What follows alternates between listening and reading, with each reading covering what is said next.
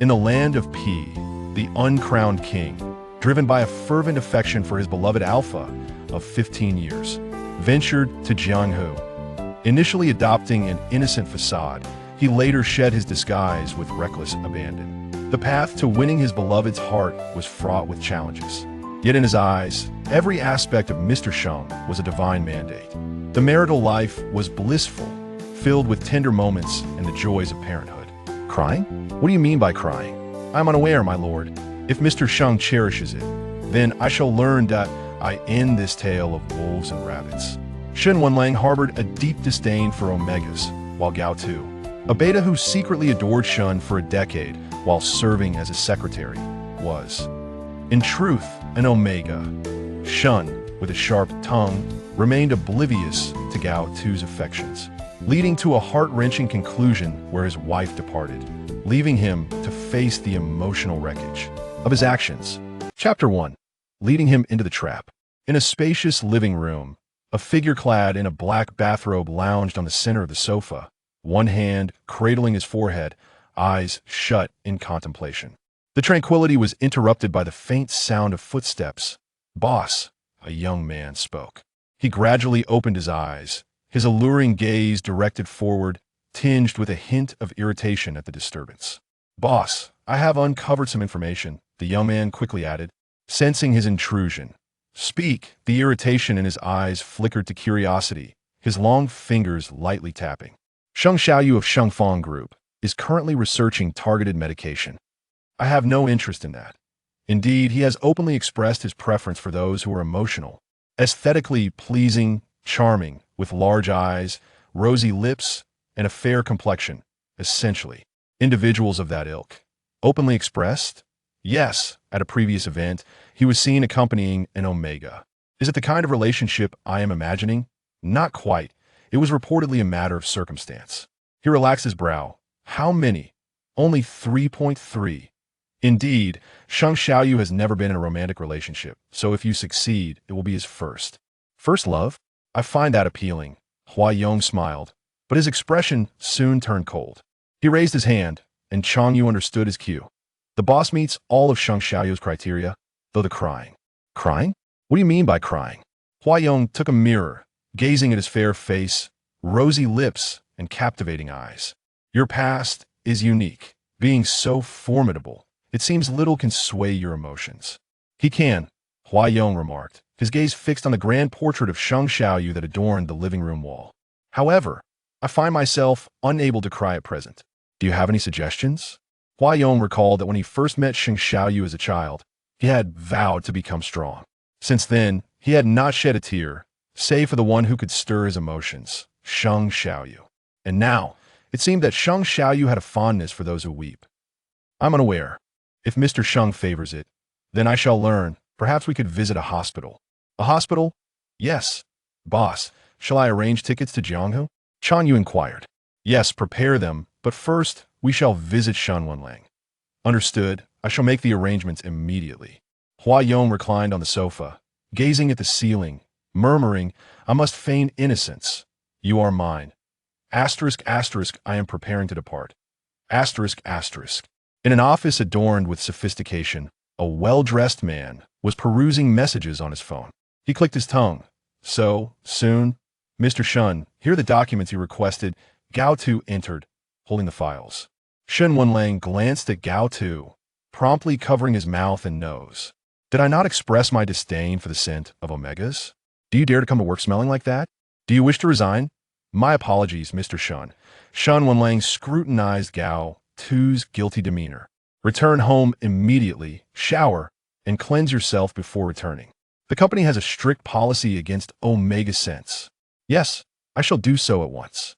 Gao Tu bowed his head and exited the office. Mr. Sheng, regarding the targeted medication research, HS is quicker than us, Chun Pinming remarked. "Quicker? Indeed. However, X Holdings Group is even swifter. They appear to be in the final stages, and HS has connections with them. Perhaps we can leverage this angle." Shen Wenlang, Sheng Xiaoyu mused, gazing out at the nightscape. "Let's schedule a meeting for tomorrow. We shall pay a visit. Agreed. Mr. Sheng has arrived," Gao Tu announced as he knocked and entered. Everyone seems to be arriving at rocket speed. Let him in. Shen Wenlang adjusted his suit. Certainly. This way, please. Gao Tu gestured for Sheng Xiaoyu and his secretary, Chun Pinming, to enter. Mr. Sheng, what brings you here? Shen Wenlang inquired, eyes fixed on Sheng Xiaoyu. Naturally, I am here to discuss collaboration, Sheng Xiaoyu replied with a smile. Collaboration? Regarding the patent for the targeted medication.O, I have heard about it. What seems to be the issue? Is your team lacking?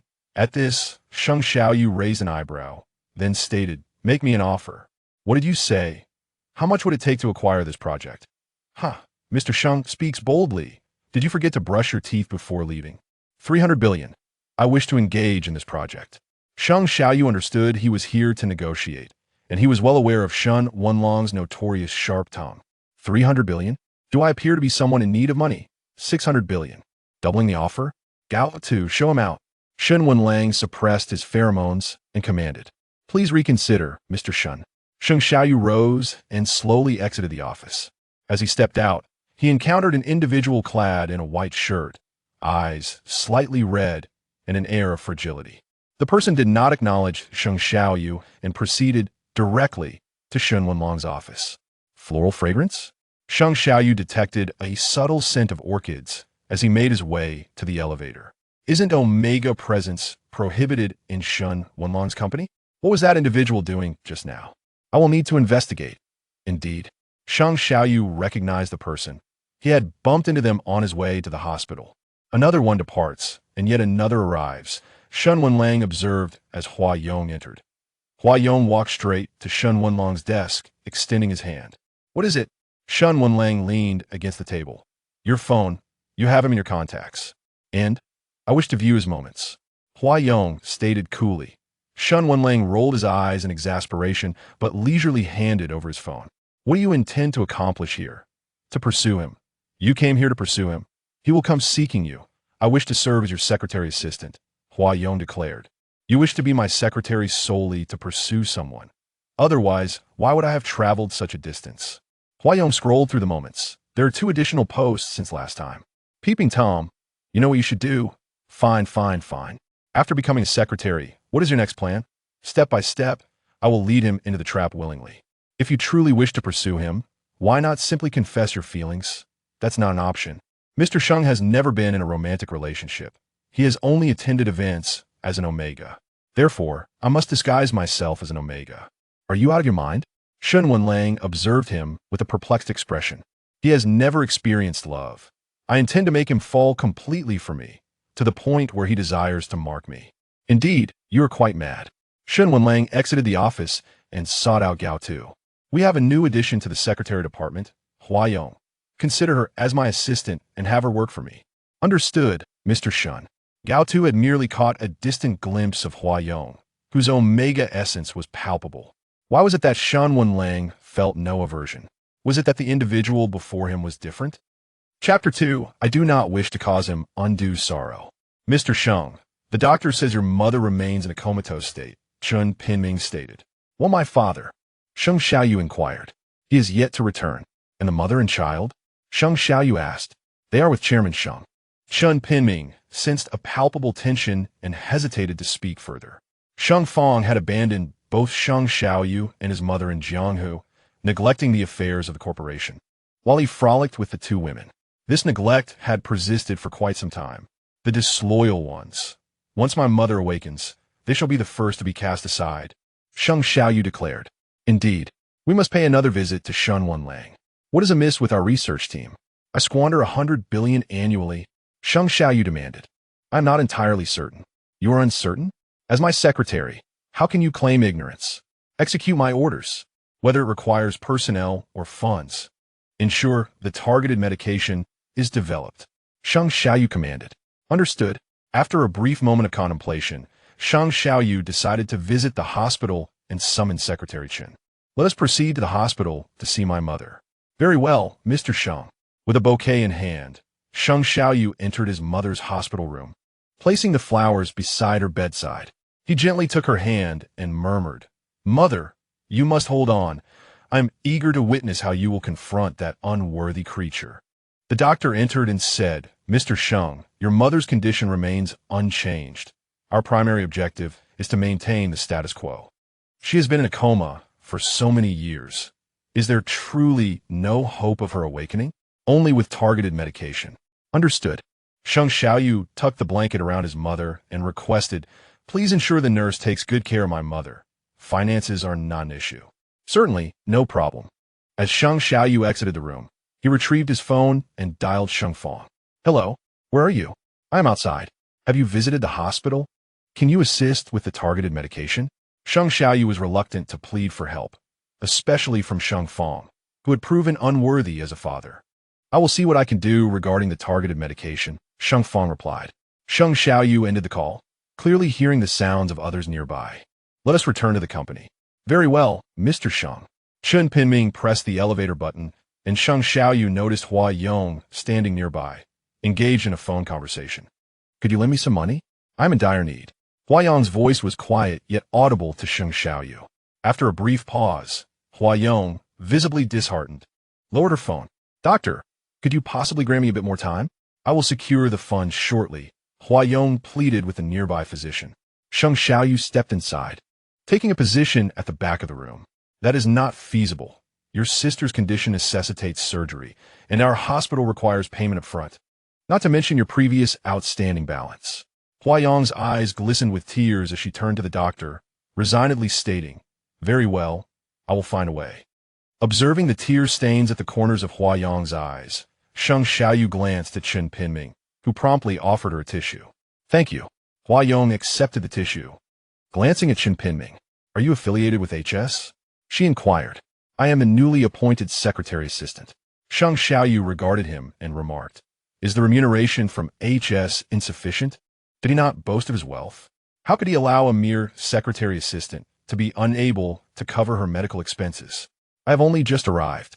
The funds are still inadequate," Hua Yong replied, her head bowed. "Indeed, after all, this is Shen Wenlang." Sheng Xiaoyu exited the elevator. Chen Pinming followed closely behind. Hearing Sheng Xiaoyu instruct, "Investigate which ward his sister is in and settle the outstanding debts."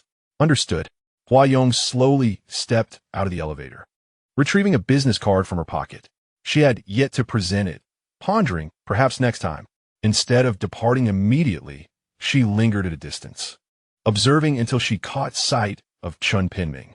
"Mr. Sheng remains ever so kind," she thought contentedly as she made her way out. "President Shen, Mr. Sheng has arrived," Gao Tu announced as he knocked and entered. "Again? This is not an amusement park," Shen Wenlang remarked, eyeing Hua Yong, who sat in his chair. "Let them in," he added with a hint of resignation. "Yes," Gao Tu responded, noticing that Hua Yong occupied Shen Wenlang's seat, yet Shen Wenlang showed no sign of disdain towards her. "How long do you intend to persist?" he inquired. "Until I succeed," Hua Yong replied, hearing a commotion at the door, tugging at Shen Wenlang's tie to draw him closer. Sheng Xiaoyu raised an eyebrow at the sight of the delicate Hua Yong seemingly ensnared in Shen Wenlang's embrace. Hua Yong stood, casting a meek glance sideways. Shen Wenlang sighed. "Did I not mention that I would not collaborate? President Shen, perhaps I have offered insufficient funds, lacking sincerity. No matter the amount you offer, I shall not cooperate. If you have your own team for targeted drugs, conduct your research independently. Why come to me, begging for favors?" Hua Yong hung her head, one hand resting on her arm. Sheng Xiaoyu felt a pang of discomfort, yet he required the targeted medication. If negotiations with Shen Wenlang failed, he would have to approach X Holdings, but the actual leader, there was a mystery. Pursuing that route might prove even more challenging. Is President Shen adamant about not cooperating? "No collaboration," Shen Wenlang replied, detecting the scent of Sheng Xiaoyu's pheromones. "What is the matter? Have you purchased our perfume? You're using underhanded tactics, crafting perfume from my pheromones, and you dare to inquire? I find the scent rather unique, so much so that it is even utilized in the restroom." Shen Wenlang chuckled. "Let us go." Sheng Xiaoyu departed the office and exited HS doors. "Be cautious when speaking to him. I wish not to cause him unnecessary sorrow," Hua Yong remarked softly as she followed suit. "Madman." Just as Sheng Xiaoyu prepared to enter his vehicle, he was called back by a voice from behind. "Mr. Sheng, wait." Hua Yong approached at a leisurely pace. "What is it?" Thank you for assisting me with the surgical expenses. It was a trivial matter. Sheng Xiaoyu replied as he entered the car, ready to leave. Mr. Sheng, I must return the money, Huayong insisted. With someone like Shen Wenlang, you'd be better off abandoning him and coming to me. There is no need to repay me, Sheng Xiaoyu suggested. That is not feasible. I am President Shen's secretary assistant. Here is my business card. I will repay you the remaining amount. Huayong presented a business card, stating Mr. Sheng Xiaoyu did not respond. Only Chen Pinming accepted the card. Secretary Hua, we shall take our leave now. Very well, Mr. Sheng, do ensure to contact me. Chapter 3. You risk remaining a bachelor. At General Manager Shen's office, the outlook appears bleak. Why is he the sole authorized company of X Holdings? I find it perplexing. Investigations are still ongoing. Huayong watched as the car departed, gazing at the direction it took for quite some time. Utterly charming. Gao Tu observed Huayong standing there and inquired, Secretary Hua, where do you reside? The company reimburses taxi fares for late work. Huayong hesitated for a moment. Her accommodation yet undecided, as she was unfamiliar with Jianghu, though she recalled Changyu mentioning an address. Do not misunderstand. Secretary Hua is still in her internship, correct? If it is on the way, we could share the ride. Xingxiang número 12. Very well. Gao Tu, intrigued by the newly appointed Huayong, noticed her fiddling with the buttons on her shirt during the drive. Should you require assistance in the future, do not hesitate to inform me. I am here to help. Huayong gently nodded and expressed her gratitude. Thank you. By the way, Secretary Hua is the first Omega to appear by General Manager Shen's side. Is that so? Indeed. General Manager Shen harbors a disinclination towards Omegas, thus their absence in the company. You are aware of this? I heard it from the Chief Secretary. I see. I have arrived. Thank you, Secretary Gao. Not all. Huayong walked ahead and waited for a moment before Changyu emerged. Boss, let us proceed to X Hotel. Huayong remarked. Understood. Please arrange a room for me at this address for tomorrow. I require accommodation here. Here? Would that not be too much of an inconvenience for you? Changyu observed the subpar facilities in the vicinity. I suspect I won't be staying long. Huayong glanced at her phone, finding no updates regarding Sheng Xiaoyu. Indeed, you have visited numerous times. You can no longer receive any suppressants. The doctor addressed Gao Tu while looking at the computer. I have significantly reduced my injections. I now rely on suppressive patches and oral sprays, Gao Tu replied.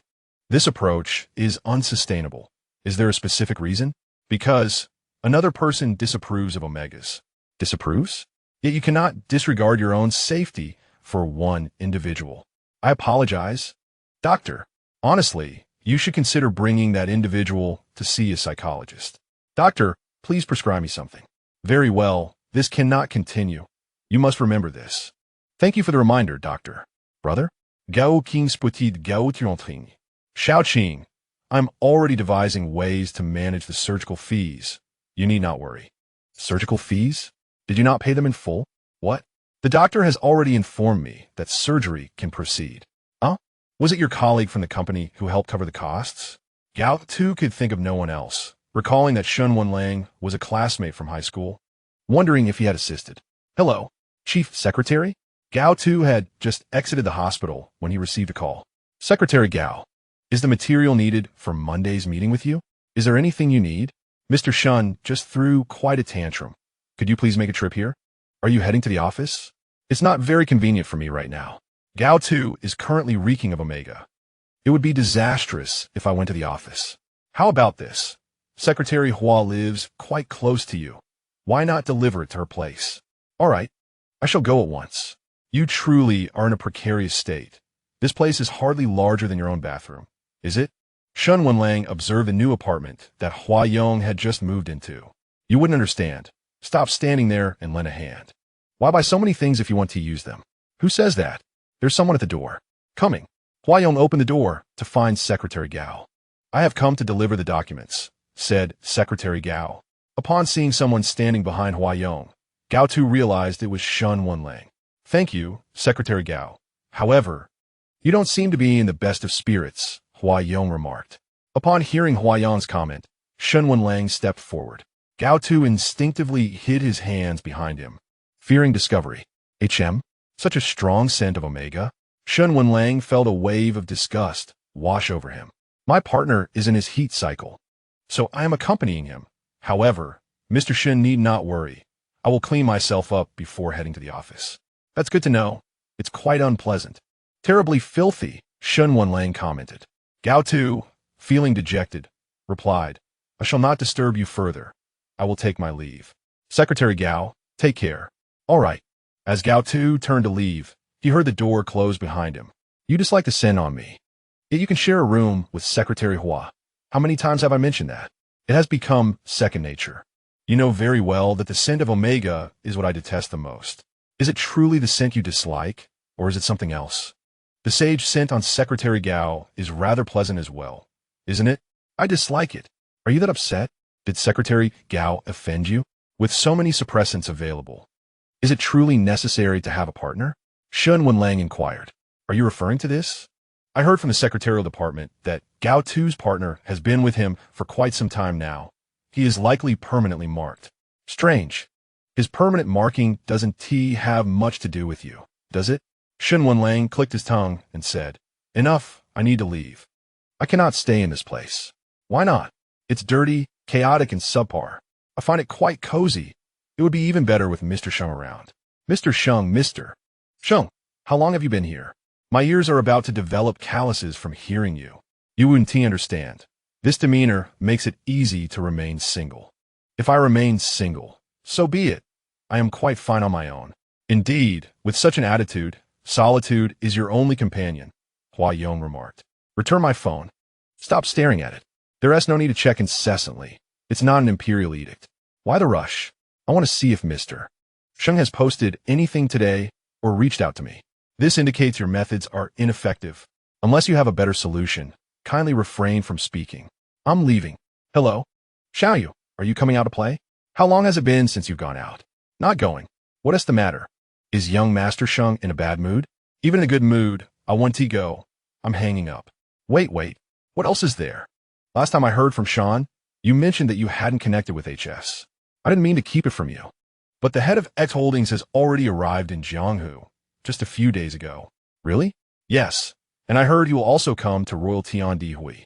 Send me the room number, and I will head over immediately. Waiting for you. Chapter 4. When did you cross over? Xiaoyu, you're here. Bai Qiao observed Sheng Xiaoyu entering. Yes. I know you dislike socializing, so I didn't call anyone. Is your information reliable? Of course. My brother has collaborated with X Holdings in P Country. So, when will he appear? Don't rush. Let me tell you about X Holdings. You say, the current leader of X Holdings, aside from his confidants. No one knows what he looks like, and to be precise, his gender remains uncertain. Age? Under 30, he should be around our age. So young? How could he have brought X Holdings to its current scale? Indeed, that's why people admire him. What else? Do you know what he did upon taking office? What? He changed the name of the group. Truly eccentric. Does X also represent mystery? It could also signify foolishness, but I would likely act similarly. You mean waiting for Annie to wake up? Yes, Shengfang Group was established by my parents, and I won't allow them to squander it alongside so many Omegas and illegitimate children. Wait, this person from X Holdings seems to be an illegitimate child as well. Then he may not be a good person. I know you despise illegitimate children. It's so late. If he doesn't come soon, I shall leave. Don't be hasty. Hua Yong adorned himself with a choker in the employee workspace, a lace piece encircling his slender neck. Newcomer, be cautious with that deep V. Why? It's easy for some alphas to take notice. What if no one is there to assist you later? Thank you for the warning. Hua Yong nodded, turning away with a smile, fearing that no one might come. Hello, here are your drinks. Hua Yong chose a private room along the route that Sheng Xiaoyu would inevitably pass. Are you new here? Yes. Sit down and share a drink with me. I don't drink. Can't drink? Then why work here? Just sit down and accompany me. Hua Yong watched as a seated individual approached him, tugging at himself. I'm sorry, but I truly don't drink. Then learn. I can't. Are you deliberately provoking me? Hua Yong intentionally pulled away. Just as he encountered Sheng Xiaoyu passing by, whose lips curled into a faint smile before quickly vanishing. Mr. Sheng. Hua Yong grasped Sheng Xiaoyu's hand. Sheng Xiaoyu halted, noticing a pair of pitiful eyes tears nearly spilling over. Save me. Huayong parted his red lips. Sheng Xiaoyu became entranced. Come with me. Sheng Xiaoyu helped Huayong to his feet and drew him behind himself. Mind your own business. The individual released an oppressive pheromone, causing those around to retreat and find shelter. Huayong furrowed her brow as she concealed herself behind Sheng Xiaoyu, appearing rather perturbed. Sheng Xiaoyu, already vexed from encountering nothing but annoyance upon stepping out, found an unexpected outlet for his frustration. You are an S-Class Alpha? The man immediately knelt before him. Leave? Sheng Xiaoyu coolly uttered a single word. All right. I apologize, Mr. Sheng. I did not anticipate such an occurrence. Truly, what a mixed bag of individuals can enter here. How dare they claim to be the finest establishment in Jianghu? Zheng Yushan, are you here for a vegetarian meal? I apologize, Mr. Sheng. Tonight's meal is on the house. I will send over some fine wine. No need. Huayong, it's your first day on the job, and you encounter such a situation. Should you express your gratitude to Mr. Sheng? Thank you, Mr. Sheng. Much appreciated. You may leave. Sheng Xiaoyu glanced at Huayong and remarked, is the salary HS provides you so meager? Working at HS during the day, engaging in romantic pursuits with Shen Wenlang, and then laboring here at night? It is simply that I have many financial obligations, and my relationship with Mr. Shen is merely that of ordinary colleagues. Please do not think ill of me. Huayong defended softly. After a moment of silence, Sheng Xiaoyu turned to depart. Chen Pinming observed a smile gracing Sheng Xiaoyu's face. Aren't you going to see him off? Yes. Huayong placed her hands in front of her and jogged over, finally catching up with Sheng Xiaoyu at the corner. Mr. Sheng, what is it? I sincerely apologize. And thank you for your assistance this evening. No need. If you're short on money, just focus on your work and reconsider how you might have misjudged someone. What do you mean? You're not involved with him in that manner? Absolutely not. Huayong hastily denied. All right, then that as well. Sheng Xiaoyu replied. I truly do not know how to thank you. Might I have your contact information? I still owe you some money. No need, it's just a trivial amount. Sheng Xiaoyu replied. That cannot be the case. What do you propose? To offer yourself in return? I have no interest in what is freely given. Sheng Xiaoyu then exited the club without another word. Huayong watched his retreating figure, a slight smile curving her lips. Indeed, he is different, quite charming. Secretary Hua. Gao Tu emerged from the office and spotted Huayong. Is Mr. Shen in? He is. Thank you. Gao Tu observed Huayong's ease in entering Shen Wenlang's office, sometimes lingering for extended periods. Is this an exception? What exception? The Secretary General approached. Nothing. Let us focus on our work, he replied. Gao, you are exceedingly diligent. It is part of the job. What is the matter this time? Mr. Sheng has yet to provide me with his contact information. I have it. Would you like to add him directly? Shen Wenlang inquired. That is different. Our relationship does not warrant such familiarity, does it? What would I say then? As if you could avoid being honest about it in the end. I look forward to seeing how you handle this. You don't even have someone you like. Perhaps it's best to refrain from such envious remarks. Envious? You? Pursuing Sheng Xiaoyu? Indeed, it is envy. Who would care? You two should hurry along and not linger in front of me. Please assist me in finding some exquisite stationery. Stationery? Yes, I intend to pen a letter to him. When did you arrive here? I can hardly believe I was unaware of it. What era is this? Still using stationery to communicate? Without his contact information. This is my only recourse.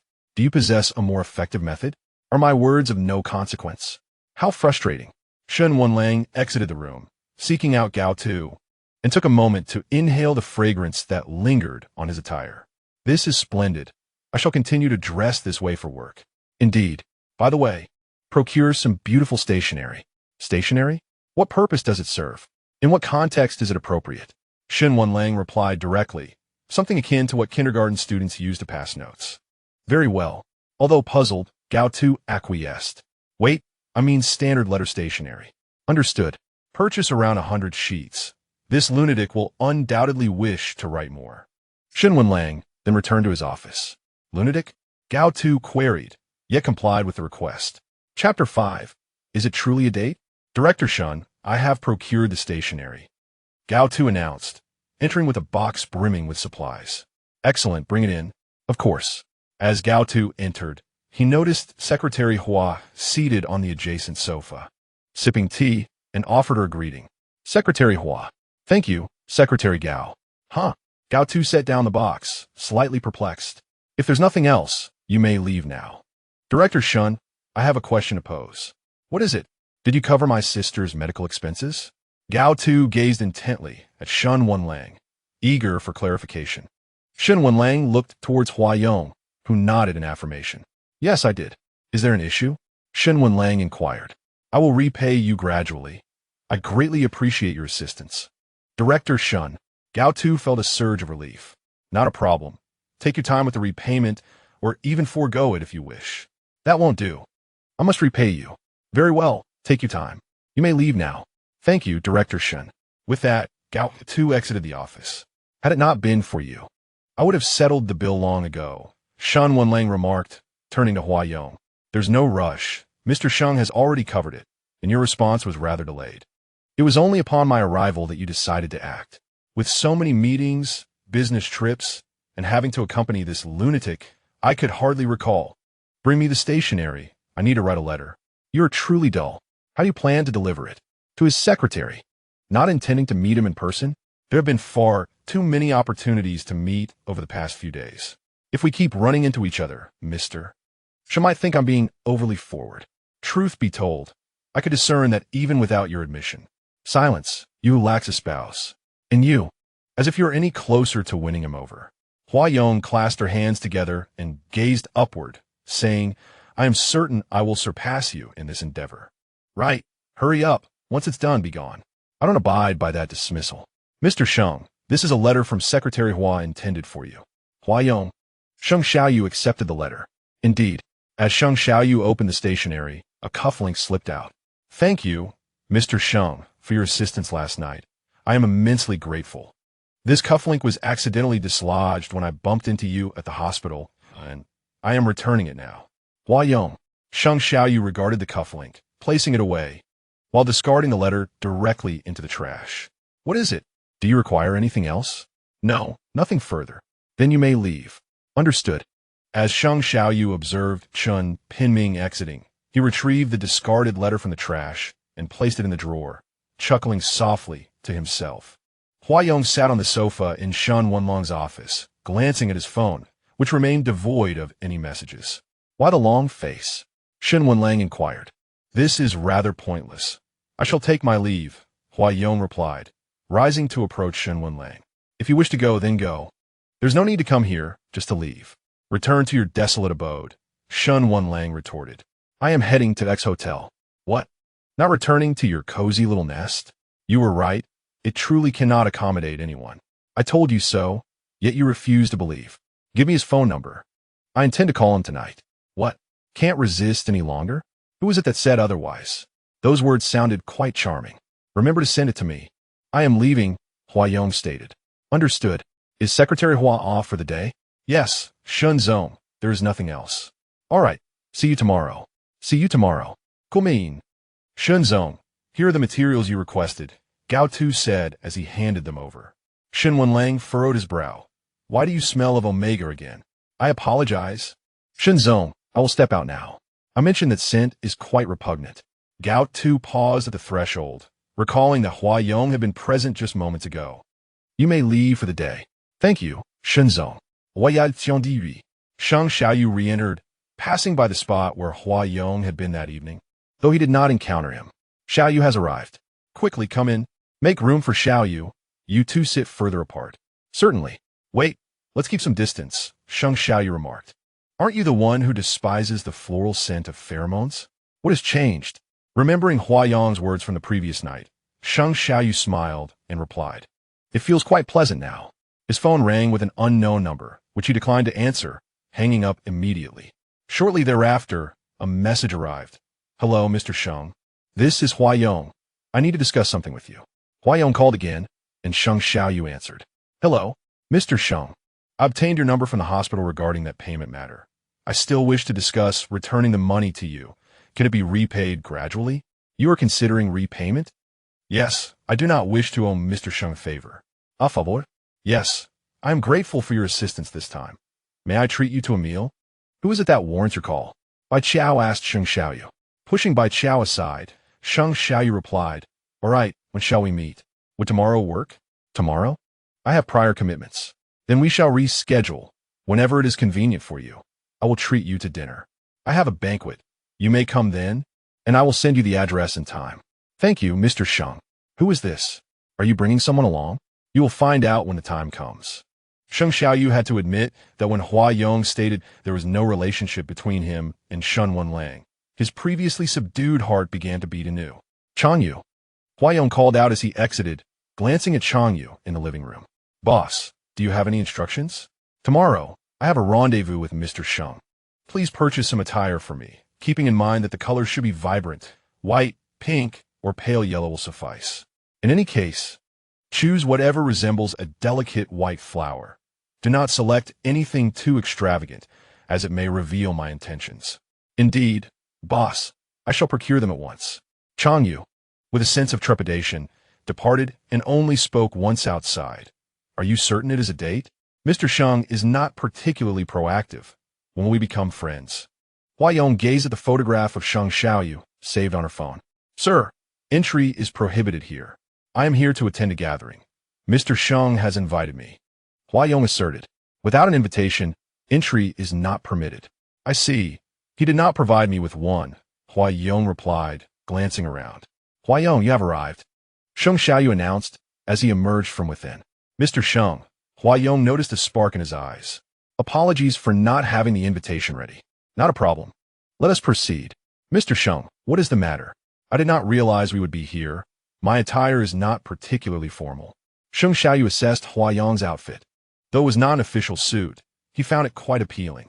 Not to worry, come inside. Very well. Huayong appeared rather reserved as she followed Sheng Xiaoyu. Mr. Sheng, perhaps I should return? Why? I lack appropriate clothing. I wouldn't want to bring shame to Mr. Sheng. Chapter 6. Huayong is not that kind of person. I believe your outfit suits you well. As for formal attire, I shall have Qin Pinming take you shopping for a few pieces. Mr. Sheng, that would leave me indebted to you. What debt is there? It is my choice. Sheng Xiaoyu replied. The president of Sheng Fong Group is not lacking in resources. Mr. Sheng, shall we proceed? I will guide you inside. Very well. Xiaoyu has arrived, huh? Indeed. And who might this be? Jianghu.Initially, a friend of mine. Sheng Xiaoyu gestured for Huayong to take a seat beside him. A friend? An Omega with a floral fragrance? So, Xiaoyu, your fondness for floral scents is due to a new acquaintance? How rare. When you have the time, do join us for some leisure, Bai Qiao remarked, leaning closer to Huayong and resting his hand on her shoulder. Sheng Xiaoyu swiftly removed Bai Qiao's hand, addressing him. She's my guest. Your guest? The previous three were introduced to you by me. What makes this one different? Huayong listened to this exchange, casting a glance at Sheng Xiaoyu, her expression remaining rather neutral. Thus, she is different. Bai Qiao, please take a seat. Otherwise, Xiaoyu may become displeased. Zheng Yushan interjected. All right. Shall we drink? That is permissible, right? Sheng Xiaoyu observed as Huayong consumed a glass of red wine. Is everything all right? Yes, Huayong replied. Her cheeks flushed as she shook her head. Let us disperse. It seems everyone has had their fill. Huayong stood unsteadily, feeling a wave of dizziness wash over her. Be careful, Sheng Xiaoyu steadied her. Thank you, Mr. Sheng. Sheng Xiaoyu was captivated by the rosy hue adorning Huayong's fair complexion. Huayong, where do you reside? Allow me to escort you. Bai Qiao approached once more, resting his hand on Huayong's shoulder. Huayong felt a twinge of annoyance and shifted slightly. Yet his expression betrayed a hesitance to resist too strongly. Bai Qiao, I have mentioned that he is my companion, Sheng Xiaoyu stated coldly, forcefully removing Bai Qiao's hand. Are you being overly sensitive? Let us leave. All right, Huayong replied, observing as Sheng Xiaoyu supported him, this time offering no resistance. You are intoxicated. Allow me to escort you home. Thank you, Mr. Sheng, Huayong said gratefully. Sheng Xiaoyu helped him into the car and drove him back to his residence. Yes, Mr. Sheng. As Sheng Xiaoyu noticed Huayong's eyes, half closed in drunkenness, he remarked, I am unaware of your tolerance for alcohol. Next time, refrain from drinking if you cannot handle it. No, Mr. Sheng, I fear it may dampen your spirits. Not at all, he replied, regarding the matter of the surgical fees. Huayong produced his phone and handed it to Sheng Xiaoyu. What is it? I shall repay you a little each month, though it may take some time. Huayong explained. Sheng Xiaoyu examined the repayment plan displayed on the screen, estimating it would take over 2 years to settle. There is, in fact, an alternative. You need not repay me at all. Oh, Sheng Xiaoyu gazed at him and proposed. Huayong, be my partner. I am quite affluent, and you would not need to repay this sum. Mr. Sheng, I intend to return the money, albeit at a slower pace. I hope you can understand. Sheng Xiaoyu did not directly respond to Huayong's words. Opportunities to approach an Omega were rare, and it was astonishing that Huayong had declined his offer. How much does HS pay you monthly? With those repayments, do you have any funds left for yourself? I am currently just an intern, so my earnings are modest. However, should I receive a promotion and raise in the future, I will repay you more. Very well, take your time. I am not in haste. Thank you, Mr. Sheng. Huayong turned his gaze toward the window, realizing they were nearing his home. You have arrived. Yes, thank you for bringing me back this evening. Can you walk steadily? I can. Good, go on then, the weather is chilly. Good night, Mr. Sheng. Good night. As Huayong walked toward his house, he glanced back once, ensuring Sheng Xiaoyu's vehicle had departed.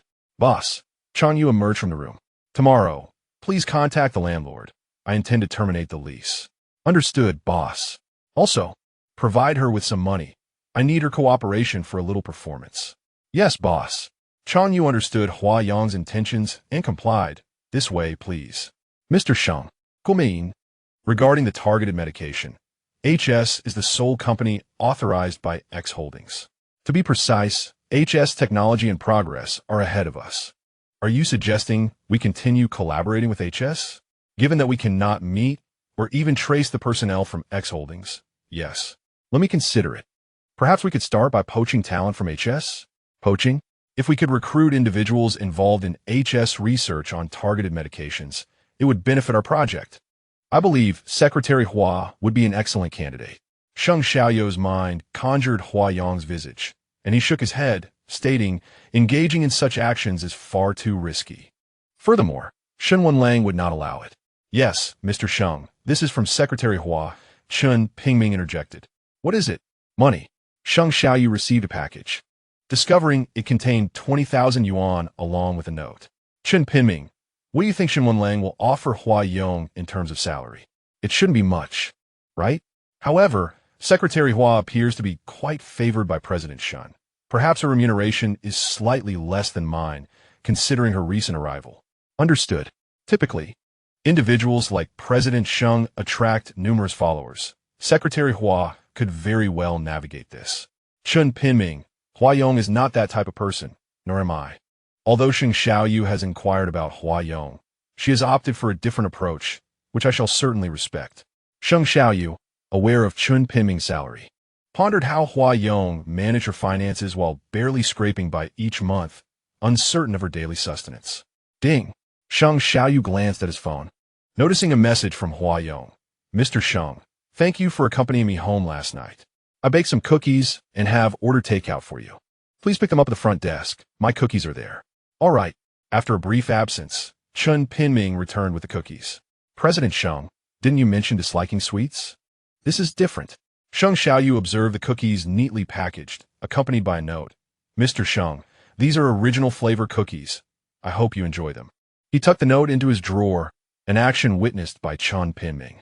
If there's nothing else, you may leave. By the way, arrange a dinner with Yin and Shan to probe Shen Wenlang's intentions. Understood, President Sheng. For an entire week, Sheng Xiaoyu received numerous cookies, indulging in every batch crafted by Huayong, while the notes accumulated in his drawer. Today's cookies are delightful. Sheng Xiaoyu sent a photograph to Huayong, who promptly responded. I made several attempts but mismanaged the timing, resulting in some being burnt. Nonetheless, I've consumed them. It would have been better to discard them. Consuming burnt food is unhealthy. Thank you for your concern, Mr. Sheng. I discarded the burnt portions. Why are there so many cookies? Shen Wenlang inquired, eyeing the treats on the desk. Failed products. Give them a try. You expect me to eat your mistakes? What do you take me for? If you don't wish to eat them, I shall handle it. What brings you here today? Nothing in particular. I'll wait a few days before proceeding with the next steps. What next steps? By the way, Mr. Sheng will be seeking you out again. Please don't make it too difficult for him. So when will you finally pursue me without tormenting me? After taking such an extended leave, I should be able to win you over, right? Unbelievable. By the way, please inconvenience me a little when the time comes. For what purpose? Seeking punishment? So that Mr. Sheng feels a pang of empathy for me. You're unwell. Chapter 7. I'm not competing with you for an Omega. President Shen, regarding the upcoming meeting, you need not worry. Secretary Hua will accompany me, Shen Wenlang stated. Very well, President Shen. Gao Tu observed as Shen Wenlang departed the company with Hua Yong. Secretary Gao, what is going on with President Shen? He used to take you along. It appears Secretary Hua is more favored, Gao Tu lamented. Both being Omegas, Secretary Hua is indeed exceptional, unlike the Omegas from before. Certainly, the previous Omega was an enigma. I am unaware of who recruited them, but Mr. Shen was displeased for several days, resulting in the dismissal of the entire department. Secretary Hua stands out, does she not? Secretary Gao Tu interrupted their conversation. What has happened to Secretary Hua? I need to accompany my Omega through their heat period and request a few days off. Mr. Shen does not require my presence for the time being. Very well, you may go. As Gao Tu departed from the company, he felt a wave of discomfort wash over him, struggling to catch his breath. Clutching his chest, he opened the door to his residence. His dwelling, though not close to the office, was affordable enough for his budget. Upon entering, he collapsed heavily onto the floor, retrieving a suppressive spray from his pocket. After a brief recovery, he became acutely aware of his own scent. The heat period had arrived prematurely, and he felt increasingly unwell. If this continues, my body reflecting on recent events, Gao Tu realized that Shen Wenlang had never exhibited any displeasure towards Hua Yong, except in his case. 10 years have passed, and I wonder how much longer I can endure. Secretary Hua is the first Omega by your side. Ding, ding, ding. Hello, Gao Tu. What have you been up to lately? Working, what else can I do? I'm at work. Please transfer me some money. I am in urgent need. I sent you some just a few days ago. Have you exhausted it already? How much did you send? I'm out of money. I can't even afford Shaoqing as surgery fees. Then don't treat her. She is incurable. Give me 100,000. 100,000?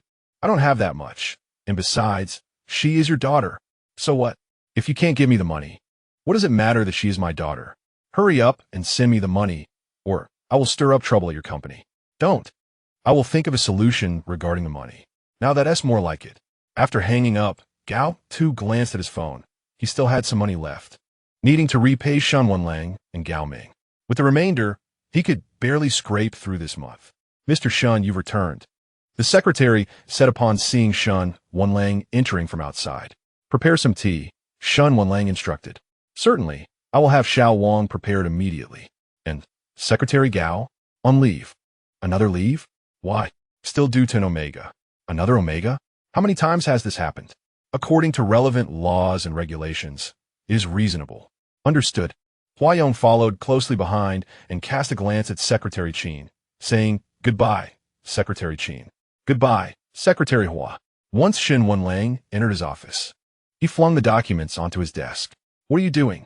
Omega, it would be best if you refrain from bringing that nauseating scent to the office.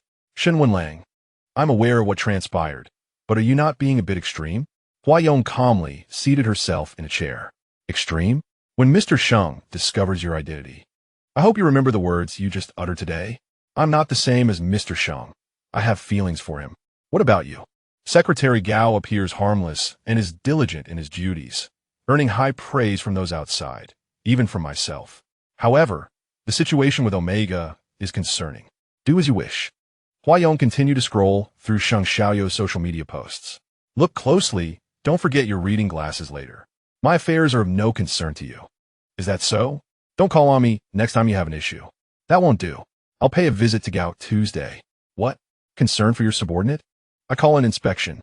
If I were to use that excuse, I wouldn't even be able to summon Mr. Sheng. You can examine your own decree. Shen Wenlang left the office and sought out Secretary Qin. Give me the address for Gao Tuesday. Certainly. Soon, Shen Wenlang arrived at Gao Tu's residence. And upon stepping out of the car, he sensed that the environment was even worse than the place Hua Yong had found. Following the address, Shen Wenlang knocked on Gao Tu's door. Coming. Gao Tu opened the door and was surprised to see Shen Wenlang. Mr. Shen? Gao Tu instinctively noticed the odor within the room, quickly shutting the door and stepping outside. Is there something you need, Mr. Shen? Now that I'm here, won't you invite me in for a moment? The scent of Omega was quite strong inside. Shen Wenlang took a deep breath and inquired. So where is he? Out. Running around during his heat? He's gone to buy some personal items. Gao Tu could only explain. As Shen Wenlang listened to Gao Tu's words, his heart raced. Next time you come to work, do not bring that scent with you, or else you may find yourself without a job. Yes, Mr. Shen. Festi. Let me in for a moment. He left. What are you worried about? I have no interest in competing for an Omega with you. Right this way, please. Gao Tu opened the door and allowed Shen Wenlang to enter. Gao Tu did not close the door behind him and even open the window, letting in some air to improve the atmosphere. Mr. Shen, I have no tea. Would plain water suffice? Yes, that will do. Shen Wenlang surveyed the surroundings. The house was indeed old and worn, yet Gao Tu's room was tidy and exuded the warmth Huayong had mentioned. If it weren't for that Omega. Did you arrange all this? Yes, I did. I pay you a decent salary. Why not live in a better place? The circumstances are special. This place is quite suitable, Gao Tu replied. A place with such poor soundproofing is considered suitable? Have you never lived well? Perhaps, but never mind. I'll take my leave now. Once you finish attending to your Omega, return to work, then you may have a chance for a raise. Understood, Mr. Shen. Regarding finances, take your time. I have no interest in such matters. Thank you, Mr. Shen. After Shen Wenlang departed from Gao Tu's home, he noticed litter scattered about the stairs. You must be a friend of Xiao Gao from upstairs, right? What brings you here? Shen Wenlang asked. Nothing much. Xiao Gao rarely has visitors. Rarely? Are you certain you've seen clearly? Shen Wenlang remarked. Indeed, my eyesight is quite good. Well, if there is nothing else, I'll be on my way. Shen Wenlang did not wish to linger in this place. I am here to remind you to tread carefully. The lights are out here, and Xiao Gao fell last time. Fell? Shen Wenlang glanced at the flickering lights in the corridor, compounded by the litter strewn across the floor. Sir, all the lights here have been repaired, ensuring every corner is brilliantly illuminated. The streetlights need fixing as well. It's far too dim, Shen Wenlang remarked. This is an old building. The lights inside can be managed, but the streetlights are not my responsibility. Is the payment too low? I will triple it. I want all the lights along this street repaired. Very well, very well. Chapter 8, I still desire your cookies, Huayong. Upon noticing Shen Wenlang had yet to return to the office, sent a text to Sheng Xiaoyu. Did you receive my message, Mr. Sheng? What? The money. I handed it to Secretary Chen. No, I didn't. Huayong chuckled softly, then promptly dialed his number. Before Sheng Xiaoyu answered, he cleared his throat gently and immediately softened his tone. Mr. Sheng. I delivered the money to Secretary Chen. I'm unaware. Huh? Huayong murmured. Where are you?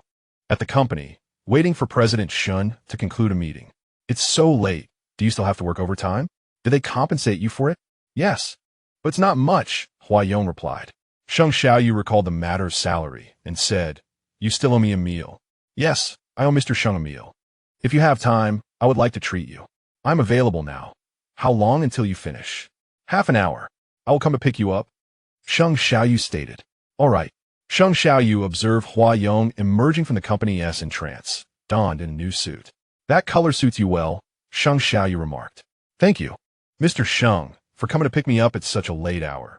It's nothing. By the way, regarding the money, Chen Pinming forgot to give it to me. He will provide it tomorrow. Understood. What did you have at HS? The staff meal? Sheng Xiaoyu inquired. Yes, the staff meals are quite delicious. As Shen Wenlang's secretary, is that all you're provided? President Shen treats me very well. He looks after me, Huayong said, unable to meet Sheng Xiaoyu's gaze. All right. Sheng Xiaoyu sensed her discomfort and leaned slightly closer to Huayong. She, too, turned to face him. Realizing this was the first time she had been so close to his face in 15 years of waiting.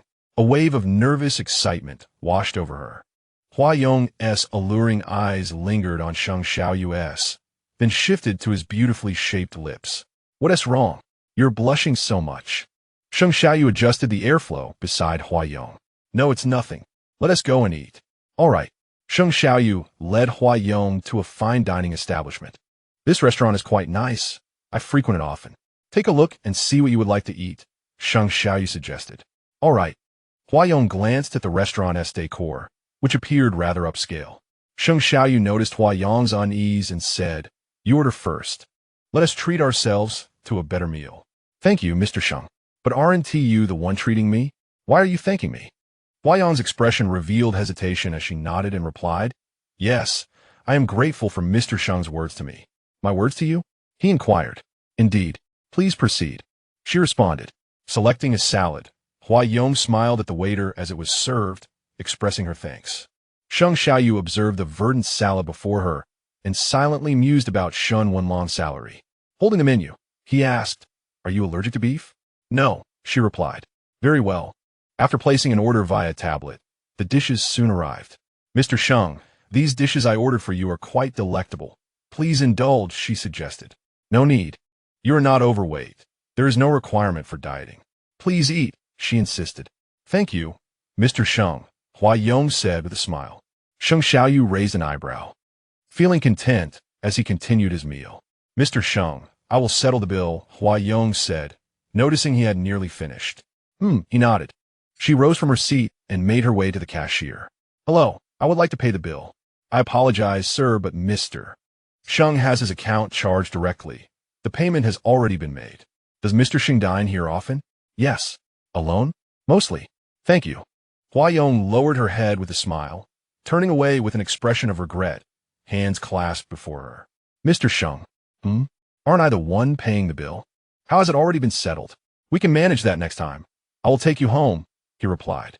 As Sheng Xiaoyu stood to leave, she followed suit. "Mr. Sheng, I am uncertain when I will be able to repay you for this meal. Are you anxious to repay me? I merely feel it is improper." "I am not in a hurry," Sheng Xiaoyu assured her. Huayong felt a secret thrill, silently noting that perhaps she had made some progress with Sheng Xiaoyu. "Mr. Sheng, may I add you as a friend? It would be easier to contact you next time." "Certainly." Sheng Xiaoyu took out his phone and added her as a friend. "Thank you, Mr. Sheng. I will escort you home." "Very well. Please walk carefully, Mr. Sheng." "Indeed. Boss, let us go. By the way, when Mr. Sheng returns next time, please have a landlord come." "Understood." After returning home, Sheng Xiaoyu glanced at Huayong's social media, noting that her posts far outnumbered his. "Chen Pinming, where are the cookies?" he inquired. "I checked at the front desk. There are still no cookies today." Sheng Xiaoyu waved his hand, signaling Chen Pinming to leave. Opening a drawer, he discovered a multitude of notes. "Why are my cookies perpetually out of stock?"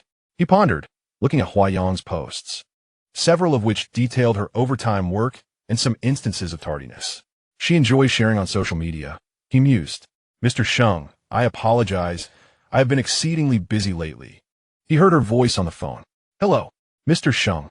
Shen Wenlang does not pay you well. He certainly knows how to exploit people." "Mr. Sheng, there have been numerous matters to attend to at the company, particularly concerning research." Calculating the time, Sheng Xiaoyu realized it was nearly time to meet Shen Wenlang. "Mr. Sheng, working overtime is quite exhausting." "Indeed. When are you moving out?" A woman's voice emerged from the telephone. "Huayong," Sheng Xiaoyu called out. "Please give me a little more time. I will definitely move out." Huayong's voice carried a tone of pleading. Sheng Xiaoyu hung up the phone and promptly summoned Chen Pinming. "Chen Pinming, come here." "Yes, Mr. Sheng." "Make a trip to Secretary Hua's residence, quickly." "Understood, Mr. Sheng." Before long, Sheng Xiaoyu arrived at Huayong's place. "Huayong." Sheng Xiaoyu approached her. "Mr. Sheng." Huayong's expression turned troubled upon seeing him. "What is the matter? You're his friend, right? Let me tell you, I am no longer renting this place. I intend to sell it. I have already refunded his money. Yet he refuses to vacate. How can I sell like this? This house, is it even sellable?" Sheng Xiaoyu observed the surrounding environment. "What do you mean by that?" "I'm telling you, you must move out today." "Landlady, I cannot find a place to live on such short notice. Could you please wait a bit longer? Until tomorrow?" "No, you must leave today." "But I..." "Move." Sheng Xiaoyu grasped Huayong's arm. "I will help you move." "Mr. Sheng, let's go." "All right." Sheng Xiaoyu held Huayong's hand as they moved outside, and she smiled at the grip on her wrist. However, when Sheng Xiaoyu turned around, Huayong's smile faded. "What's wrong? It's so difficult. Living here has become unbearable." Huayong spoke, her voice trembling with emotion. The biscuits have not been delivered these past few days. Is it because of the move? Yes, I have been organizing and working overtime, leaving me no time. Once I find a new place, I will make them for you again. Have you found a new place? Huayong shook her head. Houses near the company are too expensive, and it's hard to find something in the city center. I have a property close to HS. Would you consider moving there? That can't be possible. I still want to enjoy your biscuits and do not wish to delay that. Mr. Sheng, I understand you want to help, but I can pay you rent. All right. How much do you intend to pay? What does Mr. Sheng want? Sheng Xiaoyu raised his index finger, looking at Huayong. 1,000? Would that be too low? 10,000 is a bit beyond my means, Huayong replied, gazing into Sheng Xiaoyu's eyes. $1. Huh. It's vacant anyway. You can keep it tidy. Sometimes when I work late, I will stay there, and you can make me some late-night snacks in return for the rent. Mr. Sheng, let us settle on that. I will pick you up after work today. Sheng Xiaoyu gently patted Huayong's shoulder and said, wait for me here. All right. We will move today, but you must not damage anything inside. Sheng Xiaoyu addressed the landlady. Now let us get moving. Close your mouth. Sheng Xiaoyu tossed a stack of money at the landlady. Is this sufficient? Yes. Chapter 9. This is my last trump card. Huayong stood still, awaiting Sheng Xiaoyu's arrival. He clasped his hands together, smiling as he looked at her. Mr. Sheng, after work, I will help you move. May I take you to your workplace? That would be too much trouble for you, Mr. Sheng. Are you going out of your way? Not at all. Thank you, Mr. Sheng, Huayong replied. After arriving at HS, Huayong greeted Sheng Xiaoyu and approached him. You're here? He asked. Yes, she replied. You seem in good spirits. Has Sheng Xiaoyu been attentive to you? I'm moving out, Huayong said with a smile. Oh, can't you stay any longer? He inquired. No, Mr. Sheng has invited me to live at his place, Huayong explained. That was quick, but how did you manage that? It's just a matter of getting the landlord to cooperate, Huayong replied. I won't be here much longer today. I need to head over early. Why not have Chanyu come pick you up? He suggested. What did you find at Secretary Gao's place? I didn't see anything, but there was a nauseating scent of Omega lingering in the air. All right then. Because of your presence, rumors are circulating in the company about us. You're the first Omega by my side. Is that so? Of course, I have my principles, she retorted. Let them talk for a while. Once Mr. Sheng wins you over, it will all fade away. Chanyu arrived at HS to pick up Huayong. Boss, I have contacted the landlord completely. Call her over and collect the money she received during the day, he instructed. Understood. Is there anything else? I can unlock for you. When the landlord arrived, she said, wait, the money Mr. Sheng gave you today, give it to me. I'll hand it back to you. Huh? The landlord looked puzzled, but then retrieved the sum. Chanyu. Huayong accepted the money and gently patted it away. Yes. Chanyu returned the money to the landlord, including the previous amount, all accounted for. Good. You can go now. All right. Chanyu, you should leave too. Mr. Sheng will arrive shortly. For now, keep this money at X Hotel, Huayong instructed. Understood. Chanyu took out a seal bag to store the money. I was delayed due to an urgent matter at the company, Sheng Xiaoyu said as he stepped out of the car, finding Huayong waiting outside. It's nothing, she shook her head. It's cold. You're not dressed warmly enough. He noted, observing her in a thin shirt. I'll be fine. Sheng Xiaoyu removed his coat and draped it over her. Once again in the car, you once he feel cold, will arrive shortly. All right, thank you, Mr. Sheng. Huayong caught a faint scent of rum from his suit jacket. Let us go. Okay. The code is this, Sheng Xiaoyu said, pressing a few buttons. Got it, she replied. Seeing that Huayong only had a single suitcase, Sheng Xiaoyu remarked. Is that all you have? Yes, I don't have much. Gumin. Huayong entered the room, first noticing the open kitchen, then the dining area leading to the living room. Mr. Sheng, is it too spacious for just me? It might feel a bit large compared to your previous place, but you'll grow accustomed to it, he reassured her. All right. I've had Chen Pinming prepare everything you might need. If you find anything lacking, just let me know. Thank you, Mr. Sheng. There's no need to keep thanking me, he said, observing Huayong's awkwardness in the new environment. He reached out, intending to touch her hair, but she nervously dodged. You don't need to be so formal. You'll usually be alone here. It's getting late, so I'll take my leave. Take care, Mr. Sheng. MHM. Huayong carefully surveyed the room, recognizing it as one that Sheng Xiaoyu had once inhabited. evidenced by the photographs of him displayed on the cabinet. After finishing her shower, Huayong answered the phone. The newly appointed president of the Chamber of Commerce is hosting an event. Will you attend? I will not. Why not? You have declined Mr. Sheng's invitation. This time, he did not even come himself, sending Zheng Yushan in his stead. Why should I agree? If you refuse, I will not have the opportunity to meet Mr. Sheng. Very well, if you choose not to come, when Sheng Xiaoyu arrives, someone will miss out. What did you say? Sheng Xiaoyu will be present as well. Then I shall attend too. Please arrange for our group to sit at the same table. Understood. And about what I mentioned the other day, please make it a bit challenging for me. All right, you lunatic. Mr. Sheng, Secretary Hua, is also here. Chen Pinming gestured towards Huayong, who sat nearby. Let us proceed. After greeting everyone, Sheng Xiaoyu walked over. Huayong, I did not expect to see you here. So, you are Secretary Shen's assistant. Indeed. Are you two acquainted? We met at the gathering last time, when Xiaoyu brought me along. Noticing Sheng Xiaoyu approaching, Huayong subtly turned, assuring, Rest assured, Mr. Shen. I have not spoken out of turn. Is that so? Mr. Shen, during my invitation to Huayong, it was in a personal capacity for a private engagement. If you're concerned, you could dismiss Huayong, achieving two objectives at once. Recruiting someone is not done in such a manner, Mr. Sheng. Everyone is here. It is a pleasure to see you all. Let's drink a bit more, the newly appointed president of the chamber declared.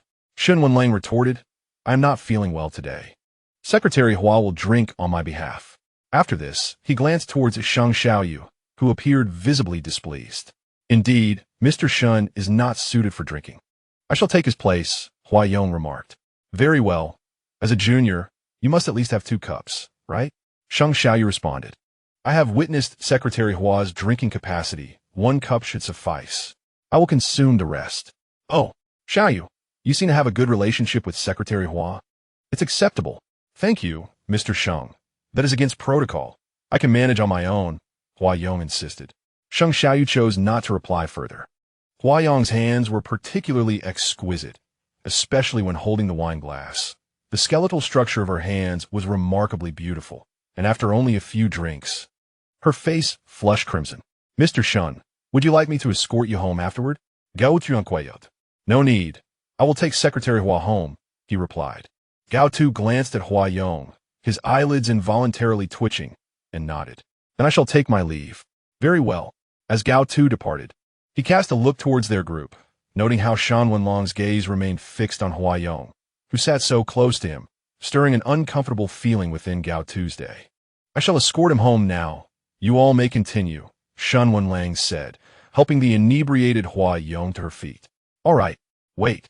At the same moment, Sheng Xiaoyu stood up, but the president of the chamber restrained him. Xiaoyu, why don't you stay and share another drink with me? Very well. Sheng Xiaoyu's gaze followed the direction in which Huayong departed, while Shen Wenlang supported her waist, his hand wandering. Huayong stepped out and said, Take me to this address, Mr. Sheng's home.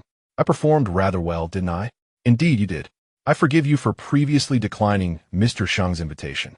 Accompanying you in this charade is quite exhausting. I feel like a mere tool. By the way, regarding the targeted medication, why did you not provide it to him? His mother. This is my final trump card, and I require it as leverage. Huayong gazed out the window with a pair of disenchanted eyes. You wouldn't be so quiet. Take me back. All right, understood. After accompanying Sheng Xiaoyu, he took out his phone and tried calling Huayong repeatedly, but there was no answer on the other end. Chen Pingming, take me over. Certainly, Mr. Sheng. Huayong, blushing, emerged from the bathroom just as he heard the phone ringing. She sat by the sofa, placed the phone beside her without answering, and watched as Sheng Xiaoyu called again and again, the name appearing incessantly. With a soft chuckle, Huayong finally answered, Mr. Sheng. Where are you? Why didn't you answer? I just finished showering. My phone was on silent. I didn't hear it. Apologies. Did Shen Wenlang take you back? Yes, I'm home now. Mr. Sheng? What's wrong? I'm sorry I didn't hear you earlier. I was just about to ask what cookies you wanted. Chapter 10. Huayong is truly an innocent little flower. Mr. Sheng, are you still there? Huayong noticed silence on the other end. Mr. Sheng? Open the door. Sheng Xiaoyu approached the door and spoke. Huayong looked towards the entrance. Is Mr. Sheng at the door? Adjusting her nightgown, She walked over to let Sheng Xiaoyu in. Seeing Huayong standing safely before him filled Sheng Xiaoyu with an unusual sense of relief, a feeling he hadn't experienced before.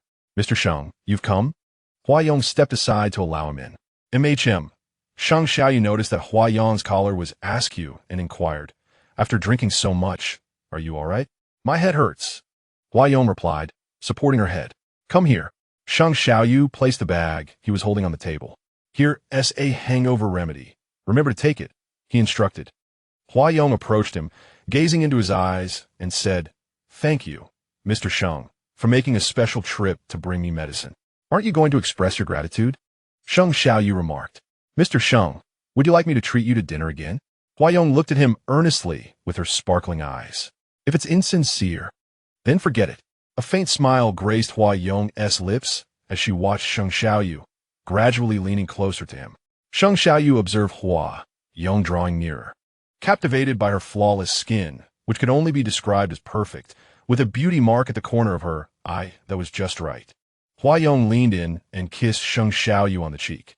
She dared not linger for long and quickly pulled back, asking, "Mr. Sheng, is my sincerity sufficient?" Sheng Xiaoyu chuckled softly, nodding in response. "I could still be a bit greedier." Gently cradling Huayong's face, he kissed her lips. Huayong first gazed into Sheng Xiaoyu's eyes. Then her gaze drifted down to his lips. She always found herself unconsciously drawn to them. Mr. Sheng's kiss, a longing that had endured for 15 years. "Shall we take the medicine first?" Sheng Xiaoyu observed the flush on Huayong's cheeks, unable to discern whether it was induced by alcohol or his presence. "All right," Huayong replied, taking the medicine. Sheng Xiaoyu moved to the living room and switched on the television. The room felt excessively silent, and a semblance of sound was necessary. He removed his coat, reflecting on how he had worried over Huayong's incessant calls. It was only upon seeing her that his anxious heart found solace. Currently, in addition to the existing Alpha, Beta, and Omega, there existed a rarer gender, the Enigma, which appeared once in several billion. This gender could even permanently mark others, including S-class alphas. "Is there no longer a need for review of such broadcasts?" Sheng Xiaoyu remarked, gazing at the screen. Huayong approached with a smile, appearing obedient as she settled beside him. "Mr. Sheng, do you not believe it?" "Of course not. The existence of someone who can mark an S-class alpha is absurd. It is even more improbable than S-class alphas themselves." Huayong chuckled.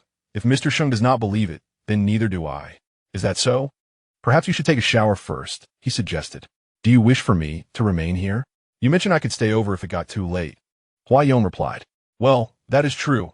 I do smell of alcohol," Sheng Xiaoyu conceded, standing up. "In the future, do not allow Shen Wenlang to escort you alone." "Why not?" Sheng Xiaoyu did not directly answer her, but instead stated he is not a safe person. "Mr. Shen is quite kind." Huayong looked up at Sheng Xiaoyu. He leaned closer, one hand resting on the back of the sofa, inching toward her as he said, "I do not wish to hear that, Mr. Shen is kind ever again." "Understood, Mr. Sheng," Huayong replied, lowering her gaze.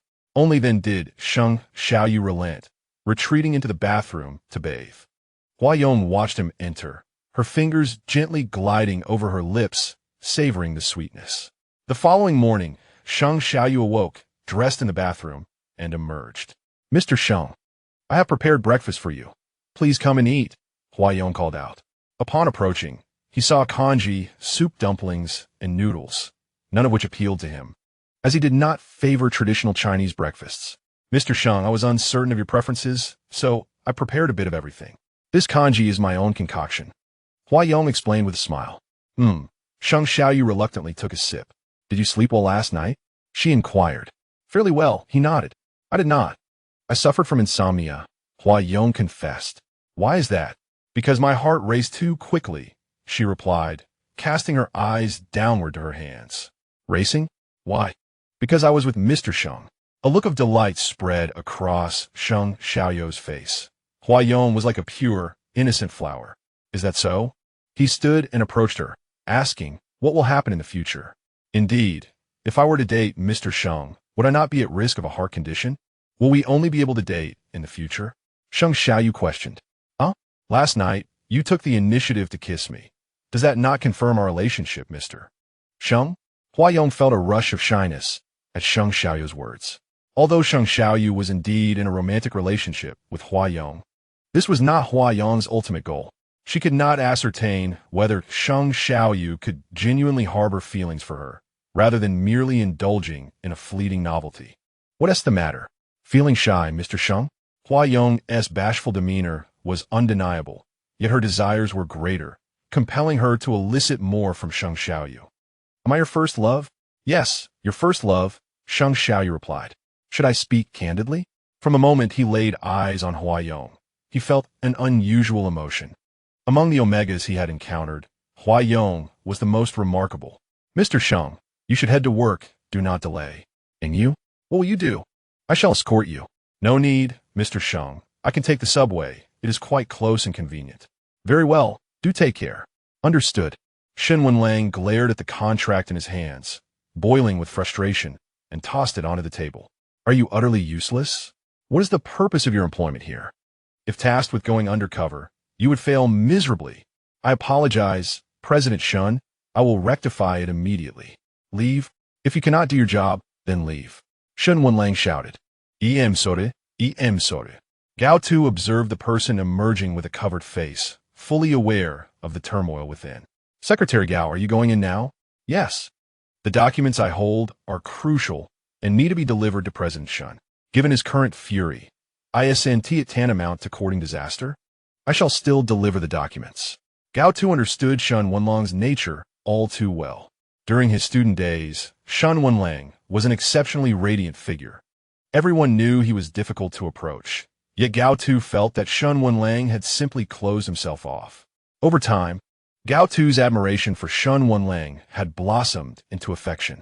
However, he recognized that he was unworthy of Shen Wenlang's brilliance, and even after a decade, he had not dared to reveal his status as an Omega, fearing that such a confession would sever his ties with Shen Wenlang.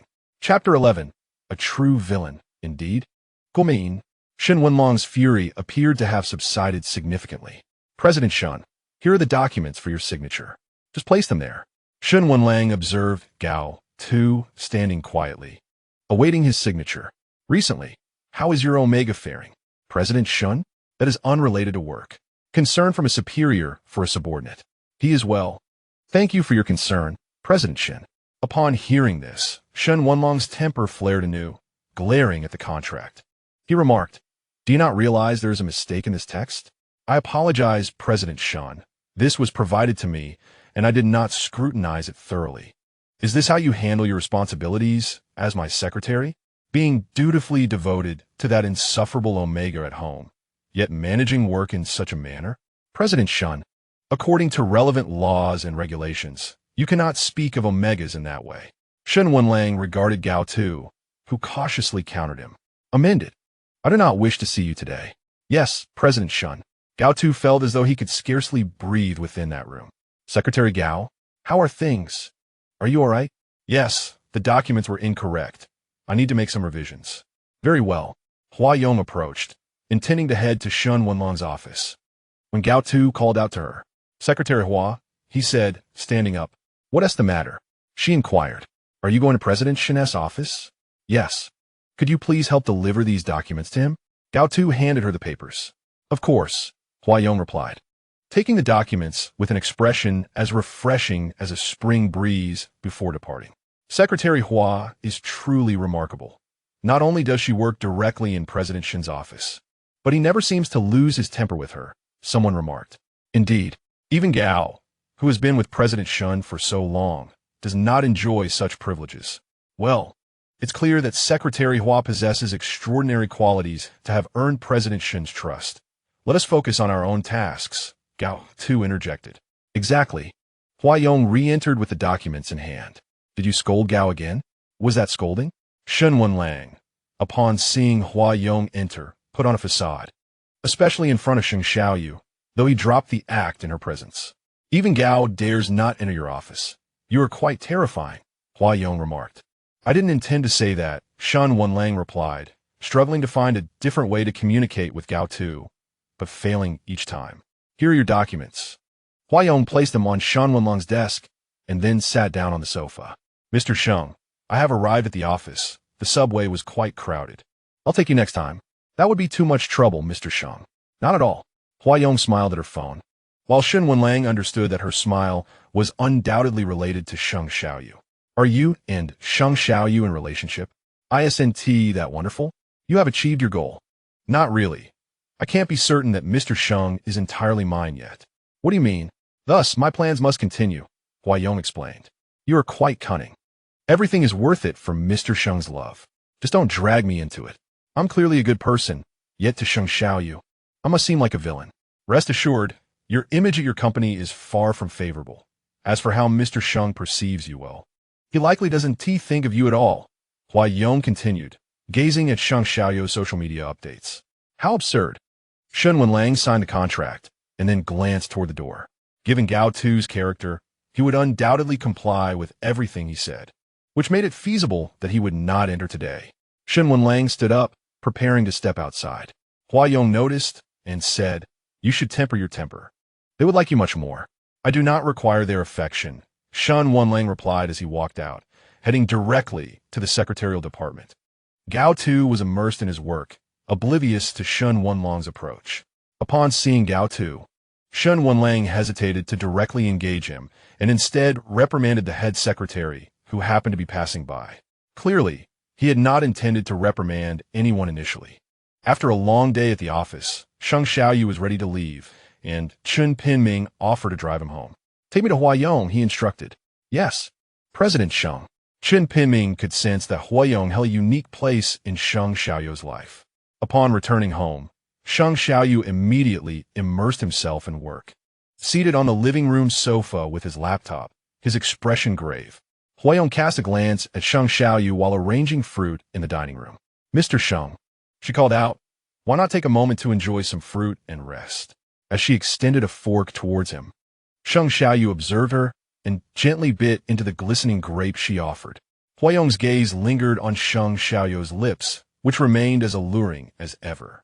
Aware of her scrutiny, Sheng Xiaoyu leaned in for a kiss, shifting the grape within his mouth.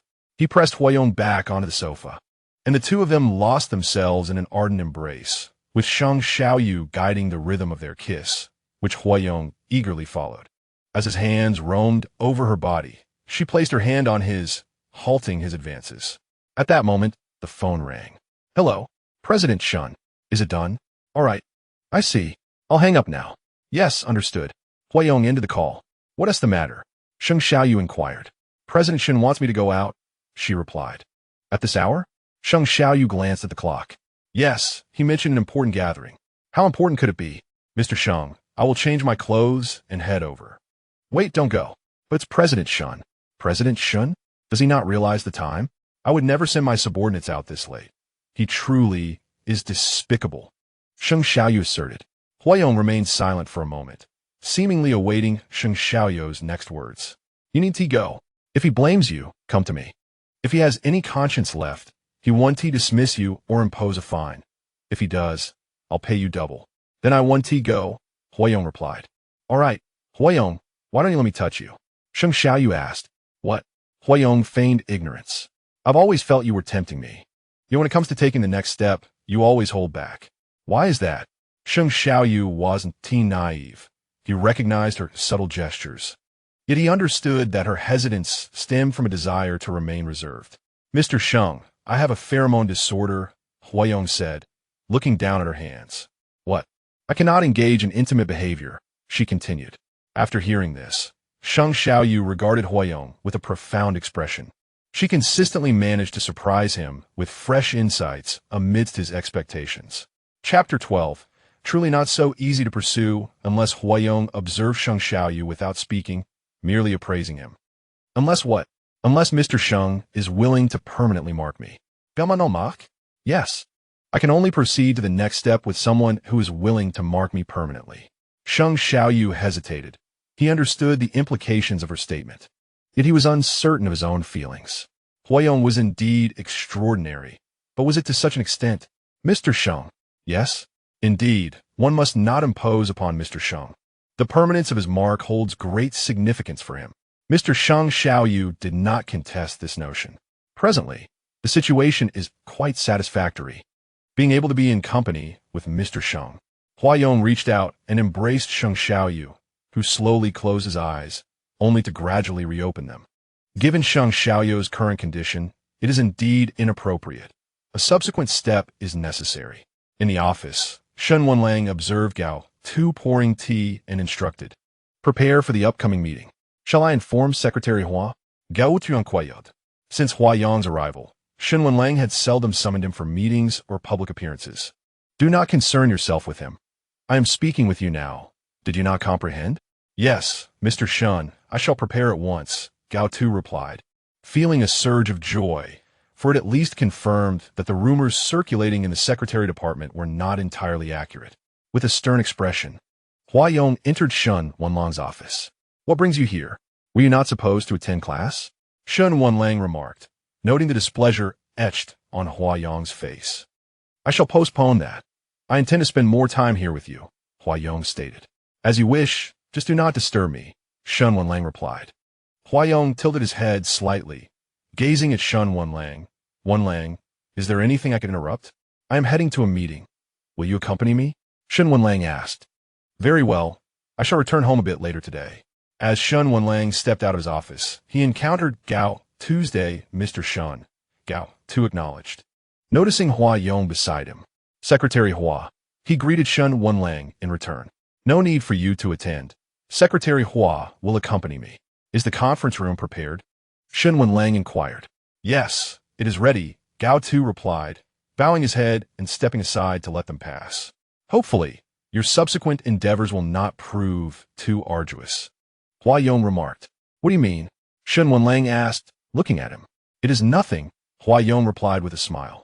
Gao Tu observed as the two drew nearer, noting that there was no hint of disdain on Shen Wenlang's face. He instinctively sniffed his own scent, as if he were about to visit the hospital again. "Doctor." Gao Tu entered. "Xiao Gao," the doctor responded. "I have been feeling quite unwell with recurrent fevers. I am persistently febrile," Gao Tu explained. "Have you exercised restraint regarding the matter we discussed last time?" "Well," Gao Tu hesitated briefly, "I have refrained from using painkillers." "No painkillers? What about injections?" "I have reduced their usage. Without painkillers, the injections of suppressants will entail considerable suffering." "Doctor, as long as it can be cured gradually, that is all that matters. Your current condition is not one that can be resolved gradually. Your pheromone disorder is significantly more severe than that of others." "All right, I shall take more care. Please prescribe me some medication." The doctor shook his head in resignation. "Your alpha is truly peculiar." "Doctor, he is not mine. The demands of work necessitate it. Even if my life is at stake, I must work." "Brother, you have arrived," Gao Qing, lying on the hospital bed, exclaimed upon seeing Gao Tu enter. "How are you feeling? Are you better?" "I am much improved. I believe I'll be discharged soon." "Good. Brother, why do you ask? You do not seem well yourself." "I am fine," Gao Tu replied. "Really? Do not conceal anything from me if you are unwell." "No, Xiao Qing is very well behaved. Her brother understands her concern for me." "Is it Shen Wenlang?" "Xiao Qing, do not speak of him in such a manner. He has always treated you as a mere servant. Why do you remain there?" "Xiao Qing, that is my work. You should rest well. I have matters to attend to, so I must take my leave." "Very well, brother. Walk carefully." Mr. Sheng, there are matters at the company today. I will return later." Shen Wenlang gazed at Huayong, who was seated on the sofa, and inquired, "When do you intend to return?" "Perhaps a little later." "All right. Let Chanyu escort you home." Sheng Xiaoyu waited at home, initially paying no heed, merely attending to work as usual. However, 2 hours passed, and Huayong had yet to return. "Have you not finished yet? I will come to fetch you." Upon seeing the message from Sheng Xiaoyu, Huayong replied, "Mr. Sheng, the work has concluded. I'm not at the company, but dining with colleagues from my department. I will be delayed. I will come to pick you up shortly. Mr. Sheng, President Shen will see me home." Sheng Xiaoyu stared at the message, hesitant to respond, until his phone rang. "What? Do you need me to pick you up?" Sheng Xiaoyu answered the call directly. "Xiaoyu, what are you saying?" His expression darkened further as he glanced at the contact name, Zheng Yushan. "What is it? How long has it been since you last went out to have some fun? Let us go out together." "No, thank you. You cannot forsake an entire forest for one Omega. Can you?" Huayong is special. That is not your usual demeanor. All right, I understand. Sheng Xiaoyu remained unwilling to go. If Huayong were to return tonight, he would not attend. Huayong arrived downstairs, where Changyu was already waiting. Let us return. Yes, boss. Huayong anticipated how Sheng Xiaoyu would react upon seeing him later. Boss, we have arrived. I will go upstairs. You may return first. Yes, boss. Before opening the door, Huayong felt a surge of excitement. Upon entering, he turned to find no sign of Sheng Xiaoyu. He checked every room, but there was no trace of him. With a cold expression, Huayong called Changyu, inquiring, "Find out where Mr. Sheng has gone." Understood. Shortly thereafter, Changyu returned the call. He is at the Royal Tian-Di-Hui. Huayong sat on the sofa, maintaining a composed demeanor as he observed Sheng Xiaoyu's social media updates. It was indeed not so easy to conquer. A knock sounded at the door. Huayong approached to open it. Secretary Hua. Chun Pinming supported the inebriated Sheng Xiaoyu as he addressed Huayong. Huayong stepped aside to let them enter. Chun Pinming assisted Sheng Xiaoyu to the living room. Secretary Hua, I leave him in your care. Very well, thank you. Huayong moved to the dining area to pour a glass of water for Sheng Xiaoyu. Sheng Xiaoyu squinted at Huayong and remarked, truthfully, he would never drink so much outside, nor would he stay out so late in an entertainment venue. He had chosen to go to the Royal Tian-Di-Hui merely to provoke Huayong. Chapter 13, Your Kiss Like Poison. Huayong, where have you been? Sheng Xiaoyu asked, looking at Huayong. Where has Mr. Sheng gone again? Huayong set down his cup and leaned closer to Sheng Xiaoyu, closing his eyes to inhale deeply. Mr. Sheng emitted an unpleasant odor, reeking of other omegas, which even at a distance was unmistakable. After a moment of silence, Huayong gazed into Sheng Xiaoyu's eyes. He had indeed done something, yet Sheng Xiaoyu had not followed the course he had envisioned. And you? You are entirely infused with Shen Wenlang's scent. Sheng Xiaoyu pushed Huayong away. Huayong was taken aback and replied, Mr.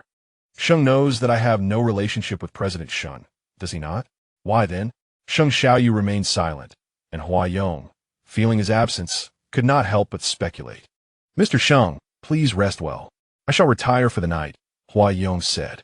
Sheng Xiaoyu grasped Huayong's arm. Do you realize how much later you are than usual today? Isn't it the same for you, Mr. Sheng? Huayong retorted, I was merely, Mr. Sheng, you are intoxicated. You ought to rest early, he continued. I have waited a long time. Have you waited for me for a long time?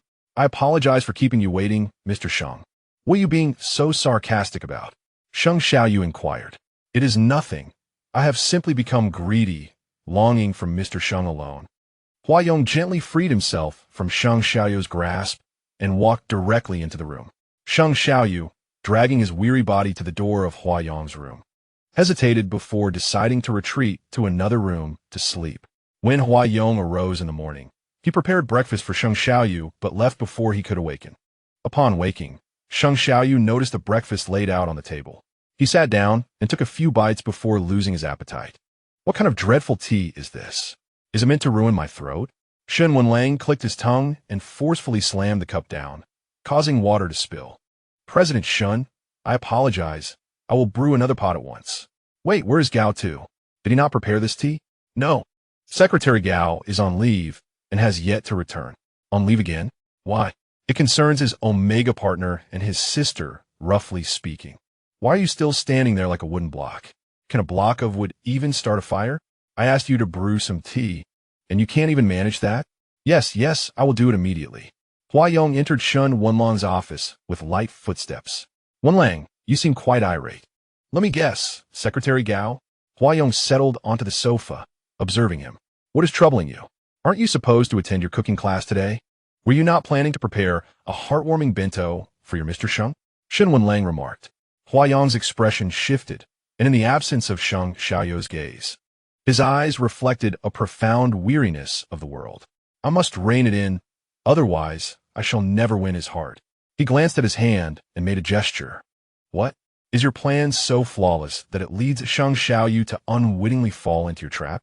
If Mr. Sheng were so easily ensnared, he would not be Mr. Sheng. Very well, do as you please. I shall step out for a moment. Shen Wenlang glanced at the desk and instructed, when someone enters, have them tidy my desk. Understood. Huayong closed his eyes, his mind flooded with visions of kissing Sheng Xiaoyu. Your kiss is like poison. Secretary Hua.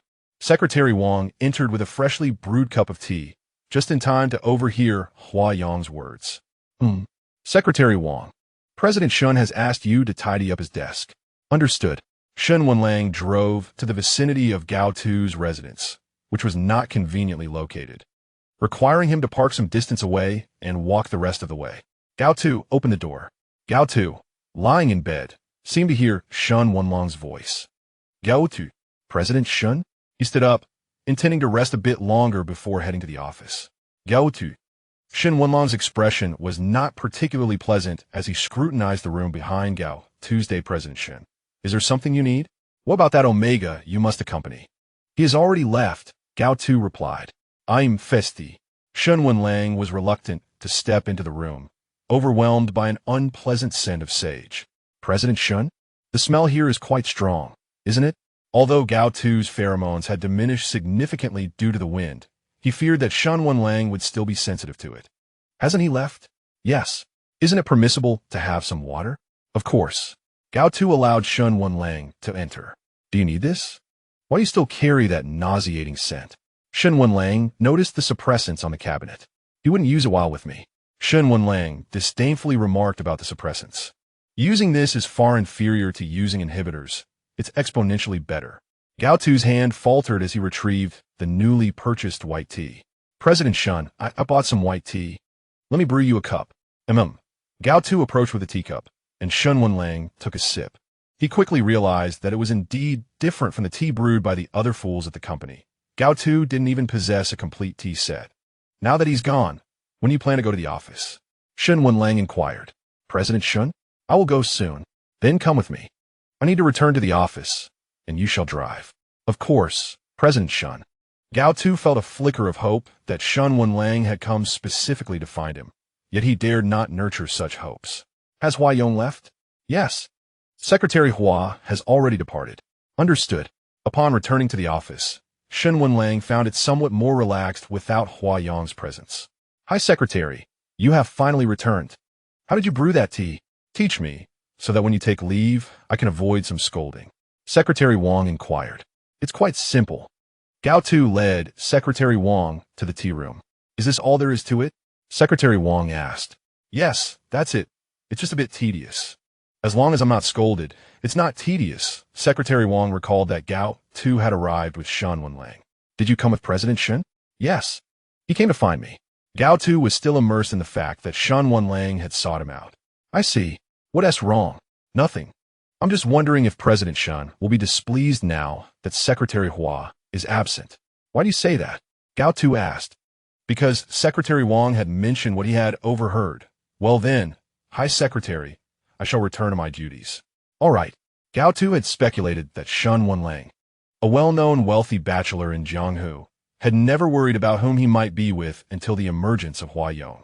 He does not blame anyone but himself for his reluctance to speak up. Chapter 14, Ayong's Mole, is quite remarkable as well.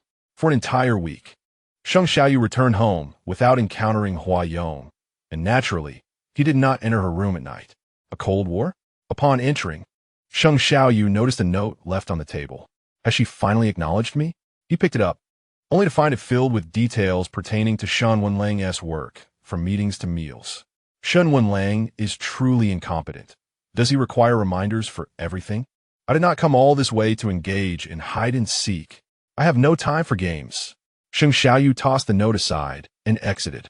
You have been spending significantly more time here lately. Not for long. I will pack my bags today. What did you say? I must have misheard you. You intend to leave? Yes.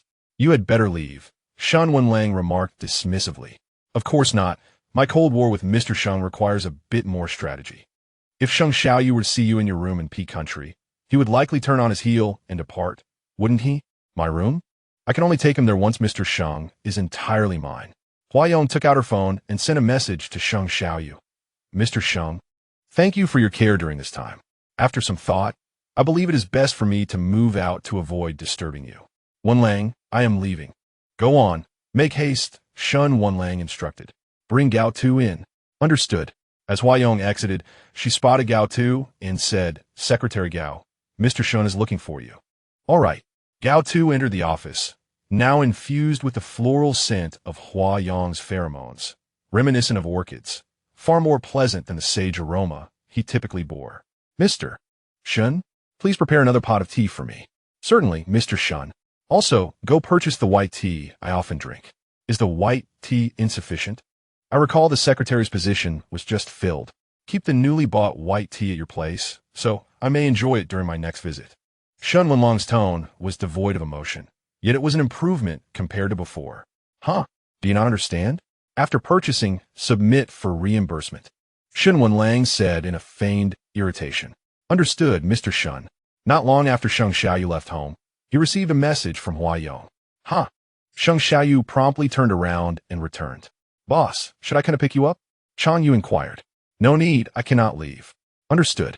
Hua Yong ascended the stairs. Observing the absence of Sheng Xiaoyu in the room, yet she noticed the deliberately placed note discarded nearby. She chuckled softly and quickly returned to her room to pack her belongings. Sheng Xiaoyu nearly sprinted upstairs, and upon opening the door, he saw Hua Yong just about to leave. Mr. Sheng? Hua Yong, where are you headed? Did you not see the message I sent? It is fortuitous that we can discuss this face to face. What? I'm immensely grateful for your care during this time, Mr. Sheng, for helping me find a place. You have been of great assistance, but I cannot continue residing here. Why? Sheng Xiaoyu asked, perplexed. Because I hold an immense affection for Mr. Sheng. The sight of him in the company of another Omega stirs a pang of sadness within me. Beneath Hua Yong's thick lashes, tears threatened to spill over. Observing Hua Yong in such a state, Sheng Xiaoyu felt an ache in his heart. For an entire week, during his fruitless visits, Hua Yong had become an extraordinary presence in his life. Are you feeling jealous? Sheng Xiaoyu approached her. Mr. Sheng, perhaps it would be best if we ceased our meetings. I will repay you the money I owe, Hua Yong replied, turning to leave with her suitcase. Sheng Xiaoyu interjected, do not go. Mr. Sheng, please conduct yourself with dignity. If I encounter you in this state again, I fear I might lose myself, she implored. Hua Yong, please stay. Let's talk this through, he urged, pulling her suitcase back. Is that agreeable? Be reasonable. With reddened eyes, Hua Yong nodded slightly. Sheng Xiaoyu promptly took her suitcase back to the room and emptied its contents onto the bed. Hua Yong, he called as he emerged from the room, noticing the dried tear stains on her face. Here, he offered, producing a tissue. Thank you, Mr. Sheng, she replied. Hua Yong, please do not leave. Stay here with me. Sheng Xiaoyu requested. A subtle change flickered across Hua Yong's face at the sound of the affectionate nickname. Had he finally remembered her name? Yes, she affirmed with a nod. Let's put an end to our quarrels, shall we? All right. Sheng Xiaoyu gently patted her shoulder, assuring her, I will not visit that place again. Okay. Hua Yong responded with a slight nod. Come, let us return together, he said. Yes. Hua Yong allowed Sheng Xiaoyu to lead her back to the room. Upon seeing the bed strewn with clothes, she paused, but quickly understood the reason. What is this? She inquired. I will tidy up for you, he replied. You go take a shower? All right. When Hua Yong emerged once more, the bed had been made, and Sheng Xiaoyu lay in his pajamas. Huh? She looked at him, puzzled. They had not shared a bed on the night of their first kiss. From now on, there is no need to waste a room, Sheng Xiaoyu stated. Very well. Hua Yong smiled as she approached him, more than willing to embrace all that he represented. As she lay down, she could distinctly smell Sheng Xiaoyu's delightful scent. Quietly, she released subtle pheromones, hoping to evoke a different response from him. Sheng Xiaoyu sensed something unusual. The period of heightened sensitivity should not have arrived yet. Could be due to Hua Yong's presence. Mr. Sheng, what troubles you? She asked innocently. I will not do anything to you, he assured her. Huh? Sheng Xiaoyu positioned himself over Hua Yong, kissing her lips. He indeed would not harm her, but he did not claim he would refrain from all actions. As Hua Yong felt the kiss, her hands were held captive by Sheng Xiaoyu, leaving no room for resistance. She had never contemplated defiance. In the residence of Sheng Xiaoyu dwells a delicate flower, captivating his heart. Every word spoken by this enchanting presence finds a cherished place within him. As he pressed his lips against her neck, he observed a distinctive mole and remarked, Ah Yong, this mole is quite remarkable. Mr. Sheng, she playfully scolded. His lips gently caressed the sensitive skin of her neck, leaving behind a mark of affection. Whenever you are ready. We shall begin, he promised. Chapter 15. Only I, and only me, Mr. Sheng? She inquired. Please allow me a moment of your quiet affection. Of course, he replied, increasingly enamored by the orchid fragrance that enveloped her. Mr. Sheng, she called softly. His fingers delicately traced the mole on her neck as he gazed tenderly at her. Sheng Xiaoyu was willing to wait for the little flower before him until he deemed it appropriate. President Sheng, a voice interrupted. HS has begun extensive measures to address the personnel issues in the laboratory. What is the specific situation? Sheng Xiaoyu inquired. HS suspects internal complications and has launched various investigations. Causing unease among the staff, came the response. Ah, Shen Wenlang, you have revealed your own flaws, Sheng Xiaoyu chuckled softly. Please arrange for the establishment of a recruitment task force. Regardless of the cost or consequences, we must extract the core technical personnel from there. Understood. It is said that there exists a list of key technical staff. I do not want hearsay. Investigate thoroughly. I grant you the highest level of authority to uncover that list and bring those individuals to me. I seek results. Yes. Chen Piming observed Sheng Xiaoyu and remarked, President, your sensitive period is approaching, isn't it? Lately, you do not seem to be in your prime. Indeed, this sensitive phase is peculiarly different from before. Sheng Xiaoyu was aware of the changes within himself, yet he could not pinpoint their origin. Shall I arrange assistance for you? Previously, they had some success in soothing your pheromones. Reflecting on Hua Yong's visage, he calmly replied, no need. Would you like Secretary Hua to accompany you then? Chen Piming noted that Hua Yong was the only one by Sheng Xiaoyu's side lately. Sheng Xiaoyu firmly declined. Hua Yong is not suitable at this time. I shall endure this sensitive period alone. But enough. Attend to your work. Other matters need not concern you. Understood, President. Sheng Xiaoyu opened his phone to peruse Hua Yong's social media, contemplating the unpredictable nature of an S-Class Alpha's sensitive period and the potential consequences. He worried that being with such a fragile individual might lead him to act in ways that could cause harm. Come in, Shen Wenlang commanded, fixated on his computer. Mr. Shen, your white tea, Gao Tu announced as he entered with the tea set. Is your Omega approaching their heat cycle again? Shen Wenlang inquired. Gao Tu calculated the timing and reflected on his own situation, considering whether he should request leave from Shen Wenlang. However, it was evident that Shen Wenlang was not in the best of spirits. Ah, do you remember, Mr. Shen? I only recall the frequency of your leave requests. Shen Wenlang responded. Thank you for your concern, Mr. Shen. Gao Tu, after all this time, I had no idea you were such a person. Leave my office at once, carrying the foul scent of your presence. Will you be requesting another leave? You have already exhausted your vacation for this month. Do not blame me for disregarding the bonds of former classmates. HS does not accommodate idlers. Yes, General Manager Shen, I shall take my leave. Gao Tu could not have been more astute. This was indeed Shen Wenlang. He stumbled to the restroom, gazing at his own perspiring reflection in the mirror. He could not afford to lose this job, at least not now. Gao Tu yearned to remain by Shen Wenlang's side, and work was his sole avenue to achieve that. The next visit would surely invite another reprimand for the doctor. He retrieved a suppressant from his pocket, rolling up his sleeve to reveal numerous needle marks. Hua Yong was preparing dinner at home when the doorbell rang. She approached the door. Secretary Chen? The figure before her was not the one she had anticipated. Secretary Hua, I am here to deliver something. Ah, very well. Hua Yong confirmed that no one else was outside and closed the door. What message do you bring for Mr. Sheng? Mr. Sheng is currently on a business trip and will not be coming here for the time being, Chen Piming replied. A business trip? Mr. Sheng did not mention that to me. Yes, he generally tends to be away around this time. Please do not wait for him tonight, Secretary Hua. Understood. Thank you for taking the trouble to come, Secretary Chen. Not at all.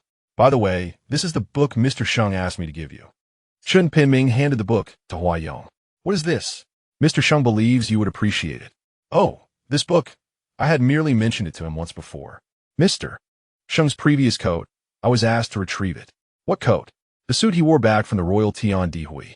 Hua Yong recalled the Omega scent lingering on it, and resolved to dispose of it the day she reconciled with Sheng Xiaoyu.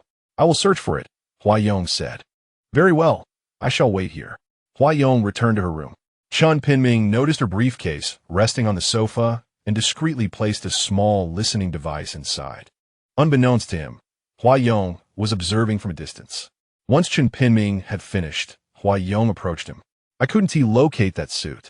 Should Mr. Sheng inquire? Just tell him it's untraceable. All right, then I shall take my leave, Secretary Hua, Chen Pinming replied. Safe travels, Secretary Chen. After seeing Chen Pinming off, a look of disdain crossed Huayong's face as she approached her briefcase, extracting the listening device nestled within. She uttered no further words, only lamenting, without Mr. Sheng. I feel so solitary. Mr. Sheng is unaware of who he is engaged with during his sensitive period, merely dispatching Chen Pinming, who incites a desire to eliminate him. This Chen Pinming dares to plant a listening device in my bag. Mr. Sheng surrounds himself with such dubious individuals, utterly foolish. It is nearly time to proceed to the next step. Follow my instructions. Shen Wenlang exclaimed, madman, upon viewing the messages from Huayong.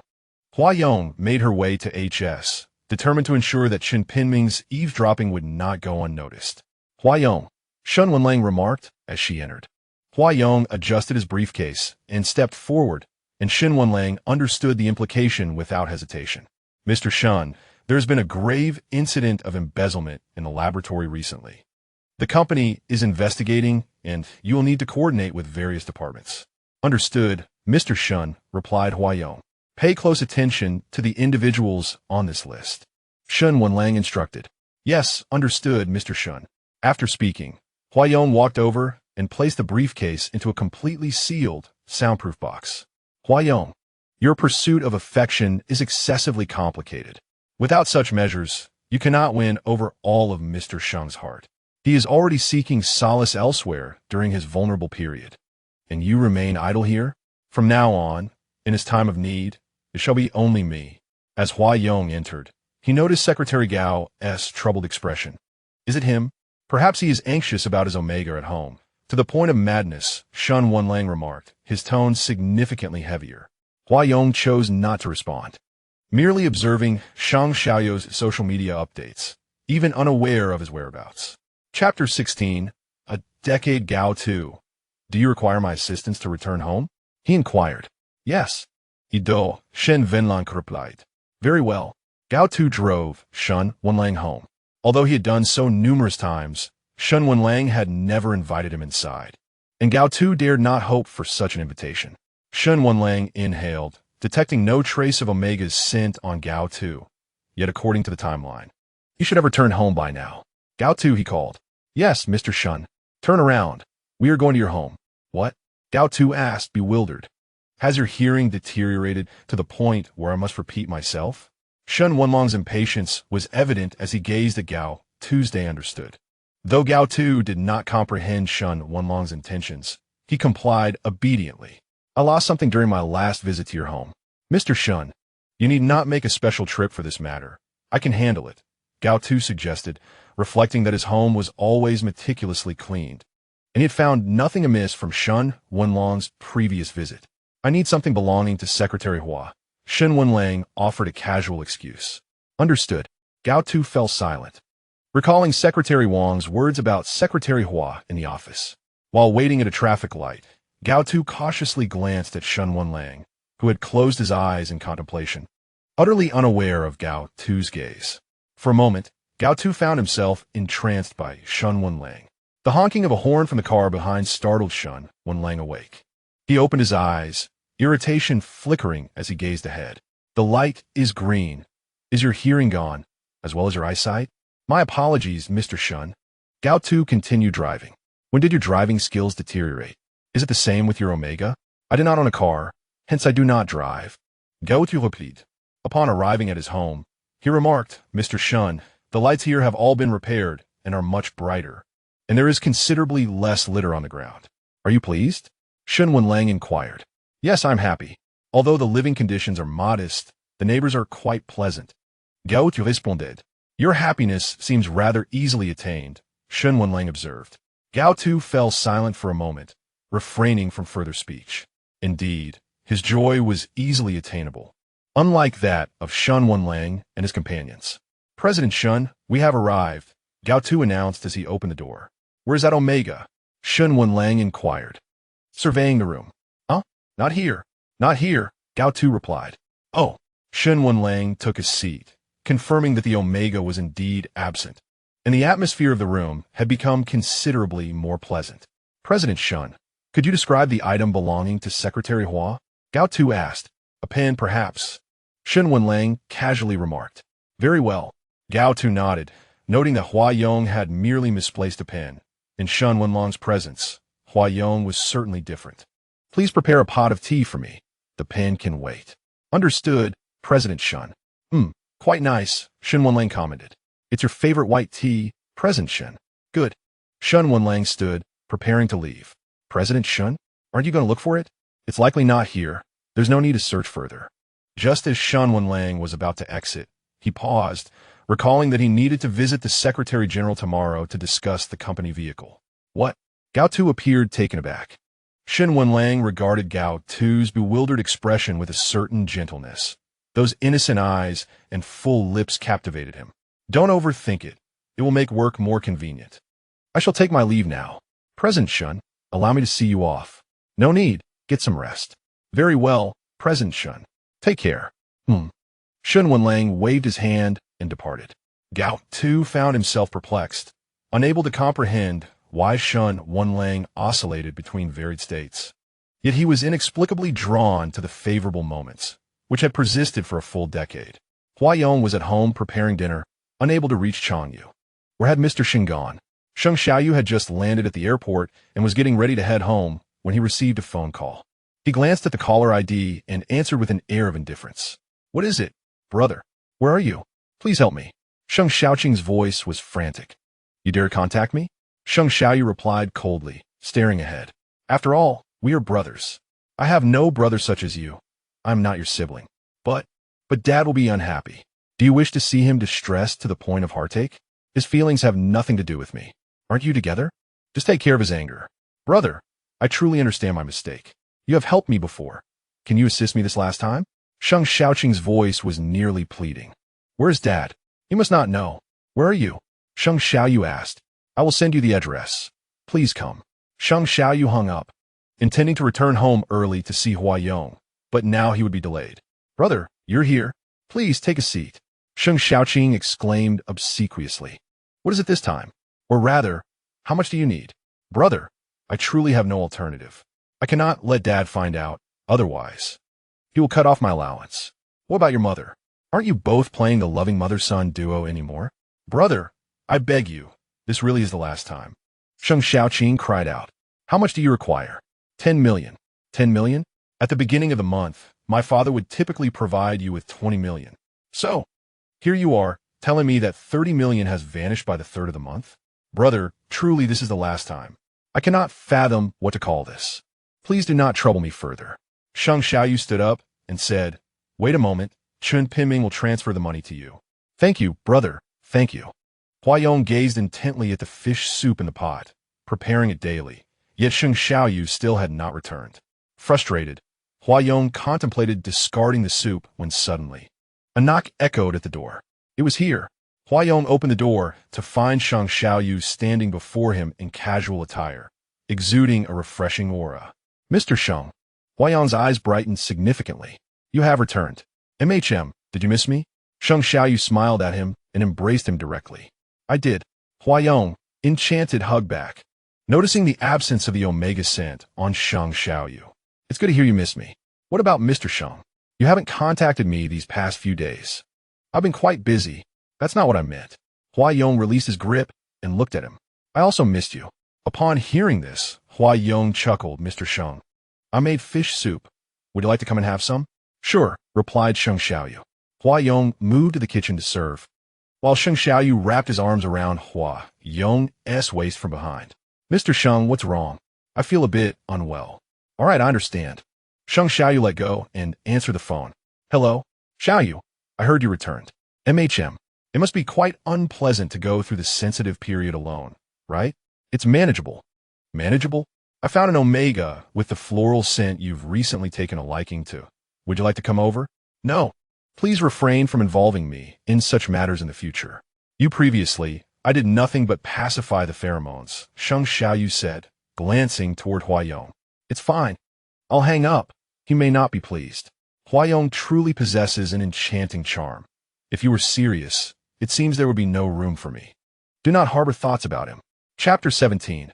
I will not permit anyone to exploit Huayong. All right, I understand how precious he is to you.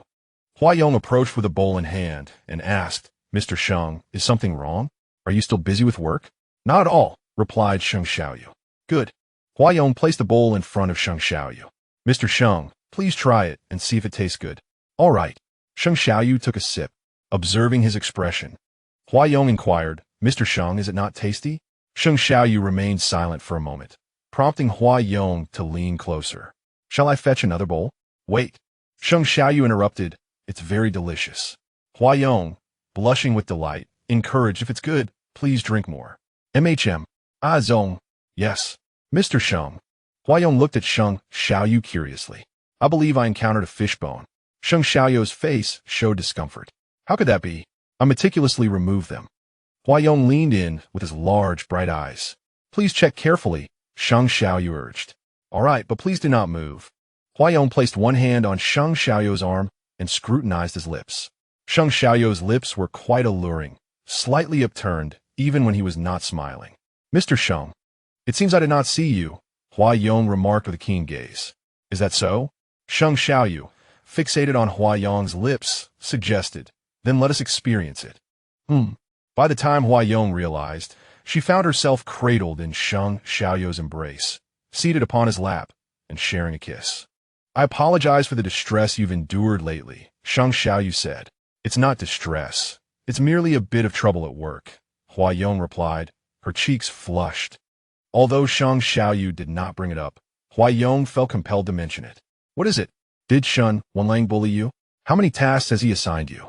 Have you been working overtime recently? What time do you come home? Sheng Xiaoyu inquired in rapid succession.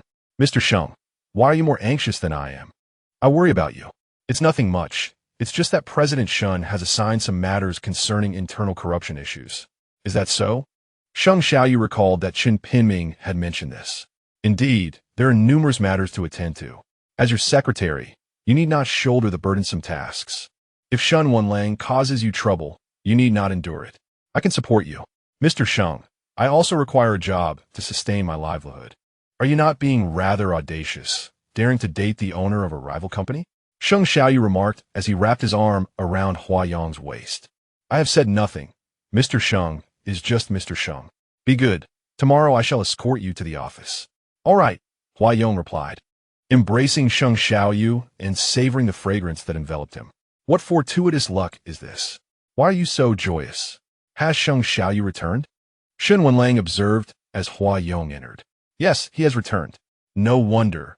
He is the only one capable of affecting you. Indeed, Huayong continued to sit on the sofa, retrieving paper and a pen. You are not attending class today. Instead, you are here to paint? Mr. Sheng is quite fond of the fish soup I make. I shall continue to prepare it this evening. The infatuation of love is truly formidable. Shen Wenlang remarked with a hint of sarcasm. You have no opportunity to experience it, nor do I desire to. I just saw Secretary Gao driving to work. Given his current financial situation, can he afford a car? It's the company vehicle, Shen Wenlang clarified. Is that so? Indeed. Well, Sheng Xiaoyu returned to the company in a considerably better mood. Shortly thereafter, Chen Pinming approached. Mr. Sheng, what is it? There are new developments regarding X Holdings. Speak. According to reliable sources, the decision-maker from X Holdings will arrive in Jianghu to host a symposium. Officially, it is stated that this will greatly assist in the research of targeted drugs. Is that so? Indeed. Excellent. The symposium has released a list of companies that are eligible to participate, Chen Pinming informed him. Very well, I shall attend this reclusive individuals gathering. However, Sheng Fong is not on the invitation list, Chen Pinming added. Why is Sheng Fong not on the list? Our company is among the top biopharmaceutical firms in Jianghu. Why are we excluded? I do not know, but it is indeed the case, The exact reasons are still being investigated. Investigate thoroughly. Let me know the location of their symposium, and I shall see if I can encounter them. Understood. Do you have any other matters? Sheng Xiaoyu inquired as he noticed Chen Pinming lingering. I have obtained a list of core personnel for HS, Chen Pinming stated. Is that so? This is indeed good news. Yes. Chen Pinming submitted the list. How did you manage that? Sheng Xiaoyu inquired. It was Secretary Hua, Chen replied. Sheng paused for a moment. Huayong? How could he possibly give that to you? It was Secretary Hua who provided it. I placed a listening device in his bag, Chen explained. Upon hearing this, Sheng slammed the list in anger. Why would you do that? Do you think you can manipulate Huayong? Did I not make it clear from the beginning that Huayong is incapable of such actions? Why would you take advantage of him when he wasn't paying attention? I apologize, Mr. Sheng. I merely wish to obtain the core personnel list swiftly. Sheng recalled their previous conversation. I understand now. I did say to pursue it relentlessly. But do not resort to such tactics again. I will not allow anyone to exploit Huayong. Understood, Mr. Sheng. I will be quite busy today. Please pick up Secretary Hua and give him my supplementary card. Certainly, Mr. Sheng. Secretary Chen? Huayong spotted Chen Pinming downstairs at the company. Good evening, Secretary Hua. Mr. Sheng is rather occupied today, so I am here to escort you home, Chen stated. Thank you, but next time you can simply inform Mr. Sheng. There is no need to come for me specifically. I could take the subway. Secretary Hua, please get in the car first. All right. Thank you, Secretary Chen. Secretary Hua, we have arrived. Thank you, Secretary Chen. I shall head up now. Did Mr. Sheng mention what time he would finish? No, he said you need not wait for him. Very well. Wait, Secretary Hua. Is there something else, Secretary Chen? Chen produced the supplementary card and said, Mr. Sheng asked me to hand this to you. For me? Huayong gazed at the bank card. Yes, it has no limit. What does Mr. Sheng mean by this?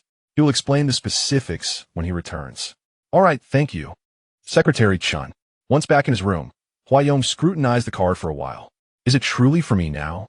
He pondered, flipping the bank card, finding nothing unusual, and placed it on the table. By the time Sheng Xiaoyu returned, it was quite late.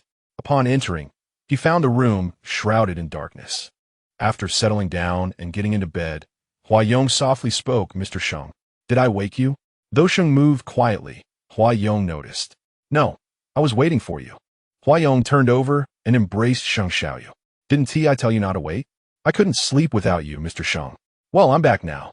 Why did you give me the bank card? Huayong looked at Sheng. Now that Sheng had returned, he must have been informed about the listening device placed by Chen Pinming. Was this the reason for Sheng's actions? Chapter 18. Willing to be permanently marked by me, you mentioned that recently, regarding internal corruption at HS, Shen Wenlang assigned you numerous tasks. Indeed, quite a few. You also stated that you require a job. Mr. Sheng? I did mention that, but what does that have to do with the bank card? Huayong questioned, perplexed. While it is true that you need a job, my words hold significance as well, Sheng said, his pale hand grasping Huayong's. I want you to have the assurance to leave HS whenever you choose. Mr. Sheng? Because you have mentioned that Mr. Sheng is merely Mr. Sheng. Sheng Xiaoyu gently kissed Huayong's hand and gazed at him with profound affection. Huayong's eyes sparkled with mirth as he shyly lowered his head. Mr. Sheng, so it is. Sheng Xiaoyu chose not to broach the subject of the listening device for the time being. Huayong would never be exploited again, for he would not permit it. Zong, is the scent on you indicative of your heat period? Yes, it is. The fragrance of orchids during the heat period is quite delightful. Mr. Sheng, Zong, shall we retire for the night? Sheng Xiaoyu embraced Huayong as he spoke. Yes, Mr. Sheng, good night. Guding, Zong. Sheng Xiaoyu closed his eyes. Huayong, however, remained awake, gazing at Sheng Xiaoyu's face in the faint moonlight. All must continue. The following day, when Huayong awoke, he prepared breakfast for Sheng Xiaoyu. Zong, Sheng Xiaoyu, rising to find Huayong busy in the kitchen, observed that he appeared more fragile than usual. Mr. Sheng, you're awake? Huayong, what troubles you? You look unwell. Sheng Xiaoyu approached and touched his face. Mr. Sheng, you're quite warm. Do you have a fever? I've already checked. No need to worry. I've taken medicine, Huayong replied. Please, don't go to work today, all right? Sheng Xiaoyu gently embraced Huayong, inhaling his pleasant scent. Yet he understood that Huayong was feeling quite unwell. I cannot, Mr. Sheng. Everyone at the company is working hard, and I certainly cannot lag behind. I feel much better now. But you, Mr. Sheng, I assure you I am fine. Huayong said with a soft gaze. Ayong, if I were to permanently mark you, would your pheromone disorder be resolved? A glimmer of amusement sparkled in Huayong's eyes. He realized Shang Xiaoyu was gradually stepping into the trap he had meticulously set for him. Yet for Huayong, this was insufficient, far from enough. Mr. Sheng, please don't. Huayong gently shook his head. Why not? Does Ayong not desire it? I do, but the notion of permanent marking is too significant for Mr. Sheng. It requires careful consideration. It is indeed important, but so are you. Permanent marking signifies exclusive partnership. Should there be no future for Sheng Xiaoyu, no one else. Only Ayong. Huayong smiled weakly, softly kissing Sheng Xiaoyu's lips. Mr. Sheng, it's getting late. I must go to work. I shall escort you. Yes, that would be nice. No need to pick me up, Mr. Sheng. You may drop me at the company. Who are you messaging? Sheng Xiaoyu inquired. Colleagues at the company, coordinating some work. All right. Chanyu received Huayong's message in the car and drove off. Boss, you must pursue him. That way, I need not act anymore. Secretary Hua. Gao Tu greeted Huayong as he entered the company. Good morning, Secretary Gao. Morning. Shen Wenlang remarked as Huayong walked in. Your sensitive period is approaching, is it not? Yes, it's quite uncomfortable, but the plan can be expedited, Huayong replied. So happy. Did Mr. Sheng bring you here? Yes. Mr. Sheng expressed his willingness to permanently mark me. A smile graced Huayong's face at the thought. And then what? What did you say? Certainly. There was neither a refusal nor an acceptance. He was simply advised to reflect deeply on the matter. In truth, the reality is that he cannot permanently label you. Wang, let us proceed with the execution today. I require some rest, she stated. Very well, let it be alone. However, this place is not like your home in P Country, filled with numerous photos of Sheng Xiaoyu. Do not worry. The top floor of X Hotel has been renovated specifically for this purpose. Have Chanyu come fetch me. Understood, Shen Wenlang replied. After work, Sheng Xiaoyu returned home, but there was no sign of Wang. In fact, she had not contacted him since the afternoon, which stirred a sense of unease within him. As he sat at home, watching the hours slip away into the depths of night, Wang still had not returned, and his calls went unanswered, met only with the persistent sound of a switched-off phone. Gazing at the clock on the wall, he noted it was 1 a.m, and still, there was no message from Wang. He dialed Shen Wenlang's number, only to be met with the same automated response. Hello. The number you have reached is currently switched off. This thought inevitably led him to darker considerations. Hello, Chun Pingming. Investigate immediately where Wang has gone and why she is yet to return. Yes, sir. Driving to the entrance of the HS company, he noticed lights were on. It was not Shen Wenlang's office. Mr. Sheng, Secretary Hua left work normally yesterday and got into a ride-hailing vehicle at the company entrance. The last location was an area without surveillance, and after that, we lost all trace of her. I suspect something has happened to Secretary Hua. Chun Pingming was now cautious, speaking neither too much nor too little. And Shen Wenlang? Mr. Shen returned home, as usual. What do you mean, Mr. Shen? Wang must be closely connected to him. Shen Wenlang's phone is also switched off. Do you have his secretary's number? Yes. Call him. Right now. Yes, sir. Hello. This is the chairman's office of HS Group. I am Mr. Shen's secretary. Gao Tuesday, get me Mr. Gao. Sheng Xiaoyu commanded. This is Sheng Xiaoyu from Sheng Group. May I inquire what the matter is? Where is Shen Wenlang? Mr. Shen is currently in a meeting. Tell him I will be there shortly. He should prepare himself. Sheng Xiaoyu hung up the phone and called Chun Pingming to leave the office with him. Mr. Sheng, there is a meeting scheduled to be postponed. But the meeting pertains to, get out of my way. Sheng Xiaoyu shouted. Gao Tu stepped away from his desk and knocked on Shen Wenlang's door. Enter. Upon entering, Gao Tu instinctively glanced towards the sofa area. Indeed, Wang was absent. He raised his hand to catch a whiff of his own scent. Shen Wenlang observed this, aware that Gao Tu wished to mask the Omega scent emanating from him. Yet, this very detail incensed Shen Wenlang. Is silence your only language upon entering? Chapter 19. Without any variables. Yes, Mr. Shen. Mr. Sheng mentioned he would return shortly to see you. Is it merely a day without seeing Wang that has stirred such urgency? Secretary Hua has not been absent from work. She is on leave, is she not? Gao Tu, are you genuinely concerned for Secretary Hua? Secretary Hua is quite remarkable, and he is friendly towards colleagues. It is natural for everyone to care about him, especially since he is the only Omega in the entire company. So what? Are you Secretary Hua's secretary? You are my secretary, are you not? General Shen, I apologize. I'm aware. Aware? Are you aware that you summoned Sheng Xiaoyu here? Uninvited, are you not mine? Shen Wenlang inquired, gazing at him. I am. Gao Tu understood that Shen Wenlang's statement pertained solely to a professional relationship, devoid of any other implications. In the future, should Sheng Xiaoyu call, do not answer any matters concerning him. Understood? Yes, I comprehend. I must depart now. When he arrives, simply send him away. Very well.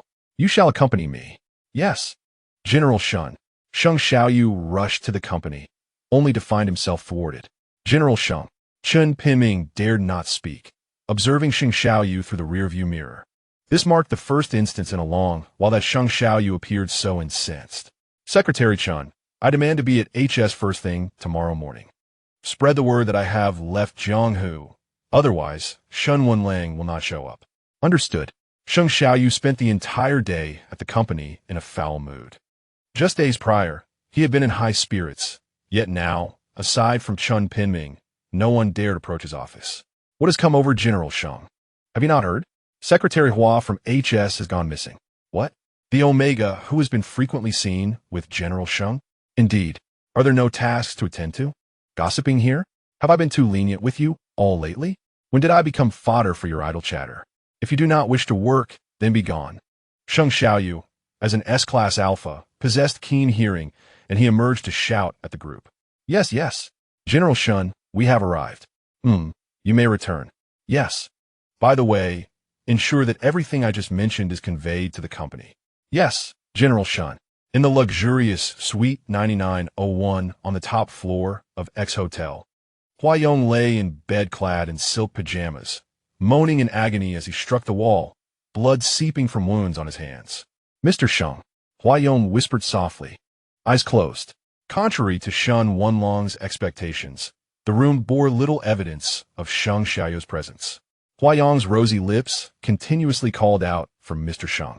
His pale hands clawed desperately, striking in an attempt to quell the torment. He was acutely aware of his yearning for Sheng Xiaoyu at this very moment. It was not the appropriate time. He had endured such days for many years. During his sensitive periods, Huayong would find himself alone in his room. Enduring these moments with his Mr. Sheng, he tore at his own skin. The agony brought on by his sensitivity was nearly unbearable. Furthermore, he suffered from a mate-seeking syndrome, and during such times, not seeing Sheng Xiaoyu served as a means of protecting him. However, Huayong also deemed this time significant in a strategy to win over Sheng Xiaoyu. He intended to disappear and observe Sheng Xiaoyu's reaction. Huayong used to open his eyes and gaze at the paintings, photographs, and even the custom-made one-to-one doll of Sheng Xiaoyu that adorned the room. However, this time, he kept his eyes shut, for he had experienced an intimate connection with Sheng Xiaoyu, a kiss that lingered in his mind. He yearned for Sheng Xiaoyu's kiss, desired to possess the man himself, and craved everything that belonged to Sheng Xiaoyu. With unwavering commitment, he focused his heart solely on himself. Devoid of any uncertainties, this was Huayong's initial objective in his elaborate scheme. Mr. Sheng, Huayong murmured, his body writhing on the bed, the chains producing a crisp sound. Yet, the chains were not made of a single material. Rising to his feet, he took a few steps toward the mirror, scrutinizing his current appearance. And a heavy voice followed suit. His fingers brushed against his skin, revealing blood before any scratches came to light. Changyu was seated in the living room, donning a specially crafted mask. The entire room now exuded an aura that repelled ordinary individuals. Shen Wenlang had initially intended to work from home, allowing Sheng Xiaoyu some time to cool off, hoping to temper his arrogance. He still recalled the outrageous sum of money, truly in excess beyond measure. Huzong, Ohat Huzong, you have miscalculated. Sheng Xiaoyu will seek another Omega in your absence. That is the nature of an S-class alpha. The permanent mark you speak of is merely a game he plays with you. Shen Wenlang donned his suit jacket and strode towards the door. President Shen, Gao Tu remarked as he observed Shen Wenlang's departure. Yes, let's head to the office. Noticing Gao Tu, Shen Wenlang inquired. What is with that expression this early in the morning? Are you mourning? I'm still alive. No, President Shen, I simply did not sleep well last night. Gao Tu was driving his own car, for Shen Wenlang's vehicle had not been returned the previous day. He opened the door for Shen Wenlang, who settled inside. Yet Gao Tu's expression remained troubled. Was it again due to an Omega? As Shen Wenlang sat there, he suddenly covered his mouth and exited the vehicle. Gao Tu seemed to anticipate this move and did not follow him out, though he felt compelled to pick up Shen Wenlang nonetheless. Gao Tu, have you lost your mind? You expect me to get into a car reeking of Omega? I offered you my car not to traipse around with an Omega. President Shen, even so, aren't you putting on a show? Did you not consider washing the car before arriving? It's already vexing enough, and now it's worse. Hurry and wash it. If I catch even a hint of Omega.Shen in there again, you can forget using that car. Yes, President Shen. And what about you? I'll call someone else to pick me up. The secretarial department isn't solely at your disposal. Shen Wenlang retreated a step. Understood. Gao Tu hung his head, aware of the need to wash the car. However, this issue only arose upon reaching Shen Wenlang's residence, an uncontrollable circumstance. Early that morning, Sheng Xiaoyu had already arrived at HS Group. Gao Tu had communicated the details effectively, and by the time Sheng Xiaoyu reached the company entrance, there were already individuals attempting to block his path. Yet, how could ordinary people deter an S-Class Alpha? President Sheng, you truly cannot enter. Get out of my way. Sheng Xiaoyu shot an angry glare at the elevator entrance, his singular goal unwavering, to find Shen Wenlang and uncover Huayong's whereabouts.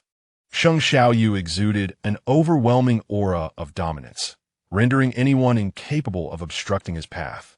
Upon arriving at the company, Gao Tu observed Sheng advancing briskly towards him and intervened, stating, Mr. Sheng, you cannot enter. President Shen is in a meeting. Release me. Sheng Xiaoyu had made attempts to reach Gao Tu previously, yet even he ceased to answer his calls. I shall reiterate, get lost. Chapter 20. Two S-Class Alphas competing for one Omega. Sheng Xiaoyu continued to radiate his oppressive pheromones, which Gao Tu could distinctly sense. Although Gao Tu was reluctant to relinquish his grip, he felt powerless as an Omega. He began to sway and gazed imploringly at Sheng Xiaoyu. Let him in, Shen Wenlang commanded. Release me. Sheng abruptly shook off Gao Tu's hand and stormed into the office. What is Mr. Sheng doing? Shen Wenlang was not taken aback by Sheng's sudden appearance. Rather, he was astounded that Sheng had disseminated false information to gain entry. To ascertain the whereabouts of Huayong, Huayong had mentioned that Sheng was gradually edging towards his trap. Where is Huayong? Sheng demanded, noticing Shen's indifferent demeanor, which seemed to taunt him. Huayong, Secretary Hua is on leave. Did you not know? You are so close, yet he did not inform you? I shall inquire once more, where is Huayong? Sheng pressed. Mr. Sheng's unexpected visit, coupled with a barrage of messages, is merely a smokescreen? Is Huayong of such significance to you? Gao Tu, standing nearby, grasped the unfolding drama.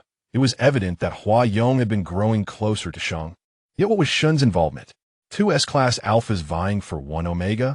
Gao Tu recognized that he could never become Huayong, just as he could never reveal his true identity in Shen Wenlang's presence. Enough with the trivialities. Tell me where Huayong has gone. What illicit dealings have you entangled him in? Sheng exclaimed, slapping the table. Illicit? It seems that it is Huayong who has crossed the line, taking my salary while serving another's interests. A lesson must be imparted, Shen retorted coolly. What do you mean? Sheng was not oblivious to the implications of Shen's words. He sought clarity, needing to ascertain that Huayong's disappearance was indeed linked to him. What do you mean? Do you think I am unaware of your little device hidden in his bag? Shen sauntered towards the window, gently tapping the glass as he mused. Can you guess how he pleaded for mercy, begging me to keep him on and preserve his position? Sheng understood that Huayong valued his job immensely. With his soft and yielding nature, it was likely that he would indeed plead desperately. Sheng forcefully pushed a chair, sending it crashing against Shen's legs. This cannot be blamed on him, Tell me where Huayong is, and I shall offer you the compensation you deserve. Compensation? Huh. What is it? 300 billion? 600 billion? 900 billion? I am curious to know how many multiples of value Huayong holds in your eyes, Shen retorted, spinning around to sit in his chair, regarding Sheng with an air of superiority. Jianghu is a society governed by the rule of law. What have you done to Huayong? Every action bears consequences. If Huayong were to lose even a single hair, I would hold you accountable. You yourself have acknowledged that this is a society governed by law. Shen Wenlang paused momentarily, casting a playful glance at Sheng Xiaoyu. Would you care to know how he beseeched me? The entire company is aware of my disdain for Omegas. Even I did not anticipate that Huayong would captivate my attention. Gao Tu quietly observed from the side. Shen Wenlang's words pierced not only Sheng Xiaoyu's heart, but also found their way into his own. Sheng Xiaoyu seldom allowed himself to feel anger for an individual. In the realm of business, exchanges are customary, and longevity is key. Yet, every word from Shen Wenlang inflicted pain upon him. He feared that if he delayed any longer, his delicate flower would become discontented. Where is Huayong? In the throes of heat, Huayong is even more enchanting. The faint scent of orchids emanating from him is surprisingly pleasant. Do you know? How did he implore me? He insisted that I must keep him close, for he holds no affection for you. The first night was truly exhilarating. As Shen Wenlang continued, his tone grew increasingly flippant, his light-hearted remarks stirring the hearts of everyone present. Gao Tu, unable to maintain his balance, caused a slight commotion, prompting Shen Wenlang to glance in that direction. But soon, the oppressive aura of Sheng Xiaoyu's pheromones enveloped the room. Sheng Xiaoyu shattered Shen Wenlang's solid wooden desk with sheer force. Sheng Xiaoyu, this is HS. You dare to come alone and exert pheromone pressure? Huayong does not desire you. He wishes to be with me. Do you understand?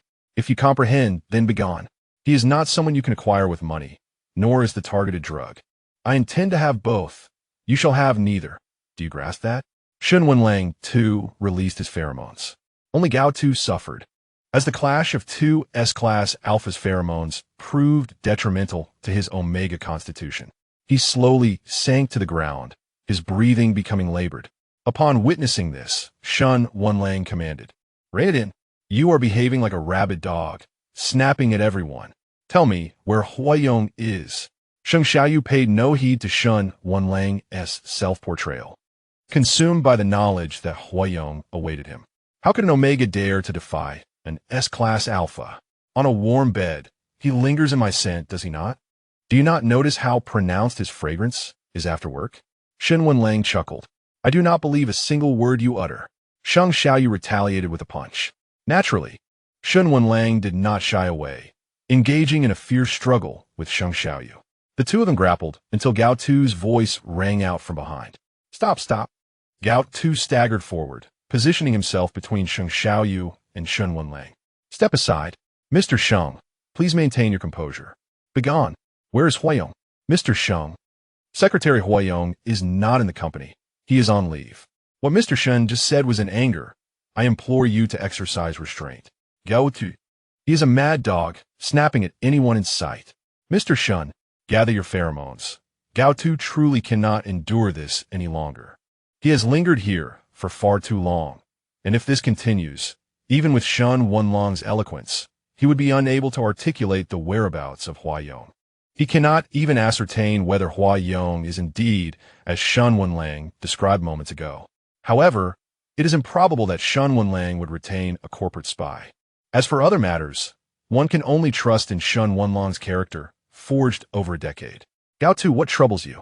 Shen Wenlang obediently retracted his pheromones and supported Gao Tu, who appeared unusually feeble. It seemed to evoke a different sentiment within Shen Wenlang. Suddenly, 4 or 5 bodyguards burst in, forcibly restraining Sheng Xiaoyu. Return Huayong to me. Discard this mad dog. He is not permitted to re-enter. Shen Wenlang whispered to Gao Tu, I shall take you to the hospital. Chapter 21. I am quite polite. Gao Tu, in a state of weakness, called out from the car. Asthma medication? Shen Wenlang immediately rummaged through Gao Tu's belongings, inadvertently brushing against his abdominal muscles as his hand ventured into a pocket. No. In the bag, Gao Tu recoiled slightly, frowning. Is your asthma triggered by Shang Xiaoyou's pheromones? Shen Wenlang inquired. Gao Tu could only respond feebly. Absolutely insane. They are indeed a pair, Shen Wenlang remarked. What? Gao Tu did not comprehend Shen Wenlang's implication. Nothing. Here you go. Shen Wenlang retrieved the asthma medication from a bag. Gao Tu took the inhaler and inhaled deeply, feeling some relief. To the hospital, and quickly. Yes, Gao Tu weakly replied. Find this doctor. I always consult him. Understood. By the time the car arrived, Gao Tu had succumbed to unconsciousness. Shen Wenlang attempted to rouse him, but there was no reaction. Gao Tu? Gao Tu? Shen Wenlang hesitated to shake him vigorously and instead approached the car door. Mr. Shen, shall I assist? No. Shen Wenlang opened the car door and lifted Gao Tu into his arms. His form permeated with the scent of Shang Xiaoyu. Shen Wenlang dashed with Gao Tu in his arms until he finally reached the doctor. Save him. Doctor, arrange for a private room. Upon noticing other patients in the ward, Shen Wenlang retreated to speak. Very well. Here is the patient's gown. A nurse entered with the attire. For whom? Shen Wenlang inquired. You. Are you not his boyfriend? The nurse asked. Shen Wenlang was taken aback, glancing at the unconscious Gao Tu on the bed. I am not. Gao Tu seemed to possess a flicker of awareness, slightly furrowing his brow upon hearing this. Well, he is a friend, correct? If you do not mind, I can assist in changing him. The nurse offered. Give it to me. Shen Wenlang stubbornly extended his hand. You are not. Give it to me. Stop the unnecessary chatter. Can't you see how distressed he is? Shen Wenlang exclaimed. This is a hospital. Please maintain silence. The nurse handed him the gown, assuring that another nurse would soon arrive to administer in 4. As she exited, closing the door behind her, Shen Wenlang, holding the hospital gown, approached the bed where Gao Tu lay. He slowly moved closer, removing Gao Tu's suit jacket. Gao Tu, you had better be all right. Shen Wenlang swiftly assisted Gao Tu, who was remarkably slender, with a certain allure that captivated his gaze. Observing Gao Tu's furrowed brow as he lay quietly, Shen Wenlang promptly changed his clothes. He decided to remove the glasses as well. Leaning down, he gently retrieved the golden-rimmed spectacles from Gao Tu's face. Shen Wenlang noted that without the glasses, Gao Tu possessed an entirely different charm. President Shen. Gao Tu slowly opened his eyes, surprised to find Shen Wenlang so close. The moment he saw those innocent, rabbit-like eyes, Shen Wenlang instinctively took several steps back. I apologize, President Shen, for the trouble, Gao Tu murmured. Yes, shortly they will come in to administer your 4. Understood, Gao Tu replied, gradually closing his eyes again. Drifting back into slumber, a nurse entered, administering the 4, and shortly thereafter, the doctor arrived. Are you the alpha who harbors disdain for omegas? Indeed. It seems you are rather anxious regarding him. He is my secretary. It is only natural. Natural? Why did I not observe this naturalness before? The doctor continued. His health is severely compromised and cannot be rectified in just a day or 2. Reckless medication exacerbates his condition. If you truly care, amend your ways. Turn left at this intersection and seek psychological counseling. What are you talking about? His current state is largely attributable to your actions, you know? If you are willing. For Gao Tu's sake, the registration fee will be waived, the doctor asserted. Who would wish to go? Are you mad? As anticipated, the doctor turned and exited. Shen Wenlang regarded the physician with skepticism, questioning whether Gao Tu truly sought treatment from such an unreliable individual, which could explain his lingering ailment. A sudden ring of the telephone broke the silence. Shen Wenlang stepped outside to a corner to answer. Hello? Wenlang, who allowed you to maintain such excellent confidentiality. Let him know where I am and disseminate the information. Before Shen Wenlang could respond, the call was abruptly terminated. On the other end, Shang Xiaoyu was utterly distracted, seated in his office as time slipped away. What would he do if Hua Yong encountered any trouble? Mr. Sheng, they have arrived, Chen Pingming announced, ushering someone in. Come here. I require you, the most renowned private investigator in the entire Jianghu region, to track down Shen Wenlang and locate Hua Yong, bringing him back. Do you understand? Shang Xiaoyu commanded. Yes, I will ensure his return. Safely. Bring Hua Yong back unharmed. Money is no object. Maintain constant communication. Understood. Shen Wenlang cast one last glance at the ailing Gao Tu before stepping outside. Arrange for a caregiver to ensure he rests well upon waking. Of course. In Suite 9901 of the X-Hotel, Huayong had begun to regain some strength, though he still felt unwell. His self-inflicted wounds covered his body, leading one to wonder what sort of abuse he had endured. X-Holdings, I have long since rehabilitated my reputation. When will it be your turn to cease engaging in illegal activities? Huayong, clad in a nightgown, sat upon the sofa, casting a disdainful gaze at the individual kneeling before him. Apologies, boss, the person replied, feeling the weight of Huayong's contemptuous stare. It was only because I discovered it that I spoke up, right? When will we learn that unlawful actions cannot be tolerated? The few individuals kneeling before me were drenched in cold sweat, uncertain of how Huayong would choose to deal with them. Judging by Huayong's previous methods, it seemed unlikely that any of them would emerge from this door alive. Huayong cast a glance at the extendable baton resting on the sofa, grasped it, and rose to his feet. The individuals on the floor dared not even lift their heads. Huayong, with downcast eyes, flicked the baton into the air, the whooshing sound inducing tremors of fear among those present. The slender, resilient rod stood defiantly before them. I am quite courteous at present. Huayong's sinister smile sent shivers down the spines of everyone in the room. Outside, the cleaners, alerted by the unusual commotion within, exchanged glances. After a while, all those inside emerged, with Changyu responsible for escorting them down to hand them over to others. Shen Wenlang entered X-Hotel with a disgruntled expression, acutely aware of someone trailing behind him. If Huayong intended to disseminate information, then let this individual follow along. President Shen, Changyu acknowledged upon seeing Shen Wenlang. Shen Wenlang gave Changyu a knowing glance, and Changyu understood the implication. Chapter 22. You two are truly a perfect match. Secretary Hua is still recovering, so be cautious when you go in. Understood. What happened to your face? Isn't it the mad dog? It bites anyone it sees. I've had the worst luck encountering these two. Compared to him, that's mild, Changyu remarked. What is the matter? He hasn't fully recovered. While he was away, some mischief was afoot in Country P. And when Secretary Hua found out, that group of people practically ended up in the hospital. That's serious? Several have become vegetative. If it were in the past, they would have simply perished. Why the change now? They say it's to accumulate blessings for their beloved. Truly insane, believing in such nonsense. Be careful when you go in. Huayong sat on the sofa, eyes closed, seeking solace. A mask. Changyu handed Shen Wenlang a mask. Wenlang. You've arrived. Huayong did not open his eyes, still supporting his head with his hands. You're nearly incapacitated, yet you remain so composed, Shen Wenlang remarked. You should be grateful I didn't allow them to perish outright. Lying in a hospital, unable to awaken, what difference is there from being dead?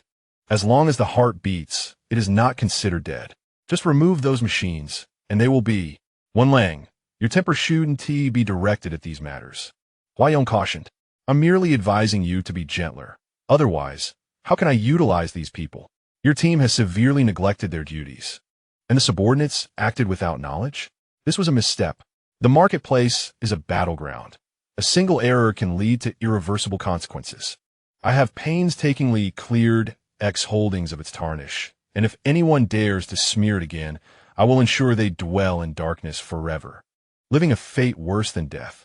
Enough. You need involve yourself next time. I shall handle it myself. There will be no next time, Huayong said coolly. Understood. Did you disseminate the information I instructed you to? Huayong inquired calmly. It's done. I have people tailing them. Shortly, they should be able to rescue you. Shen Wenlang recalled the sight of Gao Tu lying in the hospital and remarked, that Sheng Xiaoyu of yours is like a rabid dog, biting everyone indiscriminately. My secretary is still lying in the hospital. Wenlang, you must not speak of Mr. Sheng in such a manner, Huayong interjected with a smile. He came to HS and confronted me fiercely. What is wrong with saying a few words? Is he that precious? Mr. Sheng can be quite formidable. I've cautioned you about him. Huayong continued, aware of the lengths Mr. Sheng would go to in order to find him. She then opened her eyes and coolly regarded Shen Wenlang. Did you fight back? What else could I do? Should I just stand there and take the blows? He retorted. Your scheme has glaring flaws. In this plan, apart from you and Sheng Xiaoyu, no one else benefits. The fact that he has me is already a benefit. If it weren't for the financial struggles in the early days of my venture, I wouldn't be here playing good cop and bad cop with you. Now, when Sheng Xiaoyu sees me, he must be itching to kill me. Huayong remained motionless on the sofa, yet Shen Wenlang felt a discomfort. Still wearing a specially designed mask. Huayong, where did you hit him? I landed a punch. It's called self-defense. He struck first, Huayong replied, continuing to emit her pheromones. You must endure everything Mr. Sheng does. Huayong, cease your pheromones. Shen Wenlang commanded, but she remained still, quietly seated. Gradually, he began to feel intense discomfort, touching the swollen glands at the nape of his neck. The price of a punch, Huayong stated calmly. You two are truly a match made in heaven. Meeting you both is my misfortune. Hurry and secure him. Lock him down, Shen Wenlang shouted as he began to recover. I quite enjoy hearing that, Huayong smiled. Chang Yu, nearby, dared not breathe too loudly, recognizing that his boss was utterly love-struck. The private investigator hired by Sheng Xiaoyu slowly ascended the stairs. In apartment 9901, that Omega. Do you know if he is still alive? What's the matter? How many people have been in and out of that room these past few days? Haven't you noticed? The expressions on the faces of those who left his room are quite telling. That orchid-scented Omega? Yes, strikingly handsome, with such a chaste face. Who wouldn't he be enamored? To come out alive is already fortunate. Locked in a room by an alpha, perhaps even several at once. The private investigator couldn't help but reflect on what Huayong might be like when they finally met. On the other end of the line, Sheng Xiaoyu listened intently, his head pounding, eyes already reddened with tears. His vision blurred as he struggled to fathom what Huayong had endured over the past few days. In such a short span, this defenseless individual must have experienced unimaginable suffering. He, who had never even laid a hand on the one he cherished like a precious gem, was now watching it slowly deteriorate. He felt a profound hatred. Hatred for Shen Wenlang, for himself, for his own helplessness. I need you to bring him back, no matter what. Bring him back. Sheng Xiaoyu roared, his voice raw, his body trembling. Yes, I will, came the reply. Regardless of the cost, I implore you to bring him back unscathed. Sheng Xiaoyu continued to shout. Hello, Mr. Sheng, you needn't raise your voice. I can't hear you, the private investigator remarked, feeling a ringing in his ears. Sheng Xiaoyu ended the call and sank to the ground, his eyes reddening as he gazed at the blurred floor, gradually forming a small puddle of tears, his precious white flower. His beloved white flower. Hello, what's transpired with Xiaoyu? Bai Qiao received a call from Sheng Xiaoyu. Ex-hotel, Sheng Xiaoyu's trembling voice slowly revealed. Do you know? What is wrong with your voice? What has happened? Speak quickly, Sheng Xiaoyu urged anxiously. Ex-hotel, a property under X Holdings, was rumored to be a place of excess, frequented by only the most daring. However, with the recent change in management, its reputation had shifted. It was uncertain how it stood now. Sheng Xiaoyu struck the ground in frustration, producing a sound that caught Bai Qiao's attention. What is troubling you? Beep, beep, beep. Sheng Xiaoyu hung up the phone, slowly rising to his feet, and in a fit of rage, kicked a chair. Shen Wenlang, I will make you pay. I will ensure your demise. With his eyes ablaze, Sheng Xiaoyu stormed out of the office, determined to head to X Hotel. Mr. Sheng, allow me to escort you. Get lost, Sheng Xiaoyu retorted. Making his way to the garage, he struggled to maintain his composure. Huayong was still waiting for him, and he yearned to see her without delay. Shen Wenlang exited alongside Chang Yu. I shall take my leave now.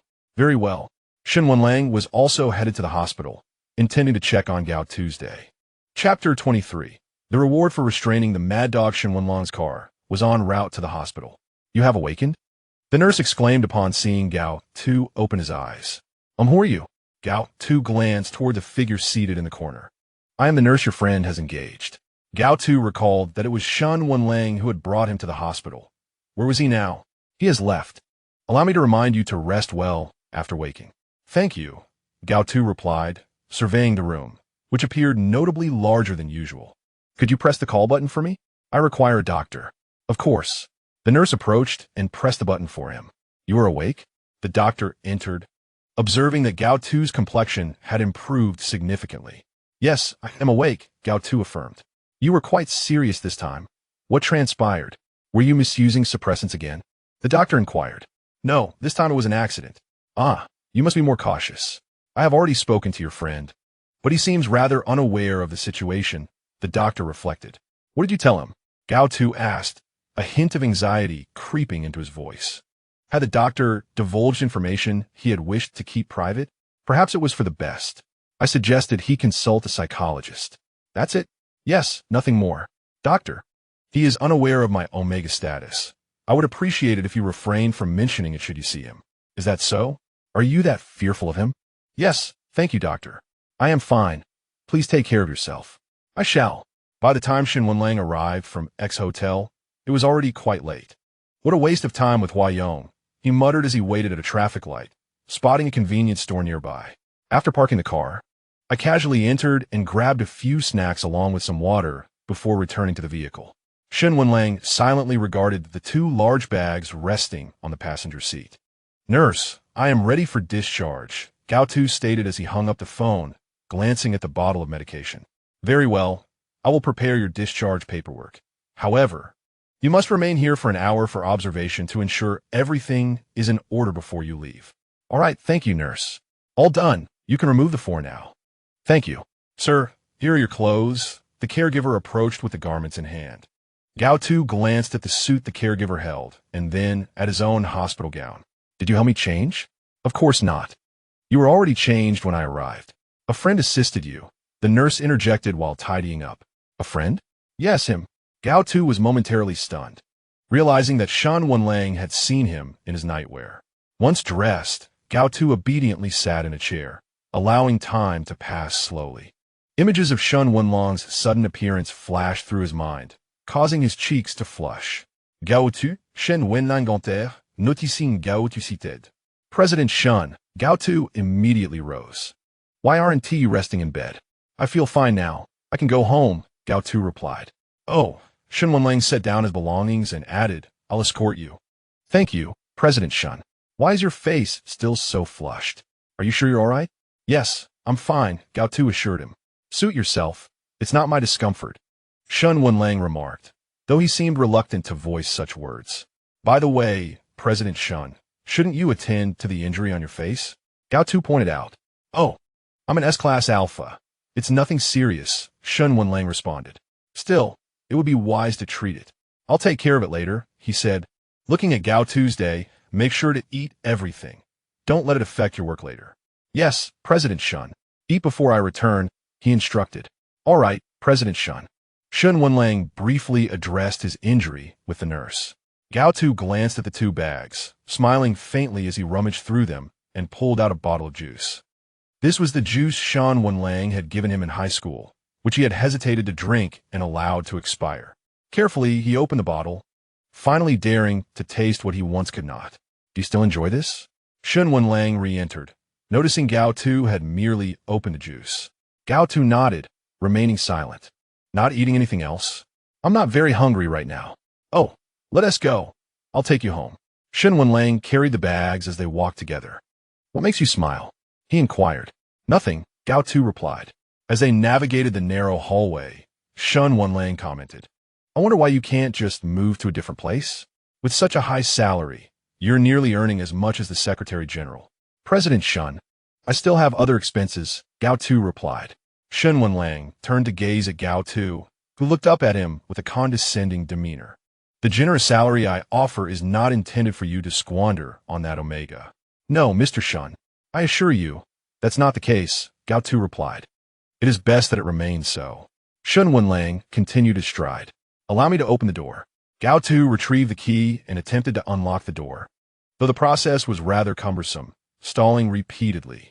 Is this wretched door malfunctioning? Shen Wenlang remarked. Mr. Shen, it has been difficult to operate lately, Gao Tu responded. Shen Wenlang remained silent and entered the room. Does that Omega of yours only seek you during his heat cycle? I have visited several times and have yet to see him. Once again, Shen Wenlang found the room devoid of any presence. "Mr. Shen, this is a private matter," Gao Tu stated. As if it were something extraordinary, Shen Wenlang retorted as he exited, delivering a forceful kick to the door, which resulted in a sizable hole and a resounding crash. Observing the damage, Gao Tu sighed and said, "Mr. Shen, please return. I will handle this. I broke it, so I will take responsibility." The door was already in disrepair. "I said, I will handle it. Do you understand?" Shen Wenlang insisted. "Yes." Shen Wenlang made a phone call, and approximately half an hour later, someone arrived to assess the damage. After another half hour, a technician ascended with a new door. Gao Tu regarded the gray door, noting it was far superior to the original wooden one. "Let us commence the installation now." "Yes, as swiftly as possible." "All right, Mr. Shen, this is excessively expensive.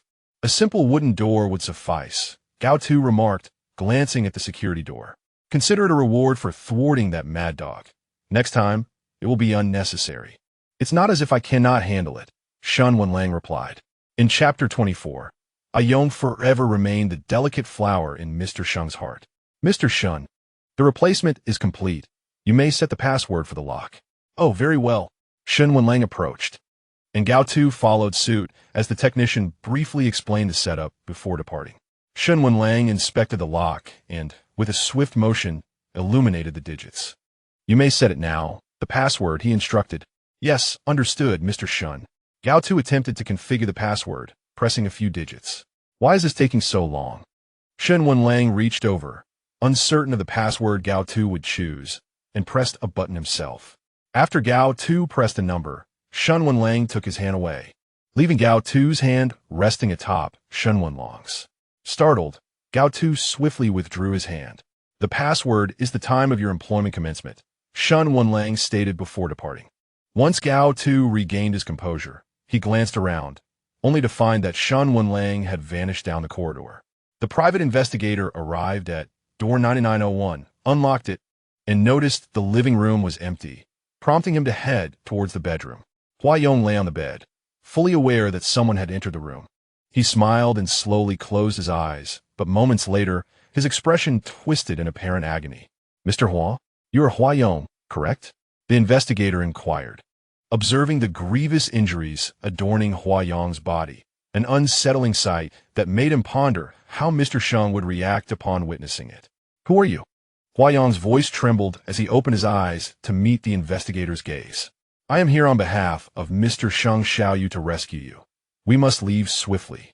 Mr. Sheng understood. Huayong stood up, unsteadily following the man out.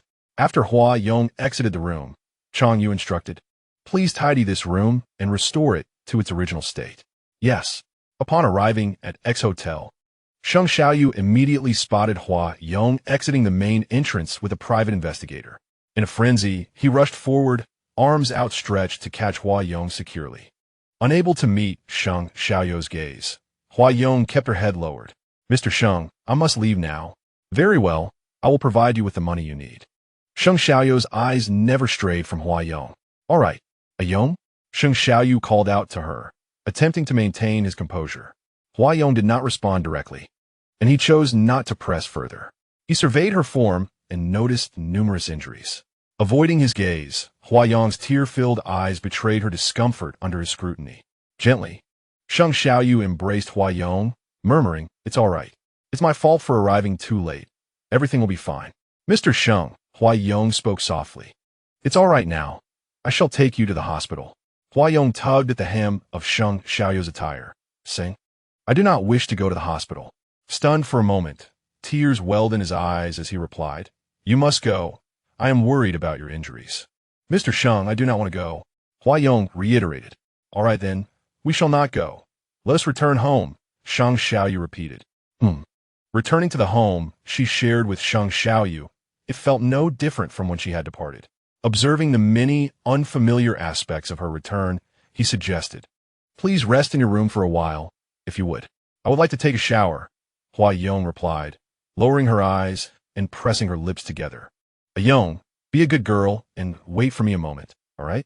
Sheng Xiaoyu's heart ached, seeing his delicate flower in distress. "All right." Huayong unsteadily entered her room and closed the door. Shortly thereafter, A knock echoed from outside. Guomein, Sheng Xiaoyu had summoned the finest doctor in the city. Mr. Sheng, did you bring the supplies I requested? We brought everything. Will there not be a checkup? He is unwilling. I shall not force him. Please give me the medication. He has injuries that appear to be scratches. Sheng Xiaoyu furrowed his brow and spoke slowly. Some are new, others old. Is he still bleeding? In some areas, yes. There are both deep and shallow wounds, including marks on his neck. Sheng Xiaoyu bravely suppressed his sorrow as he reported. Treat the wounds, disinfect, and bandage them. Very well. Teach me quickly. I will tend to him. All right. He will need a shower. There are waterproof bandages available. Good. Once he is willing, I will take him for a checkup. This matter must remain confidential. Understood. After the doctor departed, Sheng Xiaoyu retrieved the medication, holding a single white pill mixed among sweets. Mr. Sheng, Huayong, cornered, watched as he entered. Ayong. At the moment Sheng Xiaoyu turned to close the door, his sorrow was palpable. Mr. Sheng, you have brought many items. I have just learned this. Would you be so kind as to offer your assessment? Sheng Xiaoyu walked over, gently taking Huaying to the sofa. All right. Huaying managed to force a smile. Ayong, seat, Sheng Xiu instructed. MHM. Prior to entering, Sheng Xiaoyu had fortified himself with a strong mental resolve. Yet upon seeing the wounds on Huaying's body, he could not help but turn his head away. Huaying noticed the expression on Sheng Xiaoyu's face, and, after a slight smile, remarked, Mr. Sheng, do you find me displeasing? Upon hearing this, Sheng Xiaoyu immediately shook his head, saying, Ayong will forever be the delicate flower in Mr. Sheng's heart. Mr. Sheng knows and appreciates this. He held Huaying's hand tightly, and for a brief moment, Huaying was taken aback, but quickly regained composure. As they drew nearer, Huaying smiled and said, I also hold great affection for you, Mr. Sheng. Shall I tend to your wounds? Very well. Each time Sheng Xiaoyu treated the wounds, he did so with trembling hands, using a cotton swab to apply disinfectant. Mr. Sheng, I apologize for not finding you sooner. It is not your fault, replied Huaying. Ayong, shall we have some candy? Sheng Xiaoyu offered a handful of sweets. Mixed with medicine. Candy? It must be quite sweet. He handed the treats to Huaying, while still holding a cup of water.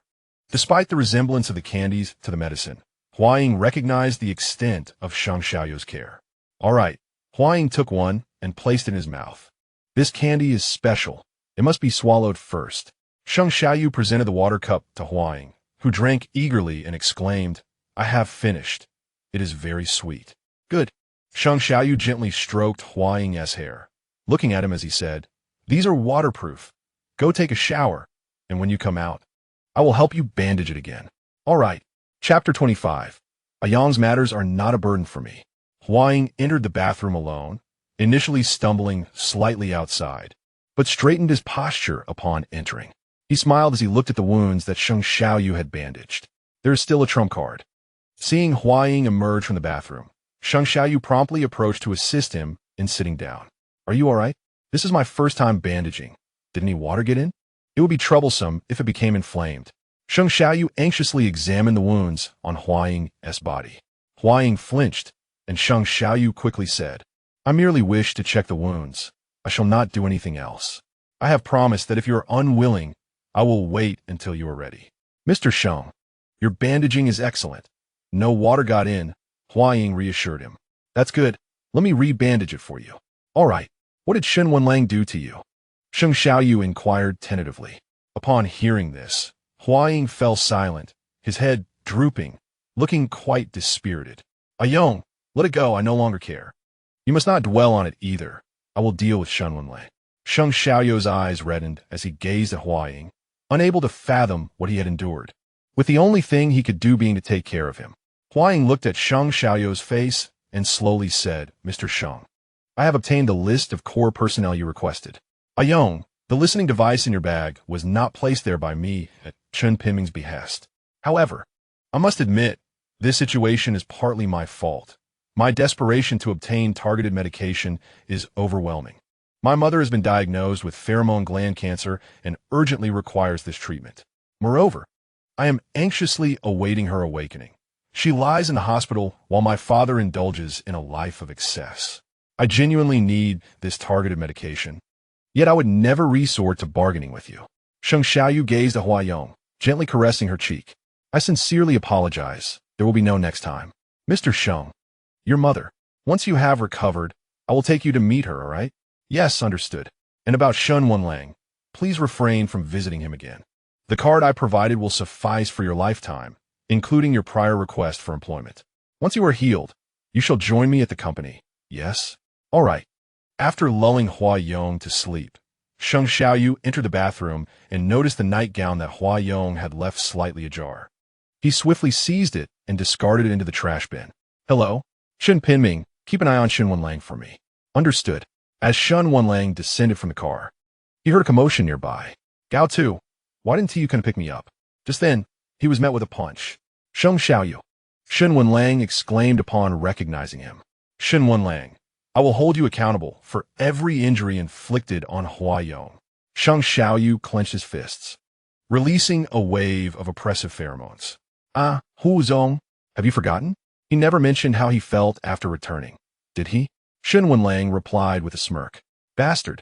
Sheng Xiaoyu retaliated with another punch. Shen Wenlang remembered Huayong's warning against striking Sheng Xiaoyu, yet witnessing Sheng's current demeanor, he feared that abstaining from retaliation might lead to dire consequences.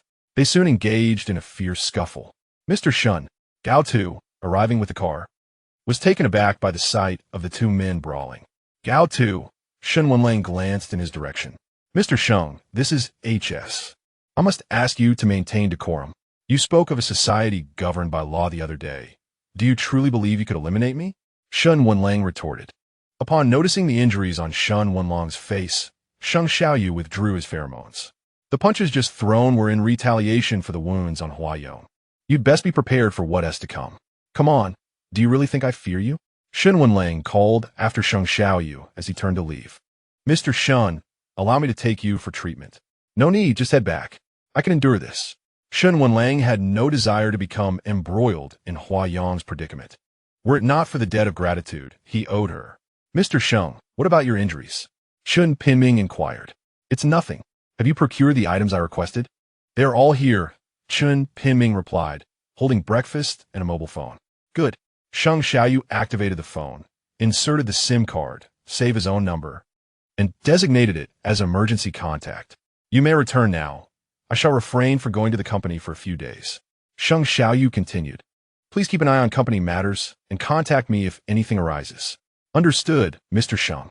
Upon awakening, Huayong noticed Sheng Xiaoyu's absence and promptly got out of bed. Mr. Sheng? Huayong walked towards the living room, still not catching a glimpse of Sheng Xiaoyu. In a short while, the door swung open. Huayong, you're awake. How do you feel? Sheng Xiaoyu inquired. Mr. Sheng, I'm all right, Huayong replied. I just went out to buy breakfast. Shall we sit down together and eat? Sheng Xiaoyu suggested. Sure. He took Huayong's hand and led her to the dining table where they sat down. It's all your favorite dishes. All right. Huayong extended her hand and took a sip of porridge. Noticing the wound on Huayong's hand, Sheng Xiaoyu remarked, once we finish eating, I'll help you bandage it. Okay. For the next few days, I want to go to the office. I want to stay home with you, if that's all right. Mr. Sheng, please don't. You can't afford to delay your work. It's already been troublesome enough for you these past few days. Huayong lowered her gaze, holding on to Sheng Xiaoyu's hand. He observed her flushed cheeks and slowly said, Your matters are not a burden for me. Mr. Sheng. Huayong gazed at him with tear-filled eyes. Huayong, be good. Sheng Xiaoyu gently stroked Huayong's hair and continued, Wait for me for a moment. All right. He returned with a first aid kit and a box of candy. Huayong, have some candy. Mr. Sheng, that S medicine, Huayong replied. Yes. But do you still want to eat it knowing that? I worry about you. Then what about the injury on your face? It was an accident. It's nothing. Sheng Xiaoyu said. Be careful next time. I will worry a lot. Huayong leaned in and embraced Sheng Xiaoyu. All right. Now will you take the medicine? Sheng Xiaoyu held out the candy box. And Machem. Huayong released him, found the medicine accurately, and swallowed it. Sheng Xiaoyu handed her a glass of water. It's so bitter, Huayong said with a pained expression. Have a piece of candy, Sheng Xiaoyu coaxed. Mr. Sheng, this candy isn't sweet. Huayong observed the candy in Sheng Xiaoyu's hand. She knew he didn't have much of a taste for sweetness. Is that so? Sheng Xiaoyu looked at the candy, popped it into his mouth, and found a flavor overwhelmingly sweet. Before he could finish his sentence, Huayong leaned in and gave him a gentle kiss. Now it's very sweet. Sheng Xiaoyu smiled, caressing Huayong's cheek and kissing her back. The candy had changed hands. This is a new phone I bought for you. Sheng Xiaoyu continued. I've saved my number in it and set up emergency contacts for you. If anything happens, just reach out to me. Thank you, Mr. Sheng. Chapter 26. A poor habit. Gao Tu brought the first aid kit from outside and knocked on Shen Wenlang's door.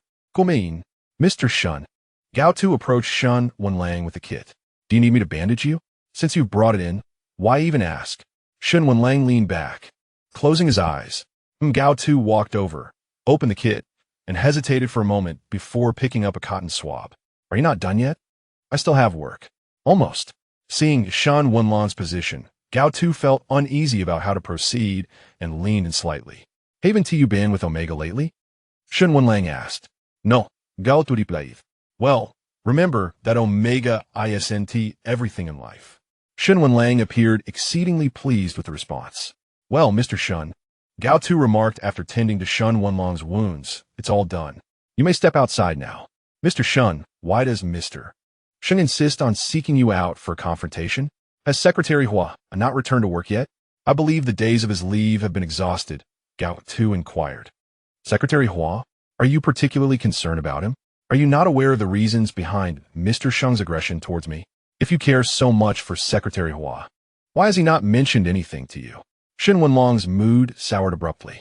Mr. Shen, no, you've misunderstood, Gao Tu stammered, frightened in his silence. I do not care what you wish to ask. Huayong is different. Shen Wenlang continued. Is one Omega insufficient? Should I be concerned about even more Omegas? Mr. Shen, it's nothing. I shall take my leave now. Then be swift about it. Do not enter my office today. Understood. Upon exiting the office, Gao Tu noticed a throng of individuals from the secretarial department converging. Gao, what is the matter with Mr. Shen? Indeed, was it another altercation with Mr. Sheng? Let us all focus on our work. There is nothing extraordinary happening, and please refrain from entering Mr. Shen's office. Thank you for the reminder. Gao, you are truly remarkable. We will be lost without you. Indeed, if Mr. Sheng were to lose you, I cannot fathom how he would manage. Gao Tu gazed at the door to the office, pondering whether the individuals seated within shared such sentiments. In recent days, Sheng Xiaoyu had been accompanying Huayong, neglecting his responsibilities at the company. How are you feeling today? Much improved? Sheng Xiaoyu asked. Yes, considerably better, Huayong replied. Observing Huayong's uplifted spirits, Sheng Xiaoyu took his hand and inquired, shall we visit the doctor? Just to check on your wounds at home. Huayong nodded slowly. All right. You are the most obedient, Sheng Xiaoyu remarked, promptly rising to make call. Huayong watched Sheng Xiaoyu's diligent efforts with a sense of admiration. The wounds are healing quite well. They have been treated excellently and should be fully recovered in a few days, the doctor stated. Is that true? Sheng Xiaoyu asked. Mr. Sheng treated my wounds with great care, Huayong replied. Indeed, it has been done remarkably well. Thank you, doctor. Sheng Xiaoyu smiled at Huayong, saying, it is all resolved now. Huayong nodded, yes, thank you, Mr. Sheng. I shall see the doctor out. Very well. Sheng Xiaoyu approached the door, closing it behind him as he spoke to the doctor. He has completed his medication and shows no adverse reactions. Is he in the clear? Yes. Observe him for a few more days. If all remains well, he should be fine. However, it would be prudent to have him checked to the hospital. I worry he might be fearful. I shall speak to him about it later. Certainly, Mr. Sheng, you are quite concerned for him. He is of great importance to me. By the way, Mr. Sheng, is your sensitive period approaching? Yes, it is imminent, since he has yet to fully recover. It would be best to avoid contact with him during this time. Understood. Would you like me to prepare some Omega calming pheromone spray for this sensitive period? Yes, please. During the last sensitive period, you experienced a disruption in pheromones. Is that still the case? Not anymore, but I constantly feel fatigued. Such a condition is indeed rare. Yet, Mr. Sheng, as an S-class alpha, it is typically the Omega who succumbs to passive heat due to the targeted allure of an alpha's pheromones. Perhaps the exhaustion stems from recent work commitments. What you described should not occur, Mr. Sheng Yao stated. Indeed, if you require anything further, please do not hesitate to reach out. Thank you. Sheng Yao approached, gazing at Hua Yong, saying, Yong, please rest well at home. I will be quite busy in the coming days and will not return to stay. Will you be a good boy by yourself? Hua Yong remained silent, enveloped in quietude. Noticing Hua Yong's lack of response, Sheng Yao continued, You needn't cook at home. I will have someone deliver meals. Understood. Sheng Yao leaned in to kiss Hua Yong's cheek, but restrained himself, instead gently taking Hua Yong's hand and placing it beside his own cheek. Zong, you are the best. Just wait patiently at home for me. Understood.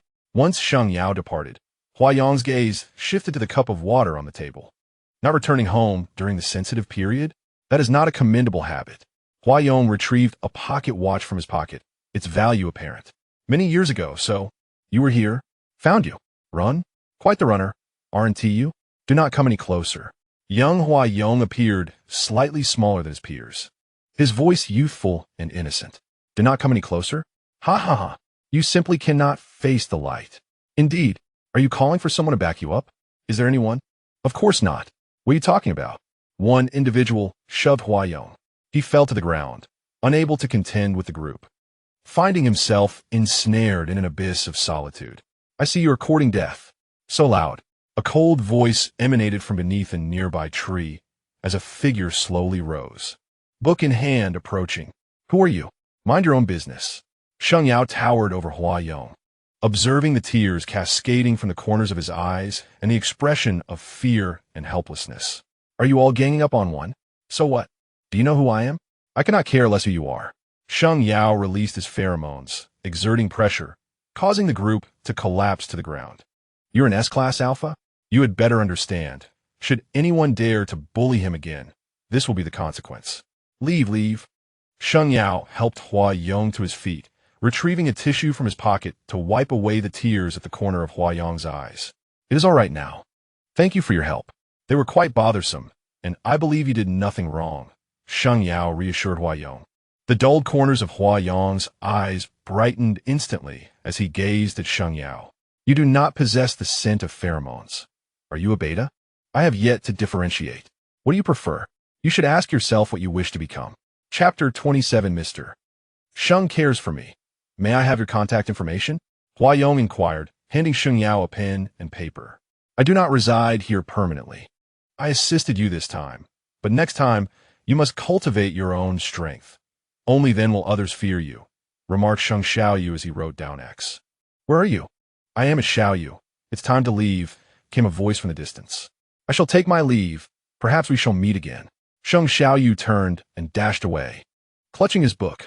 After watching Sheng Xiaoyu board the vehicle and depart, Hua Yong noticed a patch in the lush green grass nearby, radiating a brilliant golden light. Xiaoyu, Mr. Sheng, Hua Yong murmured while glancing at the pocket watch in her hand. She then retrieved her phone to inquire, "Where has Mr. Sheng gone? With whom?" "Yes, boss," replied Chang Yu, connecting the call and subsequently searching for news about Sheng Xiaoyu. "Xiaoyu, are you coming to play?" "I cannot." "Did I not ask you not to call me? You inquired about the X hotel last time. Have you forgotten so soon? Do not mention that hotel to me." Very well, very well. Would you care to visit Peak Country? Perhaps you might find what you seek." "I shall not go." "Oh, come now. Is it really necessary to refrain from visiting for so many years just because of a lost pocket watch? The pocket watch holds great significance to me. And now I have yet another reason not to go. I would never set foot in Peak Country." "Very well then. I have matters to attend to." Sheng Xiaoyu ended the call and turned to Chun Pingming, stating, "How is the task I assigned to you progressing?" "Mr. Sheng, as per your instructions, we are intercepting HS project bids, and regarding stocks, you will need to attend several social gatherings." Let us proceed. Within 3 days, HS shall pay the price." Sheng Xiaoyu declared. "Understood, Mr. Sheng. Mr. Sheng has arrived. Shall we drink?" "Yes. I kindly ask everyone to pay close attention." "Well said." For several consecutive nights, Sheng Xiaoyu navigated the wine-soaked tables, successfully elevating the negative repercussions for HS. "Mr. Sheng, do you require an escort back?" "To the company, please." "To that same room as last time." "Not returning home? Hua Yong is still recovering. I cannot affect her," Sheng Xiaoyu replied. "Understood." Hua Yong remained at home, and in recent days, Sheng Xiaoyu had not sent her any messages. The news from Jianghu indicated that Sheng Xiaoyu was engaged in social functions. Mr. Sheng's heart is truly difficult to reclaim. Mr. Shen, regarding the recent bid rigging. Yes, I am aware. Please organize a meeting. Shen Wenlang stated with an air of calmness. Understood. Gao Tu exited promptly to arrange the meeting. Everyone gathered in the office, save for Shen Wenlang and Gao Tuesday Mr. Shen, everything is prepared. We can proceed, Gao Tu announced. Shen Wenlang and Gao Tu entered the office in succession. Take a seat. Shen Wenlang's innate leadership instilled unease in those present. Let us commence. This meeting pertains to our recent undertakings. Shen Wenlang began. Indeed, several promising projects have not secured bids. Shengfang Biological has won the bid, correct? Shen Wenlang inquired. Correct. Shen Wenlang recalled the words Sheng Xiaoyu had spoken in the garage.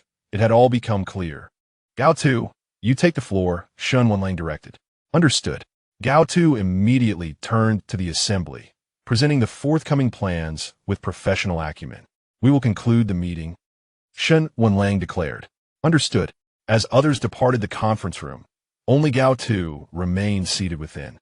Mr. Shen, Gao Tu observed Shen Wenlang rubbing his weary eyes, appearing quite fatigued. Is there anything else? No. I merely noticed your exhaustion. Would you like me to brew you some tea? Gao Tu. Shen Wenlang waved his hand and gazed out the window. To discuss the setbacks in the scheme orchestrated by Hua Yong would be premature. Not to mention, HS had incurred considerable losses this time. Mr. Sheng?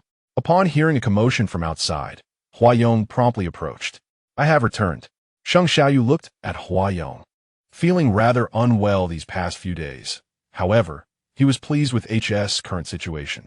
Hua Yong immediately welcomed him with an embrace. Mr. Sheng, you haven't contacted me in days, she said with a hint of playfulness. Ayong, I've been exceedingly busy lately, yet I bring good news. Now that I'm back, I presume you've missed me terribly? Sheng Xiaoyu asked while holding Hua Yong close. Does Mr. Sheng not think of me? I do, very much so, he replied, embracing her tightly, comforted by the fragrance of orchids emanating from her. I have missed you too, Mr. Sheng. As Hua Yong inhaled the scent of Omega from Sheng Xiaoyu, her expression shifted abruptly. Ayong, how has your health been recovering these past few days? Sheng Xiaoyu loosened his hold and inquired. It's all right, Hua Yong responded.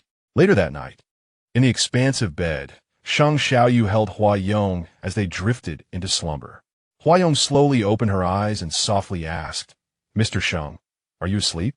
Ayong, what is it? Sheng Xiaoyu replied. Hua Yong turned over, sitting up to face him. Do you find me bothersome? Am I too unclean? Am I no longer the delicate flower in your heart? As she spoke, her voice quivered and tears welled in her eyes, casting a sorrowful gaze upon Sheng Xiaoyu. Ayong, I do not feel that way. You are still the cherished flower in my heart. But why then does Mr. Sheng seek other Omegas during their sensitive period? Hua Yong asked him, what Omega? Sheng Xiaoyu appeared bewildered. It's all right, Mr. Sheng, I understand everything. Hua Yong said as she turned away and fell back into a restless sleep. Ayong, do not overthink. I have only you. Sheng Xiaoyu lay back down, holding her close. Yet, Hua Yong resisted, the delicate flower refusing to embrace, prompting Sheng Xiaoyu to sigh and succumb to sleep. Hua Yong, unable to find rest, heard Sheng Xiaoyu's rhythmic breathing and felt a twinge of dissatisfaction. She opened her eyes once more and cautiously retrieved a needle from the drawer. When Sheng Xiaoyu awoke to find Hua Yong in an unusual state, he sat up and called out to her. Ayong. Hua Yong's breathing grew shallow, and Sheng Xiaoyu immediately recognized something was amiss. He swiftly lifted her into his arms and dashed out. Hua Yong, hold on.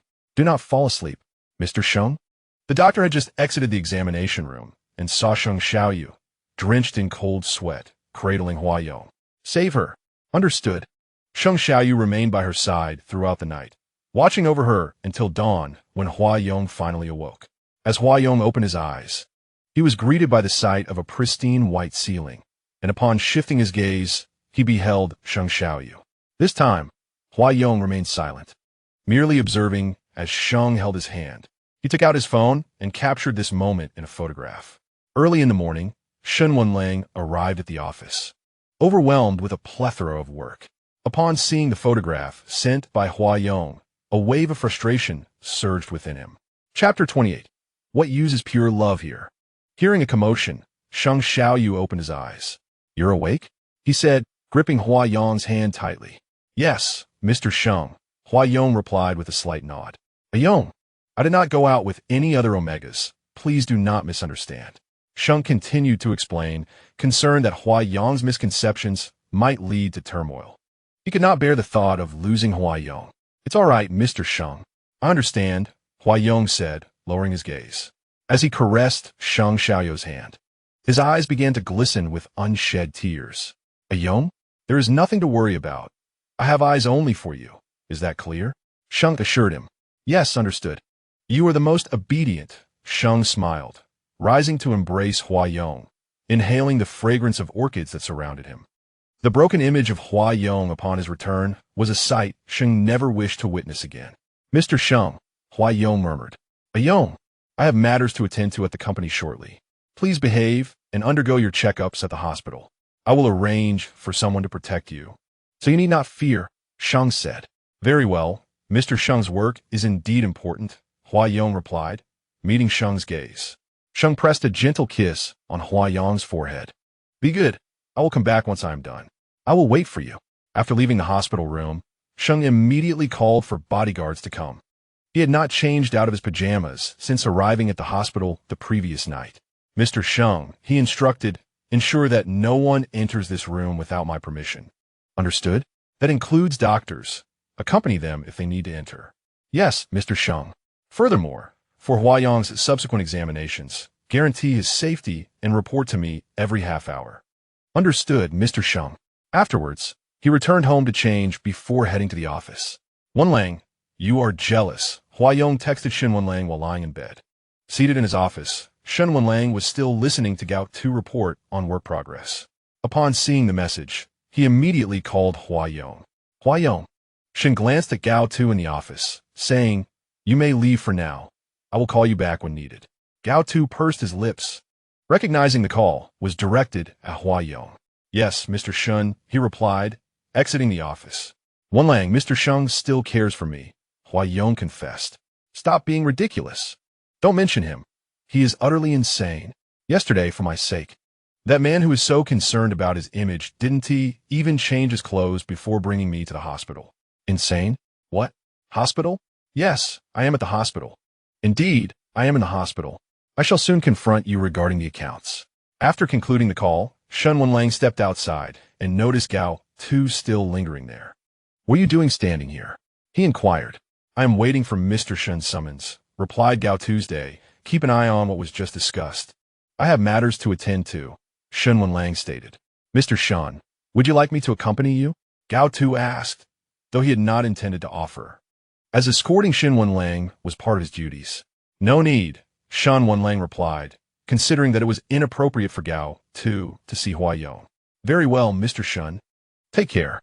Shen Wenlang drove directly to the hospital. Following the information provided by Hua Yong, he located the ward, but from a distance. He observed a crowd gather before the door, specifically the bodyguards hired by Sheng Xiaoyu. If Shen Wenlang approached directly, it would only invite further injury to himself. He descended to the ground floor, surveyed the walls, and, identifying a suitable spot to leap, he ascended to the window of Hua Yong's ward. Hua Yong, he announced as he gracefully entered through the window. The leader of HS climbing through a window. Could this be deemed a negative incident? Hua Yong chuckled, gazing at Shen Wenlang. It appears you are not solely focused on romance. You still remember HS, do you not? Shen Wenlang pulled a chair over and replied, After all, I have a stake in this too. Hua Yong continued to peruse the photos on her phone. A stake of yours? Are you aware of what Sheng Xiaoyu has done? I am, he acknowledged. Why do you not intervene? HS has incurred significant losses. Wenlang, you have turned down a sum of 600 billion. Show some resolve. Hua Yong remarked calmly. Resolve? If this continues, HS will suffer greatly, and I lack the means to repay you, Shen Wenlang countered. My funds can wait. You need only assist me. Assist you? Were it not for the debt of gratitude I owe you, do you think I would willingly engage in this charade?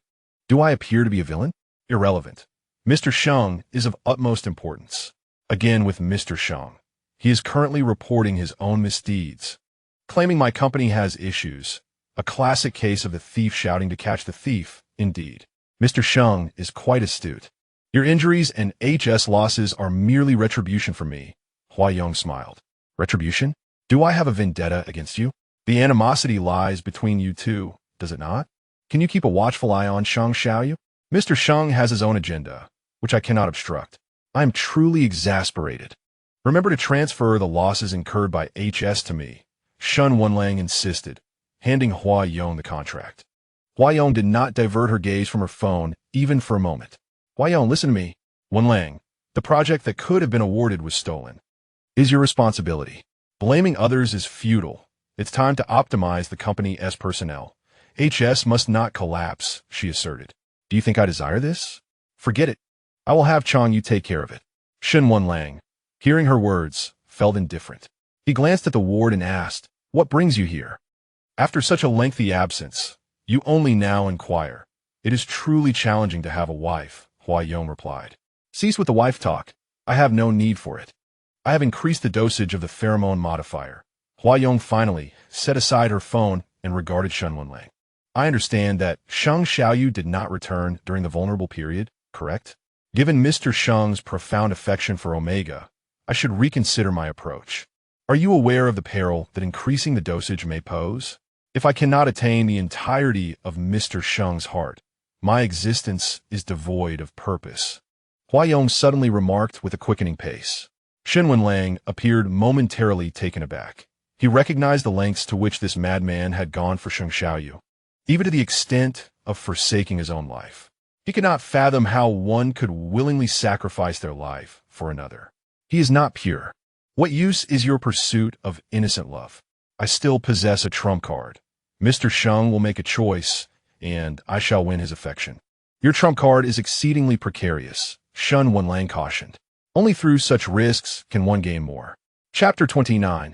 I will always cherish Ayo. Do as you wish. Just remember to transfer the funds to my account. I shall take my leave now.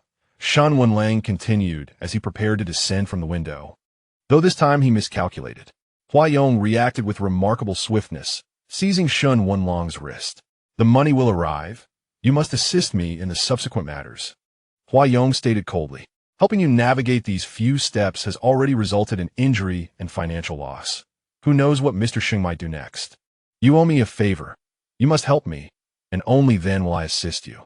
Huayong hoisted Shen Wenlang up and met his gaze, saying, May you find a wife soon. I do not need that. Shen Wenlang shouted. You do, Huayong retorted, disregarding Shen Wenlang's response, fixated only on his own desired answer. Steady yourself. I shall release you. You. Shen Wenlang was unceremoniously thrown from the upper floor by Huayong, though fortunately, as an S-Class Alpha, he sustained no harm. Until next time, Huayong waved goodbye. Madman. Shen Wenlang turned away and departed. Mr. Shen, Gao Tu followed closely upon Shen Wenlang's return. Gao Tu, please brew a pot of tea for me, Shen Wenlang instructed. Certainly, Mr. Shen, Gao Tu replied, observing that Shen Wenlang appeared to be in good spirits. Mr. Shen, here's the white tea, Gao Tu announced as he entered. Yes, please compile the list of personnel. Their performance has been utterly lacking. Seek out new candidates, Shen Wenlang said. Recognizing Huayong's suggestion and understanding the necessity of heeding it, for Huayong had single-handedly rehabilitated X holdings in P country. Shen Wenlang had complete faith in his capabilities. Mr. Sheng? Huayong queried as Sheng Xiaoyu entered. Ayong, I have brought you some new clothing. I discarded all the old garments at home and purchased new ones for you. I notice you favor white or brighter colors. Thank you, Mr. Sheng. Is this not too extravagant? Not at all. Not in the slightest, Sheng Xiaoyu replied, gently ruffling Huayong's hair. May I be discharged now? The doctor has declared that there is no issue, and I've seen the results of my examination. We can return home. Very well, Huayong smiled. As Huayong followed Sheng Xiaoyu to the dining area, he inquired, Mr. Sheng, what is this? It is said that one should not return home directly after discharge. One must first dine out to ensure everything proceeds smoothly thereafter. Is Mr. Sheng particularly attentive to this? In my childhood, when I fell ill, my mother once comforted me in a manner that I now wish to share with you. Sheng Xiaoyu graciously pulled out a chair for Huayong. Mr. Sheng's mother had just returned from the hospital, and had not visited. It's all right, perhaps next time. She will certainly take a liking to you, Sheng Xiaoyu reassured. Really? Huayong inquired. Indeed, she enjoys seeing me settle down. Well, will she also cherish children? Grandchildren? Huayong shyly lowered her gaze. Of course, she adores children. Why ponder such matters when you have yet to fully recover? Sheng Xiaoyu chuckled. Huayong remained silent for a moment. Let us not dwell on that now. Your health is of utmost importance. What do you feel like eating? Sheng Xiaoyu offered her the menu. All right, Ayong, how about you take the time to rest at home for a while? Sure, I will prepare meals for Mr. Sheng. Good. And remember to use the card I previously gave you, Sheng Xiaoyu added. Mr. Sheng, I don't know how to use it. I still have money, Huayong replied. Sheng Xiaoyu paused before continuing. Well, if you have funds, how about this? I tend to spend lavishly. Could you use my money to purchase the things I desire? Okay. As Huayong entered, Sheng Xiaoyu led her further inside. Mr. Sheng, Huayong called out upon seeing the detached villa. This is my regular residence, conveniently close to my company. You need not go to HS anymore. You can live here from now on, if that pleases you. But Mr. Sheng, the previous room was quite nice as well. This will be even better. Originally, I lived here alone, and you need not worry about cleaning. I will arrange for someone to come and clean regularly. No one will disturb you in this home. Sheng Xiaoyu continued to guide Huayong towards the elevator. Allow me to show you your room. All right. Huayong attentively observed the layout of the room. This is the walk-in closet. I've purchased many clothes and shoes for you. I know you enjoy wearing white sneakers, so I procured quite a few. Thank you, Mr. Sheng. Take a look at the clothes here. If you find anything lacking, just let me know, and I will have someone deliver them. Huayong gazed around the room, filled with wardrobes, all stocked with her clothes. Aren't Mr. Sheng's clothes here? Huayong inquired. They are in another room. All right. She nodded in understanding. Ayong, come see your room, Sheng Xiaoyu urged as he continued to lead her forward. This room is larger than the previous one. Huayong remarked. Yes, I usually sleep here, but I've been staying elsewhere recently. However, I had it cleaned before your arrival. Good. Huayong tightly embraced Sheng Xiaoyu. Mr. Sheng, will it be inappropriate for me to move in like this? Ayong, not at all. This house is mine.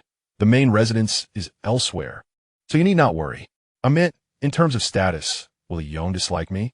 Sheng Xiaoyu gently caressed Huayong's cheek. She looked up at him with her enchanting eyes, shaking her head softly, her eyes glistening with emotion as she said, I truly like Mr. Sheng. Huayong's forlorn demeanor tugged at Sheng Xiaoyu's heartstrings. I will always cherish you, Ayong. Sheng Xiaoyu gently kissed Huayong's cheek. Huayong gazed at Sheng Xiaoyu and softly pecked his lips. Sheng Xiaoyu chuckled, suggesting, since you just arrived, why not experience this bed? Huayong looked at the bed and replied, Mr. Sheng, I am obedient. I want to do anything to you. Sheng Xiaoyu embraced Huayong, soothing her with, once I have some free time, I'll visit my mother at the hospital. All right, I would like to meet Annie too.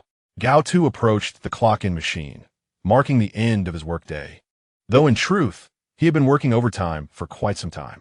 Today is payday. Shall we go for a meal? Sure, Secretary Gao. Would you like to join us? No, you all go ahead and enjoy yourselves, Gao Tu replied. Okay, Secretary Gao. Make sure to leave early, came the response. Gao Tu opened his phone to check his bank balance, and then transferred a sum of money to Shen Wenlang. I told you, there is no rush for this money. Take your time to repay it. I'm not short on this little amount. Shen Wenlang was indifferent to the money, acknowledging that it was merely the cost of a tailored suit. It's better to settle it early, Gao Tu remarked. Settle it? Is that how you wish to calculate things with me? Shen Wenlang approached him. In the present company, it was just the two of them. No. I will repay what I owe to President Shen and remember your assistance. Shen Wenlang cast a glance at Gao Tu and then walked away. Chapter 30. It's sacrifice Huayong. Why did you pull me out? Shen Wenlang inquired, looking at Huayong walking beside him. Just browsing, buying some gifts from Mr. Sheng. Why not have things delivered directly? Why bother going out? And do you think I have a luxury of time? There are matters at the company. Wenlang, I filled in the money for you, and you should help me in return. Besides, my current status doesn't allow me to purchase expensive gifts from Mr. Sheng. Sheng Xiaoyu lacks nothing, just buy something casual. I think this mask is quite nice, Shen Wenlang pointed out to a nearby store. A mask? Huayong shot a cold glance at Shen Wenlang, clearly unimpressed. Yes. It saves him from constantly bothering me. Shen Wenlang stood with his hands in his pockets, appearing utterly disinterested in shopping. Your future wife will surely be burdened by you. Hua Ying remarked. I have no wife. I'm tired. You can select gifts for him alone. Where's Changyu? Shen Wenlang abruptly halted. Changyu should be busy handling matters with Mr. Sheng's company and is unavailable right now. Hua Ying surveyed the surroundings and spotted a clothing store. Let us go check that out. Suits? You don't know. Mr. Sheng has bought me a lot of clothes and shoes. That's of no concern to me. I think I'll get Mr. Sheng a tie. Hua Ying entered the store, slowly observing the ties displayed inside. They all seem rather dated. Do you have any newer styles? He looks quite handsome. We do have some this way, please. Shen Wenlang, however, did not follow her inside, choosing instead to stand at the entrance. His height of 188 centimeters, making him resemble a model. Is this your new model? Quite good looking. No, Shen Wenlang replied curtly before exiting the store. I must be unwell, playing house with you like this. He continued on, contemplating waiting for Hua Ying in the car. As one passes by, do not miss the limited edition figurines. They are quite adorable. Shen Wenlang cast a sidelong glance, noticing that the store attendant had displayed the figurines outside for public admiration. Sir, would you like to purchase one? The attendant inquired eagerly, sensing a potential sale. Just this one? Shen Wenlang glanced at it, knowing full well he had no intention of buying. Very cute indeed. Hua Yong approached from behind, carrying a bag, and saw Shen Wenlang standing still. Goo! Shen Wenlang looked at Hua Yong in confusion and proceeded to walk outside. Indeed, this little rabbit is charming, Hua Yong remarked, eyeing the rabbit figurine. Yes, yes. Our hidden edition. Its round eyes are simply delightful. All right, thank you, but no thanks. Just as Hua Yong turned away, she noticed Shen Wenlang walking back. With an air of arrogance, he regarded the rabbit figurine, reminiscing about the time in the hospital when he caught sight of Gao Tu's eyes. Why have you returned? Where did you purchase it? It's right here. Shen Wenlang approached and casually picked one up, completing the transaction before emerging from the store. Weren't you not going to buy it? You buy what you like and leave me out of it? How contradictory. Hua Yong lingered for a moment, feeling fatigue in her feet. Wenlang, give me the car keys. I'll wait for you in the car. Sure. Shen Wenlang extracted the car keys and tossed them to Hua Yong. She walked over to the car, settling in, having just purchased some ingredients to prepare a meal for Sheng Xiaoyu. Mr. Sheng, I bought some vegetables. Wait until you return to eat. All right. I'll have Chen Piming pick you up. No need. I'm already on the subway. Okay, be careful. As Hua Yong savored the messages exchanged with Sheng Xiaoyu, she spotted Shen Wenlang in the distance, holding a small figurine, followed by several individuals carrying bags. Just leave them in the back, Shen Wenlang instructed. Understood. After Shen Wenlang got into the car, Hua Yong asked, Didn't I just give you money? Did you go rob someone? Lately, I've been feeling rather ordinary. So I decided to buy a few things, not that it's from your funds. Shen Wenlang placed the rabbit figurine down. Isn't this hard to obtain? Then what about those behind you? They're sacrificial offerings. Shen Wenlang placed his hand on the steering wheel and sighed. Why must I accompany you here and serve as your chauffeur? Wenlang, I appreciate your efforts. Please take me back. By the way, this time we're headed to Mr. Sheng's residence. I know you've moved. Relocating repeatedly is becoming increasingly absurd. Jealous, are we? Upon arriving at the company's premises, Shen Wenlang opened the trunk, revealing a substantial amount. Hello, General Manager Shen? Gao Tu responded, call a few people down to help move some things. Yes, General Manager Shen. Where are the items? Gao Tu approached, noticing Shen Wenlang standing by the car. Is it just you? Shen Wenlang inquired.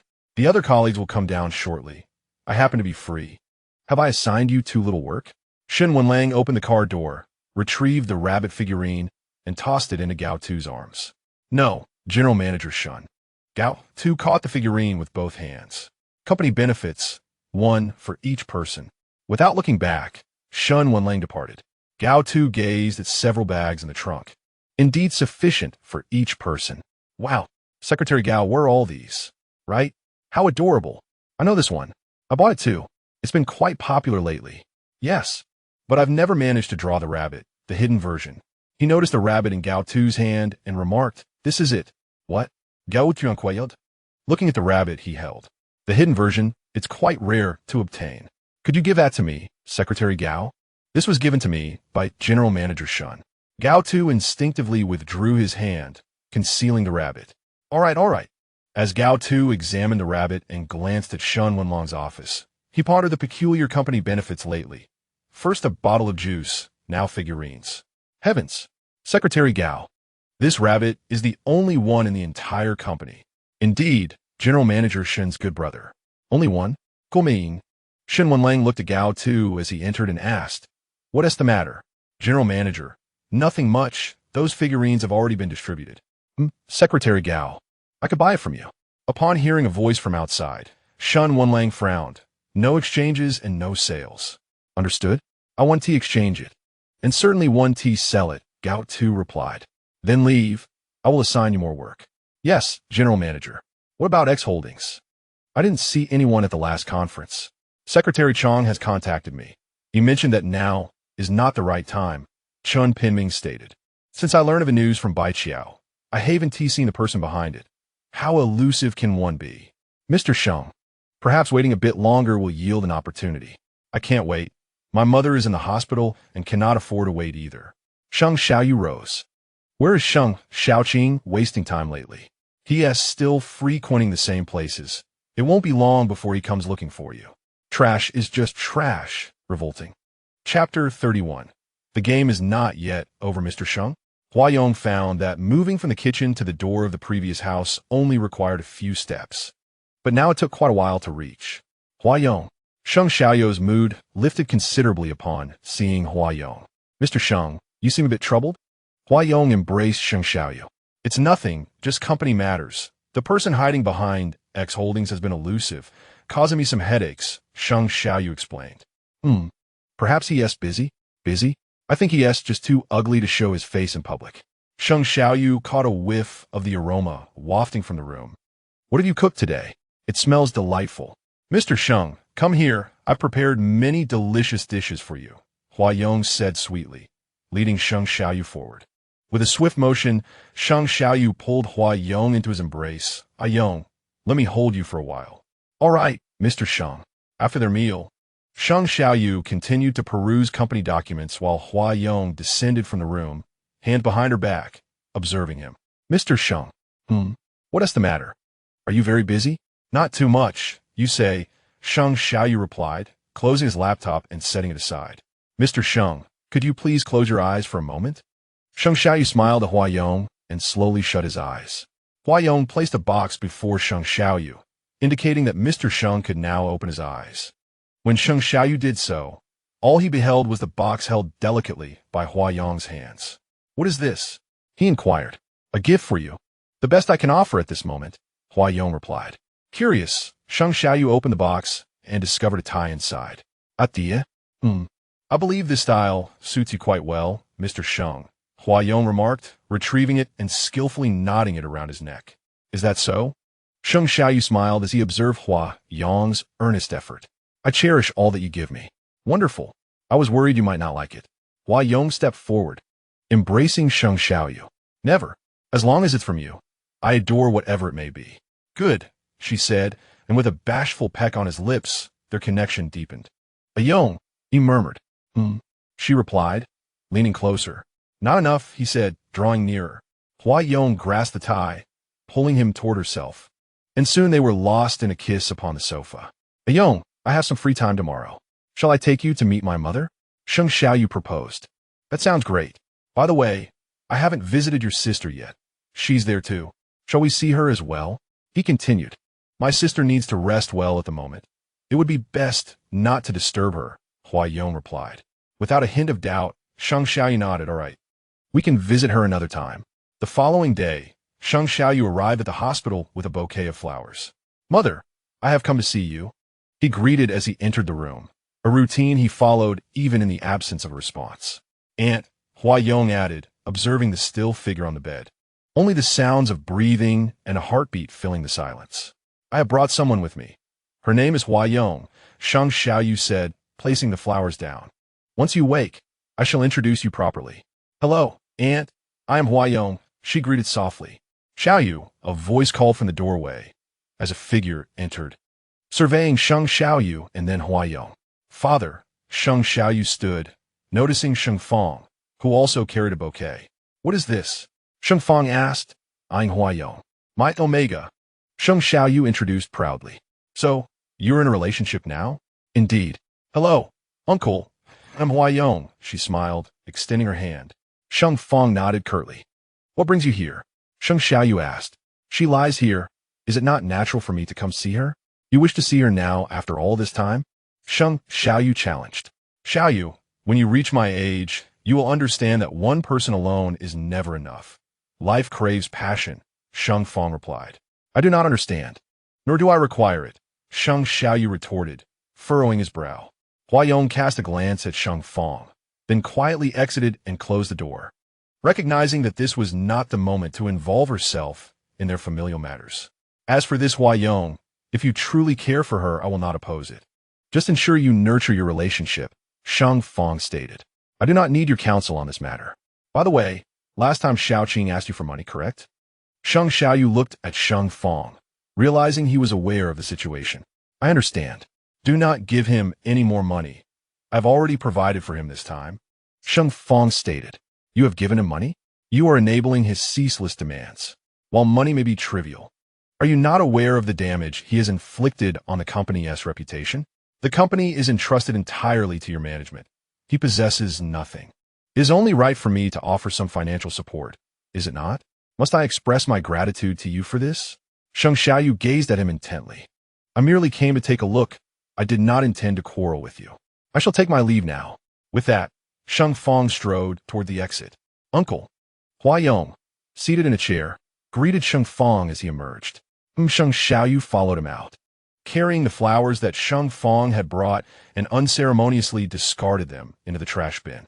"Mr. Sheng," Huayong approached, gently comforting Sheng Xiaoyu. "Let us depart." "Very well."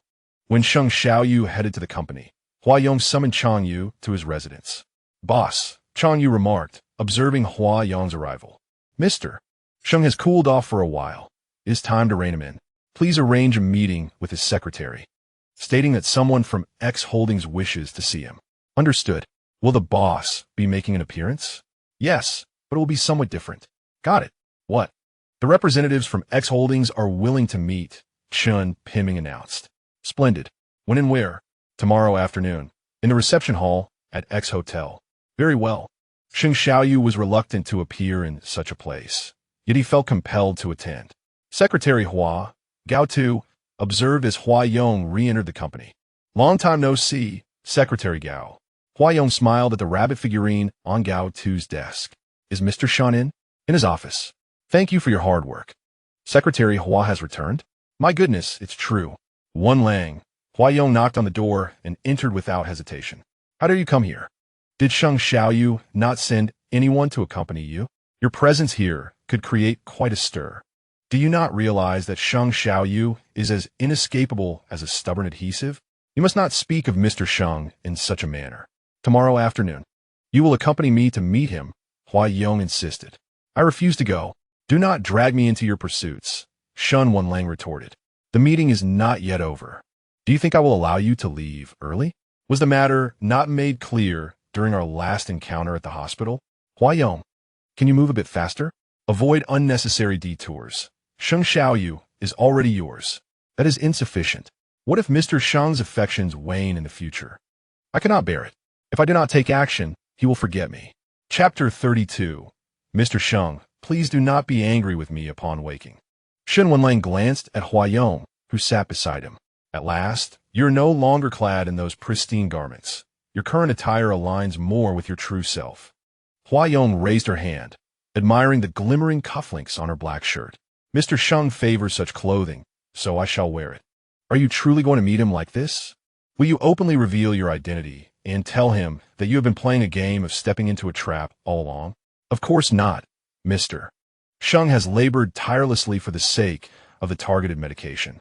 You expressed curiosity, noting that it could have been straightforward to provide this information directly. Even during the time when his mother fell ill, you commenced the development of targeted medication, and now it seems to be your trump card? Wenlang, refrain from speaking too much. I merely wish to meet Mr. Sheng. Huaying gazed at the exquisite golden mask resting on a coffee table. a peace capable of completely concealing one's visage. To ensure that Sheng Xiaoyu would not recognize her, Hua Ying had even covered the mole on her neck, and she donned leather gloves, leaving no part of her exposed. I found myself unwilling to utter a single word to him. Shen Wenlang similarly adorned a mask. Besides the two seated at the head of the table, Hua Ying and Shen Wenlang, there were shareholders seated slightly further ahead. Mr. Sheng, this way, please. Chang Yu guided Sheng Xiaoyu and Chen Pinming into the room. As Sheng Xiaoyu turned a corner, he beheld the expansive reception area, where at the far end of the long table sat two individuals, with others arranged along the sides, the only distinction being that the two wore masks, rendering their identities unrecognizable. Mr. Sheng, please take a seat. Chang Yu paused momentarily before leading Sheng Xiaoyu to the opposite side of the long table, directly facing the power broker of X Holdings. Chang Yu approached the figure dressed in black, who lifted a hand, prompting Chang Yu to glance in that direction. Mr. Sheng, might you provide a comprehensive introduction? Chang Yu inquired. Chen Pinming, please deliver the materials I prepared. Certainly, Mr. Sheng. Chen Pinming, understanding Sheng Xiaoyu's intentions, approached, hoping to glean something more, as the current distance was indeed too great. Do not come closer. Just hand it to me, Chang Yu instructed. Understood. Chen Pinming found himself halted several meters away from the two individuals. May I ask how to address you? Sheng Xiaoyu signaled for Chen Pinming to return, directing his question to the person opposite him. This is the chairman of X Holdings, Chang Yu introduced. No surname? No given name? Sheng Xiaoyu queried.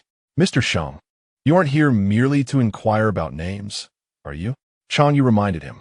And this individual? Sheng Xiaoyu continued. The chairman's assistant, Chang Yu replied. Sheng Xiaoyu nodded. Choosing not to press further, the atmosphere felt peculiar as the individuals seated there remained silent, while the assistant sat in a chair, and Chang Yu, as the secretary, did not, indicating an unusual dynamic. Mr. Sheng, perhaps you might converse with the shareholders? Chang Yu suggested. After an hour of discussion, Sheng Xiaoyu had not failed to glance towards the two individuals, yet each time he did, their gazes remained fixated upon him, motionless and silent, like sculptures. Having exhausted the discourse regarding Shengfeng Bio Group, he inquired, and what the targeted medication. His patience had worn thin, despite the passage of time. The two remained as unmoving as mountains. Mr. Sheng, we must return to the office for a meeting regarding this matter. How much do you require? I can accommodate any sum, and since we are all present, why can we not conclude this discussion? Or is it that those seated there are not truly the chairman of X Holdings? Sheng Xiaoyu rose, pressing his hands against the table. The coolness emanating from the desktop jolted Sheng Xiaoyu back to a clearer state of mind. He had indeed exerted considerable effort to reach this point, yet it felt as though the answers lay tantalizingly close, just beyond his grasp. He observed the seated figure shift slightly, but remained silent. I kindly request your esteemed company to provide me with a prompt response, he stated before turning to leave. Beneath the mask, Hua Yong smirked and rotated his wrist. Suddenly, Sheng Xiaoyu felt an overwhelming heaviness in his body, and his consciousness began to blur, leading him to collapse to the ground. Mr. Sheng, Chen Pinming exclaimed. Hua Yong glanced at Shen Wenlang, who stepped forward and struck Chen Pinming from behind, rendering him unconscious as well. Shen Wenlang surveyed the two fallen figures before directing his gaze towards Hua Yong.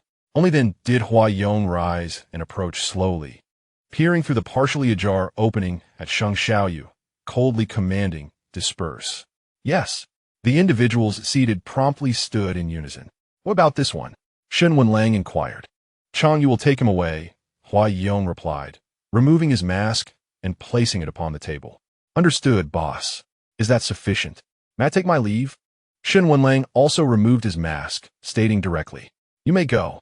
How tiresome, Shen Wenlang quipped, glancing at Sheng Xiaoyu as he remarked, You two must release pheromones. Let him suffer the consequences alone. Wenlang, is there not enough work at the company? I understand. I shall depart.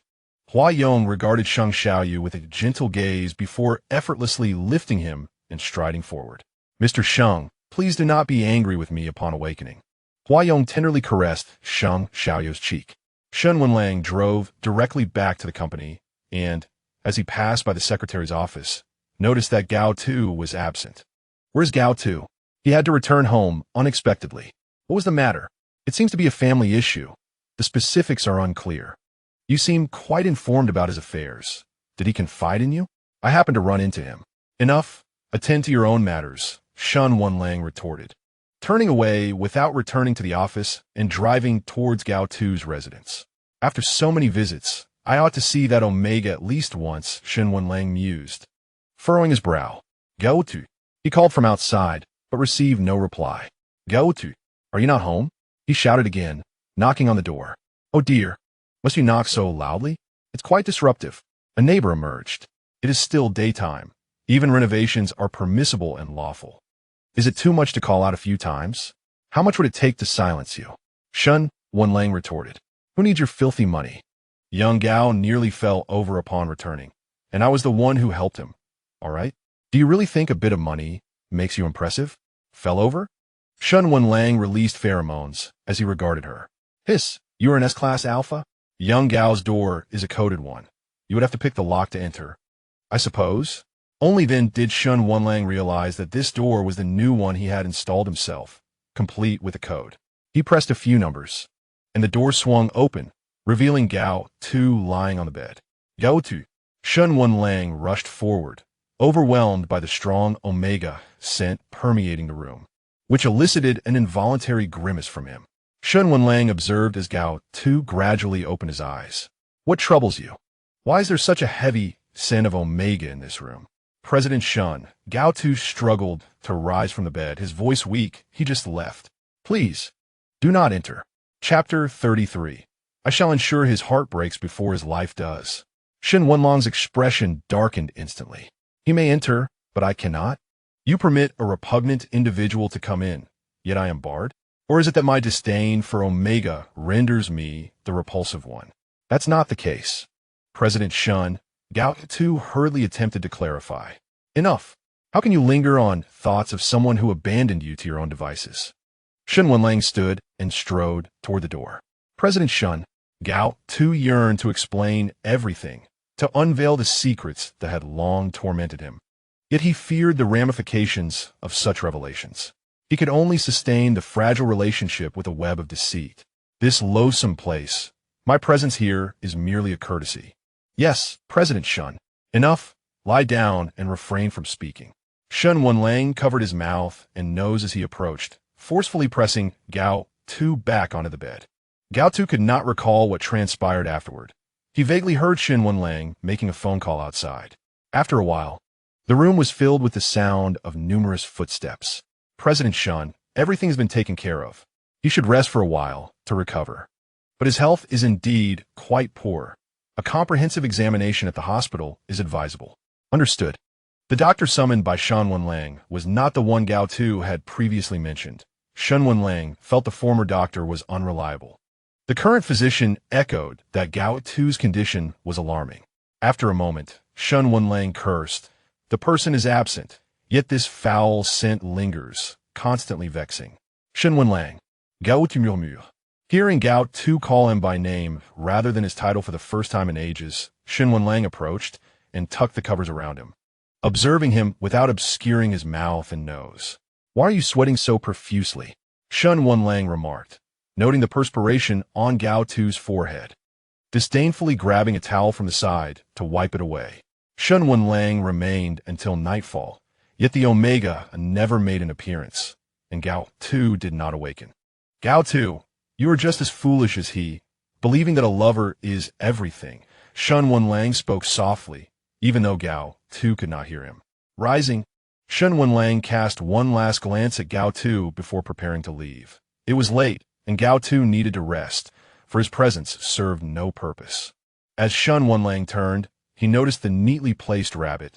He reached out to pat its head. You are such a challenge to draw. Keep an eye on him tonight. When Sheng Xiaoyu awoke, the first person he beheld was Huayong. Huayong, Sheng Xiaoyu called out, taken by the sight of that pitifully lovely face. Mr. Sheng, you have finally awakened. I was so worried about you, Huayong exclaimed, embracing Sheng Xiaoyu with concern etched upon his features. How long have I been asleep?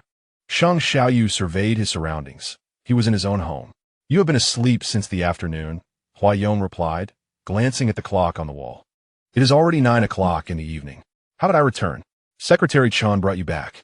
Mr. Sheng, what seems to be the matter? You appear to be in quite a low mood, Huayong inquired gently. Those two individuals undoubtedly have issues. They dare not show their faces or utter a word. Sheng Xiaoyu certainly recalled the circumstances at that time. Who is Mr. Sheng referring to? Huayong. You must remember that the individuals from X Holdings and those from P Country are hardly normal. They must all be grotesque. Mr. Sheng, I am also from P Country, Huayong whispered. Except for you, Mr. Sheng retorted. Huayong's spirits visibly lifted. I have to visit the company tomorrow. You should stay at home for the time being and avoid going anywhere, Sheng Xiaoyu instructed. Very well, Mr. Sheng, are you hungry?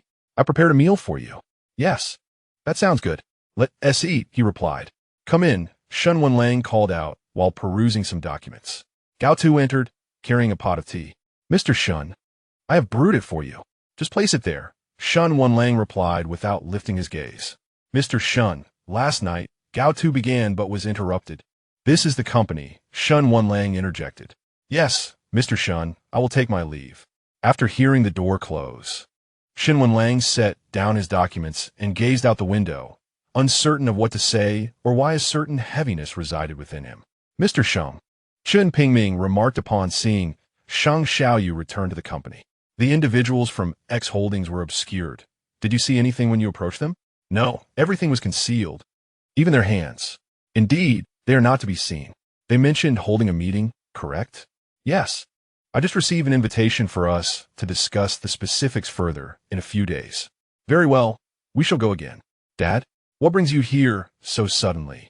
Sheng Xiaoqing asked upon seeing Sheng Fong seated in the living room. Are you asking Xiaoyu for money? How could that be, Dad? You have already given me more than enough, Sheng Xiaoqing replied. While I was at the hospital, I saw Xiaoyu. Can't you learn something good from your brother? It seems prudent to entrust the company to him, Sheng Fong stated. Dad, this is my only hobby. You cannot prohibit me from pursuing it, Sheng Xiaoqing retorted. Mind your own affairs and do not ask him for money again. With that, Sheng Fong left and another person entered. Sheng Xiaoqing lifted his head and burst into laughter, exclaiming, ha ha ha, learn something good? That is truly absurd. A sinister expression crossed his face. Has Sheng Xiaoyu been pushing the targeted drug issue lately? Indeed, and he has already established a connection with X Holdings. How swift. Do you think if that woman S2 were removed at the hospital, she would die instantly? Would Sheng Xiaoyu weep? That would cause distress, but the hospital is under heavy surveillance, and Sheng Xiaoyu has hired numerous bodyguards there. It wouldn't be easy. Sheng Xiaoqing let out a sharp, unending laugh. Young master, there may still be a way. Speak. To take Sheng Xiaoyu's life directly. Sheng Xiaoqing slapped his hand down. Do you think I haven't considered that? The time is not yet ripe. I want him to first suffer a broken heart, then meet his end. Heart. I have heard that my dear brother is recently in a romantic relationship. Understood. Sheng Xiaoqing walked to the back and retrieved a thick notebook from the drawer, adorned with both text and images. Do you see? Such beautiful Omega. I wager several million on Sheng Xiaoyu. Yet he dares to report to Sheng Fong. Find him. Seize him, and he shall be yours. Gather a few companions. My dear brother will surely be pleased. Chapter 34. The madman Huayong propped himself up at home, gazing at the door, awaiting Sheng Xiaoyu's return. Yet recently, he had been arriving home increasingly late. After inquiring with Changyu, he was merely informed that Sheng Xiaoyu was busy with work. Wenlang, let us expedite the plan we discussed earlier. Huayong spoke over the phone. Expedite? You intend to leave during the sensitive period and force him to make a choice? Shen Wenlang replied. Mr. Sheng hasn't been home properly these past few days. Isn't this what you said about convening a meeting to discuss targeted therapy with him? I am not particularly pleased. Huayong glanced at his own hands, evidently not absorbing Shen Wenlang's words. You expect me to go, right? Shen Wenlang said. Yes.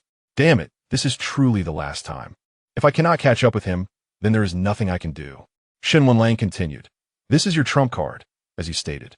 If I cannot catch up, I shall pursue in another manner. But of course, you remain my assistant. Damn it. Shen Wenlang, irate, abruptly ended the call, just as Gao Tu entered. President Shen, here are the documents you requested.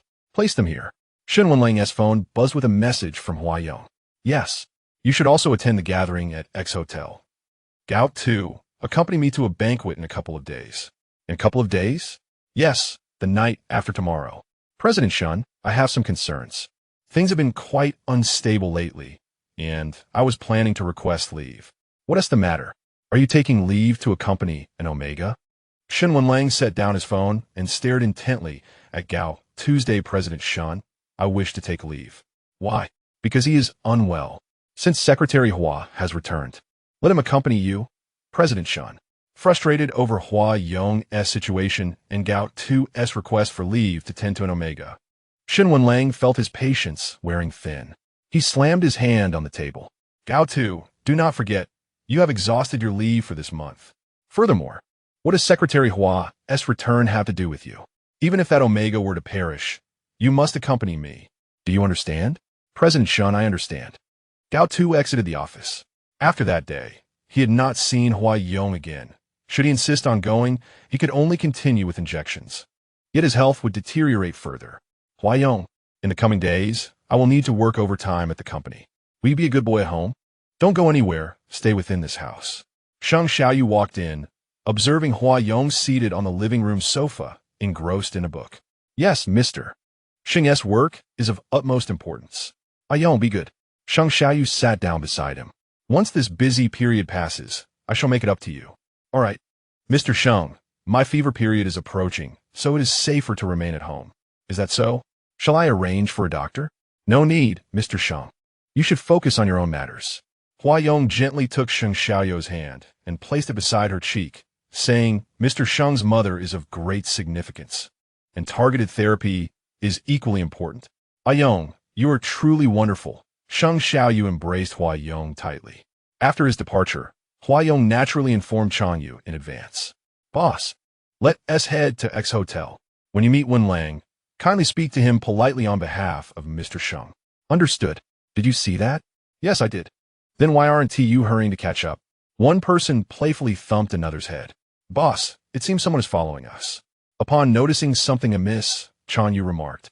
In Jianghu, I don't recognize anyone. Do they aim to target me? They must have mistaken their target. Huayong squinted her eyes, not even bothering to look. The boss means to leave it be. They can do nothing. Are they from Mr. Sheng's circle? Chanyu, do you think I'm foolish or that Mr. Sheng is? Huayong lifted her gaze ahead. Boss, that's not what I meant. Sheng Xiaoyu and Shen Pinming arrived at X Hotel, immediately noting the differences from their previous visit. Most importantly, the absence of the two masked individuals.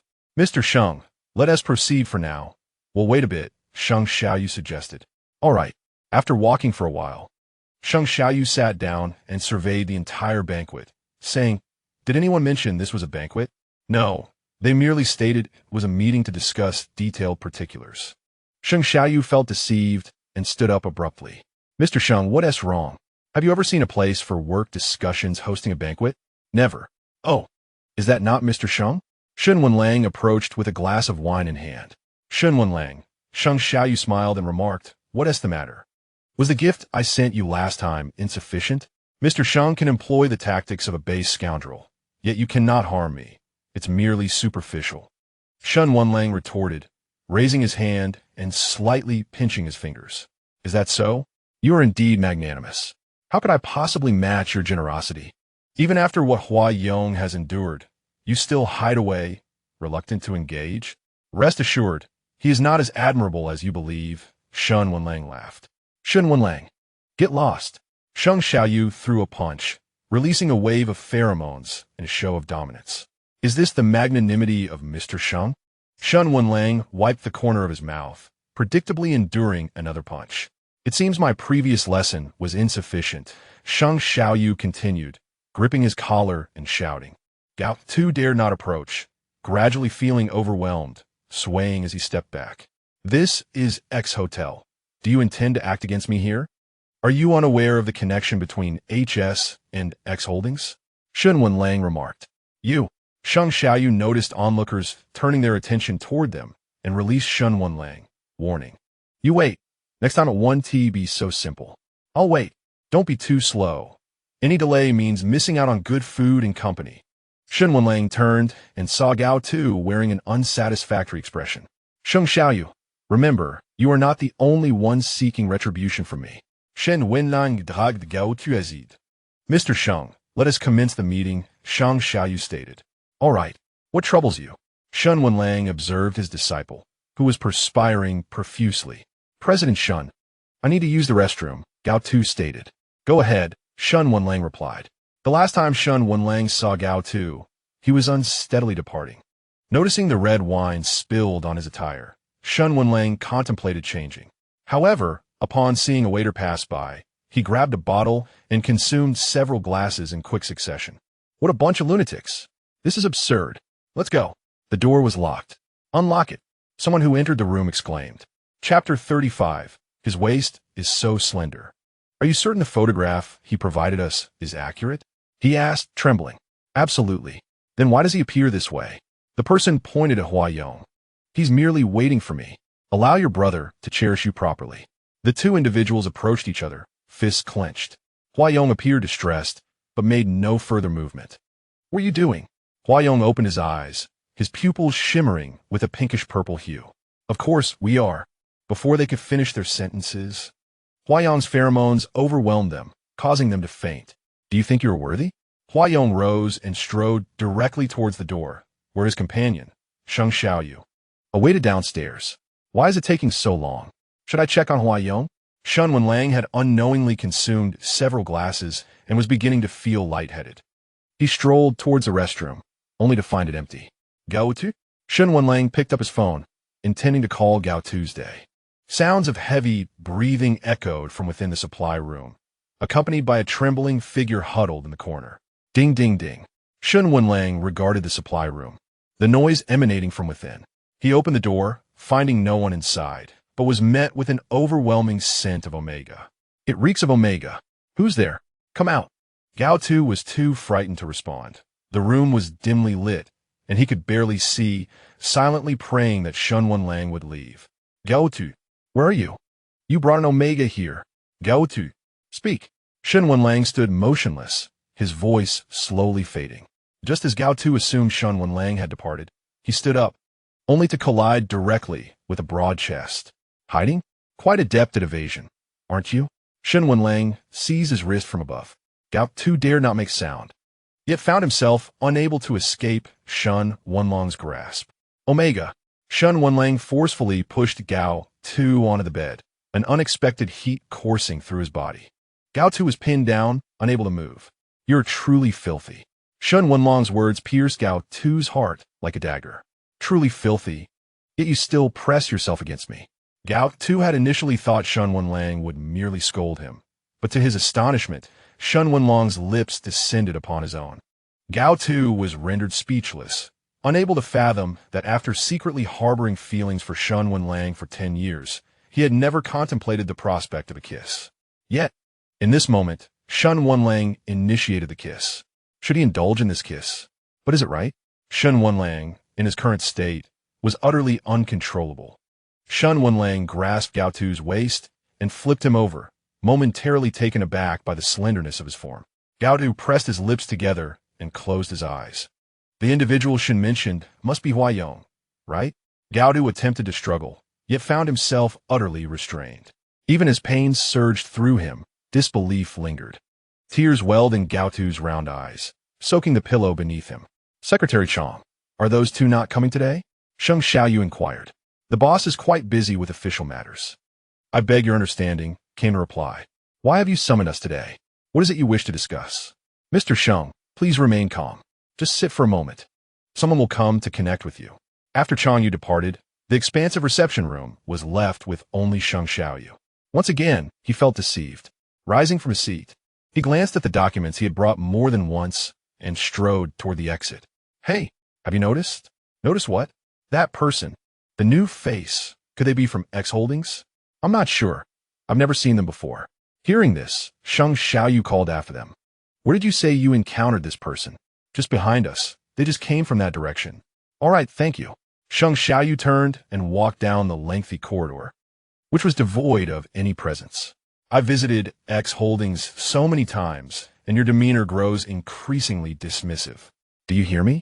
Suddenly, a hand seized Sheng Xiaoyu, pulling him into a room and shutting the door. Who are you? Sheng Xiaoyu's hands were secured behind him, pressed against the wall by the individual behind him, who remained silent. As an S-class alpha, Sheng possessed the ability to resist, yet the strength of the person behind him surpassed his own. Are you the leader of X Holdings? The one I saw last time wearing a mask? Shoo! Huayong whispered softly in Sheng Xiaoyu's ear, exhaling warm breath. Let me go. Be quiet. Release me. Get away. Sheng Xiaoyu struggled in agony. Huayong grasped him firmly and hurled him onto the bed.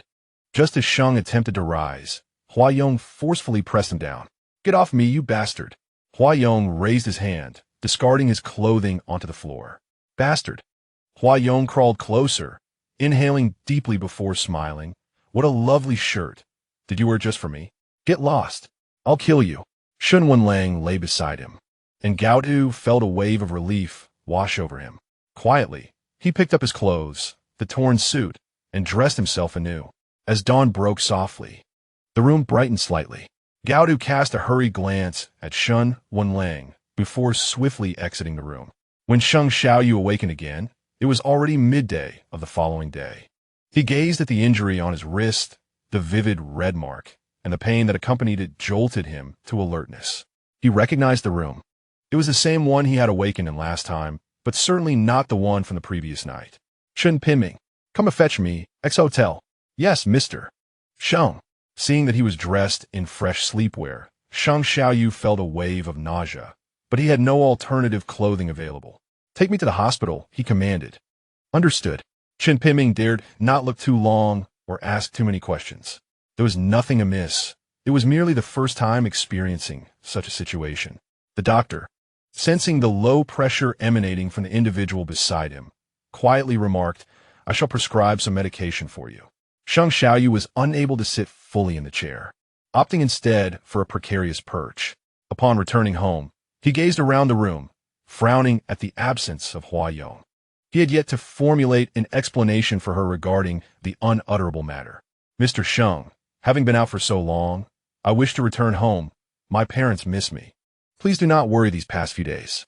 As Sheng Xiaoyu read the message on his phone, he concluded it was indeed time to visit home and process his thoughts. Mr. Sheng, investigate thoroughly. Unearth that grotesque figure at any cost. Understood, Mr. Sheng. Chapter 36. Next time, more resilient when Shen Wenlang awoke. He found himself alone in the cramped room. A soft hiss escaped his lips as he gradually rose from the bed, donning his clothes before departing. He proceeded directly to room 9901 and knocked on the door, yet there was no response. He attempted to call, but received no answer. Huayong, I hope you are not present. Upon arriving at the office, he took a sip of tea, only to spit it back out in disgust. What is this? Shen Wenlang slammed the teacup down in frustration. He promptly called the secretary's department, and soon someone entered. What kind of tea is this? Is it foot bath water? Such fine white tea should not be brewed this way. Where's Gao Tu? Shen Wenlang was still irate over the events of the previous night. Had he not sought out Gao Tu, none of the subsequent occurrences would have transpired. I apologize, Mr. Shen. Secretary Gao is unable to come in. Unable to brew tea for me outside? Bring him in, Shen Wenlang demanded. Secretary Gao mentioned he was feeling unwell and asked me to take over. I shall brew you a fresh pot. I said, let him in. Yes, Mr. Shen.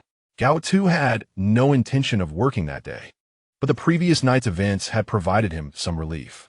His greatest transgression was merely failing to prepare tea for Shen Wenlang. Hurry inside. Mr. Shen is furious. Gao Tu lowered his gaze, anxious about what to say upon encountering Shen Wenlang. Gumin. Gao Tu entered slowly, avoiding direct eye contact with Shen Wenlang. Were you last night? Shen Wenlang inquired. I truly was unwell, and eventually returned home, Gao Tu replied. Home? Gao Tu, are you aware of what transpired last night? Shen Wenlang exclaimed. Gao Tu swallowed nervously. I do not know. You had best have returned home. A conniving and filthy Omega attempted to entice me last night. What do you mean? Gao Tu was aware that he had released pheromones the previous evening, yet Shen Wenlang's words pierced his heart. What do you mean? Find that repugnant Omega for me. Once located, what will become of him?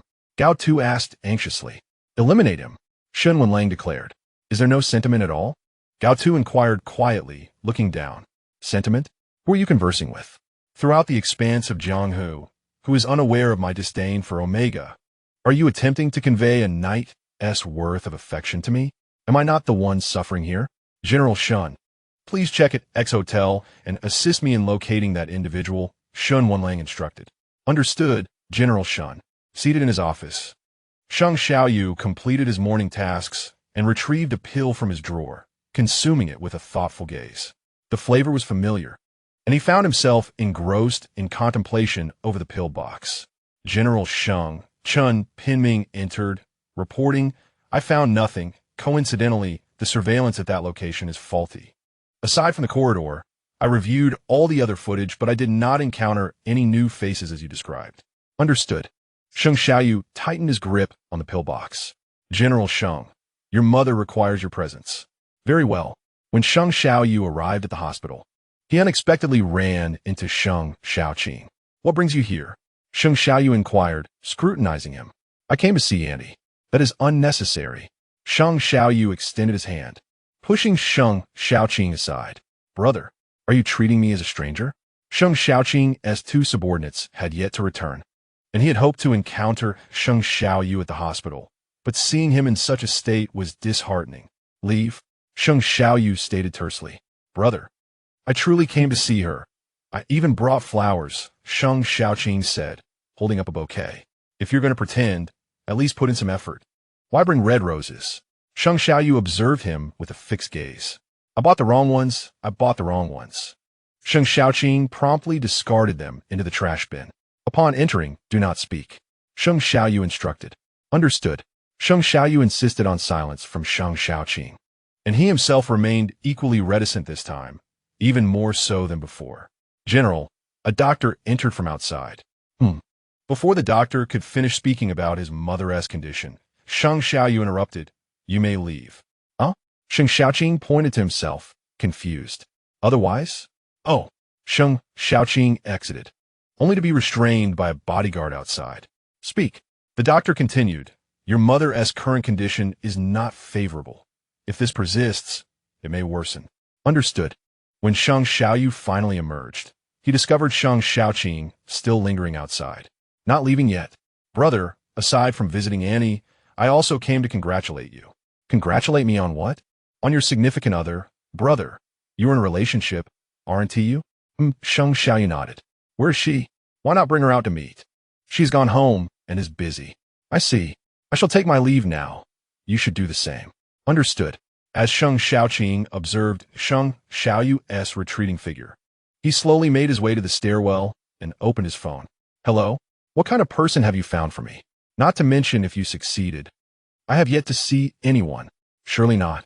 Not possible. That person is back home, enjoying a lavish meal, while your two associates have not even caught a glimpse of them. Foolish as pigs, clumsy as oxen.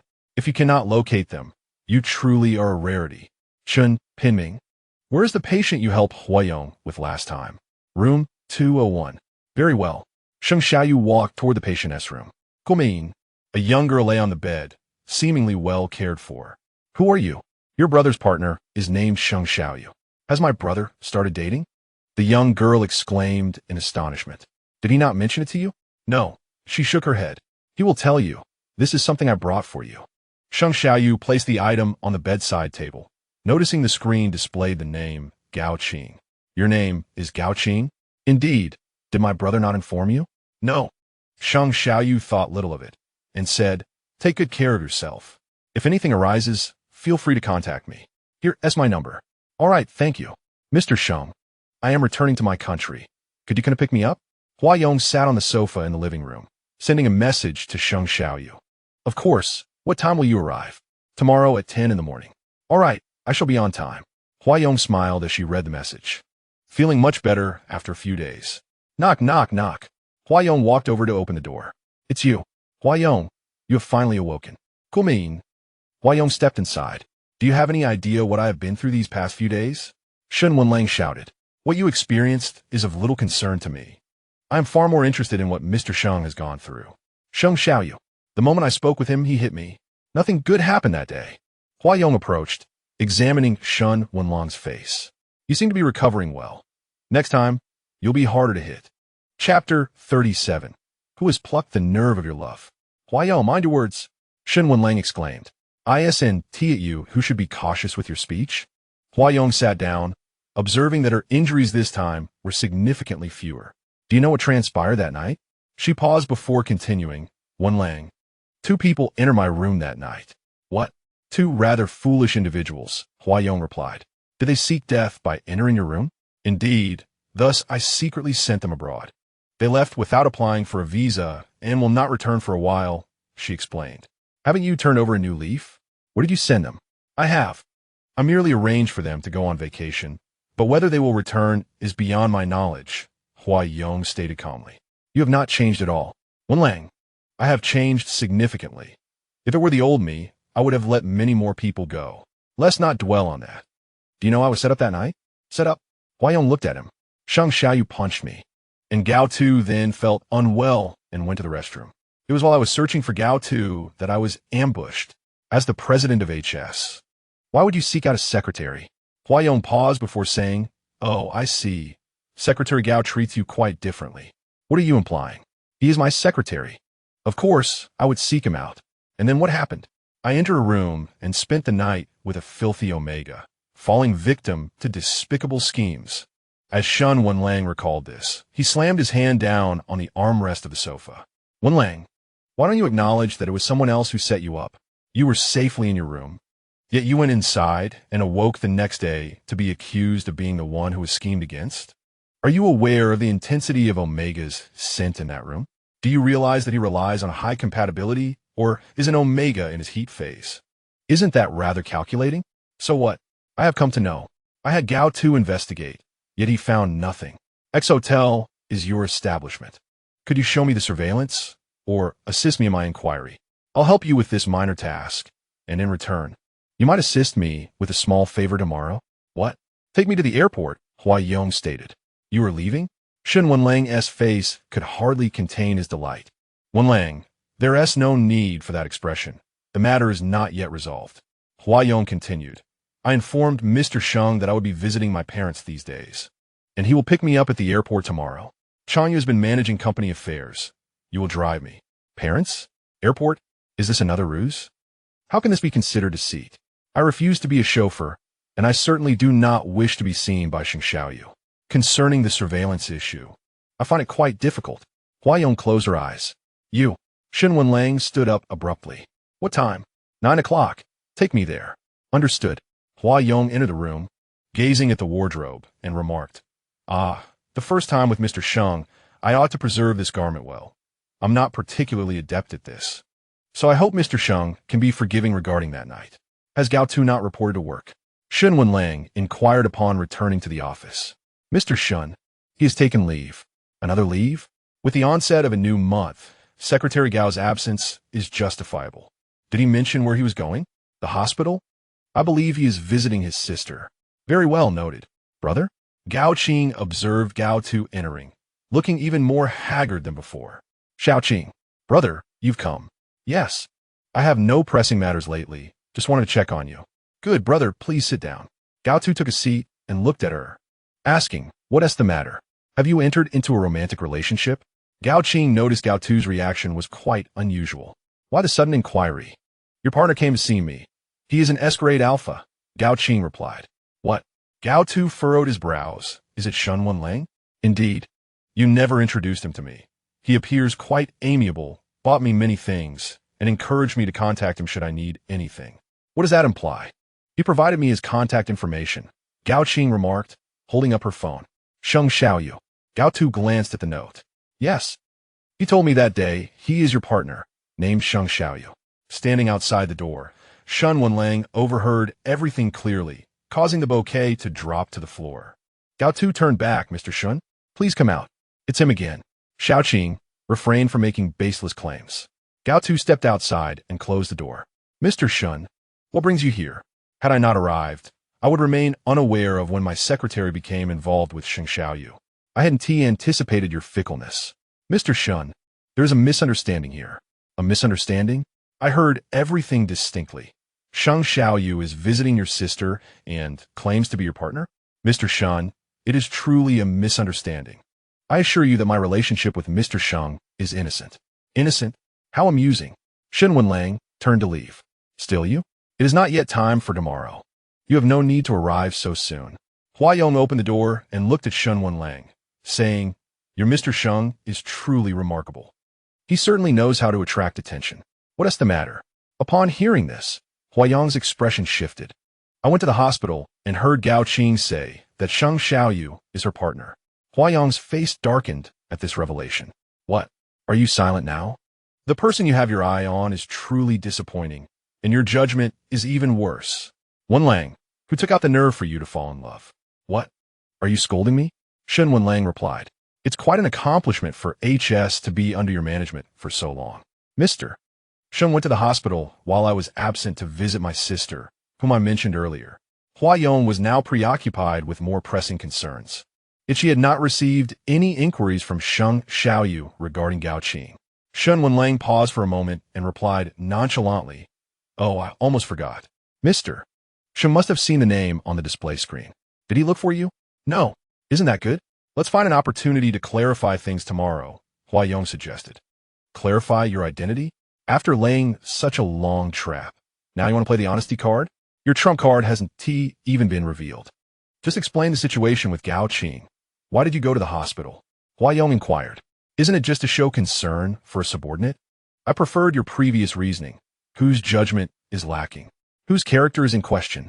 Shen Wenlang averted her gaze and said, Never mind. I'll take my leave. You're rather unlucky today. Please close the door. Understood. Brother? What's going on? Gao Tu asked. Xiao Qing, there seems to be a misunderstanding. Sheng Xiaoyu is not my partner, Gao Tu explained. All right, then who was that person just now? Gao Tu was silent for a moment before responding, Not him. Chapter 38 P Country Conquers. Meet Sheng Xiaoyu stood outside, holding a bouquet of flowers. He glanced at the flowers, wondering if she would like them. Just as he was about to enter, he spotted Huayong in the distance. Mr. Sheng, Huayong called out, hastily approaching with her suitcase in hand. You're already out? Before Sheng Xiaoyu could take in the large screen at the airport, Huayong interrupted him. Are these for me? Yes, do you like them? Sheng Xiaoyu felt an unfamiliar sensation upon seeing Huayong again. I do. I like everything Mr. Sheng gives me, Huayong smiled, noticing the impact that the events of that evening had on him. Shall we go home? Yes. Have you taken good care of yourself at home these past few days? I have been busy with company matters, and Haven Tea had a chance to chat with you properly. Now that you're back, I'll make sure to spend quality time with you, Sheng Xiaoyu replied. I see, Huayong responded. How did your parents fare on your return? Is everything well? Sheng Xiaoyu asked. They're doing great. Everything is fine. That's good to hear. If you have the chance next time you go back, please send my regards to them. Mr. Sheng, aren't you coming with me? My parents would like to meet you. I'm not particularly keen on going to P Country. Mr. Sheng, is something bothering you? Has something happened? Huayong inquired, her expression innocent. It's nothing. I went to P Country before and lost a pocket watch. Is that the only reason? Recently, there's been much talk about the hideous individual from X Holdings. Not only has he refused to meet with me to discuss potential collaboration, but he has also repeatedly toyed with me. To make matters worse, a more serious incident has occurred. If I manage to find him, I shall first procure the necessary medication and then eliminate him. Why does Mr. Sheng harbor such animosity toward this person? Of course. Mr. Sheng, shall we return home? Very well. Upon arriving home, Sheng Xiaoyu wheeled in his suitcase and inquired, By the way, I visited your sister. My sister? Yes, Xiao Qing. Is she doing well? She seems to be recovering nicely, but why does your sister have a surname Gao? We have different fathers. I see, that's all right. A responsible brother like you is rare. Indeed, Xiao Qing is quite well behaved, so I wish for her swift recovery. I exchanged contact information with her, so she can reach out if needed. Sheng Xiaoyu then walked towards the living room to pour water for Huayong. Huayong, maintaining her composure, replied, I appreciate your kindness, Mr. Sheng. She recalled how difficult it had been to exchange contact details with Sheng Xiaoyu. It was likely due to him that Gao Qing could connect with her. Would you like to take a sip? Sure. Ayong, would you accompany me to the hospital? What is the purpose of going to the hospital? Huayong inquired. To have a thorough checkup on your health.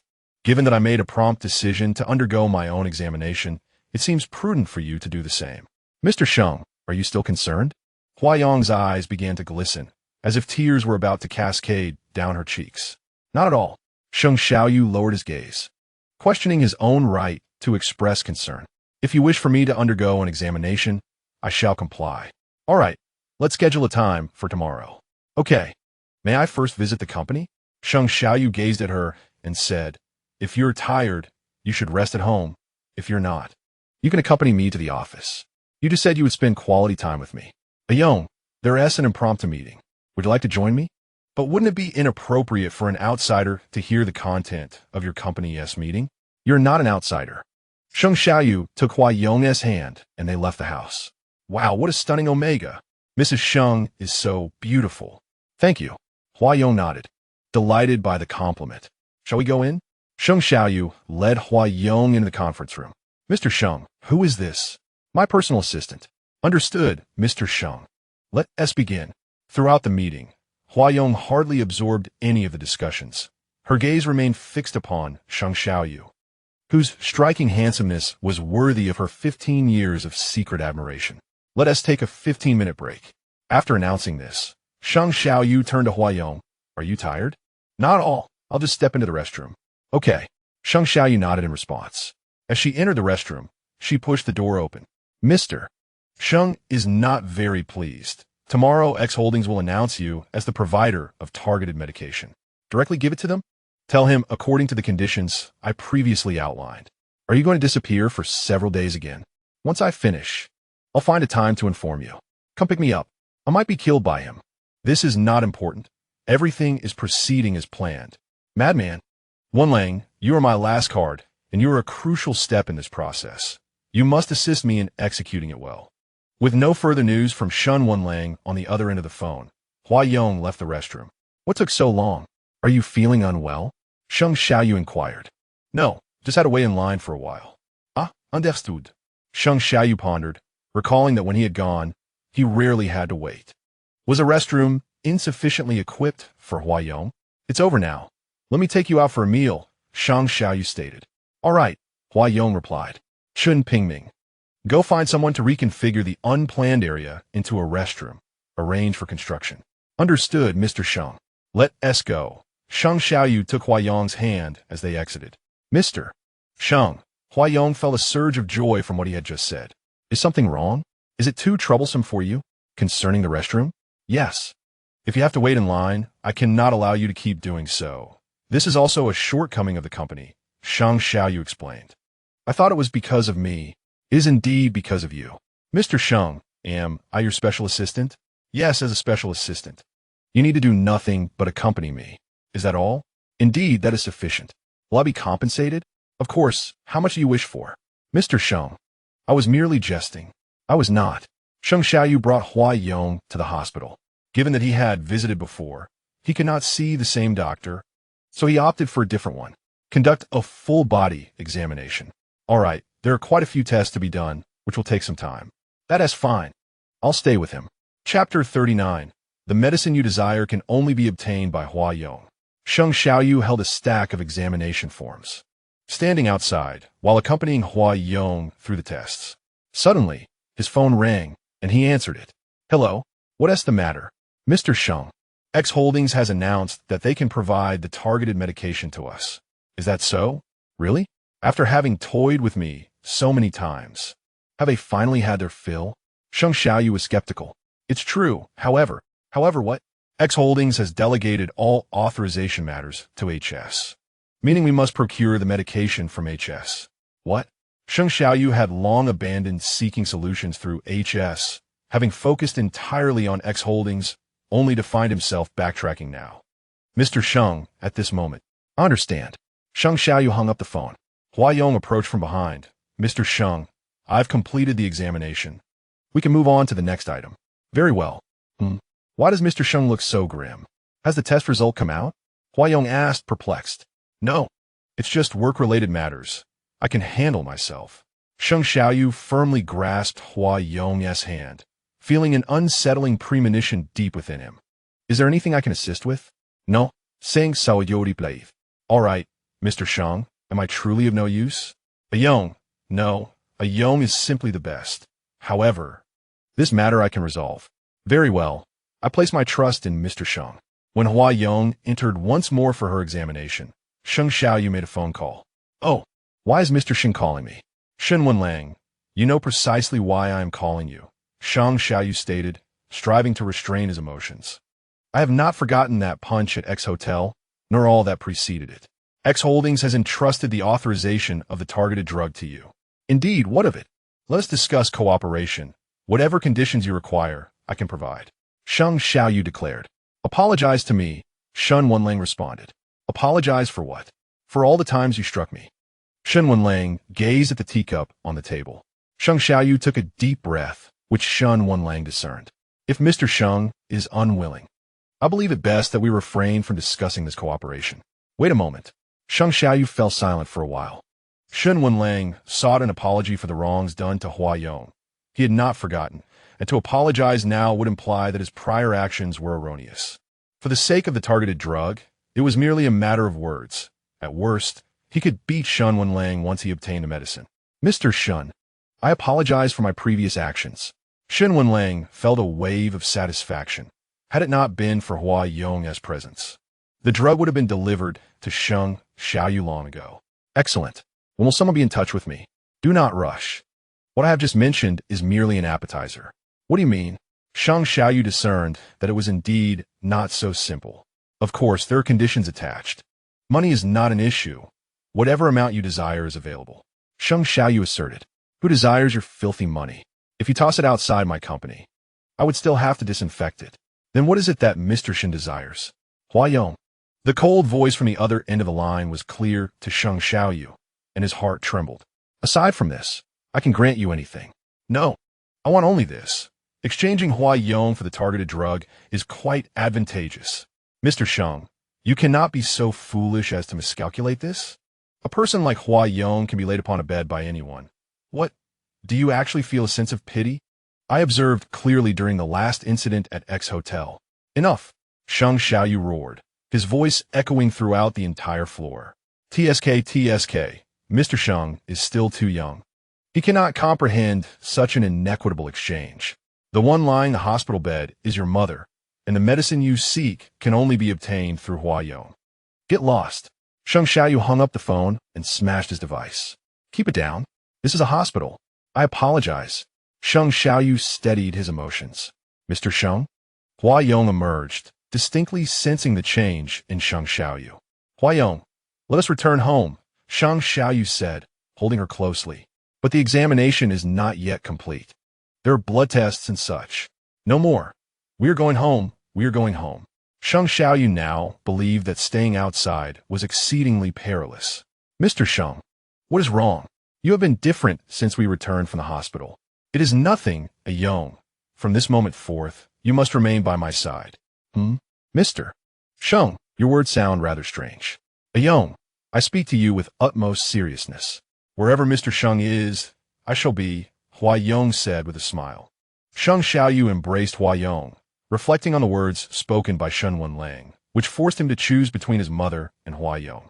Such a situation must not come to pass. Mr. Sheng, I will prepare dinner. You may sit here. All right. Sheng Xiaoyu dialed Chen Pinming's number. Mr. Sheng, once again deceived. X Holdings is utterly deranged, and Shen Wenlang. One is from a mental institution, while the other has escaped from one, continuing their research on targeted therapies. Understood, Mr. Sheng. But our research is progressing rather slowly. Then rectify it. Yes, Mr. Sheng. Hua Yong glanced at the message and tucked away his phone, reassured that Sheng Xiaoyu would not sacrifice him, which brought him joy, though it was not sufficient. I am ready, Mr. Sheng. Very well. In the following days, wherever Sheng Xiaoyu went, he was obliged to bring Hua Yong along. In the office, Shen Wenlang perused documents. Secretary Gao, your white tea. Where's Gao Tu? It was brewed by Secretary Gao. Why did he not deliver it himself? I do not know. He is busy, so I took it upon myself. Have him come in. I need to speak with him. Yes, Mr. Shen. Gao Tu entered. Where is he? Have you found him? If not, Why are you deliberately avoiding me? Shen Wenlang inquired. Mr. Shen, he has not been located yet, Gao Tu replied. Your efficiency is lacking. I apologize, Mr. Shen. Gao Tu, your work performance has diminished recently. What is the reason? And that night you left abruptly, was it due to Omega? Were you truly not colluding with him to deceive me? No, Mr. Shen, I assure you, that is not the case. It would be best if that were true. Mr. Shen, if there is nothing further, I shall take my leave. Wait, you, and Sheng Xiaoyu. Mr. Shen, there is a misunderstanding. I have already explained regarding your sister. Very well, you may go. Chapter 40. He knew all too well as Gao Tu exited the office. His expression was far from pleasant. He understood that one day, Shen Wenlang would inevitably uncover the truth. Gao Tu seemed to be waiting, anticipating whether this truth would be buried in obscurity, never to be revealed. He had indeed attempted to check the surveillance at X Hotel, yet regardless of who went, no one possessed the authority to access it. Secretary Gao, are you well? Secretary Wang inquired. I am fine. Good, as long as you are. It could begin now. Huayong was in Sheng Xiaoyu's office, picking up his phone to send a message to Shen Wenlang. Upon reading the message, Shen Wenlang felt overwhelmed. He remained silent for a moment before stepping outside. Gao Tu. I am here. Is there something you need, Mr. Shen? Since that day, Gao Tu approached the office with trepidation. Coordinate with the security department for 5 personnel. Shen Wenlang instructed. Understood. Wait, make it 8 for good measure. Shen Wenlang knew that once Sheng Xiaoyu learned of the situation, he would undoubtedly face a beating and would need to ensure that the mad dog was restrained. I will attend to it immediately. Gao Tu, perplexed, comprit non et laisse. Zong. Sheng Xiaoyu entered from outside, finding comfort in seeing Huayong at ease. Mr. Sheng, why not join me for the meeting? Sheng Xiaoyu inquired. It seems rather tedious. I'm not particularly inclined to listen, Huayong remarked, glancing at the bodyguard outside. Mr. Sheng, why are there so many people waiting outside? Sheng Xiaoyu cast a fleeting glance outside before returning his gaze to Huayong. Huayong, my dear, it has been rather unsafe lately. It dawned on me that Mr. Sheng was indeed concerned for my safety. I had misjudged him. It's all right. As long as you remain by my side, there will be no danger. I will ensure your safety, Sheng Xiaoyu reassured as he embraced Huayong. Promise me, do not venture anywhere. Mr. Sheng, may I ask you to promise me as well? Sheng Xiaoyu released Huayong, looking into his eyes, which were gradually welling with tears. I promise you, Mr. Sheng, Huayong responded, gently wiping away the fallen tear. Huayong felt a flicker of doubt. It had been so long, and with such a grand scheme laid out, would Sheng Xiaoyu forgive him upon discovering the truth? His hesitation lingered. His intention was to make Sheng Xiaoyu love him entirely. Very well, I shall attend the meeting. You stay here, Sheng Xiaoyu said, looking at him. All right, Huayong replied. As Huayong watched Sheng Xiaoyu's departing figure, his expression returned to resolve. As long as Sheng Xiaoyu fell in love with him, his goal would be achieved. Keep a close watch on him. Follow him wherever he goes. Understood. Sheng Xiaoyu turned back and smiled at Huayong. Returning to the conference room. Let us expedite the meeting. There is nothing of great importance, and we should refrain from organizing meetings for the time being, Sheng Xiaoyu stated. Certainly, Mr. Sheng. It should conclude in about 15 minutes. Very well, let us commence. Huayong regained his composure as he observed Sheng Xiaoyu's desk, speaking gently, Mr. Sheng, please do not hold it against me. You cannot go out. A bodyguard interrupted as he saw Huayong approaching. I wish to use the restroom. Huayong replied with an innocent expression. You may accompany me, he added. All right. Several of them exchanged glances. Huayong walked ahead, followed closely by the bodyguards. Upon reaching the restroom, he paused and said, Could you wait for me here? I am frightened. Of course. Huayong smiled as he turned, and then entered with a serious demeanor. Where are we now? 2 minutes. The restroom was a blind spot for surveillance, with only the bodyguards visible outside. Inside, Huayong subtly shook his head, releasing pheromones. The A-class alpha outside soon felt the pressure. One began to collapse, while another, barely holding on, entered the restroom. Mr. Hua, run, he urged, upon seeing Huayong's fearful expression. In astonishment, Huayong quietly released more pheromones, and ultimately, he too succumbed. Alas, you're insufficiently capable, You cannot protect anyone. Hua Yong observed the fallen individuals. Mr. Shen, what brings you to Sheng Fong Biological? Gao Tu, perplexed. Take care of their surveillance. Shen Wenlang instructed those behind him. Yes, Mr. Shen. Gao Tu heard the sound of keyboards typing. It's all set. Good. Shen Wenlang pressed a button and looked out the window, making a phone call. All right. Hua Yong emerged from the crowd and encountered the receptionist. Assistant Hua. The receptionist greeted him first. I went to buy something from Mr. Sheng. It's a surprise, so please keep it a secret. Very well, Assistant Hua. Hua Yong then boldly exited the company, a glutton.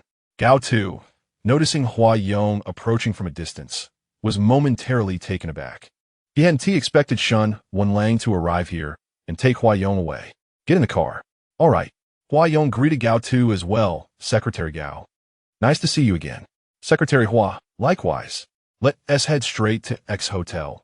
It will be harder to manage later, Shen Wenlang stated with an air of resignation. Understood, Mr. Shen. Gao Tu felt a tightness in his chest. He was uncertain of Shen Wenlang's intentions. The receptionist watched as Hua Yong entered the car.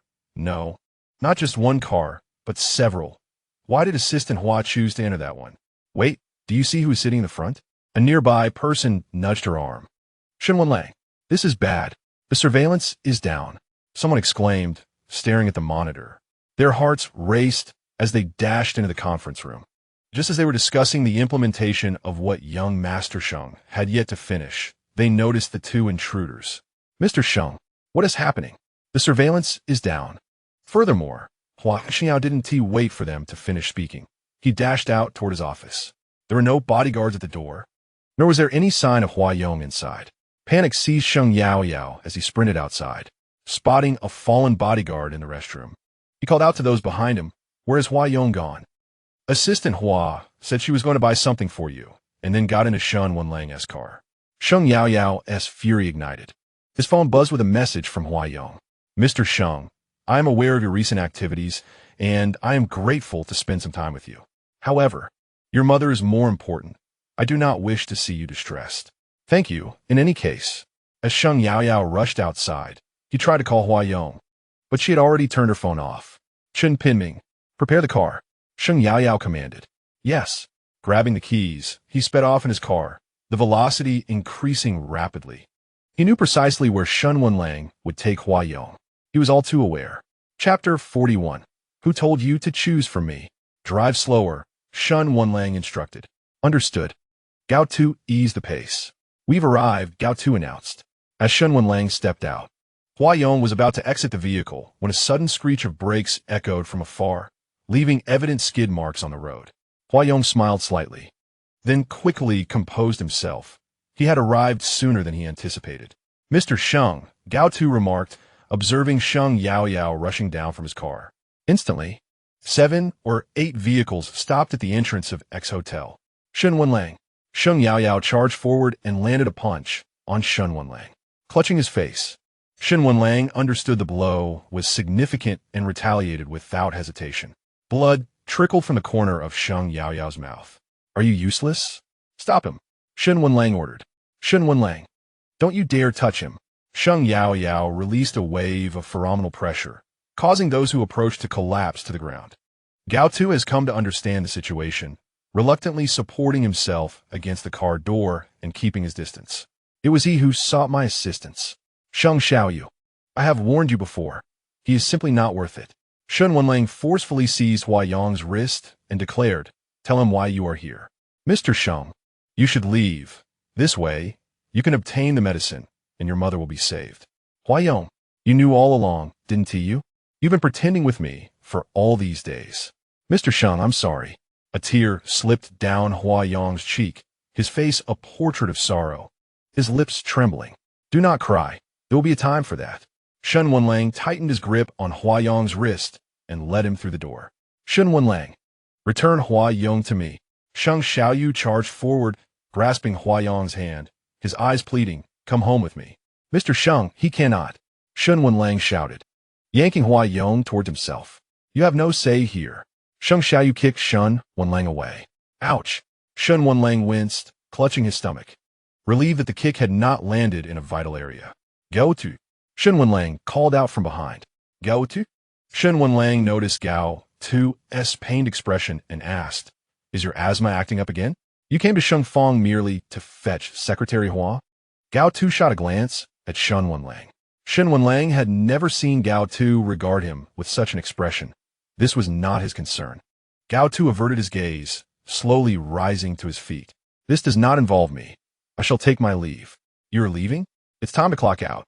Gao Tu replied, pointing at his watch. "Huayong, come home with me." "Mr. Sheng, I cannot leave. I have yet to obtain the medicine." "Mr. Shen said even one night would suffice. I can endure." Huayong spoke with a quivering voice. Sheng Xiaoyu's tears flowed freely. "Who told you to make this choice for me, Mr. Sheng? My mother's life is precious, but yours is not. I would never trade you for anything.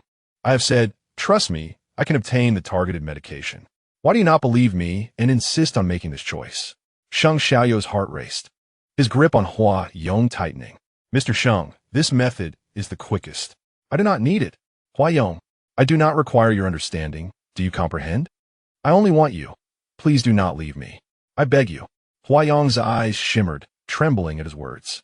The original plan was to wait a few days before allowing Sheng Xiaoyu to find him. However, Sheng Xiaoyu quickly arrived, uttering these sentiments. "Mr. Sheng, I am merely an ordinary Omega. I do not require such sacrifices." Sheng Xiaoyu's gaze darkened, and after a prolonged silence, he declared, "Shen Wenlang, do not permit him entry. Let me go instead." Huayong looked at Sheng Xiaoyu in shock. This step seemed to yield more than anticipated. "You?" Shen Wenlang rose, asserting, "What I desire is Huayong. Let me go in his stead." Sheng Xiaoyu had contemplated this option, believing that substituting himself would be far safer than allowing Huayong to enter. Moreover, as an S-class alpha, he might even locate the individual from the last encounter. If he failed, he would endure. Huayong could manage, and so could he. Regardless, he would not allow Huayong to enter. Shen Wenlang's expression, too, reflected astonishment. "If you still possess a shred of conscience, deliver the medicine to the hospital." Sheng Xiaoyu gazed at Huayong and declared, "I will emerge alive. Await me outside. Fortune Pinming will come to escort you." "Mr. Sheng." Huayong grasped Sheng Xiaoyu's hand, attempting to halt his advance. "I have chosen otherwise. You must not go in." Sheng Xiaoyu exhaled a sigh of relief, enveloping Huayong in his embrace. "Very well. Let us return home." "What? Are you not going in any more?" Shen Wenlang remarked. "I shall settle today's matters with you." "Very well. I shall await your arrival." Shen Wenlang turned to Huayong and stated, "I am indifferent. Someone will bear the cost." Huayong remained ensnared in her recent astonishment. Sheng Xiaoyu led Huayong to the car. "Mr. Sheng, are we not departing?" "I can no longer drive," he replied. Observing his trembling hand that clutched hers, Huayong inquired, "Mr. Sheng, are you frightened?" "Huayong, do not choose for me any longer. I merely wish to assist you." "Mr. Sheng, I cannot lose you." "Truly, I cannot." Sheng Xiaoyu regarded her earnestly. "Indeed, Mr. Sheng, I understand." Huayong nodded in response. "Mr. Sheng." Chun Pinming emerged from the car. "Drive us back to the company." Sheng Xiaoyu's voice quivered slightly as he spoke. "Very well." Shen Wenlang watched their retreating figures, soon noticing Chang Yu's emergence. "You only appear now that the play has concluded?" Shen Wenlang remarked. "The boss must be quite pleased, I presume?" "Whether he is pleased or not, I am certainly not. I was struck and kicked, and the severity surpassed the previous encounter." "Shouldn't you visit the hospital?" "Nonsense. I shall no longer play the fool for this madman. The boss will surely appreciate your efforts. Their swift confinement will be my greatest gratitude. I alone bore the brunt of this ordeal. No, I shall observe how he concludes this. The boss shall have his methods. Let's hope so." Huayong felt the grip of Sheng Xiaoyu upon her tightening. "Mr. Sheng, it hurts a little. Ayong, allow me to release my hold." "Very well." Chun Pinming, gather everyone from earlier. I require a meeting. "Understood, Mr. Sheng." Injured yet resolute, Sheng Xiaoyu led Huayong into the company, where the assembled staff dared not breathe. Standing in the conference room, awaiting his arrival. "Ayong, please take a seat," he urged, guiding her to the prominent chair while he stood beside her. "To the security department, the front desk, and your cadre of bodyguards, dismissed. Complete the handover within 3 days," Sheng Xiaoyu commanded. The HR manager shall forfeit their annual bonus. By tomorrow, these departments must recruit replacements, regardless of cost, and ensure adequate training. As for surveillance, engage only the most elite from Jianghu, should another breach occur. The consequences will extend beyond mere finances. Chapter 42. Unconditional trust. What I declare today is a mandate. I also wish for the company to never revisit today's events. Sheng Xiaoyu addressed those seated. Lift your heads. Hua Yong observed as the attendees complied in unison, albeit with a hint of rigidity. The individual occupying this position is to be the future Mrs. Sheng, he stated, resting his hand upon Hua Yong's shoulder. This statement left Hua Yong astonished. To be precise, everything unfolded rather abruptly. Sheng Xiaoyu neither abandoned himself in pursuit of the medicine nor hesitated to acknowledge his identity in front of everyone. In this instance, Hua Yong achieved a definitive victory. Have you come to clarity? Sheng Xiaoyu called out. I have. Excellent. Should a similar situation arise in the future, ensure his protection, and I shall reward you handsomely. Understood. Ayong, let us depart, Sheng Xiaoyu said, leaning down to gaze at Hua Yong. All right, Mr. Sheng. Hua Yong nodded in agreement. Chen Pinming, attend to all matters here. Certainly, Mr. Sheng. Mr. Sheng, might your handling of the situation be too severe? Hua Yong inquired. Had I arrived even a moment later today, no one would have borne the consequences. Sheng Xiaoyu led Hua Yong to the office, leaning against the edge of the desk, observing her startled demeanor. In truth, I'm the one who must depart, Hua Yong admitted. Sheng Xiaoyu noted how Hua Yong, despite her evident fear, still defended others. She truly was the delicate flower in his heart. Before your departure, I had already stated that the company-wide notice was not executed. This is a dereliction of duty on their part. Hua Yong nodded silently. She was not advocating for those few individuals, regardless of the personnel or their actions. Sheng Xiaoyu's side had indeed been remiss. If Sheng Xiaoyu failed to establish regulations, it would pose a threat to the entire company. The higher the building, the more catastrophic the collapse when the foundation is unstable. Hua Yong understood all too well the challenges of managing a company. Shengfang Bio Group was a venture dear to Sheng Xiaoyu, and she could not allow tragedy to unfold. Ayong, are you weary?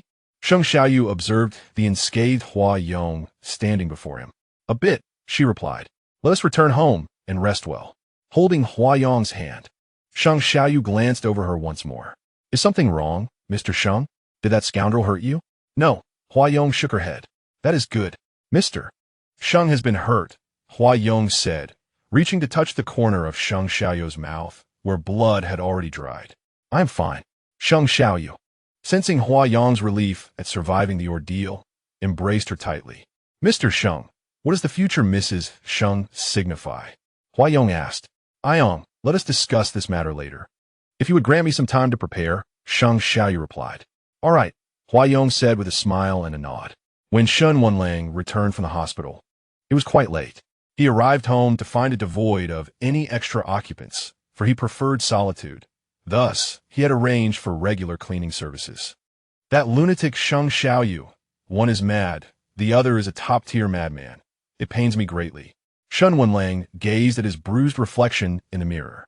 Ding, ding, ding. Hello, Wenlang.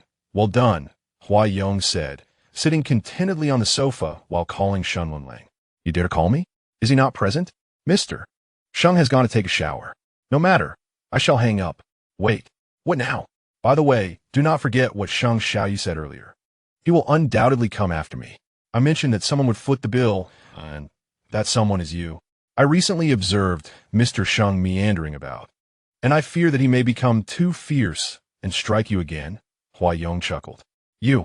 Do refrain from laughing for the moment. All our cards have been laid bare. How do you intend to conclude this game? Hua Yong's gentle gaze shifted in an instant as he looked towards the direction of the room, speaking softly. Mr. Sheng will forgive me. I hope you possess such confidence on that day. Shen Wenlang hung up the phone. Sheng Xiaoyu emerged from the bathroom to find the room empty, and upon stepping outside, he finally spotted Hua Yong, exhaling in relief. So you're here. What is the matter with Mr. Sheng? Nothing much.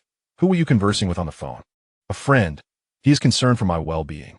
Rest assured, with me around, There's no need for worry, Sheng Xiaoyu assured. Mr. Sheng, today's happenings were quite perilous. Let's not dwell on it. It is behind us now, shall we? Will Mr. Sheng continue to harbor affection for me? Hua Yong gazed into Sheng Xiaoyu's eyes. I shall. My fondness for you will endure, Sheng Xiaoyu replied, gently pressing a kiss to Hua Yong's lips. Mr. Sheng must prioritize his safety henceforth, Hua Yong urged, grasping Sheng Xiaoyu's hand tightly. Indeed, I understand, but I must also safeguard your well-being.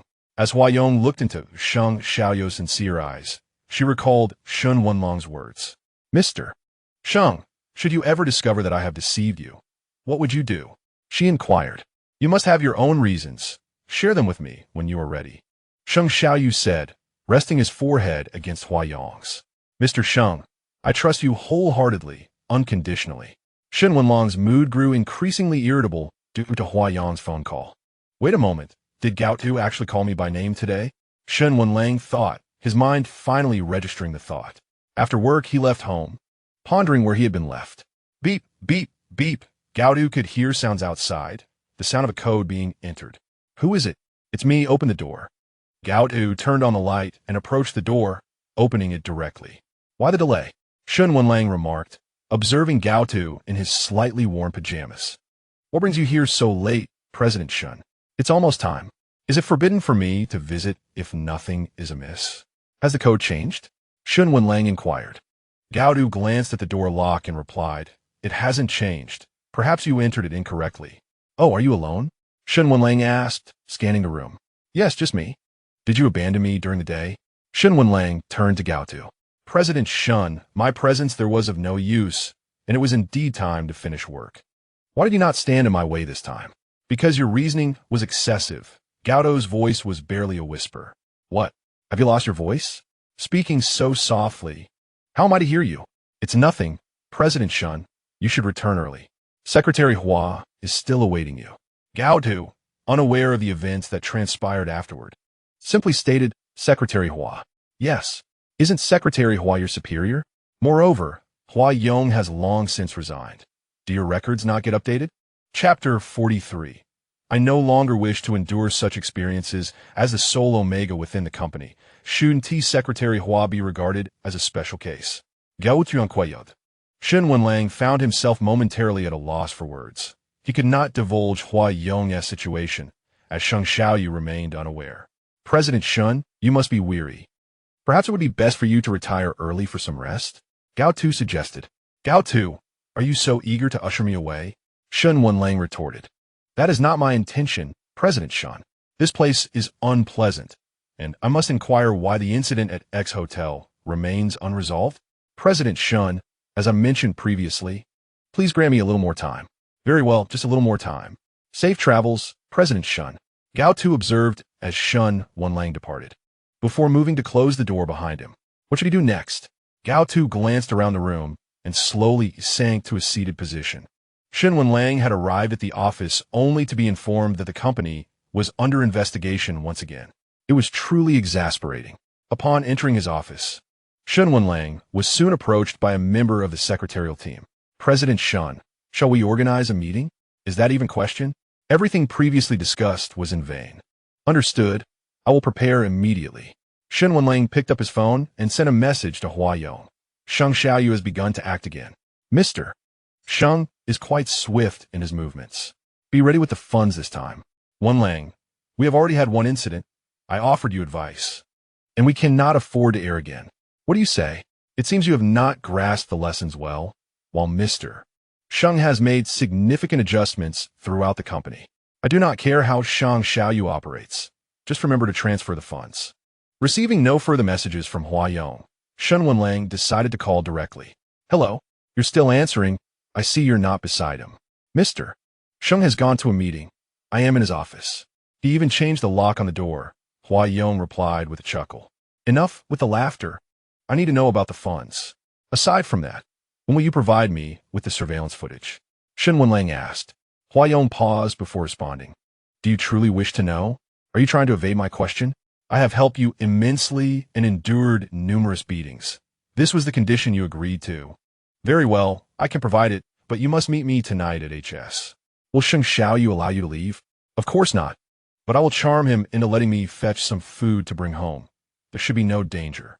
I remain skeptical that Shang Xiaoyu will permit you to go alone. Is that so?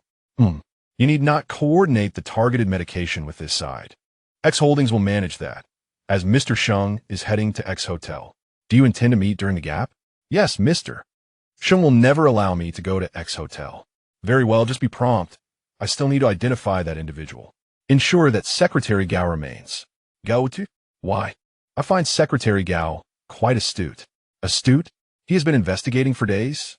In any case, keep Secretary Gao. Do not retain anyone else. Understood. Hua Yong ended the call and promptly sent a message to Chang Yu. Before long, Shang Xiaoyu also approached. Yong, I bring good news. Mr. Sheng, what is this good news? Hua Yong inquired, sitting up attentively. The grotesque individual from X Holdings has unexpectedly come to a realization. Mr. Sheng, what does this mean? Upon learning of HS conditions, they have decided to directly connect with us and will be arriving tonight. Is that true? How wonderful. Hua Yong tightly embraced Shang Xiaoyu, who reciprocated the gesture, though his mind wandered to past events, prompting him to say, Yong, would you kindly return home? There is no need for you to accompany me. All right, Hua Yong replied with a smile. Shang Xiaoyu intended to go over and discern the true nature of the person in power at X Holdings. He was resolute in his quest to uncover this individual. Mr. Sheng, should I return later to purchase some ingredients for a celebration? If I am not present, I shall worry about you. Oh, it's fine, Mr. Sheng.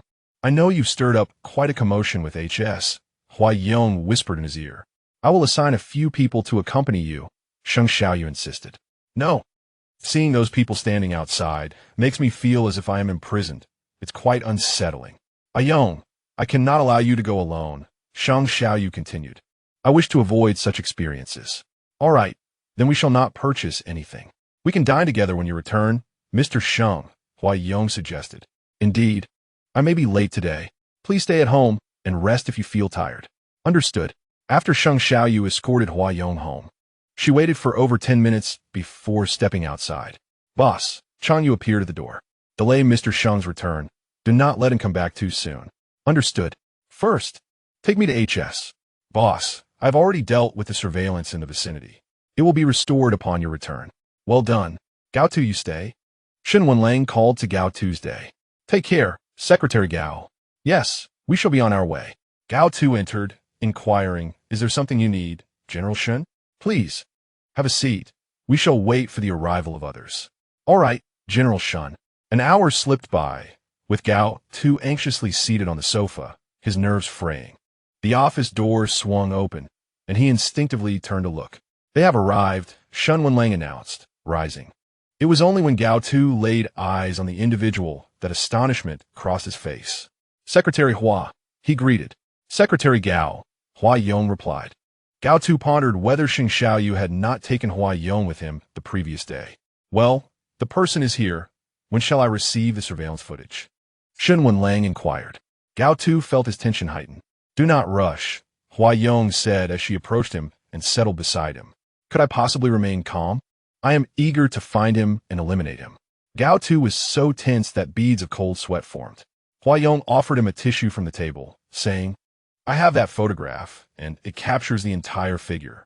Quickly, show it to me. I am eager to see which scoundrel it is. Gao Tu's heart raced, nearly choking him.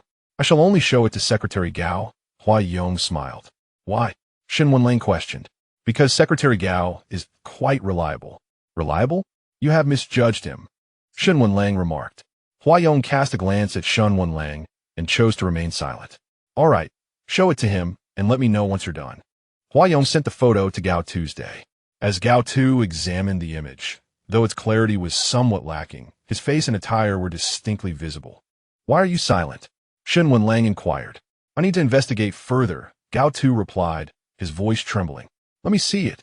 Wait a moment.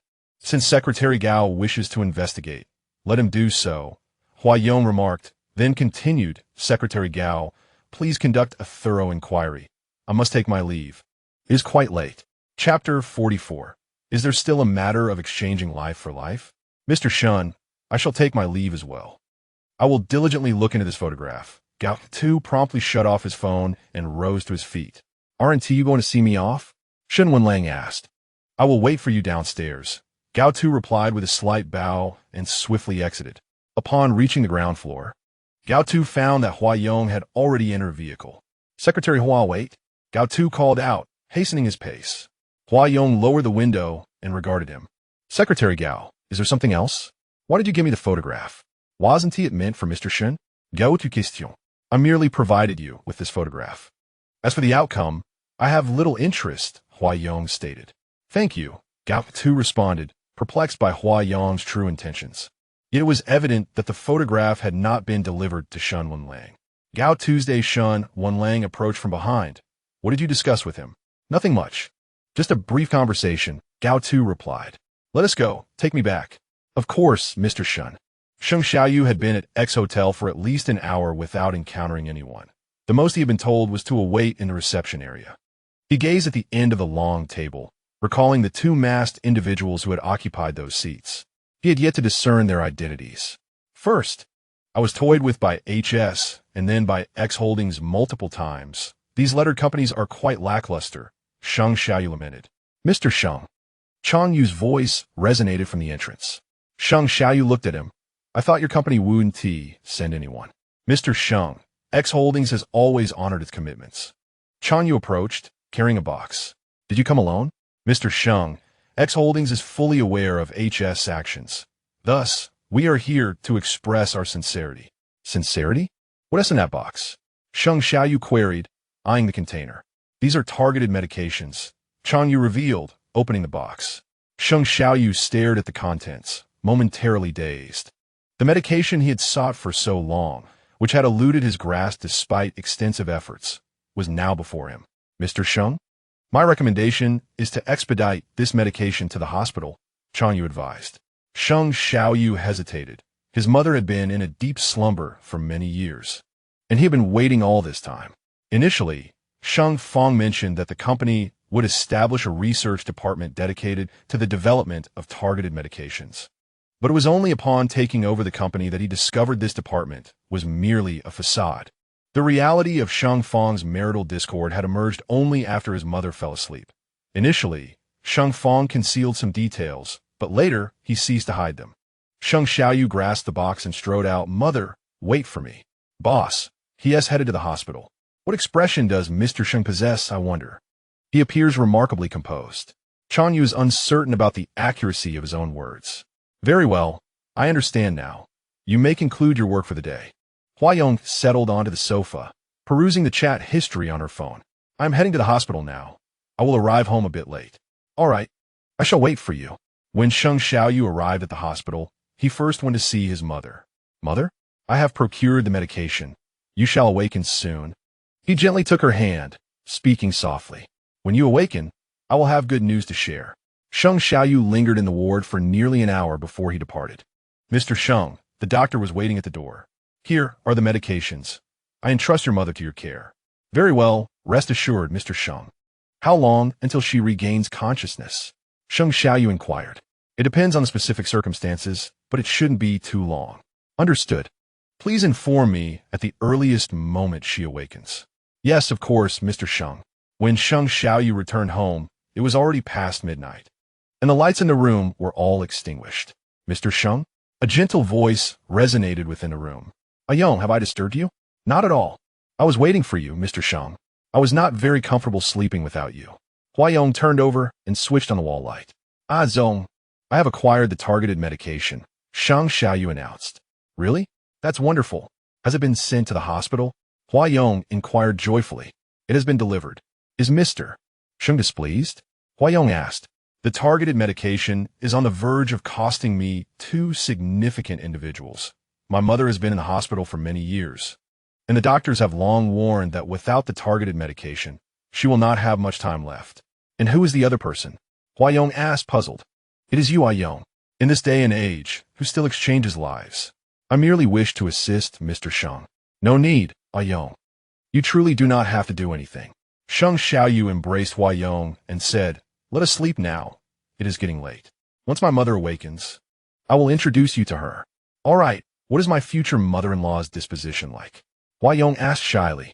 She is wonderful and kind, She will surely adore you. Is that so? Huayong smiled. Indeed, now sleep. I shall emerge once I finish my shower. Okay. Huayong happily lay down on the bed.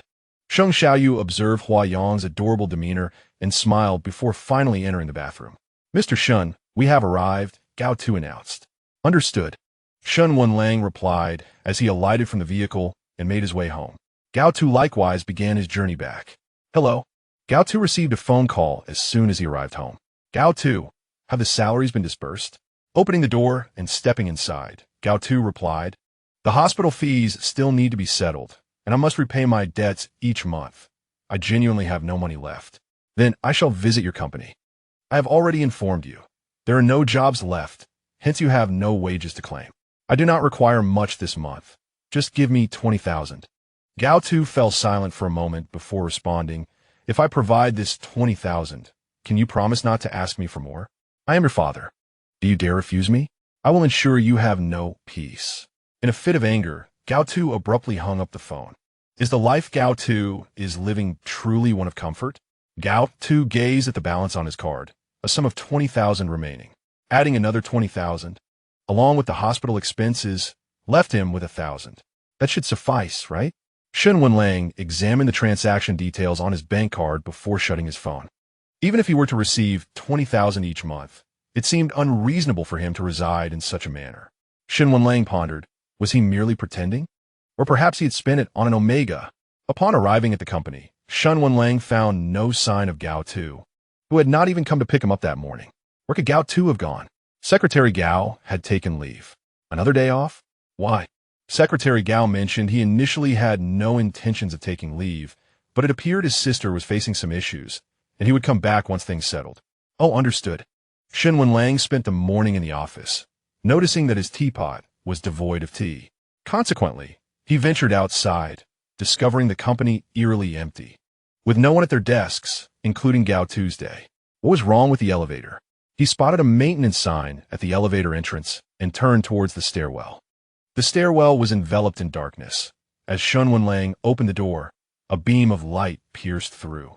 Gao Tu? He spotted Gao Tu in the stairwell, nibbling on a piece of bread. President Shen, Gao Tu wiped his mouth and concealed the bread behind him, greeting him. What are you doing here?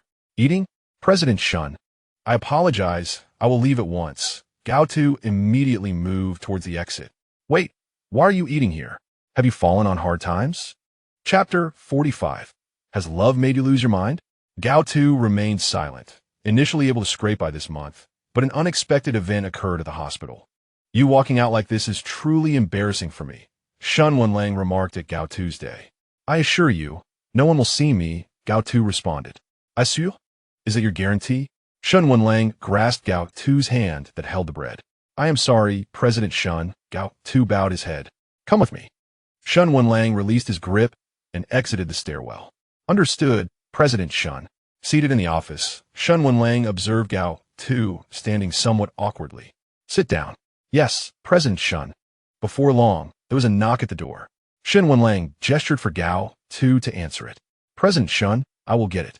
Hello, here is your meal. President Shen, hand it over, thank you.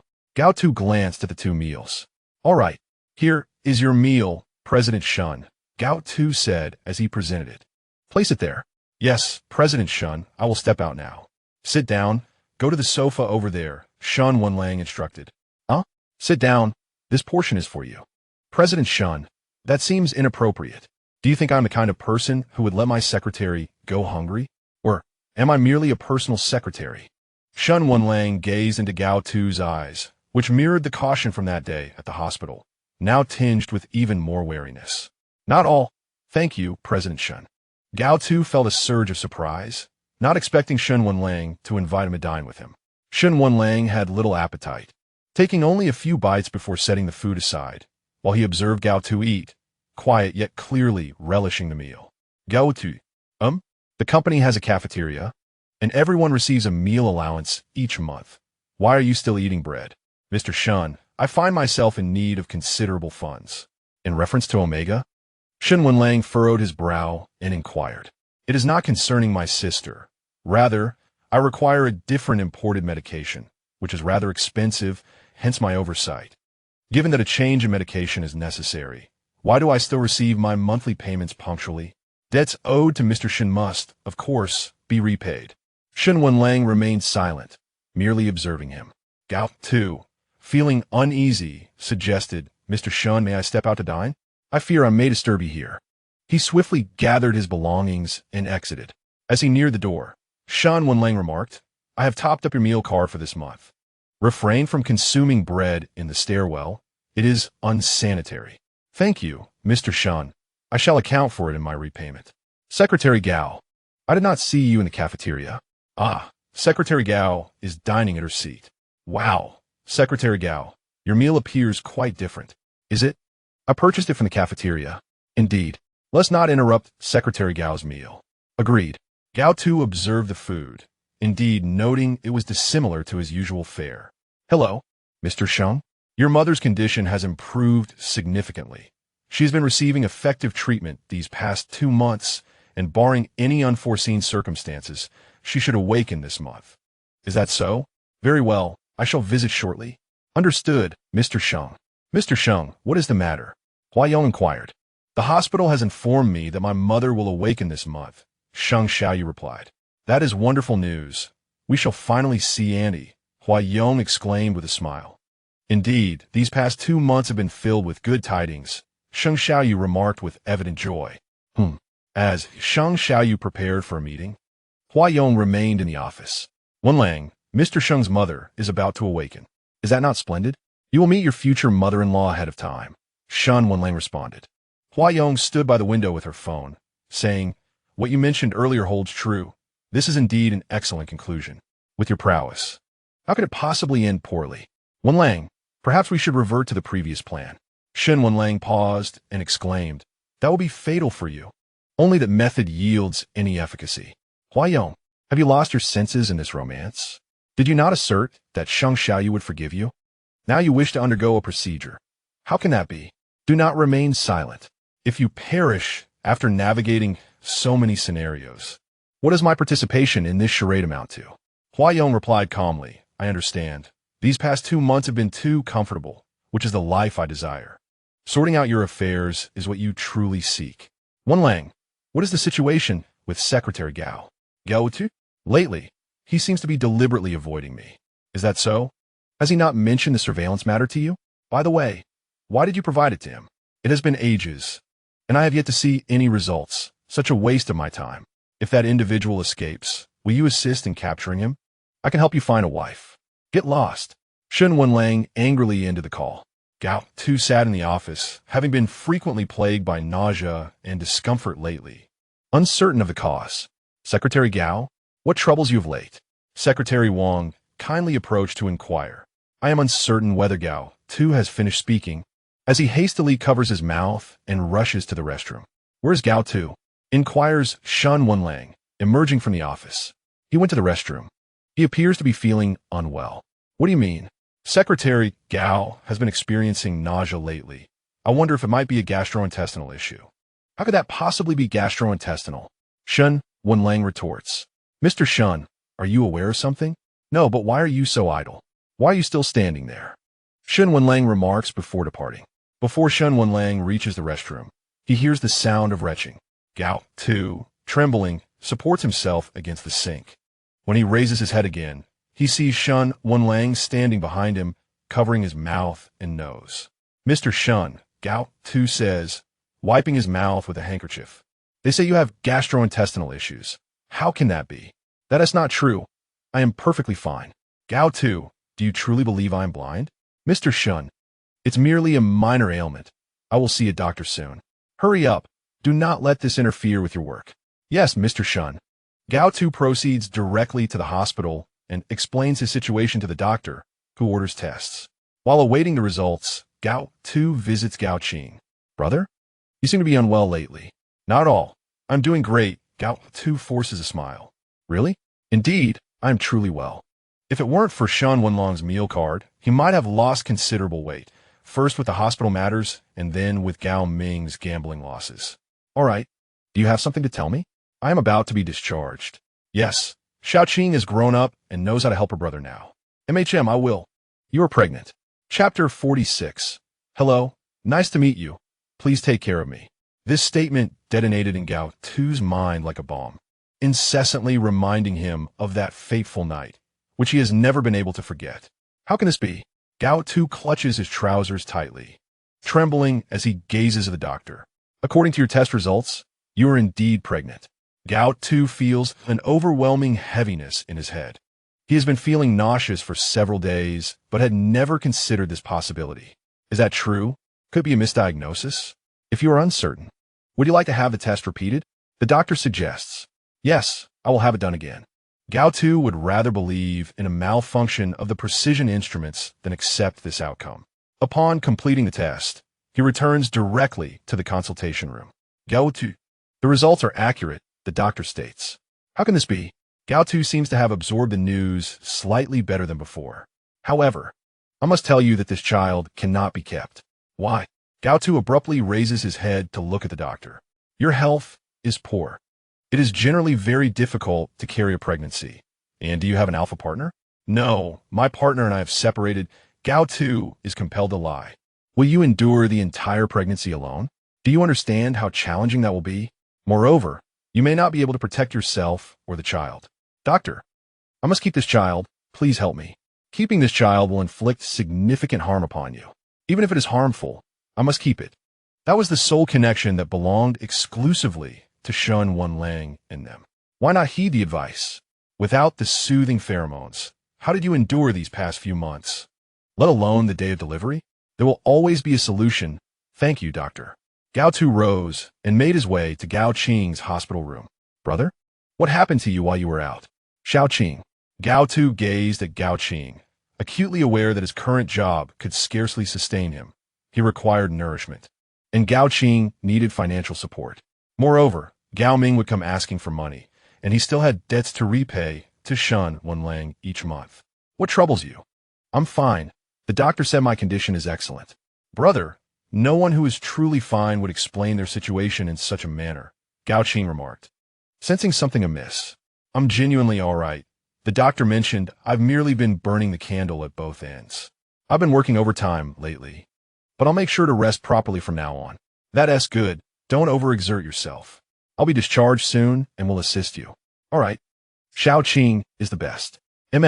When Gao Tu left the hospital, he first returned home, placing his examination report down. At the moment he closed the drawer, he nearly lost his footing. He gripped the table tightly, one hand resting on his belly, saying, Hello there, it's a pleasure to meet you. Shen Wenlang was in his office, attending to documents. Has Gao Tu returned? Yes, he has. Let him in. Understood, sir. Gao Tu took a deep breath and entered the office. This encounter with Shen Wenlang felt distinctly different. It was not a promising sign, as it indicated that Gao Tu's time at the company was drawing to a close. Did you go to the hospital? Yes, I did. What did they say? Nothing significant. I've just been rather fatigued, Gao Tu replied. I appreciate your concern, sir. May I head back now? Wait, 2 months have passed. Where's the person I asked you to investigate? Shen Wenlang inquired. Gao Tu felt a wave of anxiety. Sir, the photographs were too blurry. It will take time to track the individual down. They may no longer be in Jianghu.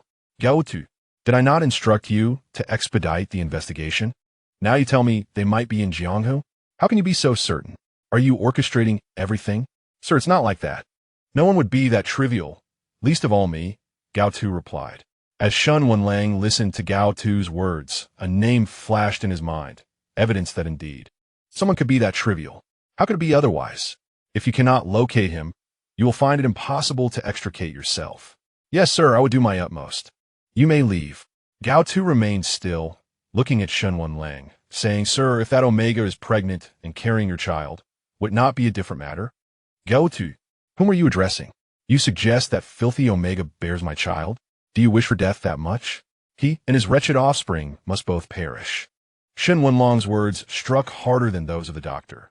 Gao Tu had no intention of revealing to Shen Wenlang that he was, in fact, an Omega, let alone that he carried a child. I apologize, sir. I was merely positing a hypothetical. Disgusting individual, having a child only to extort more money from me. There could be no other motive. I simply wish to be with you. Which hospital did you go to, that you returned in such a state? How dare you speak to me like this? Mr. Shen, I shall take my leave. Call for me if needed. Depart.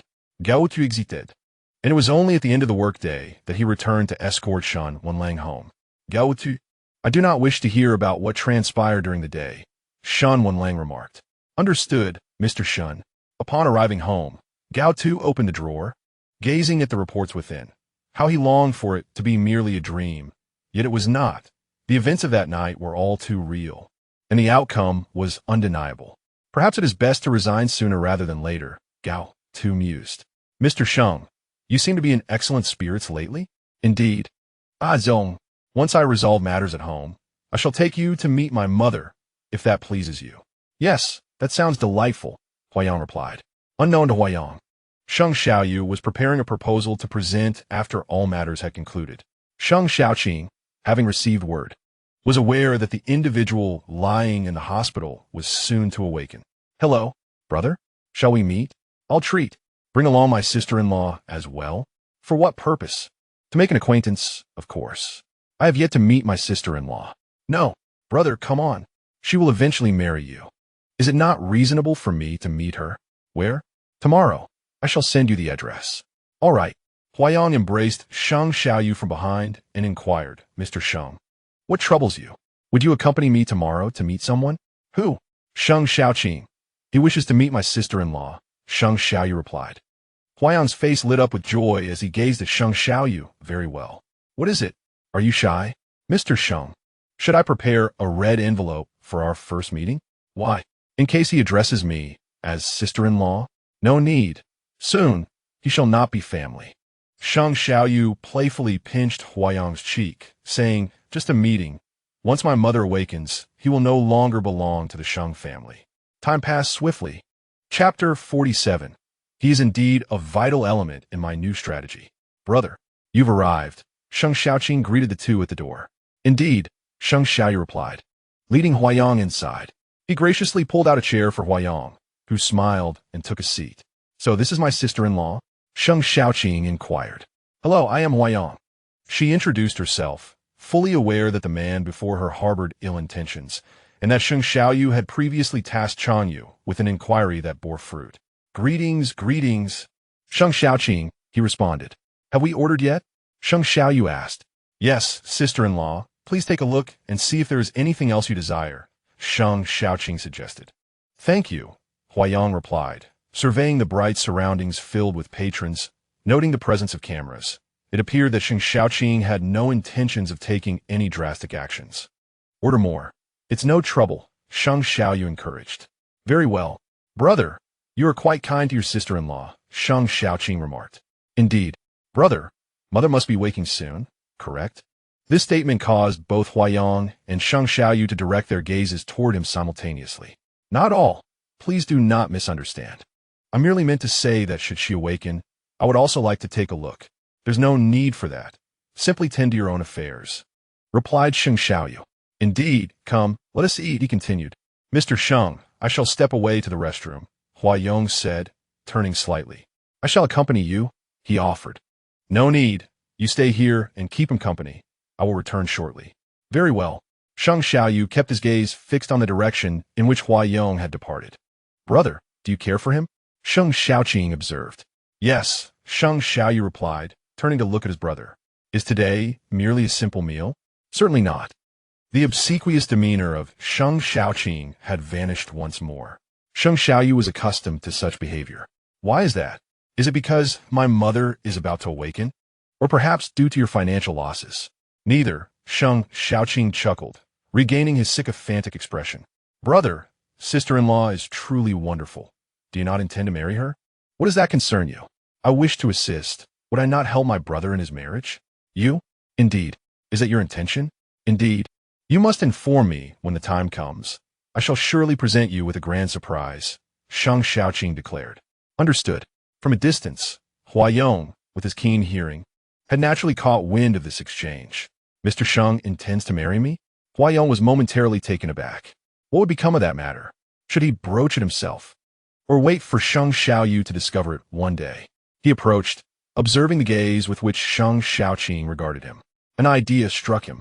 Perhaps yet another individual was about to be drawn into this unfolding scenario. Sister-in-law has returned. Yes, what were you discussing? Huayong inquired. My brother said he is quite fond of you, Sheng Xiaoqing replied. I too hold a fondness for Mr. Sheng, Huayong responded with a smile.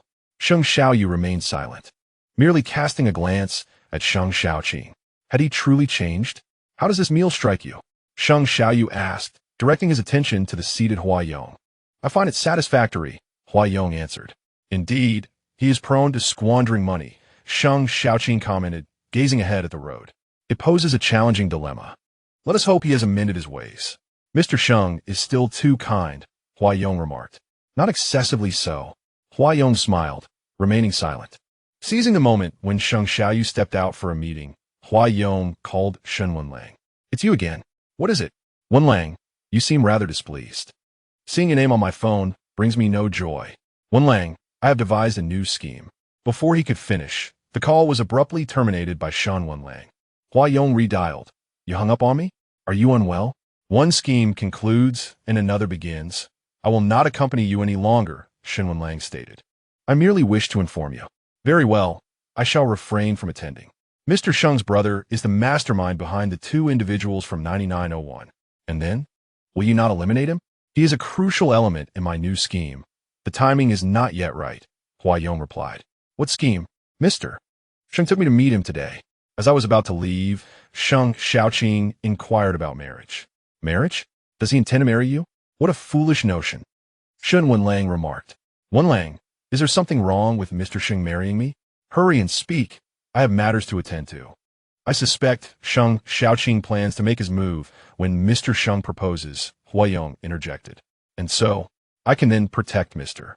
Sheng as a pretext and reveal my true identity. Have you considered Sheng Xiaoyu? What? To be betrayed by two individuals on the happiest day of his life? Huayong fell silent, understanding that Sheng Xiaoqing might not be as formidable as he appeared. Perhaps Sheng Xiaoyu could handle it himself without intervention. Why the silence? Am I correct? I asserted. Mr. Sheng harbors no familial affection for Sheng Xiaoqing, while he would forgive me. You are so confident. Why even ask me? Shen Wenlang replied. What about Secretary Gao? How is that progressing? Why must every time you seek me out, you divert the conversation towards Gao Tu? Shen Wenlang finally sensed something amiss. I merely wish to lend you a hand. No need. As Shen Wenlang hung up the phone once more, Gao Tu entered with tea. Mr. Shen, your tea. Leave it here. Very well.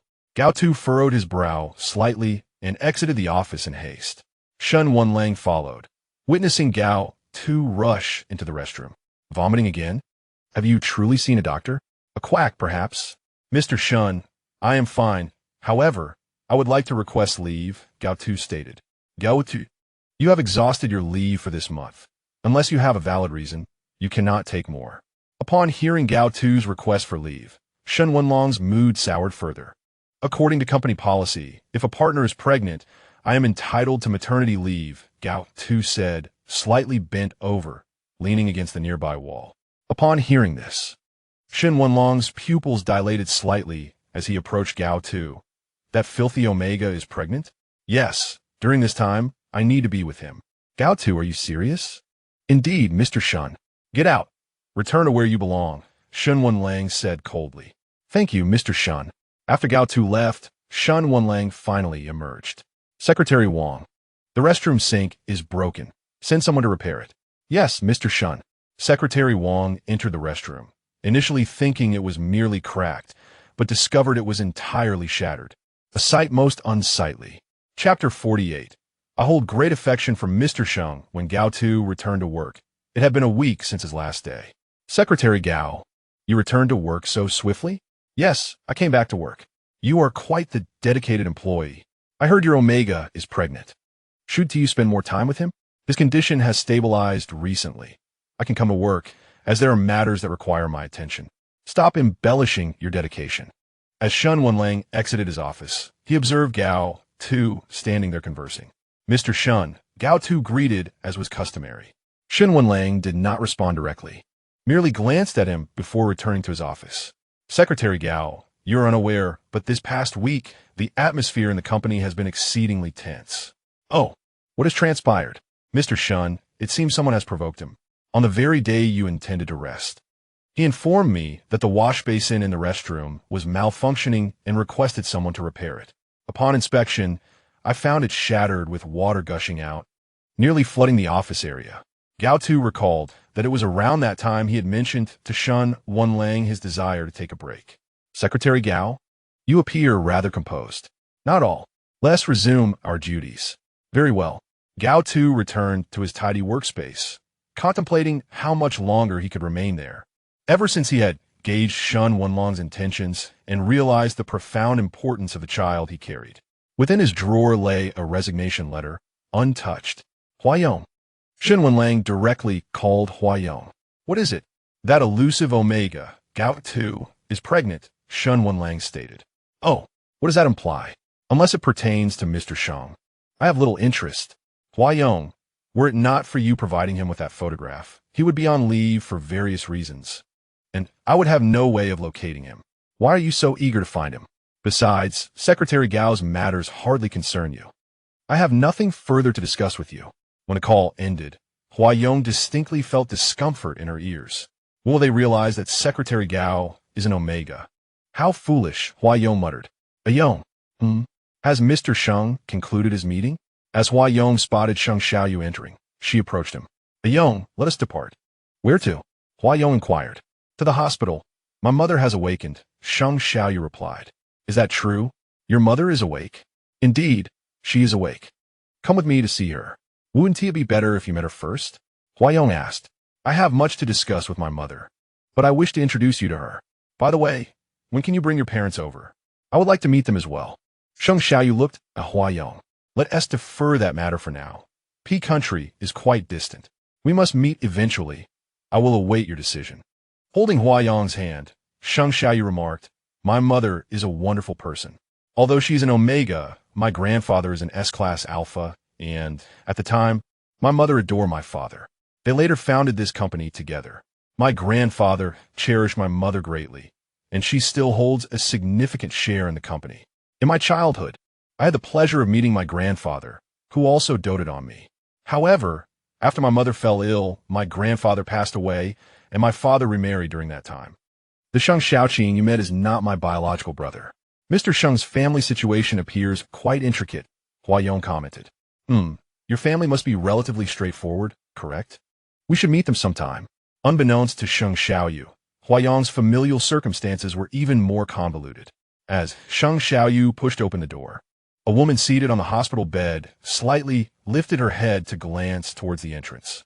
Her long hair was tucked behind her ears, with stray strands falling across her forehead. Having been deprived of sunlight for an extended period, her complexion was exceptionally pale, and her prolonged illness had rendered her considerably gaunt. Xiaoyu, Huayong had visited before, but now, lying on the hospital bed, she appeared lifeless. Upon seeing her today, it truly resonated with what Sheng Xiaoyu had said, that she was a remarkable person, at least in appearance. Mother, Sheng Xiaoyu had long awaited this moment. Having endured so much in the interim, the woman on the bed slightly tilted her head and inquired, Who are you? Hello, Auntie, I am Huayong. Huayong, a lovely name. I have heard your voice before I fully regained consciousness, she replied. Thank you, Auntie. I am Xiaoyu's mother, Lin Shi. Mother, how do you feel? Sheng Xiaoyu approached and took Lin Shi's hand. I just woke up. I might feel a bit uncomfortable, but I will be fine after a while, Lin Shi said softly. Good, that is reassuring. Xiaoyu, please, both of you take a seat, Lin Shi continued. Mother, did you just say you could hear before you woke up? Sheng Xiaoyu asked. Yes, I could hear, Lin Shi replied, gazing gently into Sheng Xiaoyu's eyes and shaking her head slightly. Mother, Huayong seems to suit you well. Auntie, I truly admire Mr. Sheng, Huayong said with a smile. I see, I understand, Lin Shi chuckled. Mother, once you feel better, I will take you out of the hospital. There is no rush. Let us handle other matters first. Realizing they were about to discuss family affairs, Huayong interjected, Mr. Sheng, Annie, I will step out to buy some things and return shortly. Ayong, let the bodyguard accompany you outside, Lin Shi instructed. All right. After Huayong left, Lin Shi looked at Sheng Xiaoyu and asked, Do you like Huayong? Yes, I really like her, Sheng Xiaoyu admitted. If you like her, you must seize the opportunity and not let it slip away. I understand. I plan to propose to her once you are feeling better and you can attend our wedding. I shall await your invitation.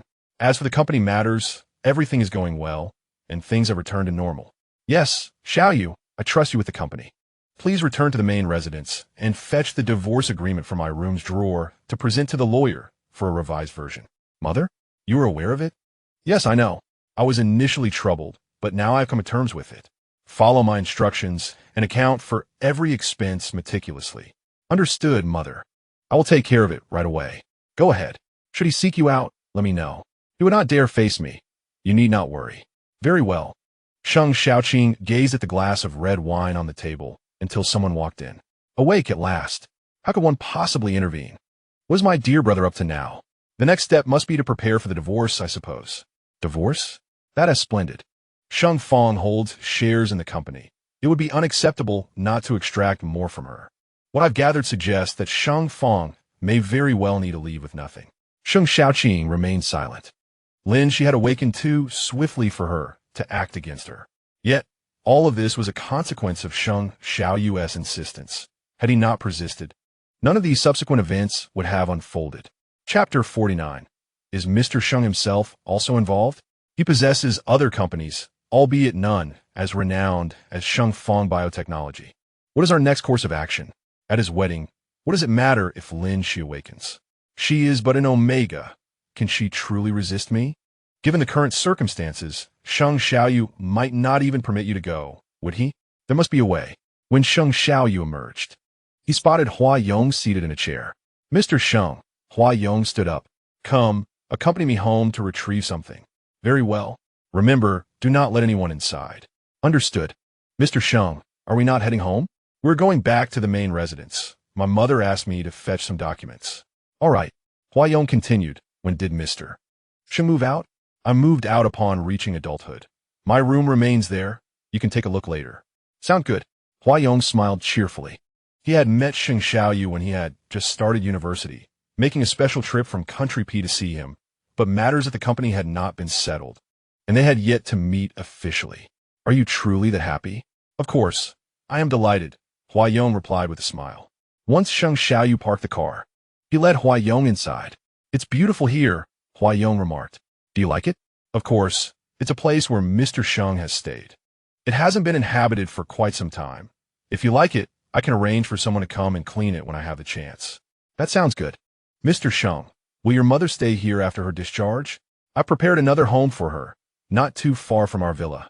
This place will likely be sold. I see. Yes, once my mother recovers, we will purchase another property. All right. Hua Yong followed Sheng Xiaoyu inside, and at first glance, the house appeared remarkably clean. Mr. Sheng, you mentioned no one has lived here. Why is it so tidy? Sheng Xiaoyu remained silent, feeling somewhat surprised himself, although he regularly had cleaning personnel come. Recent events had left him too preoccupied to attend to the main residence. Xiaoyu, Hua Yong, you both have arrived, came Sheng Fong's voice from within. Father? Sheng Xiaoyu approached and pushed open the slightly ajar study door. You've come at the right time. This book is the one you loved most as a child. Sheng Fong said, holding up a book. Hua Yong recognized it. It was the same book Sheng Xiaoyu had held during their time in Country P. What are you doing here? Did you not move out? I merely called a few people to clean, Sheng Fong replied. I heard Lin, she has awakened? Yes. I shall go and see her. She does not wish to see anyone at the moment, Sheng Xiaoyu stated, watching Sheng Fong's retreating figure. That makes sense. After such a serious illness, I will visit her in a while. Indeed.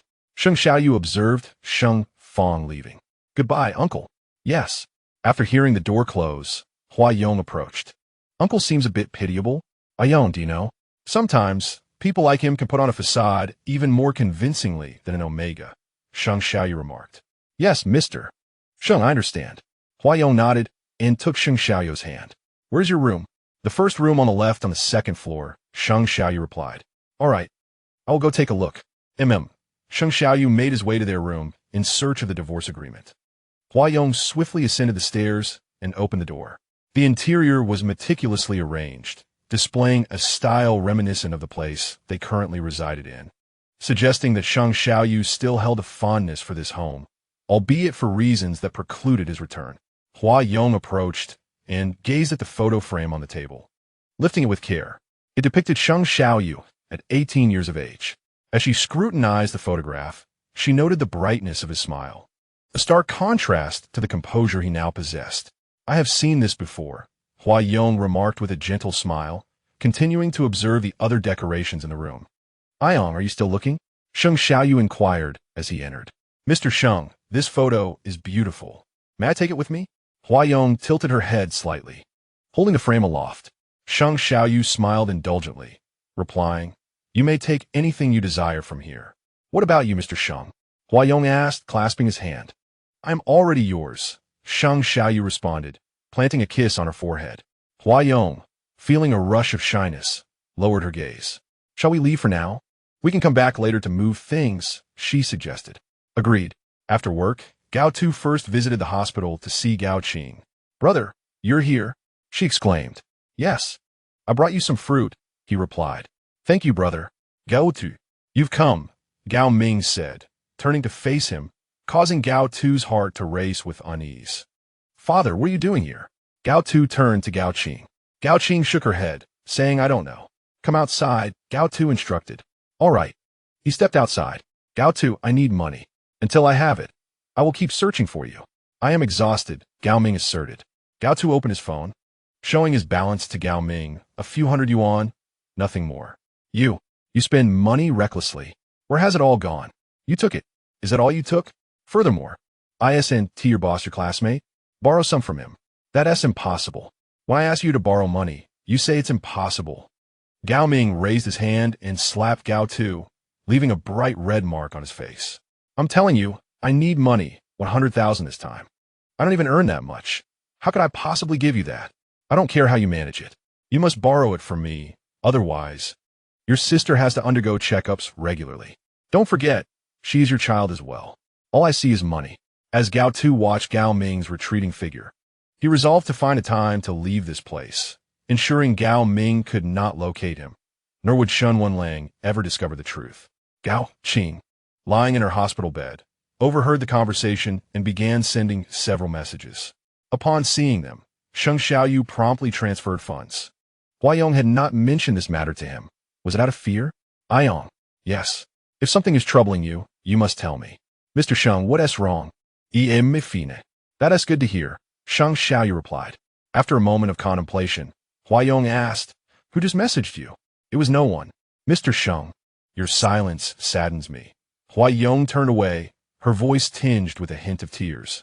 "Wait, Ayong, it's your sister Gao Qing. She is quite considerate and always checks on me." "Little sister. I understand. She is very thoughtful," Hua Yong replied with a smile. Chapter 50. A Gluttonous Feast. "Consuming ever more must it be placed here?" Sheng Xiaoyu inquired. Hua Yong placed the photograph on the bedside and turned, saying, "This way, even in your absence. The first sight upon awakening will be of you, Mr. Sheng. I shall not be absent. What if you have to work overtime?" "All right, I shall endeavor to avoid it." Sheng Xiaoyu responded. "Brother, is he asking you for money again?" Gao Qing questioned.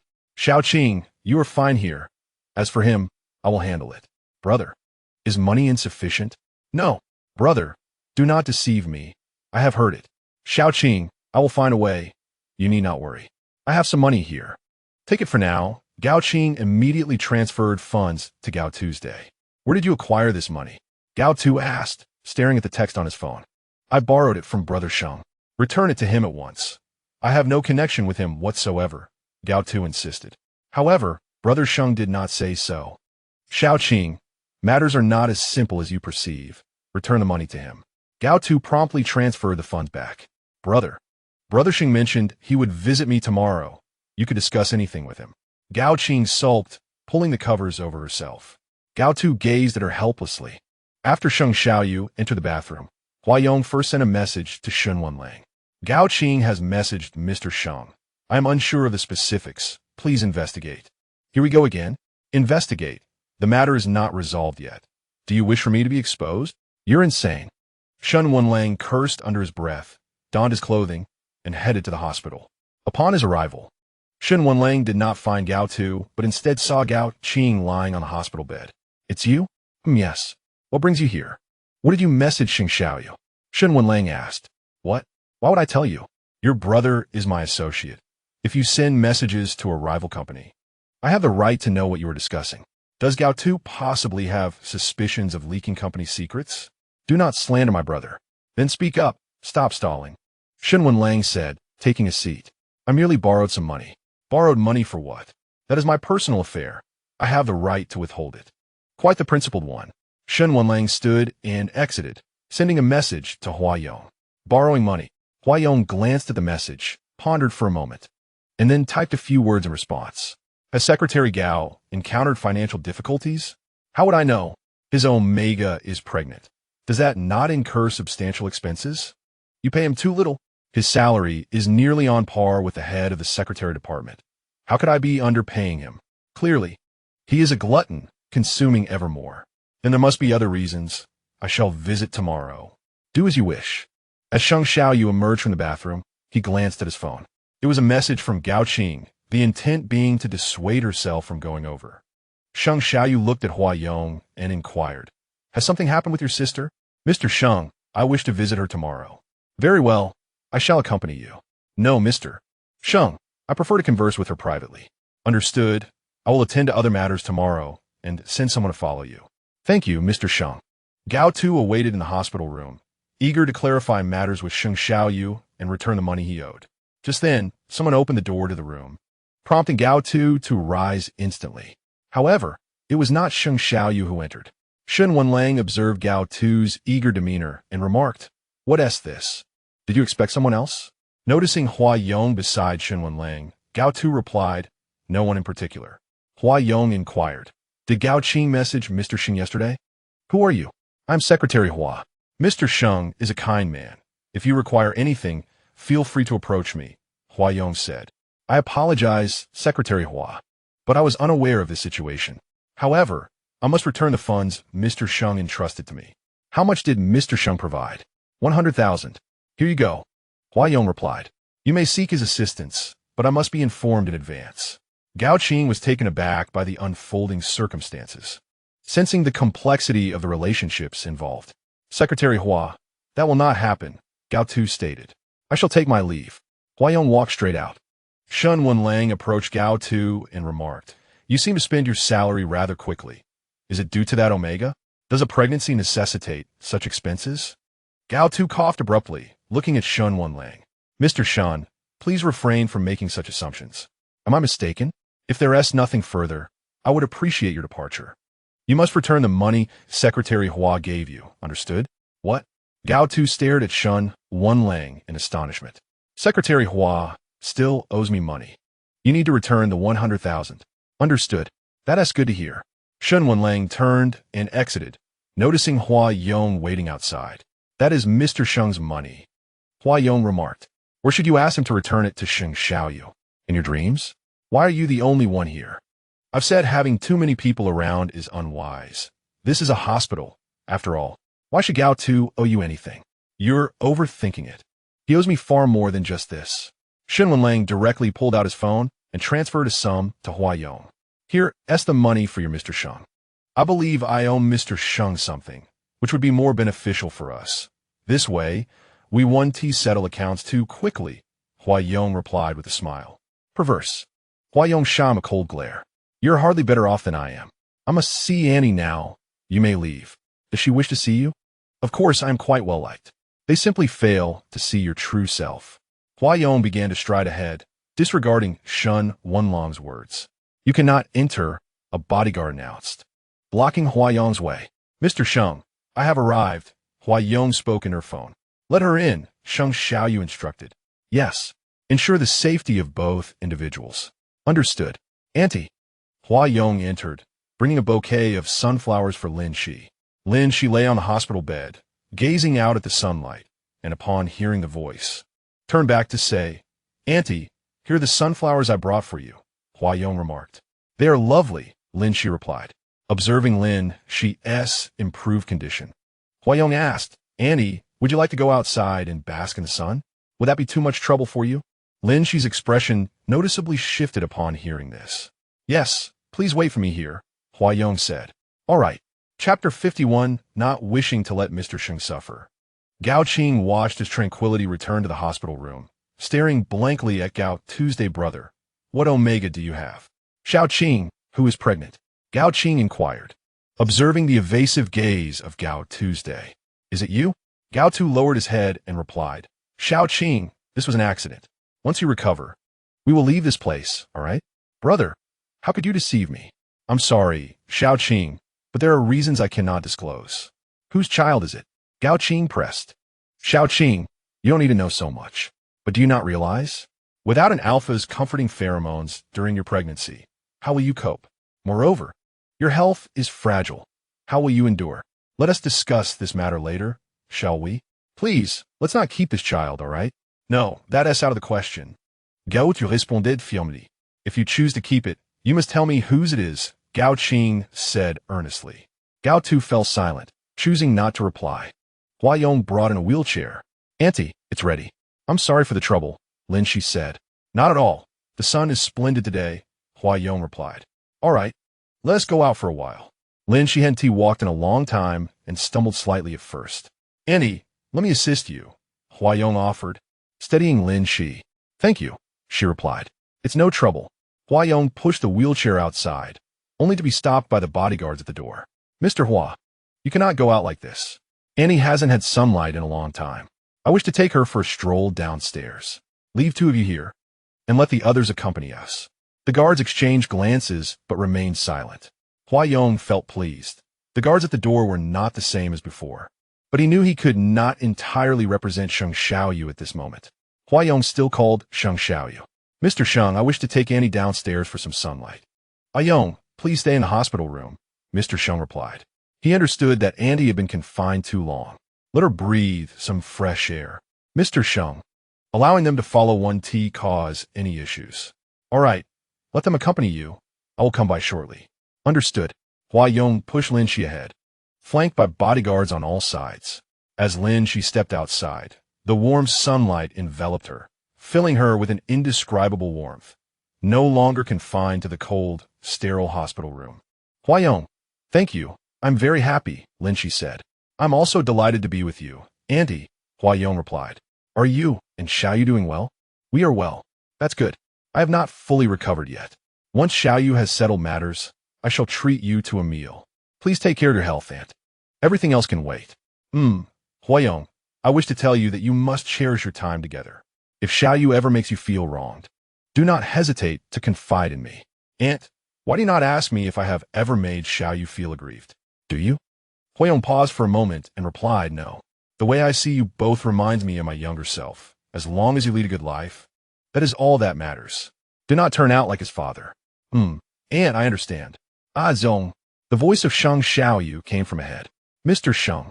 Huayong grasped the armrest firmly. Mother, I have arrived. Lin Shi nodded at Sheng Xiaoyu and said, Huayong is wonderful. She even brought me sunflowers. I have been in the hospital for too long, and she thought to take me out for a stroll. Very well. Ayong is indeed delightful, Sheng Xiaoyu remarked, gazing at Huayong's smiling face. Huayong, how would you like me to address you? Should it be the same as Xiaoyu, or perhaps something different? Aunt, it does not matter. Call me however you wish. Let us go with little flower. Like those sunflowers, you bring energy to others, Lin Shi suggested. Very well. I shall defer to you, Aunt. Sheng Xiaoyu approached and took over the wheelchair, saying, I will handle this. Huayong released her grip. Mother, where would you like to go? Perhaps just over to the lake for a stroll. Very well. Sheng Xiaoyu said to Huayong, place your hand here. Huayong looked at Sheng Xiaoyu in confusion. Hold my hand. Huayong happily placed her hand on his. Mother, you rest well here. If you need anything, just call for me. Sheng Xiaoyu escorted Lin Shi back to the hospital room. Has he come to see you? Not yet. He is currently seeking a lawyer to draft a new agreement. Once it is prepared, I will bring it to you. All right. Huayong observed as Sheng Xiaoyu exited and said, Aunt seems quite happy today, doesn't she? I have been too busy lately, focused on security, and I neglected her desire to bask in the sunlight. Mr. Sheng, it is all right. I have no issues, and can come and take Aunt downstairs for a walk. I am also concerned for your safety. Not to worry. Those people are quite capable. Huayong glanced at the individuals standing at the door. That is reassuring. Aunt appears to be quite strong, Huayong remarked. Perhaps after all these years. She has grown numb to it. Does Mr. Sheng feel numb? Not all. Sheng Xiaoyu smiled as he looked at Huayong and said, "You will not be that way. Nor will I. As for your father, is Aunt merely deciding to divorce? If it were me, the other party would surely face dire consequences," Sheng Xiaoyu stated. Huayong smiled and nodded, saying, "Very dire. Let us go. I shall take you out for a meal." Very well." After placing an order at the restaurant, Sheng Xiaoyu turned to Huayong and asked, "Did you visit your sister at the hospital today? How did your conversation go?" "Mr. Sheng, I will repay you the money my sister borrowed. The price of medicine has risen recently, so, Huayong, I do not require repayment." "Mr. Sheng, that is not acceptable." "Why not?" "Because I do not wish for Mr. Sheng to suffer a loss. Could you perhaps offer me another form of compensation?" "What could it be?" "Anything will suffice, including the meals you prepare and accompanying my mother to the hospital." "Mr. Sheng is truly kind." "General Manager, Shen, please deliver the contract from Gao Tu to my office," Shen Wenlang instructed. "Understood." Shortly thereafter, someone brought the contract to the office. Shen Wenlang remarked, "Please also bring me the Secretary General's contract." "Yes." The two contracts were placed before Shen Wenlang, revealing that Gao Tu's salary was merely 20% less than that of the Secretary General. Such remuneration was insufficient for Gao Tu, who still resided in a dilapidated home. Shen Wenlang set aside the two contracts without further comment, considering that Gao Tu had children to support. "Are you heading out, General Manager Shen? Would you like me to accompany you since Secretary Gao is unavailable?" "No, I will go by myself," Shen Wenlang replied. "Very well, General Manager Shen." Shen Wenlang drove to the building where Gao Tu lived, gazing up at the entrance, wondering if he would finally see him at home this time. "General Manager Shen?" As soon as Gao Tu opened the door, he spotted Shen Wenlang. Shen Wenlang's gaze shifted to look behind him. "Are you alone?" "Yes, it's just me," Gao Tu replied. Chapter 52. "I am not General Manager Shen. I will keep him." "Is he not with you?" Shen Wenlang inquired. "Him? General Manager Shen. That is a personal matter." "Personal matter? Very well. Allow me to ask, why has that person not been found yet? Were you merely testing me previously because you are also a child?" "General Manager Shen, I regret to say my capabilities are limited." "Then send me the photograph." "Did I guess correctly, General Manager? Is there truly a child?" "Gao Tu, have you thought this through? Are you genuinely resolved to keep the child born of an Omega?" "I am not General Manager Shen. I will keep him," Gao Tu asserted. "What do you mean? Do you think I lack compassion? Are you suggesting that a filthy Omega requires affection? If he is indeed filthy, then why seek him out? I pursue him solely for revenge. What else could it be?" "It is nothing, General Manager. I merely need to rest."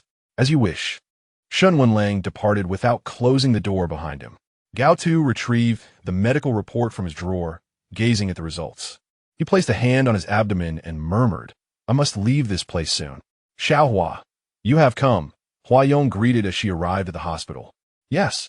Annie, Mr. Sheng has been quite busy lately, so I am here to keep you company." "Good." Xiaohua is very considerate. While Huayong took Lin Shi downstairs for a stroll, they encountered Sheng Fong. "Lin Shi, shall we talk?" Sheng Fong stated, standing before them, surrounded by bodyguards. Huayong and Lin Shi found it difficult for Sheng Fong to approach. "Uncle," Huayong softly called out. "Ah, you're here as well. Enjoying some sunlight with Annie?" "Xiaohua, I am weary. Let us conclude for today." "Very well, we shall go upstairs." "Wait, I can sign the divorce agreement," Sheng Fong offered. "But may we have a conversation first?" "Once signed, please deliver it to Xiaoyu. Aside from that, I wish to discuss something with you." "Sheng Fong, cease your theatrics. Have you deceived yourself into believing them? Do you think I cannot awaken from this?" Huayong fell silent for a moment upon hearing this. "I have entrusted all company matters to Xiaoyu. I have not neglected him." "Neglected?" "Xiaoyu is the sole heir of the company. Whom else would you wish to consider?" "Let be as it is." Lin Shi raised her gaze to Huayong and said, "Xiaohua, please assist me upstairs." "Of course, Auntie," Huayong replied as she pushed the wheelchair forward. "Xiaohua, remember this. This individual is quite the performer, placing himself in a pitiful position, as though he has committed no wrong." "Auntie, Mr. Sheng has mentioned this to me as well." "Is that so?" "Rest assured, Xiaoyu is not that kind of person. From the very beginning of his upbringing, he has never been." "I understand. Mr. Sheng is a good man." "Indeed, I hope you both will be well. We will, Andy. Upon learning of the situation from a bodyguard, Sheng Xiaoyu hurried to the hospital. Hua Yong was peeling an apple for Lin Shi when Mr. Sheng arrived. Xiaoyu. Yong, mother, are you both all right? We are fine, Hua Yong replied. That's good to hear, Sheng Xiaoyu said, relieved after worrying throughout his journey. Has Mr. Sheng resolved the matters of the company? Hua Yong handed the sliced apple to Lin Shi. Yes, mother, I sent some things over. You must be hungry. Not too bad. Would you like to go out for a meal? You might not be accustomed to the hospital food. Yes, I will take him out to eat, Sheng Xiaoyu declared. All right. Hua Yong followed closely behind him, sensing that Mr. Sheng had something to convey. Shall we dine first? I will speak with you later. Very well, Hua Yong replied. So, has uncle come to see you as well? Hua Yong inquired. Yes, he is not interested in company affairs. He merely wishes for me not to sever ties with him. What are Mr. Sheng's thoughts on this? I do not know. Regardless of Mr. Sheng's decisions, I will support you, Hua Yong said, reaching for Sheng Xiaoyu's hand. Indeed, Yong, you are the best. Gao Tu, I received the money. Did you not mention being out of funds? I still have some, he replied. I borrowed it and must return it. Please refrain from asking me for money in this manner again. Which of your friends is so wealthy? Why not borrow more? Do you have any notion of my financial needs? 100,000 is not a trivial amount. Please be mindful. What do you understand? Just remember, I will always be your father, and you must continue to provide for me. Gao Tu, feeling disheartened, hung up the phone. 100,000 truly is not insignificant. It could purchase many imported medicines and sustain his meals for several years. Brother, once I recover, let us leave, Gao Qing said. Understood. Little Qing, take care of yourself. I must go to work. Brother, do you still intend to work in such a condition? Without work, there is no income, Gao Tu replied. But your health is quite precarious. I worry something may happen to you. It will be fine. Do not fret. I will go to work now and visit you later. All right then. I shall take my leave. Please take care of yourself. Yes. After departing from the hospital, Gao Tu proceeded to the company, where he naturally encountered Shen Wenlang. President Shen, Gao Tu greeted as per usual. Come in, Shen Wenlang instructed, leading the way into the office. Yes, President Shen, Gao Tu followed suit. This is work, and that is work. It is all your responsibility, Shen Wenlang exclaimed, slamming a pile of documents onto the desk. President Shen, understood. What is the deadline? Within this week, Shen Wenlang stated. So soon? I will do my best. Gao Tu, what I expect is not mere attempts, but the completion of tasks. Even if it requires overtime, it must be accomplished. Yes, I understand. Gao Tu, burdened with a pile of documents, found his view obstructed. Can't you manage it in 2 trips? How foolish. Yes, Mr. Shen. Gao Tu swiftly took the documents out, only to return for another load, placing it at his workstation. Wow. Secretary Gao, what is going on here? I have no idea. Goodness, Secretary Gao, is all this work solely yours? Indeed. It seems overtime is unavoidable. I have little on my plate. May I assist you? Gao Tu's tasks were not to be interfered with, or his salary would be docked. Shen Wenlang emerged from the office, stating, absolutely, ensure completion this week. He approached Gao Tu, affirming, all right, Mr. Shen. Shen Wenlang exited, and upon his return to the office, only Gao Tu remained. He removed his glasses and rubbed his eyes, feeling a wave of fatigue subside. Shen Wenlang approached, unnoticed by Gao Tu's day. Is it a lot? He inquired. Startled, Gao Tu sprang from his chair. Not much. I will complete it on time. Is there something that requires your presence at this late hour? Do you need assistance? Prepare some tea. Yes, right away. Gao Tu set aside his work. Gao Tu, please retrieve my takeout from downstairs, Shen Wenlang instructed. Certainly, Mr. Shen. Yawning, Gao Tu descended, noticing an abundance of takeout. Likely not just for Shen Wenlang alone. Chapter 53. Mr. Sheng feeds me well. Here is your takeout, Mr. Shen. Place it here, Shen Wenlang replied with a glance. The outermost order was a mistake. You may take it. Thank you, Mr. Shen. It's merely something I do not want. Gao Tu's hand paused momentarily. Yes, I understand. As Shen Wenlang observed Gao Tu's departing figure, he set down the documents, muttering, clearly, I did not wish to voice that. Gao Tu toiled through the night, with Shen Wenlang not reappearing. He knocked on Shen Wenlang's door. Gumin, Mr. Shen, I have finished my tasks. Would you like me to drive you home? Yes. Let's go. Shen Wenlang turned off the office lights and exited. Gao Tu glanced at the time on her phone. It was already 8 o'clock, and Gao Tu had not visited the hospital to see her for an entire week. Hello, brother? Gao Tu called Gao Tuesday Shao Qing. I've been exceedingly busy, and Haven T had the chance to tell you. Brother, it's good to hear you're well. How late are you working? Are you taking care of yourself? Is your boss even human? Shao Qing refrained from speaking recklessly. Gao Tu whispered. I heard that. Shen Wenlang interjected from behind. I apologize. Mr. Shen, I was just handing over my work, Gao Tu said as he ended the call. Please come in. This is the final batch of contracts. They're all here. Gao Tu placed them on the table. All right. Is Mr. Shen finishing for the day? Gao Tu was aware that Shen Wenlang had been working late at the office for the past week and had requested him to drive him home. Yes. Shen Wenlang rose, asking, does your sister speak? She doesn't know everything. She is merely jesting. Let's hope so. Gao Tu stumbled forward, suddenly feeling a wave of dizziness, and collapsed onto the ground. Upon witnessing this, Shen Wenlang rushed to his side, exclaiming, Gao Tu. Gao Tu. He urgently transported Gao Tu to the hospital. How is he? He is simply exhausted, the doctor replied. He is currently receiving intravenous fluids. I will come back shortly to update you. All right. Shen Wenlang gazed at Gao Tu, who lay on a hospital bed, and recalled that his sister was also present. Please take good care of him. Of course. Shen Wenlang then sought out Gao Qing's hospital room, and upon finding her, said, Your brother has fainted. Come with me. Shen Wenlang, are you out of your mind? Why must you trouble my brother? Gao Qing exclaimed, leaping off her bed. Gao Tu had insisted on keeping his condition a secret. Thus, Shen Wenlang was unaware of the situation regarding Gao Tu's pregnancy. Shen Wenlang stood bewildered as she dashed past him, muttering, Why is she scolding me? She's the one who's lost her mind. He followed her, only to witness her slam the door shut behind her before he could enter. I must be insane to endure this torment, he grumbled outside. After a moment, he noticed a nurse exiting the room. What are you doing out here? He inquired. The person inside said they don't need me. You still owe me for my services, she retorted. Understood. Wenlang? Huayong appeared, returning from outside with a fruit basket. Have you switched careers to food delivery? Shen Wenlang remarked. Madam wished for some fruit, and Mr. Sheng cannot come at the moment, so I brought it, Huayong explained. Oh, what are you doing here? Have you become a caretaker?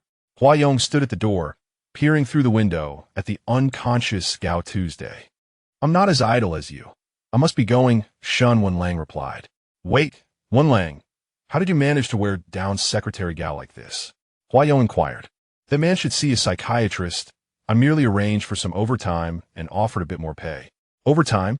He clearly does not know how to manage his finances. Who is he trying to elicit sympathy from? Have you seen anyone these days who can't even afford a meal? Wenlang, perhaps you are not fully grasping the situation. I've gone to such lengths to bring him to the hospital and even called his sister, only to be met with a reproach. What have I done to deserve this? I'm done. Wenlang, do you have feelings for Secretary Gao? Huayong, what has Sheng Shao fed you to make you speak so absurdly? I do not harbor such feelings. Mr. Sheng treats me quite well, Huayong chuckled. You're insane. Shen Wenlang scoffed, eyeing him with disdain. Aren't you waiting for him to wake up? The CEO of HS is here awaiting as secretary. Are you mad, or am I? Shen Wenlang turned to leave. Huayong glanced back at the unconscious Gao Tu, just as a doctor approached the door. Hello, doctor. I am his colleague. Is he all right? Huayong continued, and what about the child? He is stable, but his health is quite poor. I have consistently advised him against keeping the child, but he refuses to listen. If he chooses to keep it, he will need the support of that absent alpha. Thank you, doctor. Please give this to them. I shall not enter. Is anyone inside? His sister is present. Very well. Huayong then called Changyu, saying, Changyu, please bring me another fruit basket. Yes, boss. Doctor, how is my brother? Exhaustion has taken its toll. Perhaps a few days of hospitalization is in order. All right, doctor. And the child? No issues. But you must be vigilant. Early stages can be precarious for the fetus, and the latter stages are even more so. Understood, doctor. Thank you.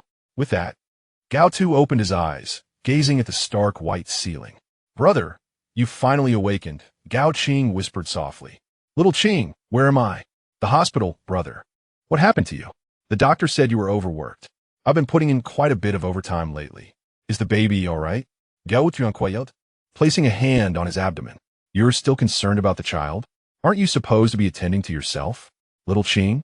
Who brought me to the hospital? Was it Mr. Shen? Yes, but he's already left. He doesn't know, does he? Gao Tu asked. No, I didn't mention it. And he didn't come back afterward. All right then. The doctor mentioned you need to stay here for a few days. Please take the time to rest. I understand. Apologies for my tardiness. Annie, Hua Yong entered. No need to worry, Xiaohua. I should be discharged in a few days, so you needn't trouble yourself. I'm more than willing, Auntie. Mr. Sheng is still handling matters at the company. He will come by when he asks free.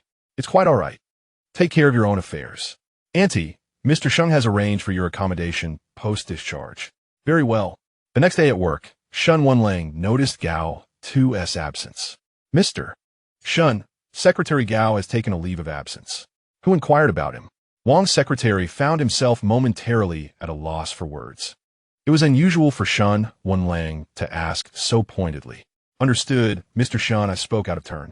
What was the reason for his leave? I heard he fainted and is currently hospitalized. Such severity. Please have someone from your department visit him. Yes, Mr. Shen. Chapter 54. Yet Ayong remains unchanged. Secretary Gao. I'll come to see you. Wang's secretary entered, carrying a basket of fruit. Thank you, Wang's secretary. Gao Tu straightened in his bed. It's nothing. I'm merely representing the entire secretarial department in visiting you. I appreciate it. I'm recovering well and should be discharged in a couple of days, Gao Tu replied. Indeed, Secretary Gao, you've been overworking yourself. Although it may not be proper to say, does Mr. Shen have some grievance against you? Why else would he assign you so much work? Wang's secretary took a seat. I'm still with the company. Of course, I must perform my duties diligently. Gao Tu affirmed. Your words are remarkably evasive. Just jesting, Gao Tu smiled at him. By the way, the secretary has instructed me to inform you that your compensation for the days missed, along with various insurance payouts, will be deposited into your account as usual. Ah, splendid. I had nearly forgotten with all this busyness, Gao Tu remarked. Indeed, soon I shall indulge in a hearty meal again. Wang's secretary's fondness for food was evident. Would you like some fruit? I can wash it for you, and I'm in no rush to return. I can also catch some fish. Wang's secretary opened the fruit basket, retrieving a box of strawberries. That would be wonderful. Thank you. Not at all, he replied, washing them before handing them to Gao Tuesday. You have also eaten quite a bit, and I cannot finish all this. Gao Tu picked up a strawberry and took a bite. It was delightful. However, after consuming one, Gao Tu felt a wave of discomfort in his stomach and quickly covered his mouth, anxiously attempting to rise from his seat. Secretary Gao, Secretary Wang, holding the four stand nearby, assisted Gao Tu in making his way to the restroom. Gao Tu grasped the four stand, firmly pushed Wang aside, and closed the restroom door. All Wang could hear from within was the sound of retching. Was it an aversion to strawberries? I should call for a doctor. By the time Gao Tu emerged, a doctor was already waiting outside the door. Secretary Wang, you may return now. I can manage here. Shouldn't I stay to take care of you? No need, Secretary Wang. My partner will arrive shortly, Gao Tu replied. All right then, Omega. If you need anything, just let me know. I will take my leave. Thank you, Gao Tu said as he watched Secretary Wang depart and settled back onto the bed. Gao Tu, your current reaction seems rather intense, but it is a normal phenomenon. Doctor, is there any way to alleviate this discomfort? I still have work to attend to. At this point, you are still thinking about work? If you wish to remain, you must show commitment. Otherwise, it will be difficult to stay. I understand. It seems Secretary Wang's presence is also due to Shen Wenlang, isn't it? Is there that layer of reason? I merely wish to complete this phase of work. Once accomplished, I shall rest properly. As your doctor, I have already informed you of the risks. I am aware, and I appreciate your sense of responsibility. For your upcoming meals, consume smaller portions more frequently, opting for easily digestible foods. When drinking water, take small sips and ensure it is warm. Avoid alcohol entirely, understood? Understood. Are there any medications to help? I will prescribe some, but do not take too much. If vomiting prevents you from eating, you must come to the hospital. Do not endure it stubbornly, understood? Thank you. Doctor, I will remember. After the doctor departed, Gao Tu remained alone in the ward. It has been quite some time, and I still have not decided on a name for you. Gazing out of the window, he pondered for a moment before saying, Lele. Let us call you Lele. It has a lovely ring to it. Secretary Wang, where have you been? I just returned from the hospital.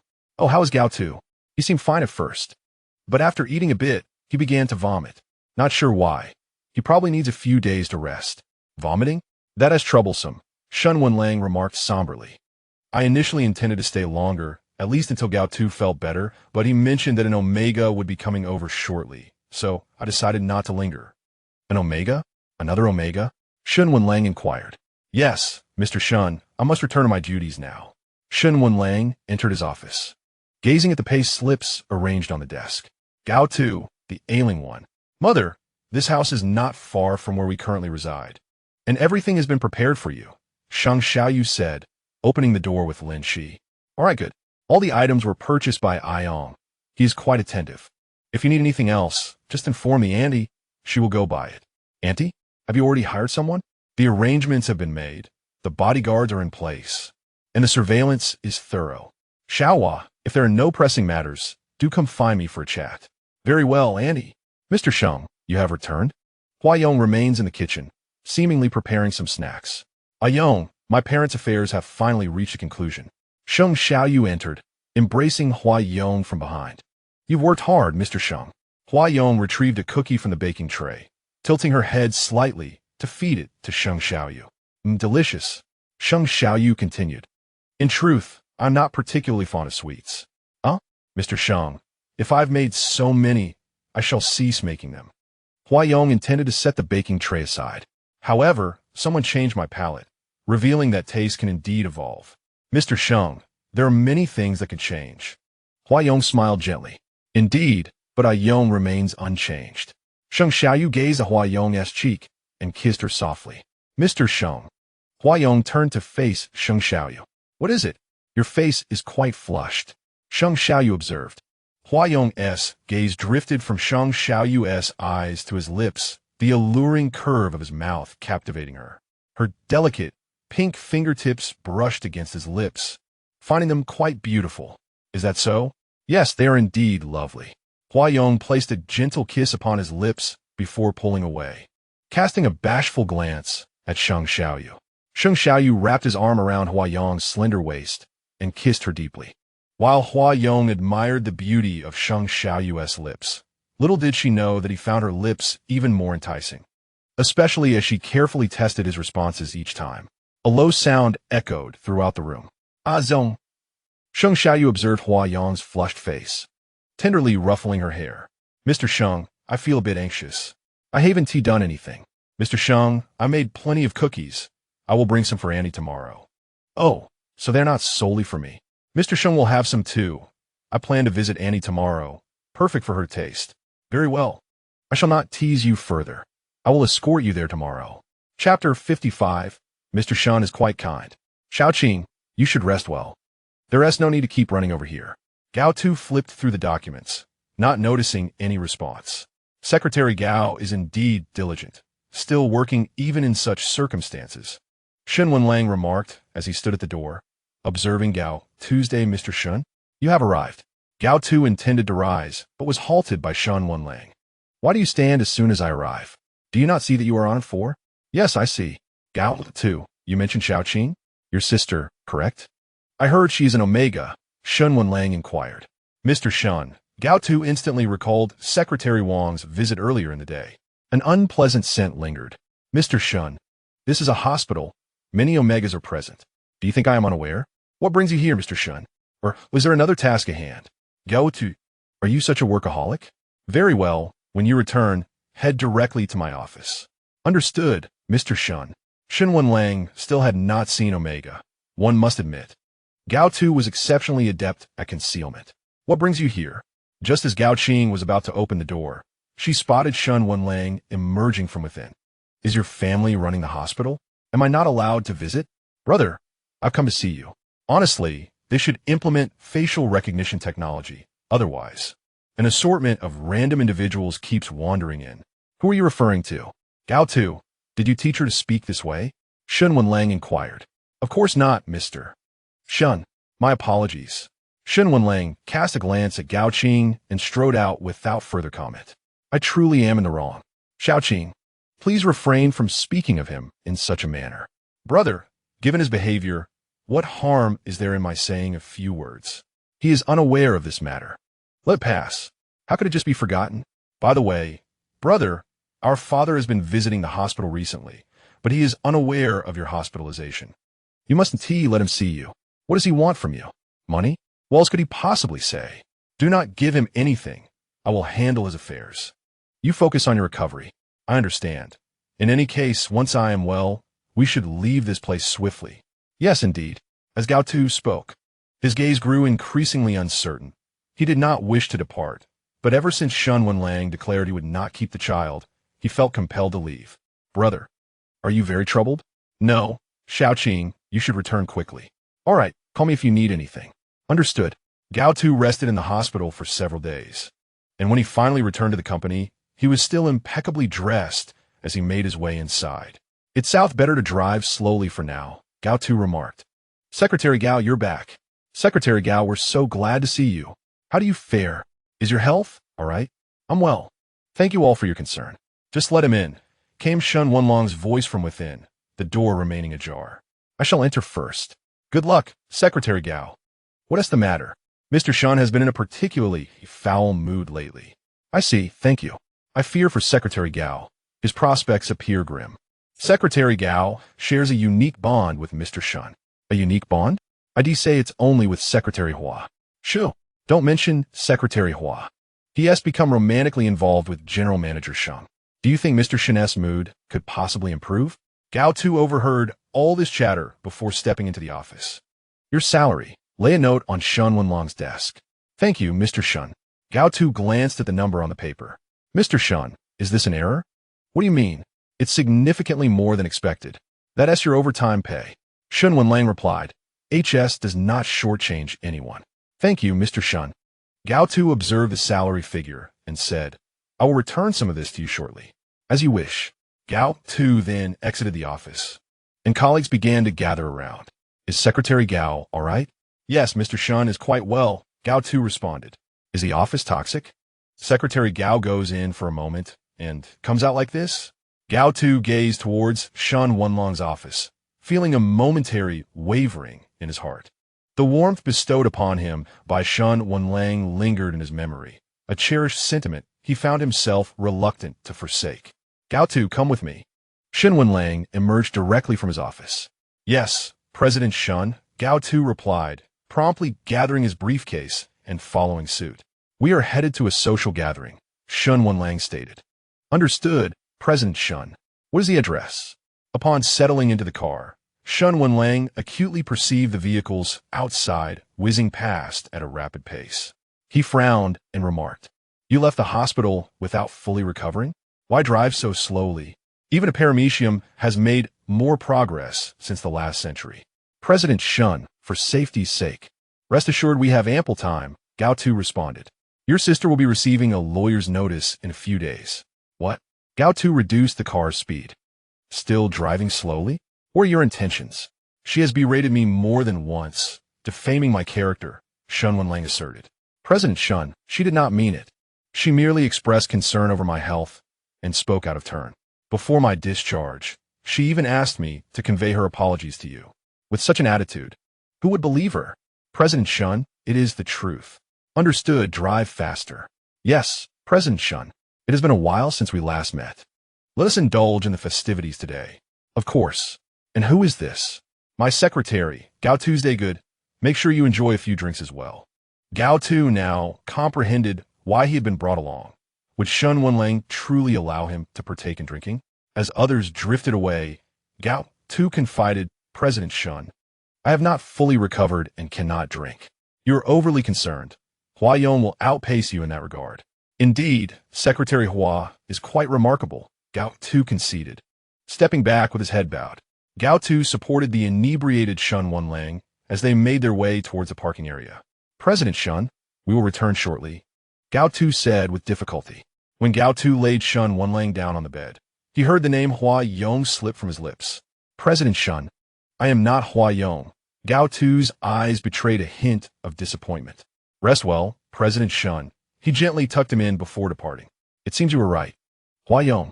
Chapter 56, All matters concerning Mr. Sheng are of paramount importance.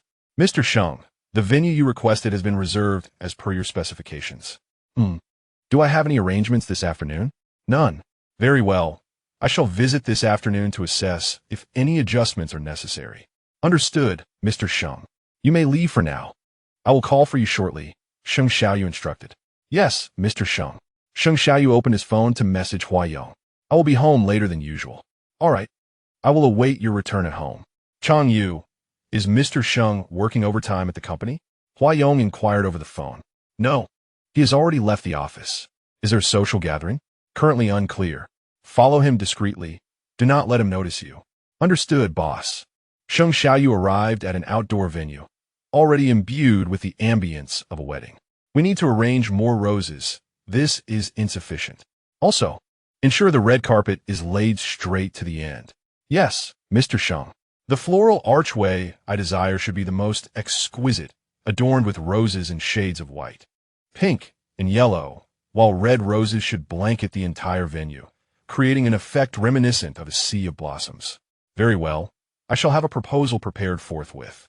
I wish for the most unique and splendid engagement scene for him. Mr. Sheng, I will ensure the proposal reaches you promptly upon completion. Please expedite the process. However, Mr. Sheng, how do you intend to bring him here? There will always be a reason, Chen Pinming. With my exceptional qualities, he must surely agree to marry me, right? Of course, Mr. Sheng, you are truly remarkable. I shall sit here for a while, and then I will need you to take me to fetch the ring. Yes, Mr. Sheng. Sheng Xiaoyu found a seat and observed the staff preparing the venue. Have the fireworks been purchased? Yes. They have been secured and will be ready for use on the day of the event. Excellent. Sheng Xiaoyu watched for a moment, a smile gracing his lips. Uncertain whether Huayong would accept his proposal, and apprehensive about how nervous he would be on that day. Boss, Mr. Sheng has arrived at the proposal location. Chang Yu stood nearby, watching Sheng Xiaoyu seated at the back. Take a photo for me, Huayong requested. Certainly. Chang Yu picked up his phone and captured a picture, which Huayong received, revealing that the KT board displayed her name. Huayong smiled at the photo and said, No need to follow me. You may return. Yes, boss. Mr. Sheng. That was swift. Huayong scrolled through her phone, catching a glimpse of Sheng Xiaoyu's silhouette in the back. Mr. Sheng is about to propose to me, she thought, saving the photo with a few taps. Upon returning to the office, Sheng Xiaoyu was greeted by Chen Pinming. The jewelry representative has arrived. Allow him in. Yes. Chen Pinming approached the door and welcomed the guest. Thank you. The visitor entered carrying a box. Good day, Mr. Sheng. Greetings. This is the custom ring you requested. He placed the box on the table and opened it to reveal 2 stunning diamond rings. Excellent. Sheng Xiaoyu picked up one of the rings, stating, This one is his. Mr. Sheng, keen eye. There is an engraving on the back of the ring, as well as on the box. Thank you. You may leave now. Certainly, Mr. Sheng. We appreciate your choosing us and wish you success in your proposal. May you both enjoy a long and happy life together. Thank you. Sheng Xiaoyu placed the ring back in its box and instructed Chen Pinming, Take me back. Very well, Mr. Sheng. In the kitchen, Huayong busied herself preparing a lavish dinner for Sheng Xiaoyu. Mr. Sheng, you've returned? Huayong approached him with light steps. Yes, did you miss me? Sheng Xiaoyu embraced Huayong. I did. Why didn't you let me come to the office? The company has had matters to attend to these past few days, and I could not accompany you. It's more comfortable for you at home. Is that so? Mr. Sheng, I've prepared dinner for you. Would you join me? Certainly. I'll change my clothes and come down shortly. I shall await your return. Huayong watched as Sheng Xiaoyu ascended the stairs, and she quietly followed him upstairs, careful not to be noticed. Sheng Xiaoyu glanced back, wary that Huayong might be following him. He walked directly to the cloakroom, opened the drawer of the wardrobe, and placed the ring box inside. Sheng Xiaoyu stared at it for quite a while before shutting the drawer. Huayong stood outside the door and naturally saw what he was doing. She merely smiled shyly and descended the stairs quietly. Yong, I have arrived. Sheng Xiaoyu came down from upstairs after changing into his pajamas. Mr. Sheng, the fresh fish soup is exceptionally delicious. You should have a taste. All right. Your fish soup is delightful. It's delicious. Mr. Sheng, do have some more. MHM. Sheng Xiaoyu took his seat, glancing at Hua Yong beside him. Yong, would you accompany me to a place next week? Sure, Mr. Sheng, where are we going? Hua Yong suppressed her excitement. Next week, there is a work-related matter. I need you to come along. All right, as long as Mr. Sheng says so, I will go. Aren't you afraid I might sell you out? Not at all. You trust me that much? Everything about Mr. Sheng is a supreme command, Hua Yong replied with a smile. That is quite an exaggeration. Although Sheng Xiaoyu said this, his heart was filled with joy. Not at all an exaggeration. All right, Yong, accompany me to the company tomorrow. MHM, okay. When Hua Yong arrived at the company with Sheng Xiaoyu, she noticed something different. What's wrong? Has the name changed? She asked, gazing at the sign on the wall. Yes, although I had mentioned before. What did Mr. Sheng say? Hua Yong inquired. I said that the ugly fellow from X Holdings changed the name when he took office. Which is ridiculous, but I have my reasons for changing it. Does Mr. Sheng not think he has his reasons for changing the name? His reasons are insufficient. Rejected. Sheng Xiaoyu guided Hua Yong into the office. Let us not mention him anymore. Once I obtain the targeted medication, I will need to connect with those people over there. Is Mr. Sheng not expanding the business abroad anymore? I can go to any country, but I will not go to P country. Understood. I will head to a meeting now. Will you wait for me here? I will wait for you here, Mr. Sheng. If you need anything, just call the secretary. There is no need for you to go out and buy anything. Got it. This isn't my first time here. Hua Yong held onto Sheng Xiaoyu's hand, unwilling to let go. All right, you just stay here obediently and wait for my return. Sheng Xiaoyu kissed Hua Yong and signed him before the meeting. You must sign in after the meeting as well. Sheng Xiaoyu smiled indulgently, gently ruffling her hair and nodding. Chapter 57. Mr. Shen, please do not overthink. Wenlang, Mr. Sheng is going to propose to me. What do you think I should wear that day? Shen Wenlang glanced at the message Hua Yong sent and chose to ignore it. Shortly after, Hua Yong called. Hua Yong, don't you see I'm busy when you call? As far as I know, there is nothing urgent going on at HS, right? Besides, Chang Yu just informed me. Shen Wenlang reclined back. What do you need from me? Mr. Sheng is going to propose to me. Hua Yong sat in the chair, fiddling with the ornaments on Sheng Xiaoyu's desk. Why should I care? What do you think I should wear that day? What kind of expression should I use? Hua Yong asked. Hua Yong, you're still worried about that? After acting for so long, do you think you wouldn't know? Do as you please. I'm very busy. Shen Wenlang noticed that Hua Yong had not been listening to his words at all. Wait, is there something else? Regarding the matter of confessing to Mr. Sheng, are you going to confess? Will you? I cannot continue to withhold my identity from Mr. Sheng. It would not bode well for this evening. You're being ridiculous. As I mentioned before, it should be on the day of the proposal. It's entirely up to you. Your attitude is rather unfriendly. It depends on whom you are dealing with, doesn't it? I am merely informing you. By the way, how is Secretary Gao doing? Hua Yong inquired. You already have Sheng Xiao. Why are you asking about him? He is my secretary, not yours. I was just asking, and besides, I am assisting you. Am I not? Assisting me with what? Finding a wife. Not necessary. Shen Wenlang abruptly hung up the phone, just as someone knocked on the door. Gumin, here are the materials you requested, Mr. Shen. I'm drunk. Why are you leaving so swiftly? Shen Wenlang asked Gao Tuesday, Mr. Shen. It's not convenient to linger at your residence, is it? Gao Tu responded. You just left me here, ignoring my well-being? I didn't even see any hangover remedy nearby. What? Mr. Shen, surely I'm not required to do that. You are my secretary. Why should I pay you such a high salary if you don't attend to me? Yes, I understand, Mr. Shen, it won't happen again. A few days have passed. You should be feeling better by now, right? I'm almost recovered. Thank you for your concern, Mr. Shen. Who is concerned about you? I meant for you to accompany me to a social gathering. There is a contract to discuss, and you need to drink today. Gao Tu took a deep breath and said, Mr. Shen, I have recently stopped drinking. Why? It's a business gathering.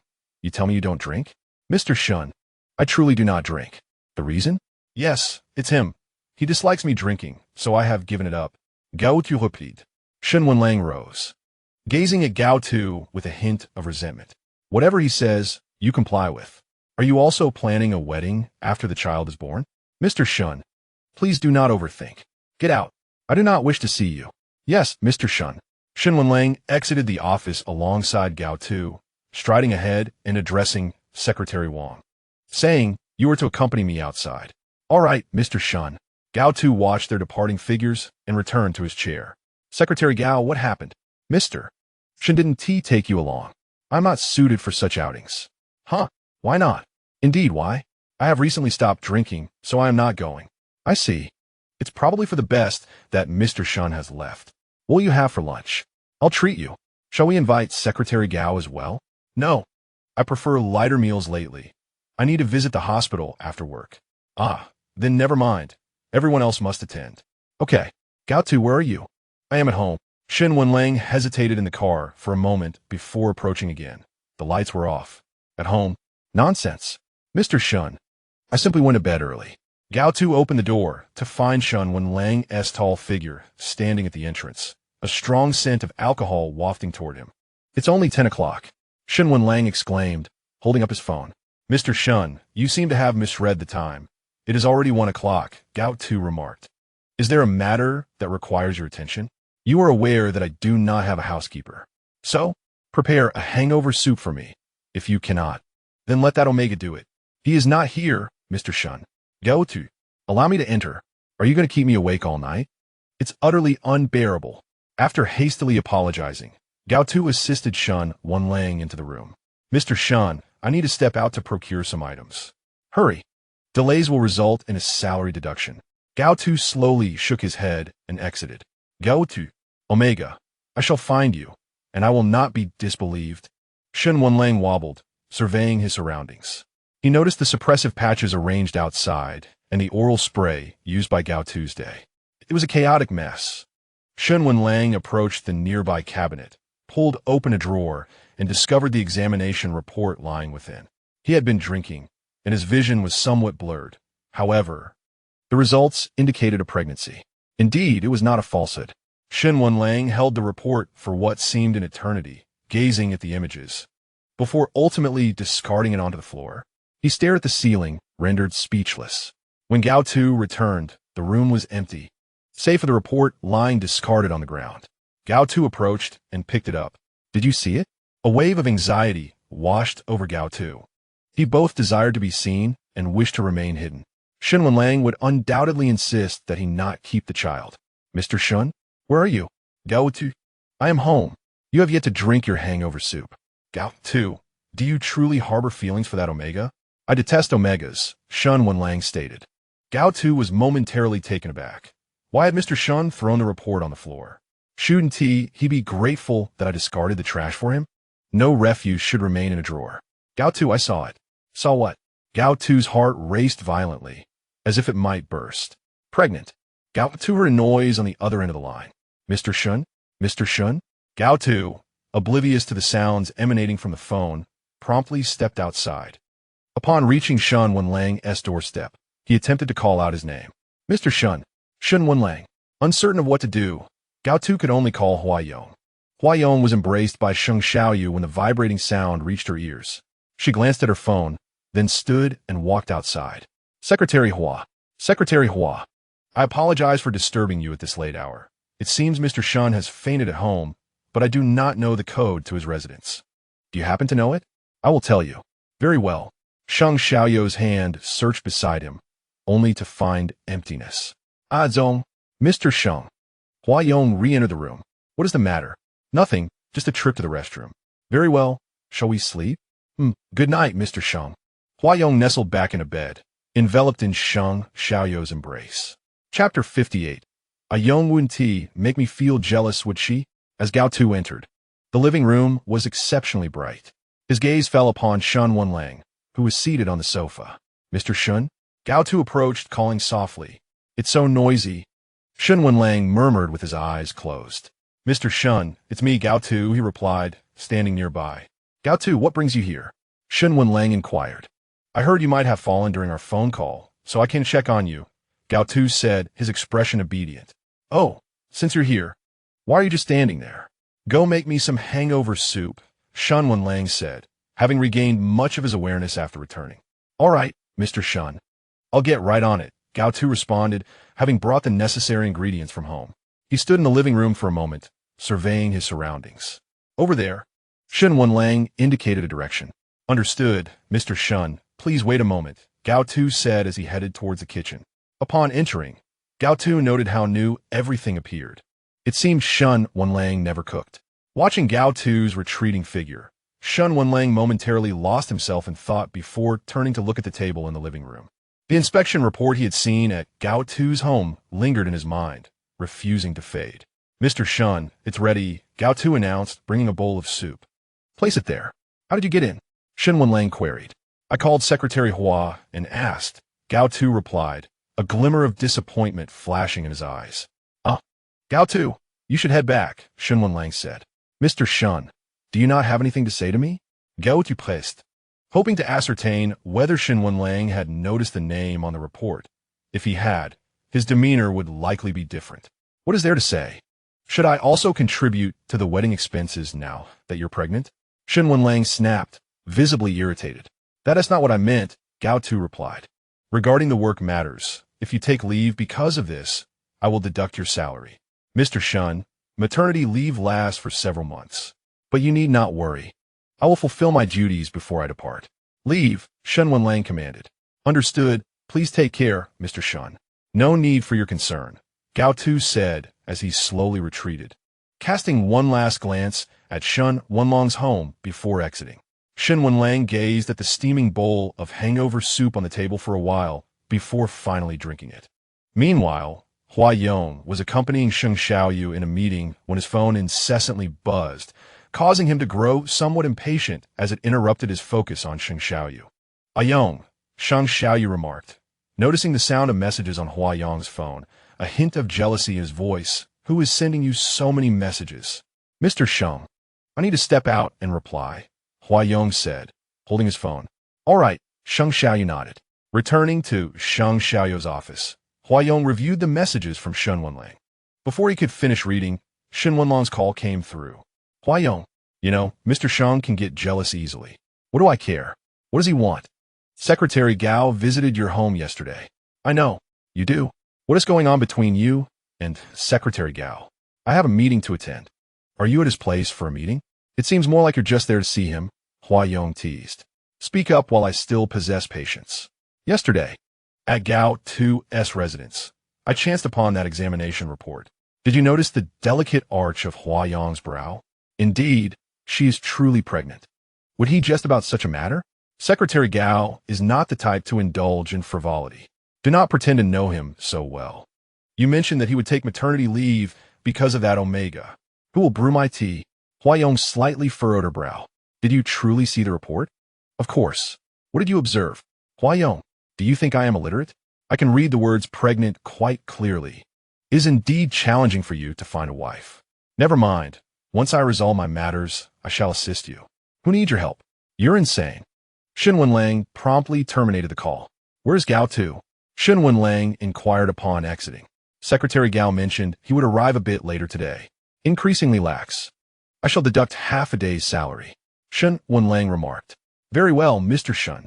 By the time Gao Tu arrived at the company, Shen Wenlang had already departed. Secretary Gao, you have been caught.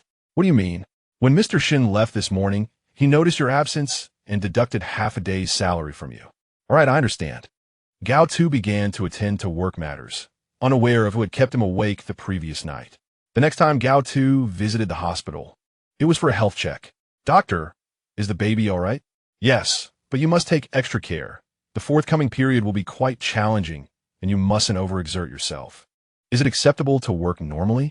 Certainly not in the same manner as last time. Understood, I will be cautious. With a handful of examination reports, Gao Tu sought out Gao Qing. Brother, you've arrived? Yes. What is the matter? Gao Qing inquired. Nothing of great concern, just take care. Gao Tu presented the report for her review. All right, let me see. By the way, brother, I shall be discharged soon. Shall we leave together? Yes, that seems appropriate. Hua Yong observed the entrance as Sheng Xiaoyu walked in. Mr. Sheng, have you completed your meeting? Yes, it is finished.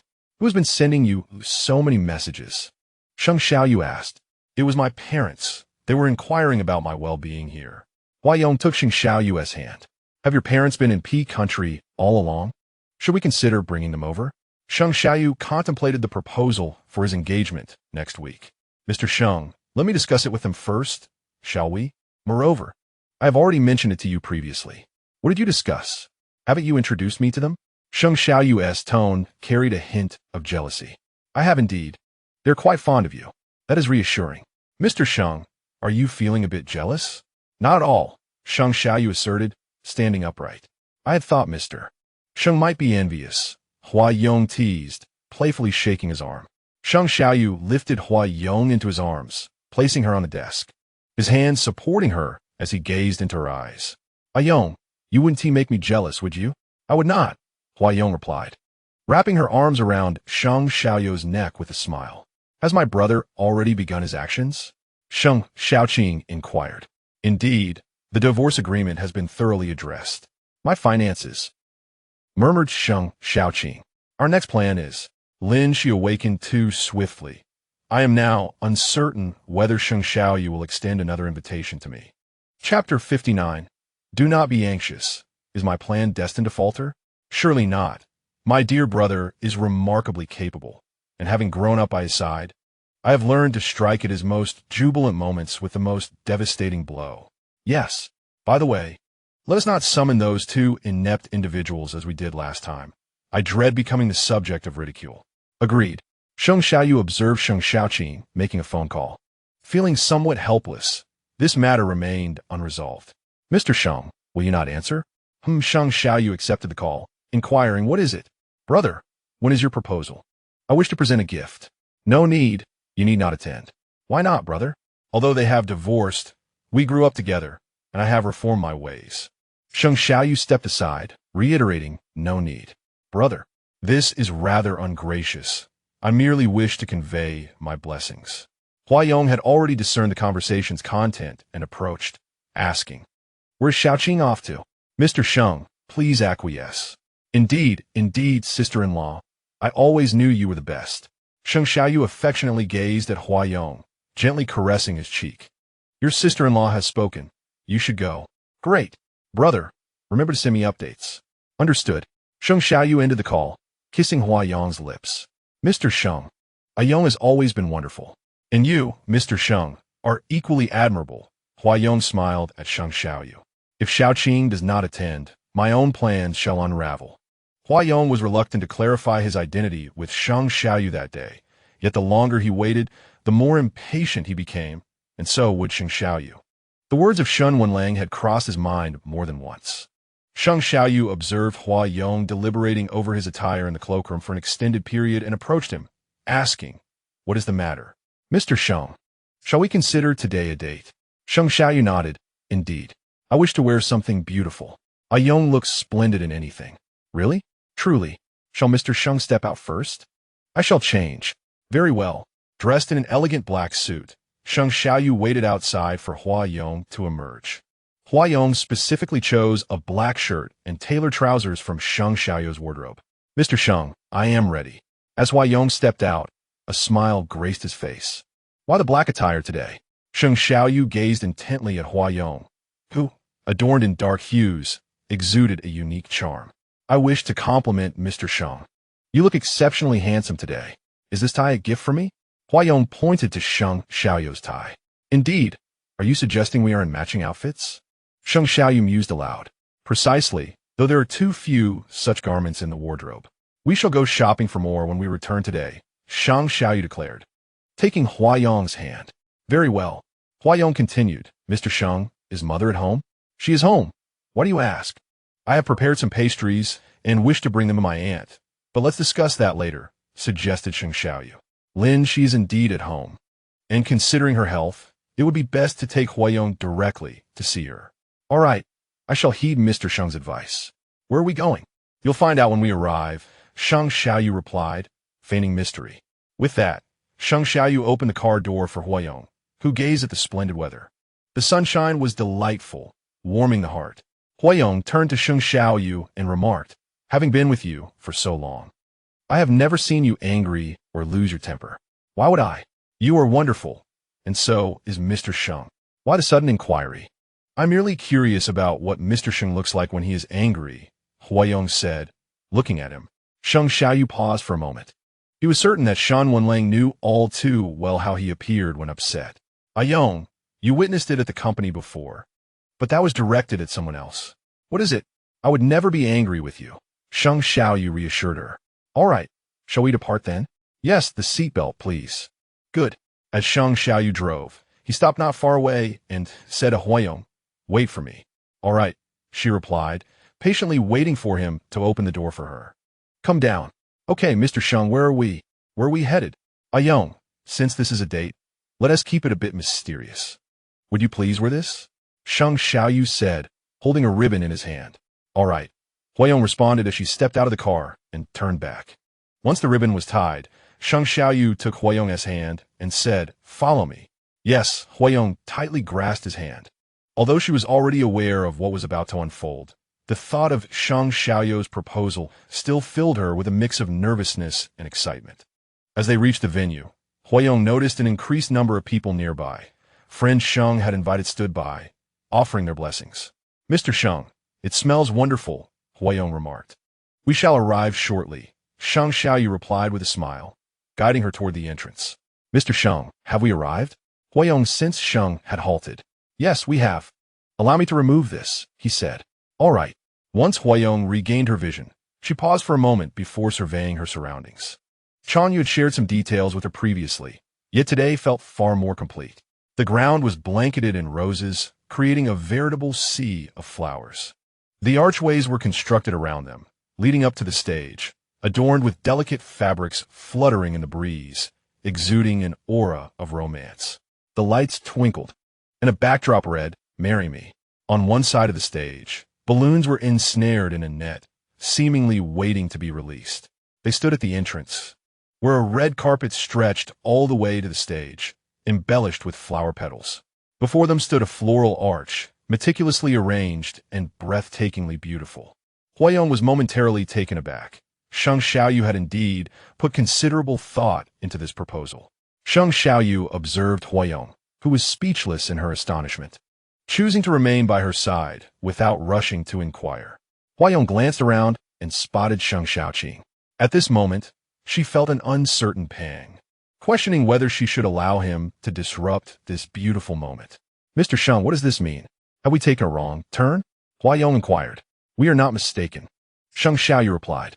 Holding Huayong's hand tightly, he was reluctant to let go. What troubles you? Are you anxious or perhaps unprepared? Sheng Xiaoyu noticed her unusual demeanor. Huayong lowered her head, then turned to Sheng and confessed, I am nervous. Do not fret. I am here. Sheng Xiaoyu gently caressed Huayong's cheek. Observing the expression on his face brought her joy. Shall we proceed? Sheng Xiaoyu led Huayong onto the red carpet. Chapter 60. Faster than acceptance is Huayong's tears following Sheng Xiaoyu's footsteps. Huayong remained silent, fixated on his back, until he turned around, smiling warmly at her. Noticing her moment of distraction, Sheng Xiaoyu smiled indulgently. He had never truly contemplated when or with whom he would marry. But Huayong was different. She stirred feelings within him unlike any other. Sheng Xiaoyu yearned to spend the rest of his life with her, believing such a conclusion befitting the love they had cultivated through their shared experiences. Their silhouettes danced through the gossamer, becoming visible as the fabric fluttered in the breeze. Sheng Xiaoyu paused at the edge of the proposal platform, slightly raising his hand to glance at Huayong. Mr. Sheng, she endeavored to mask her inner bitterness, not wanting him to see. Ayong, I have waited a long time, he said with a smile, and then took her hand, leading her onto the stage. As they ascended, Huayong gazed at Sheng Xiaoyu. He released her hand and retrieved a piece of paper from his suit pocket. I have penned this many times, but now I wish to speak directly to you, he declared. Huayong nodded, catching sight of Sheng Xiaoqing standing below the stage. During our time together, we have faced numerous trials, which have made it abundantly clear that I cannot live without you. I'm not adept at sweet talk, so I have prepared some words for you. I want to thank you for entering my life. You have shown me that home can be warm. I cherish you, and I wish to spend all my future moments with you. I wonder if you would do me the honor of marrying me? Although Sheng Xiaoyu was rarely nervous, this sensation had surfaced solely in the presence of Huayong. He retrieved a ring box from his pocket, knelt on one knee, and looked into her eyes. At that moment, the LED screen of the building across from Hua Yong illuminated, displaying the message, Hua Yong, will you marry me? Faster than her acceptance came Hua Yong's tears. She looked down at Sheng Xiaoyu, overwhelmed with excitement. This moment had been years in the making, replayed countless times in her dreams. Seeing her exhilaration, Sheng Xiaoyu smiled softly, raising an eyebrow as he repeated, will you marry me? A single tear fell from Hua Yong, landing on the floor as she nodded and extended her hand, saying, I do. Sheng Xiaoyu rose to his feet, taking Hua Yong's hand, and gracefully removed a ring from his finger, placing it upon hers. Would you do me the honor of wearing this? He inquired. Hua Yong, with a smile, removed another ring from her hand and adorned Sheng Xiaoyu's finger with it. He embraced her tightly, and in that instant, fireworks erupted behind them, shooting towards the heavens in a dazzling array of colors. Unfazed by the noise, Hua Yong held onto Sheng Xiaoyu, her grip unwavering. Below, Sheng Xiaoqing observed the scene clearly until a figure approached him. Everything is prepared here. No rush. Wait for my signal before proceeding. Understood. Just as Hua Yong consented to the proposal, a throng of onlookers gathered around, erupting into enthusiastic applause. Wow, congratulations. The proposal was a success. Sheng Xiaoyu released Hua Yong, originally intending to summon her parents, but realizing time was short and unsure of her acquaintances, he hesitated. Mr. Sheng, it's perfectly fine. I had mentioned it earlier, so you would be aware. However, when we dine later, feel free to invite your friends. Sheng Xiaoyu gently wiped away a tear from the corner of Hua Yong's eye. Mr. Sheng, I truly cherish today. I cherish it as well, he replied. Akish, Akish, Akish. Sheng Xiaoyu glanced at Hua Yong, his eyes seemingly asking for permission to kiss her. Hua Yong nodded, closing her eyes. He leaned in, kissing her while holding her hand, the ring on her finger glimmering brilliantly. Shall we release this? Sheng Xiaoyu led Hua Yong to another area adorned with balloons. All right. Hua Yong delicately untied the string, and in an instant, a multitude of balloons soared into the sky, creating a breathtaking spectacle. Sheng Xiaoyu watched as Hua Yong gazed at the balloons, then waved his hand behind him. Zheng Yushan emerged from behind, carrying a grand bouquet of roses. As Hua Yong turned her gaze back to Sheng Xiaoyu, she was met with the sight of him holding the bouquet. For you. It smells delightful. Sheng Xiaoyu smiled, leaning close to her ear. Your fragrance is the most enchanting. Hua Yong smiled faintly. Sister-in-law. Sheng Xiaoqing's voice rang out from behind. Hua Yong looked towards him, pondering when he would make his move. Her gaze wandered, and soon she spotted someone hiding in the shadows of a tree. Sheng Xiaoyu led Hua Yong down, nodding at Sheng Xiaoqing. Sister-in-law, here's your red envelope, Sheng Xiaoqing said. Thank you. Hua Yong accepted the envelope, gently squeezing it, feeling no unusual weight. Let us go. Everyone is heading to dinner, and I've already reserved a table. Sheng Xiaoyu announced. All right, let us go. The crowd began to move forward, with Hua Yong and Sheng Xiaoyu trailing behind, followed closely by Sheng Xiaoqing. Hua Yong remained vigilant of Sheng Xiaoqing, keeping her back to the perceived threat, aware that this was not a wise habit. Xiaoqing, you should lead the way. It's proper, Hua Yong suggested. Of course, sister-in-law. Sheng Xiaoqing moved ahead, giving a slight cough. Suddenly, those at the front collapsed in unison. Hua Yong and Sheng Xiaoyu instantly looked up, hearing the chilling sound of a whistle. Be careful, Sheng Xiaoyu shouted, swiftly shielding Hua Yong within his embrace. What's going on? Sheng Xiaoqing exclaimed in panic.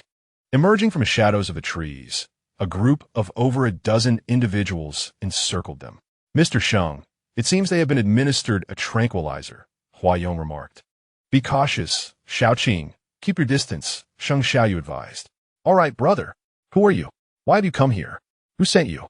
Shen Wenlang? Regardless of what he offers you, I will pay you double, Sheng Xiaoyu declared. Charge. A swarm of individuals clad in black surged forward, armed with tranquilizers poised for launch. Hua Yong, Sheng Xiaoyu exclaimed as he witnessed Hua Yong being seized. The bouquet of roses in Hua Yong's grasp tumbled to the ground. Sheng Xiaoqing was also captured, and the two were dragged to the center. Mr. Sheng, do not concern yourself with me, Hua Yong implored. Release him. Very well, you come in exchange. One of the captors responded.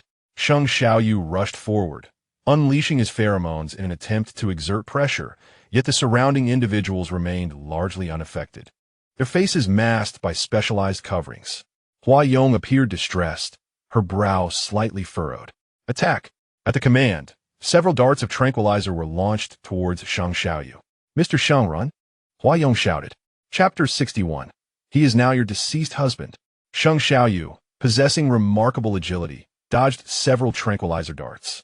Meanwhile, the captor holding Huayong pressed a knife against her neck, causing blood to seep forth. No! Upon witnessing this, Sheng Xiaoyu halted and shouted. Mr. Sheng, hurry! Huayong urged softly. Sheng Xiaoqing, indeed ensnared in his own predicament, realized just how much Sheng Xiaoyu cared for him, particularly on this day of his intended proposal. Panic set in. Release him. I will give you whatever you desire. Sheng Xiaoyu shouted. We want you dead. Sheng Xiaoyu furrowed his brow, assessing the overwhelming number of adversaries, especially with Huayong in their grasp. Brother, you must go. Do not worry about us, Sheng Xiaoqing called out. Huayong cast a glance at Sheng Xiaoqing, questioning who had sent these people and why he pretended otherwise. Sister-in-law, release my sister-in-law, and I will go with you, Sheng Xiaoqing declared. What are you saying? Sheng Xiaoyu inquired, bewildered. Brother, I have nothing to repay you. Just today, Sheng Xiaoqing said, as the knife pressed against his neck. He edged closer to the blade, his expression one of desperation that Huayong regarded with disdain.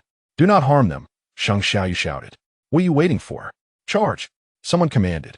Sensing unusual movements behind him, Sheng Xiaoyu evaded and swiftly moved to the center.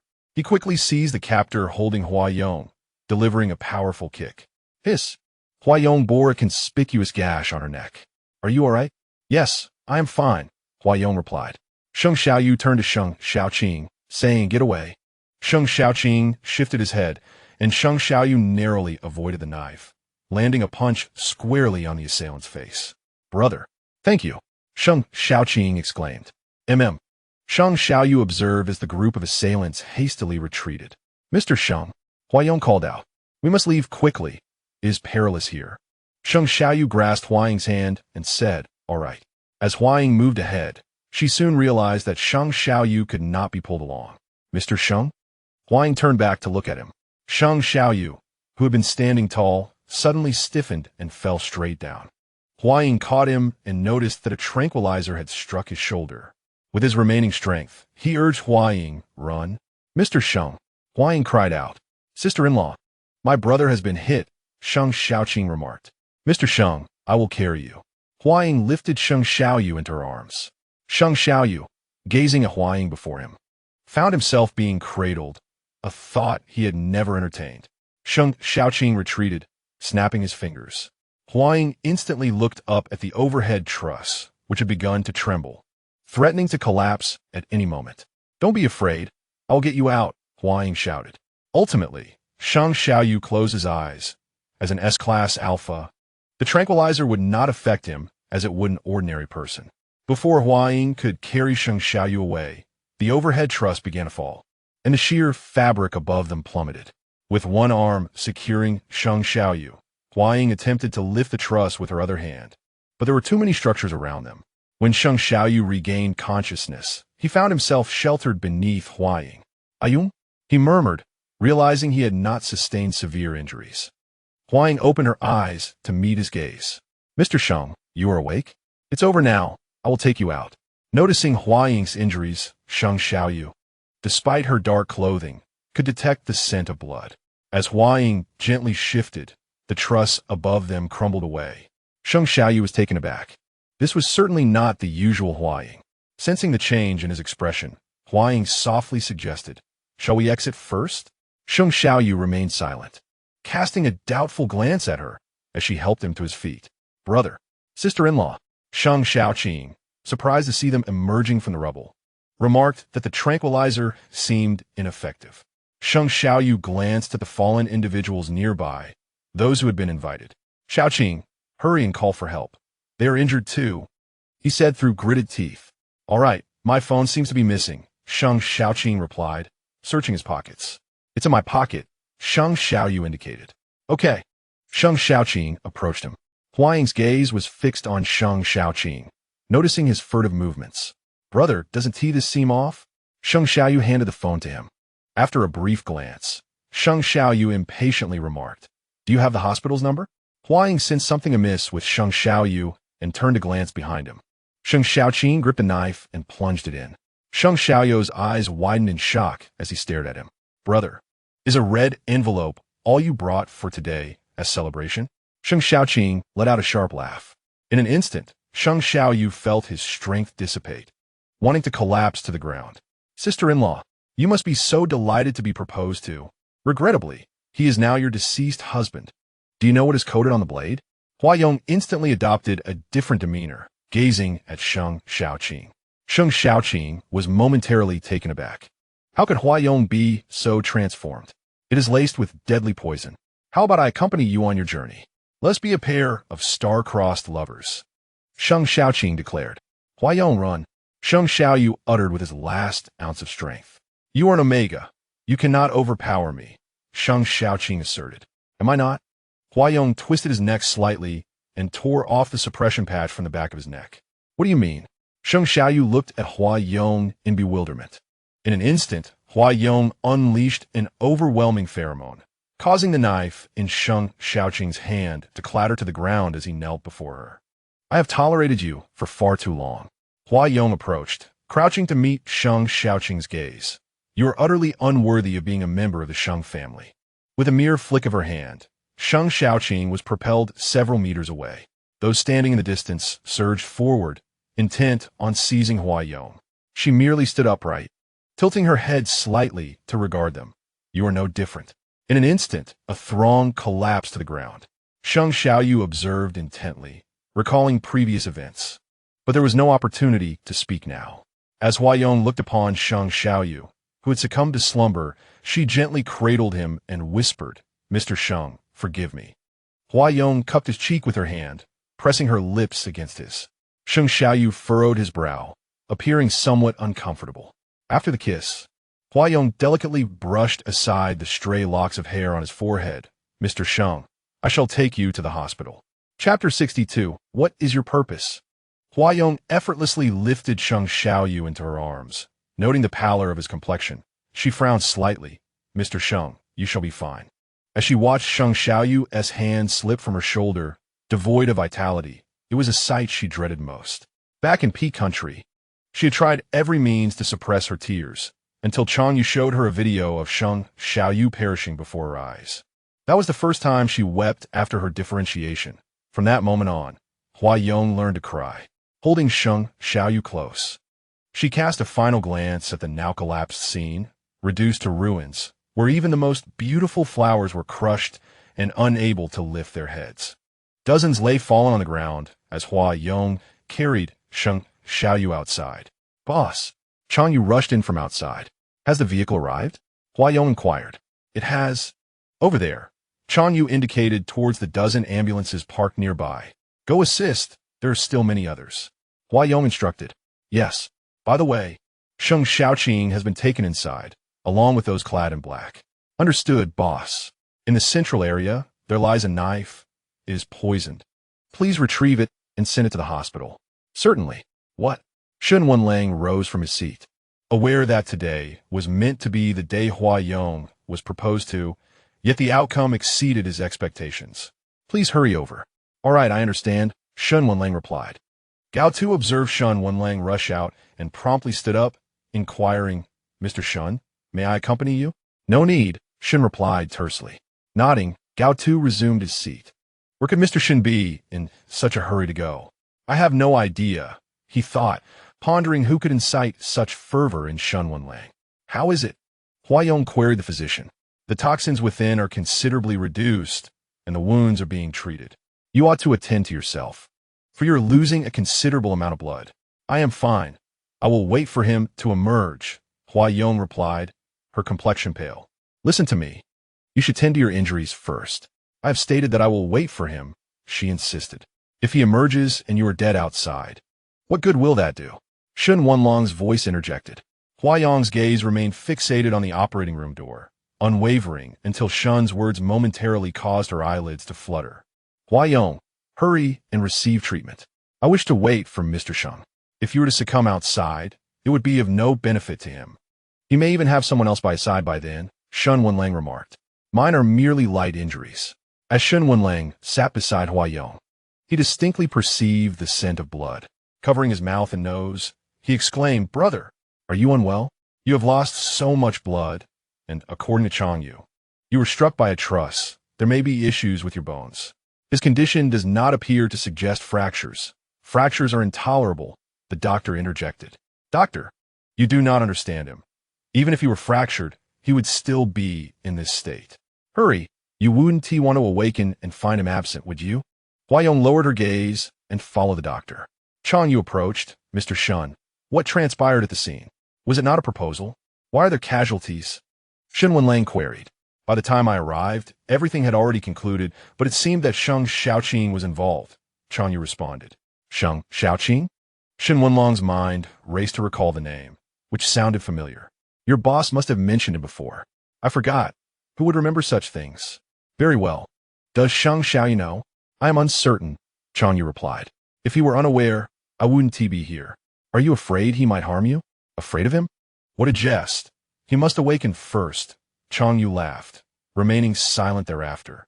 When Sheng Xiaoyu was admitted to the ward, Huayong was taken in shortly thereafter. How is he?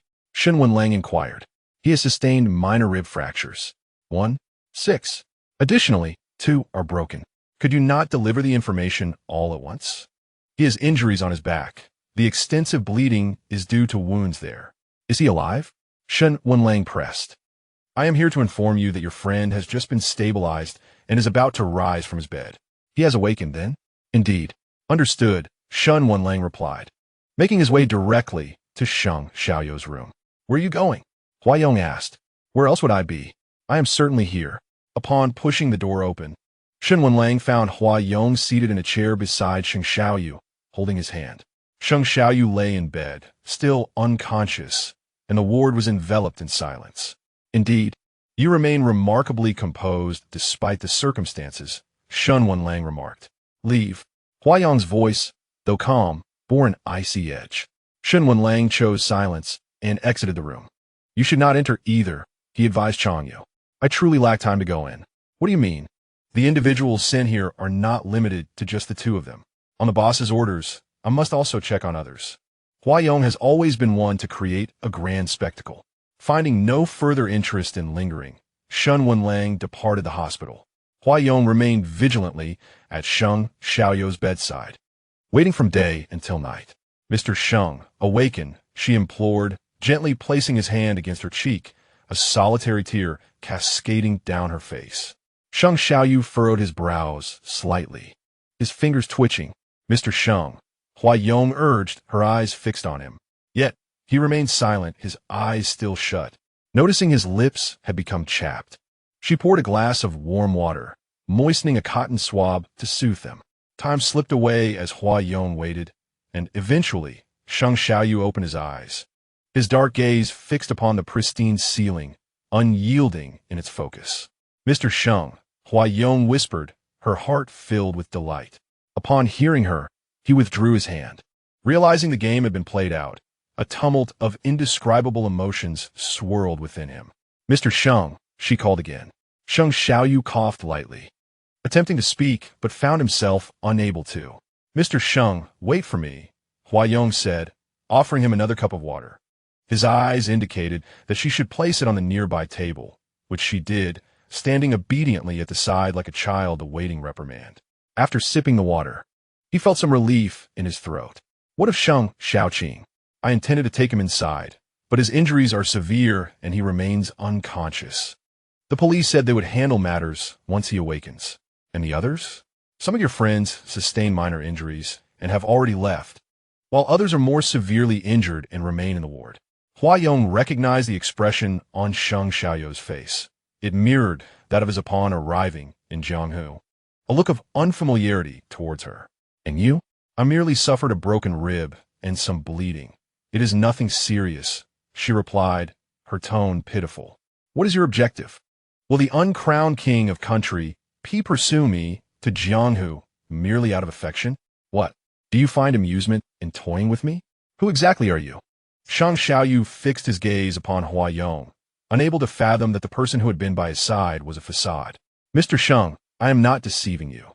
Huayong hastily clarified. Not speaking? Allow me to articulate for you. The true power behind X Holdings is you, is it not? Huayong remained silent, her hands clasped before her as she nodded. You were also the one who had me taken into custody that night at X Hotel, Shang Xiaoyu stated, and she did not deny it. With a resigned smile, he remarked, the one who has played me repeatedly is none other than you. Your relationship with Shen Wenlang is not at all as I perceived. On that day, the two individuals wearing masks were you and Shen Wenlang. Am I correct? Answer me. Mr. Sheng, you are indeed right. You are not an Omega. You are an Alpha. Have you been deceiving me all along? Mr. Sheng, all I desire is to be with you. Huayong, do you not find yourself rather frightening? From the very beginning, it was a trap you orchestrated. I am but the prey, unwittingly stepping into the snare you had meticulously prepared. Mr. Sheng, I genuinely have feelings for you. The crownless king of country P would pursue me to Jianghu merely out of affection, one layer after another. Do you truly possess the right to claim you like me? Mr. Sheng, this is sincere. I truly care for you. Huayong fervently nodded. Shang Xiaoyu gazed at Huayong and inquired, do you believe I would trust you? What is true about you at this moment? Everything is but a facade. Mr. Sheng, my affection for you is genuine.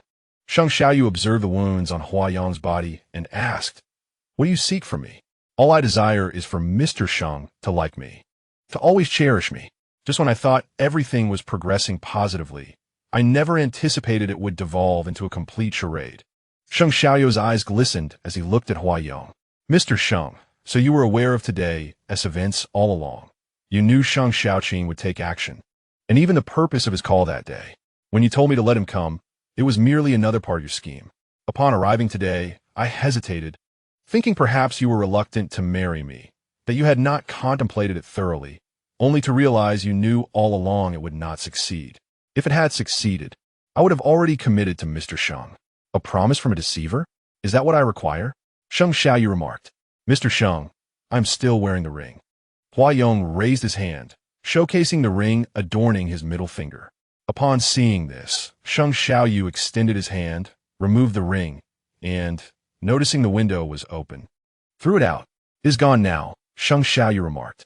Mr. Sheng, Huayong said, his voice choked with emotion as he looked at Shang Xiaoyu. Do not cry. You are merely pretending. Today's proposal was carefully orchestrated by me for a long time. Every aspect of the scene was meticulously arranged. I intended to present you with a unique proposal, a ring specially designed, one of a kind in the world. However, the elaborate deception you crafted was also tailor-made for me, beginning from our very first encounter. Mr. Sheng, I can explain. I do not require your explanations. Leave. Mr. Sheng, go. I no longer wish to see you. Sheng Xiaoyu continued, leave. Mr. Sheng, do not act impulsively. Focus on healing. Huayong exited, fully aware of how it would unfold.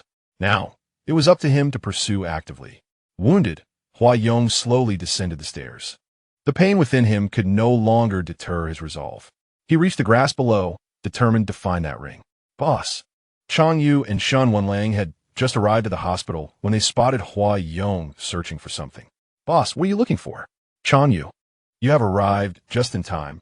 Please help me find the ring that Mr. Sheng accidentally dropped. It should be around here. Shen Wenlang stood nearby, unhurriedly commenting, TSK. Have you been expelled? Are you certain it was an accident? President Shen, please refrain from making sarcastic remarks. It's not as if I encouraged him to seek out trouble. I imagine Sheng Xiaoyu must despise you by now. Hurry and assist me. Observing Huaying's dazed expression, Shen Wenlang sighed. Step aside, you are still injured. What are you searching for? Seeking death? Chang Yu cast a sidelong glance at Shen Wenlang, confirming that Huaying's words held truth. Shen Wenlang activated the flashlight on his phone and noticed a glimmer in a particular spot. Picking it up. Is this it? Huaying leaned in, seeing the object still caked in dirt, snatched it away, and proclaimed, indeed, this is it. He wiped it on his clothing, gazing at the ring with great affection. Shouldn't you hurry and take your boss to change out of that filthy hospital gown? Otherwise, Someone might genuinely think a patient from a mental institution has escaped. Shen Wenlang regarded Huaying's tattered attire, stained with blood. Yes. Upon returning to the ward, Huaying promptly retrieved his phone. Mr. Sheng, I have found the ring and will take good care of it. Mr. Sheng, please remember to rest. I will visit you tomorrow. Mr. Sheng, do not worry. I will apologize in person to each injured party once I recover. Huaying lost count of how many messages he had sent to Sheng Xiaoyu, yet not a single reply was received. Could you possibly quiet down for a moment? Shen Wenlang remarked, watching Huaying.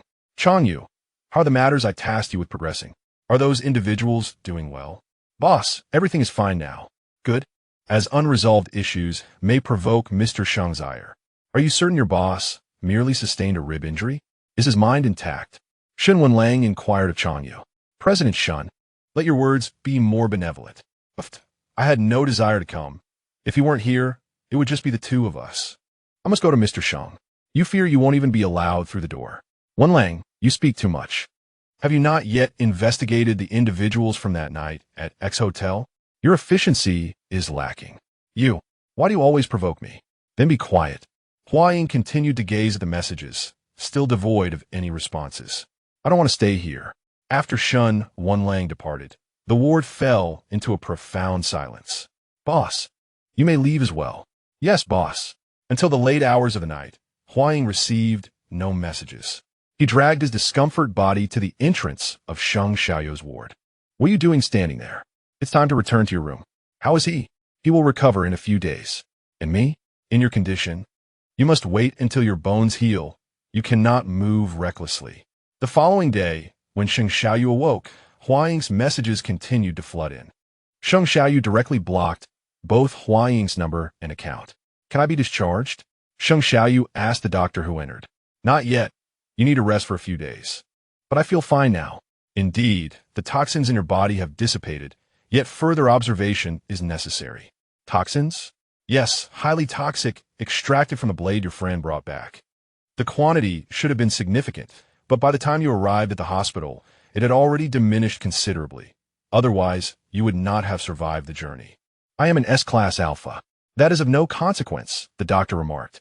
Chapter 64, Sigma, a plea for peace. So, if the toxins within me do not diminish, I shall perish before reaching the hospital? Indeed, you should remain under observation. Thank you. Sheng Xiaoyu gazed at his hand, which was receiving in 4 drip, lost in thought. Mr. Sheng, Huayong entered softly, calling out to him. Leave, Sheng Xiaoyu replied without looking at Huayong. Mr. Sheng, I merely came to see you.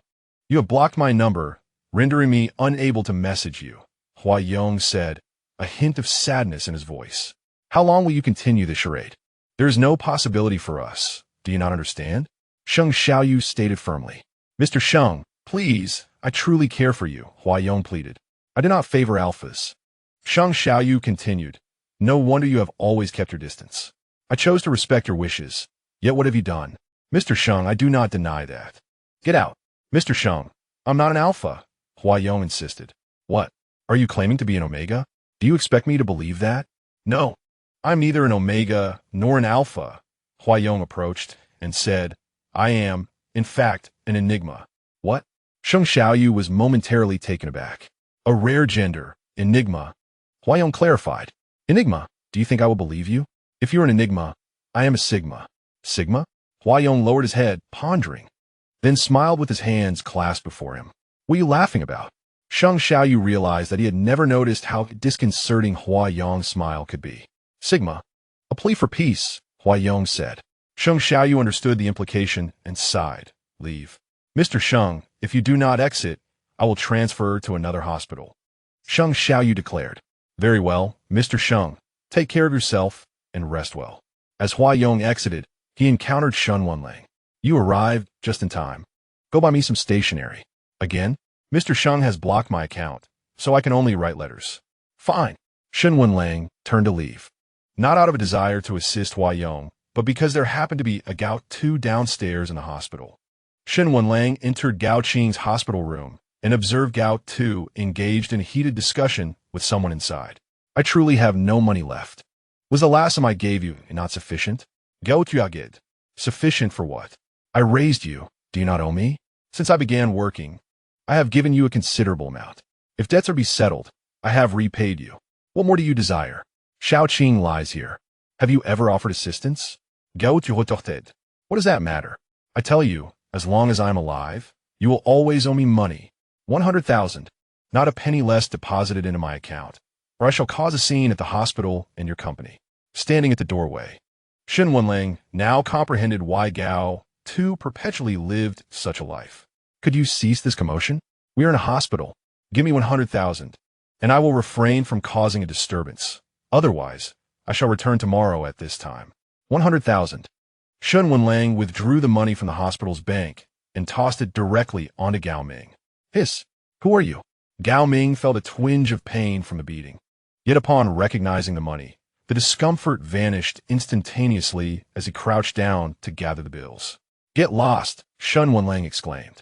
I never anticipated you had such affluent acquaintances. It seems 100,000 is merely a pittance. Next time, ensure to ask for more. Gao Ming swiftly collected the money and dashed outside. Who is he? Your father? Shen Wenlang inquired. Yes, Gao Tu replied, reluctant for Shen Wenlang to learn of this matter. But with the truth laid bare, there was no recourse. Come with me for a moment, Shen Wenlang urged. Very well, Mr. Shen, Gao Tu acquiesced, following Shen Wenlang outside. I will repay you the 100,000, he added. Let's set that aside for now. Does he extort you every time? I have no choice, Gao Tu said, raising his eyes to meet Shen Wenlang's gaze. His troubled upbringing weighed heavily upon him, the only solace being Gao Qing. Why didn't you mention this before? Shen Wenlang pressed. Mr. Shen, this pertains to my family matters. It is not appropriate to discuss.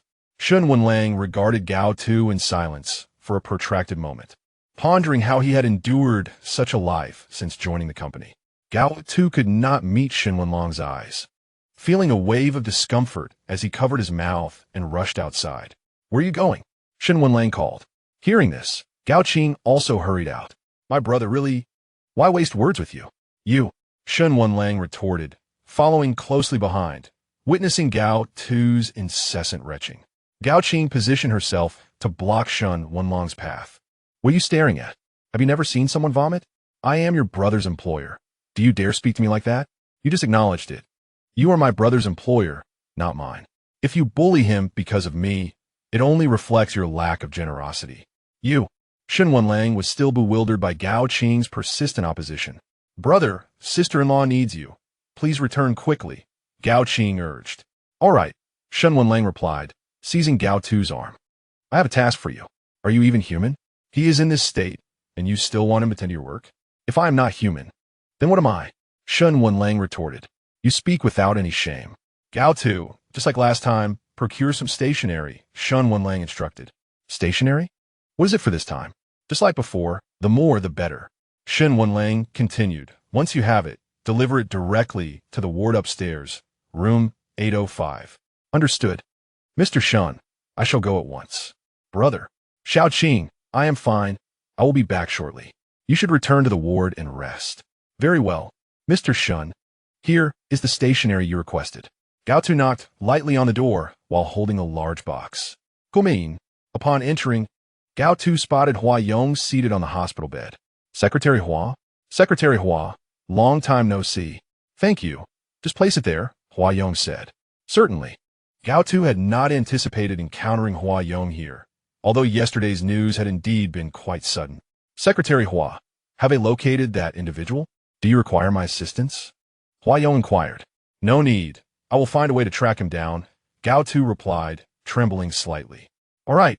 I trust you, Secretary Gao, Hua Yong said with a smile, appearing devoid of hostility. Shen Wenlang gazed at Gao Tu and said, I will transfer the funds for these later. Is it to be charged to the company's account? How could one possibly charge such expenses to the company's account? You should remain here. Your assistance might prove invaluable. President Shen? Gao Tu called softly. Secretary Hua, you may return now, Hua Yong instructed. Very well. I shall take my leave, President Shen, Secretary Hua. With that, Gao Tu exited the hospital room. Hua Yong then took out sheets of stationery and began to write one by one. Why did you let him leave? What purpose would he serve by staying here? Why do you want him to remain?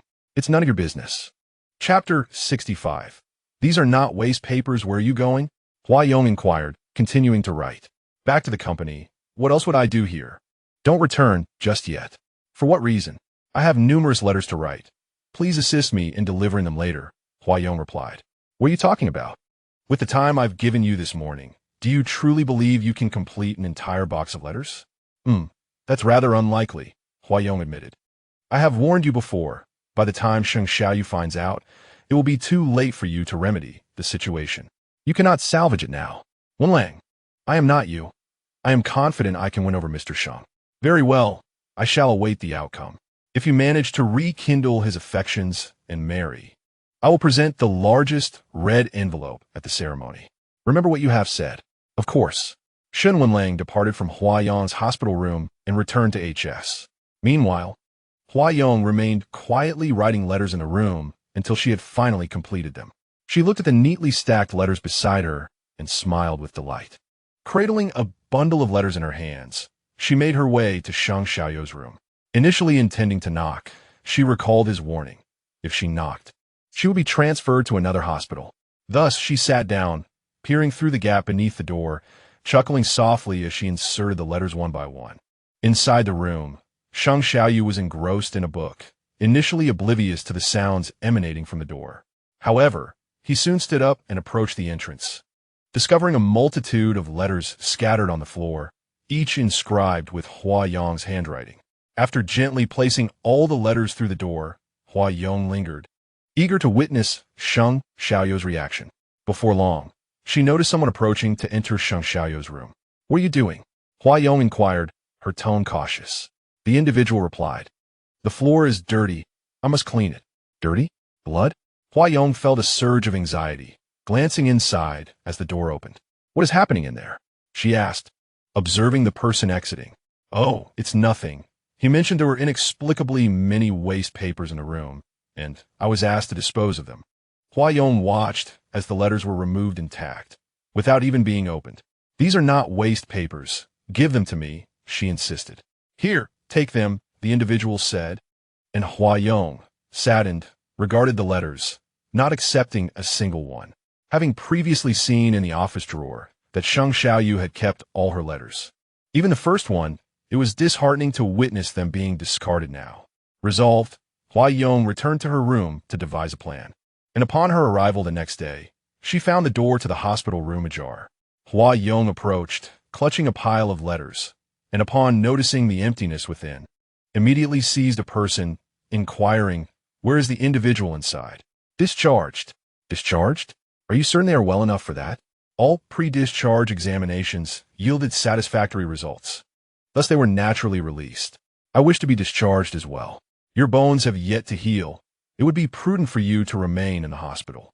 Huayong watched the doctor's retreating figure, feeling a profound sadness within. Boss, where is Mr. Sheng gone? I saw him return to the company. Very well. We shall also pay a visit this afternoon and deliver the finest items to the office. What do you refer to? Apology gifts, flowers, watches, no matter the cost. Procure them all for delivery to the company. Understood. Mr. Sheng, your delivery, Chun Pinming announced, approaching with a bouquet of flowers. How is your injury? I merely received an anesthetic injection. There are no issues. Assistant Hua even sent someone to check on me. Mr. Sheng, where should I place these flowers and gifts? All of them. Dispose of them. And do not mention Huayong again. Sheng Xiaoyu continued, notify the entire company. Yes, Mr. Sheng. When Huayong arrived at the company, he was assisted out of the car by Changyu and immediately noticed the gifts, which were about to be discarded in the corner. Boss, let us go inside. All right. Upon his return to the company, everyone seemed aware of the events that had transpired and refrained from greeting Huayong.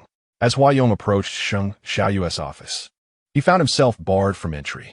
I wish to see Mr. Sheng. I'm sorry, but that is not permitted. Secretary Chun, I apologize, but this is Mr. Sheng's directive.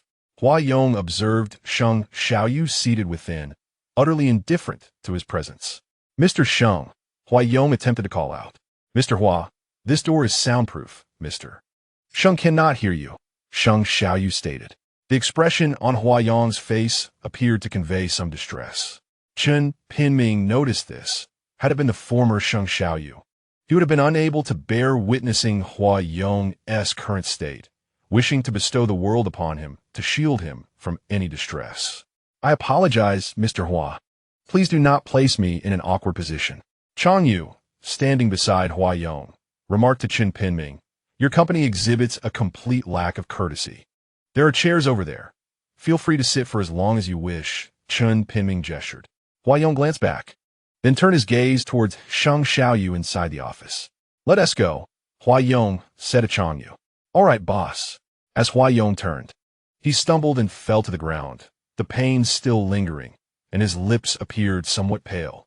Sheng Xiaoyu caught a glimpse, but remained seated, not choosing to rise, even as his heart tightened. Chang Yu, help me up, Hua Yong implored. Of course. After Hua Yong and Chang Yu departed, Qin Pinming entered the office. Have they left? They went towards the lounge. Let us go. We'll take the back exit. Yes. Sheng Xiaoyu first visited Lin Shi before returning home. Lin Shi was basking in the sun in the courtyard and smiled upon seeing Sheng Xiaoyu.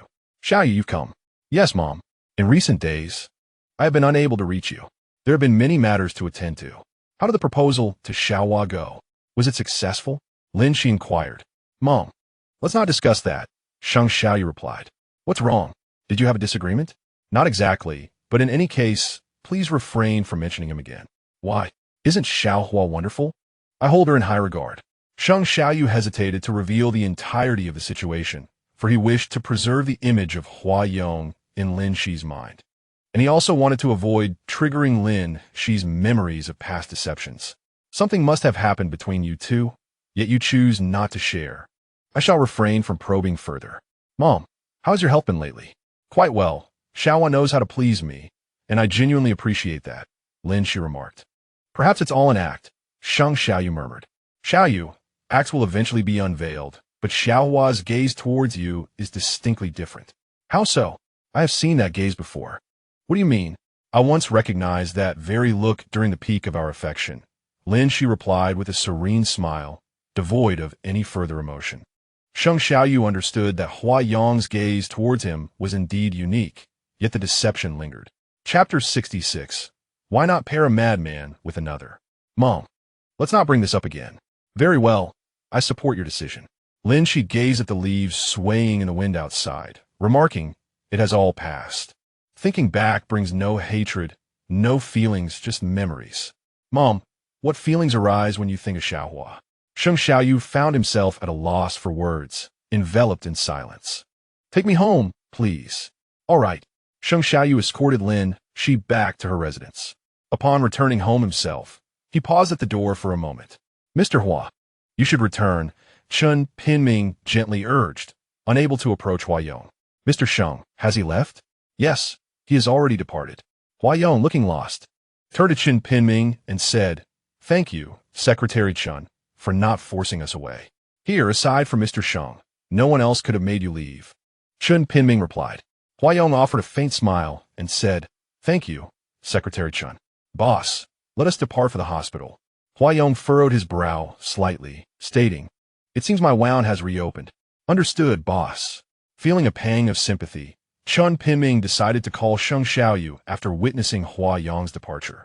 Mr. Sheng, I apologize for disturbing you. Mr. Hua has left with Secretary Chang. Such matters do not require my notification. However, Mr. Hua's wound appears to have reopened. He did fall at the company today. Sheng Xiaoyu fell silent for a moment before responding. What are you trying to convey? Attend to your own affairs. Very well, Mr. Sheng, but I have obtained a report from the hospital as you requested. It is indeed highly toxic cyanide, and the progression of the poisoning is rapid, leaving virtually no chance of survival. We were still quite far from the hospital at that time. Sheng Xiaoyu was reluctant to confront this outcome, as he knew that Hua Yong must have intervened. Otherwise, he would have certainly perished. I understand.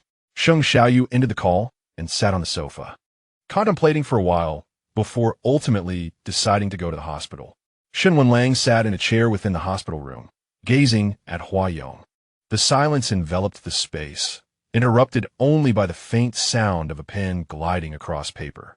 How long must you write? Will you not tire your hand? She inquired.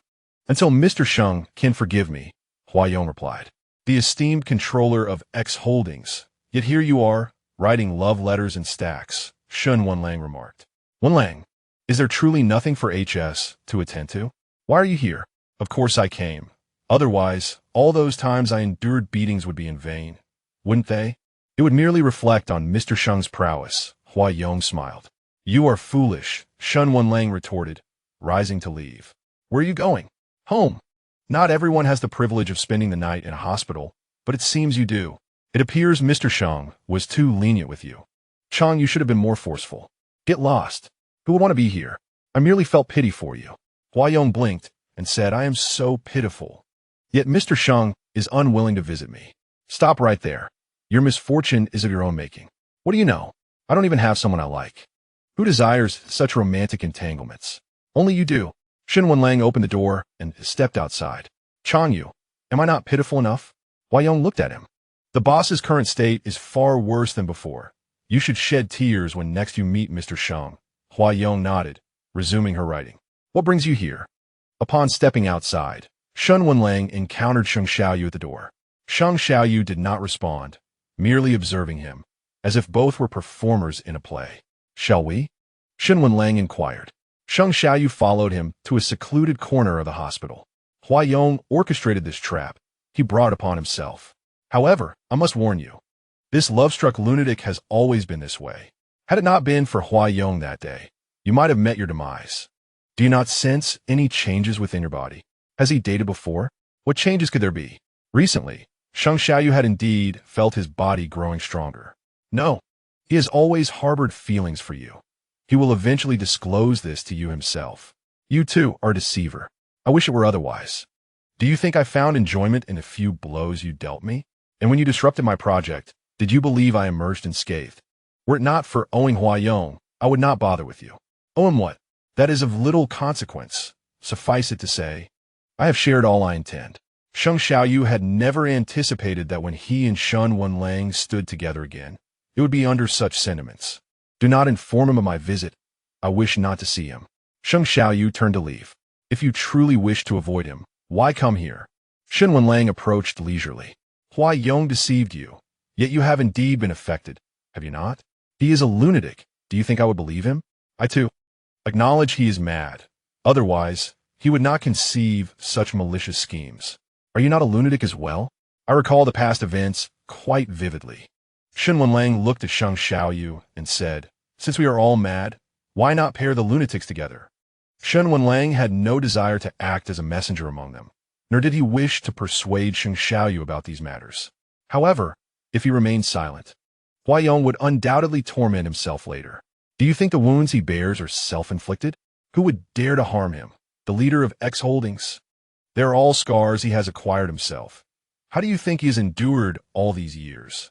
Sheng Xiaoyu shifted his feet, dismissing the need for such explanations. Proclaiming his disbelief, Shen Wenlang, with an air of indifference, replied, who cares if you believe or not? I merely relay the message. After spending some time in the hospital, Hua Yong had notably recovered. Have you received the letters that Chang Yu sent to Mr. Sheng recently? Once again, they were discarded. It matters not. I shall rewrite them. Boss, the letters and gifts have been sent for a month now, yet he hasn't come to see you.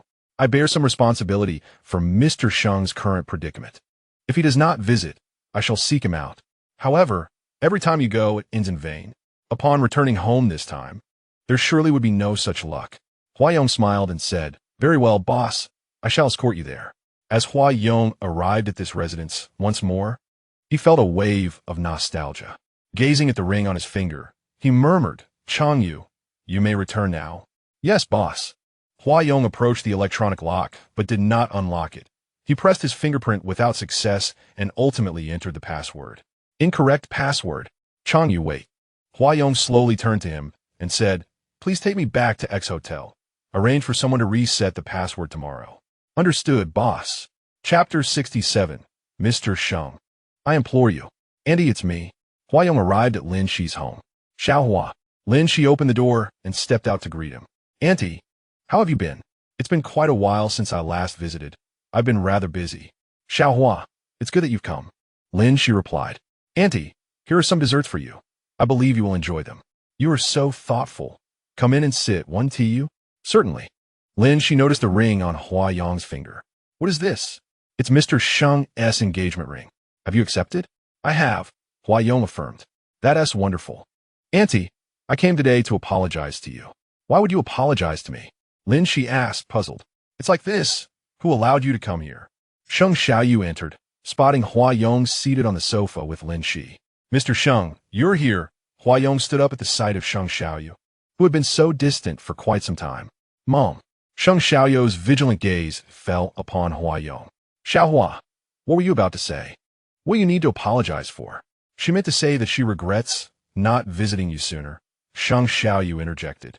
Hua Yong smiled brightly at Sheng Xiaoyu, remaining silent. It's no trouble. You both are busy. Once you're done, you can come again. Mom, please rest well. I shall visit you another day. All right. Sheng Xiaoyu walked outside, while Hua Yong remained in place. Xiaohua, aren't you coming back with us? Lin Shi inquired. Thank you. Auntie, I shall accompany him now. Hua Yong slowly followed, admiring the handsome figure of Sheng Xiaoyu as he walked ahead. Upon returning home, Sheng Xiaoyu promptly closed the door, leaving Hua Yong outside. Mr. Sheng, I have yet to enter, Hua Yong remarked. When did I ever state you could come in? He retorted. Very well. I shall wait here at the door, Mr. Sheng. I wonder if Aunt could allow me to stay for the night. Hua Yong, do not overstep. I summoned you away to prevent you from uttering those hurtful words. Do you comprehend the pain that deceit can inflict? Mr. Sheng, I truly recognize my mistakes, Hua Yong said, reaching out to grasp the hem of Sheng Xiaoyu's suit. You understand? Then you must know how to deceive even better. No, I do not wish to revisit the past, nor do I desire to see you. P country is your domain. You should return there. I refuse, Mr. Sheng. I genuinely have feelings for you. I do not favor alphas. I'm aware, but I'm not an alpha. You know nothing. Are you attempting to mention Enigma? A rare gender. Do you truly expect me to believe that? I speak the truth. Hua Yong insisted. You are far from a delicate flower. You are a dark bloom. After contemplating, Hua Yong replied, yet delicate flower sounds far more appealing. Please leave. This is my home. Mr. Sheng, do not cast me away. Hua Yong's eyes glistened, and soon tears brimmed at the corners. Sheng Xiaoyu could not bear to see her in such distress. You will sleep on the sofa, and you must depart at dawn. Hua Yong thought that even a single night would be a small breakthrough.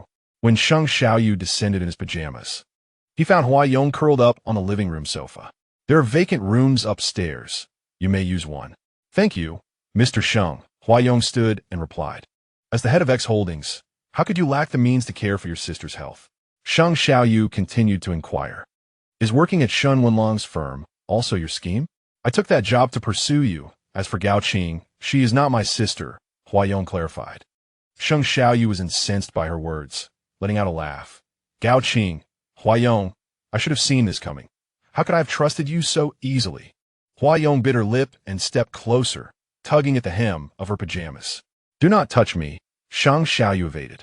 Mr. Sheng, so, the tens of thousands were also your fabrications? Whose sister is she? Gao Tu, Secretary Gao's sister, Hua Yong replied with a smile. Very well, Hua Yong. Thank you for the compliment, Mr. Sheng. After that incident, what did you do to me? Did you cure the poison in my body? Indeed, for I mark you, Mr. Sheng. Hua Yong grinned. Marked? You marked me? Do you think I would believe that? Because I am an enigma, capable of marking alphas. Ah, absurd. Sheng Xiaoyu entirely dismissed Hua Yong's claims. You're still to sleep on the sofa. You are intimidating when you ascend the stairs. Sheng Xiaoyu turned and retreated upstairs. Hua Yong pouted, feeling somewhat disheartened. In the middle of the night, as Sheng Xiaoyu turned in his sleep, he sensed the presence of another being beside him. After a month of adjusting to the absence of Hua Yong beside him, he was now met with the fragrance of orchids in the room. Upon opening his eyes, he realized there was indeed someone nestled in his embrace. Sheng Xiaoyu sat up, turned on the light, and saw Hua Yong lying on the bed. Who let you in? Did I not lock the door? He asked, lifting the quilt. Mr. Sheng, Hua Yong said, her eyes slightly squinted, her hands clutching her body. Please, allow me to sleep here for just one night. I cannot rest in the hospital. The wounds on my body ache too much.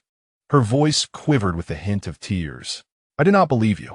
Mr. Sheng, I beg you, Hua Yong said, her eyes tightly shut.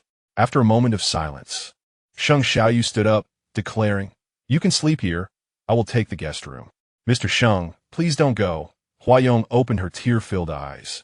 "Only with you by my side can I find sleep," she said contentedly. Sheng Xiaoyu lay still on the bed, indeed not leaving. Upon waking and finding Huayong absent, he dressed for work. "Why haven't you left yet?" he asked, spotting her busy in the kitchen. "Mr. Sheng, I prepared breakfast for you," Huayong replied. "No need. I fear it might be poisoned." "Mr. Sheng, it's not poisonous," she shook her head. As Sheng Xiaoyu, having nothing to eat, approached her, he remarked, "Directors of X Holdings sure can do everything." "I'll learn it specifically," she said. "Learned? You really are eager to learn." "For Mr. Sheng, I am very willing," Huayong said, scooping a bowl of porridge for him. "Have you neglected the company during your time here? Be careful not to be completely taken advantage of." "Is Mr. Sheng concerned about me?" Huayong asked, propping herself up. "I do not concern myself with a deceitful alpha." Chapter 68. You are like a cunning fox. Mr. Sheng seemed reluctant to say anything further. "It's fine, I understand," Huayong said with a smile after taking a sip of porridge. "Understand what? I simply dislike it. Finish quickly and leave." Sheng Xiaoyu stood up after just a couple of sips and walked towards the door. "Mr. Sheng, wait for me." Huayong followed him. As he reached the door to go to his car, Huayong also climbed in. "What are you doing?" "Gao," Sheng Xiaoyu said. "Mr. Sheng, let me accompany you," she pleaded. He remained silent, simply driving. Huayong thought she had succeeded and was cheerful throughout the journey. "We have arrived. Get out," Sheng Xiaoyu said. Huayong glanced outside. They had arrived at X Hotel. "Mr. Sheng, is there a meeting here today?" "No, I am merely returning you to your old nest." "I don't want to." Huayong clutched her seatbelt, unwilling to budge. "Huayong, enough of this. For now, let us keep it this way," Sheng Xiaoyu said. Looking at her, her grip on the seatbelt did not loosen as she slowly turned to him, asking, "Do you truly not like me anymore?" Sheng Xiaoyu paused for a second, then replied, "I do not like alphas." "I am truly not an alpha," Huayong insisted. "Even if you were an enigma, I would still not like you." Her gaze turned somewhat despondent as she continued to look out the window, saying, "Returning to Peak Country, I will be all alone." "All alone?" "For several years, I have yearned to meet Mr. Sheng, and only after resolving matters concerning the company did I venture to Jianghu." "What does it mean?" "Mr. Sheng, I have cherished you for 15 years, Huayong declared. "Go away." Upon hearing this, Sheng Xiaoyu felt an intense surge of anger. Even now, Huayong continued to deceive herself. Huayong gently unfastened her seatbelt and opened the car door, thinking that if Mr. Sheng did not like her, she could simply leave later.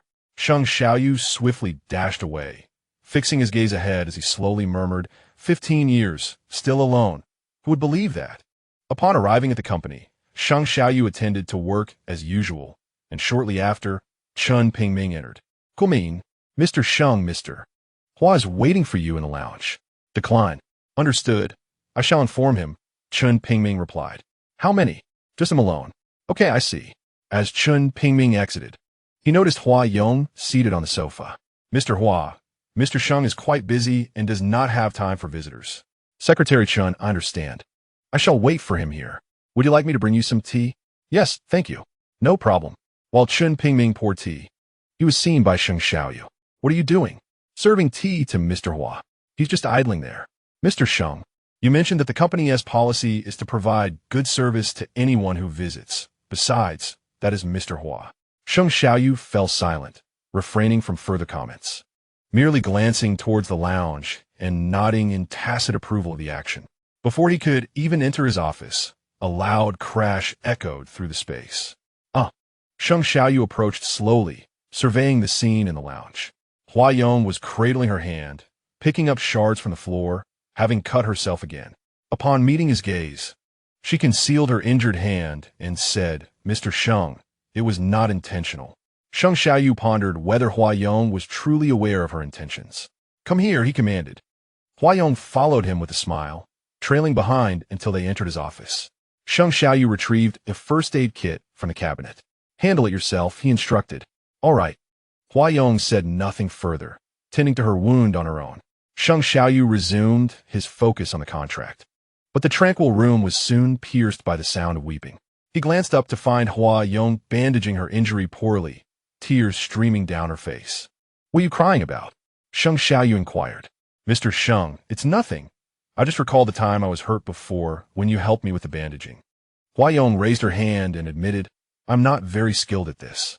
Sheng Xiaoyu looked at her and remarked, "You were not in a fever phase before. Rather, you were in a susceptible phase, fearful of being discovered by me. Hence you performed those acts. Mr. Sheng, after all, I have yet to win your heart." "You still have not," Sheng Xiaoyu replied. "Mr. Sheng, if only someone could assist me with the bandaging," Huayong lamented. Sheng Xiaoyu approached her slowly and said, "Huayong, it is truly over between us. I will bandage your wound, and then you should leave. You are free to go wherever you wish. But please do not appear before me again. I implore you, Mr. Sheng, do not cast me away. I am utterly alone at home. For all these years, you have been my sole support," Huayong said, cautiously reaching out to grasp Sheng Xiaoyu's coat. Sheng Xiaoyu looked at him and inquired, "Alone? What are your parents?" "They passed away long ago," Huayong replied. "Is there any truth in your words?" Sheng Xiaoyu scrutinized him. "Yet, it is indeed true. That night, it was Huayong who remained, having never returned to Peak Country, but stayed at X Hotel. Mr. Sheng, after the events of that night, I could only concoct an excuse to explain myself to you," Huayong said. Sheng Xiaoyu took a seat and began to bandage Huayong's hand. "Mr. Sheng, you are truly kind," Huayong remarked with a smile. He gazed at his newly bandaged hand and continued, "Mr. Sheng, may I accompany you home tonight? Back to your ex-hotel. You have scolded me numerous times. Surely I deserve some form of compensation?" Huayong tilted his head. "What have I scolded you about?" "You called me an ugly creature. Do you truly find me unattractive?" Huayong gazed at Sheng Xiaoyu with her enchanting visage. No matter how many times he beheld her face, he could not help but feel drawn to it. "You scold me? You deceive me. And yet I am to seek compensation from you?" Sheng Xiaoyu retorted. "Mr. Sheng, is it possible for you to demand compensation? Whatever you desire, I can provide," Huayong stated, rising to take his hand. Sheng Xiaoyu swiftly withdrew his hand and remarked, "You resemble a cunning fox."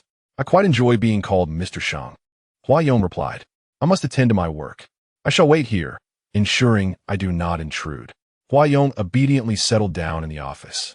When Shen Pinming entered with lunch, he found Huayong asleep on the sofa. "Go and fetch a blanket," Sheng Xiaoyu instructed.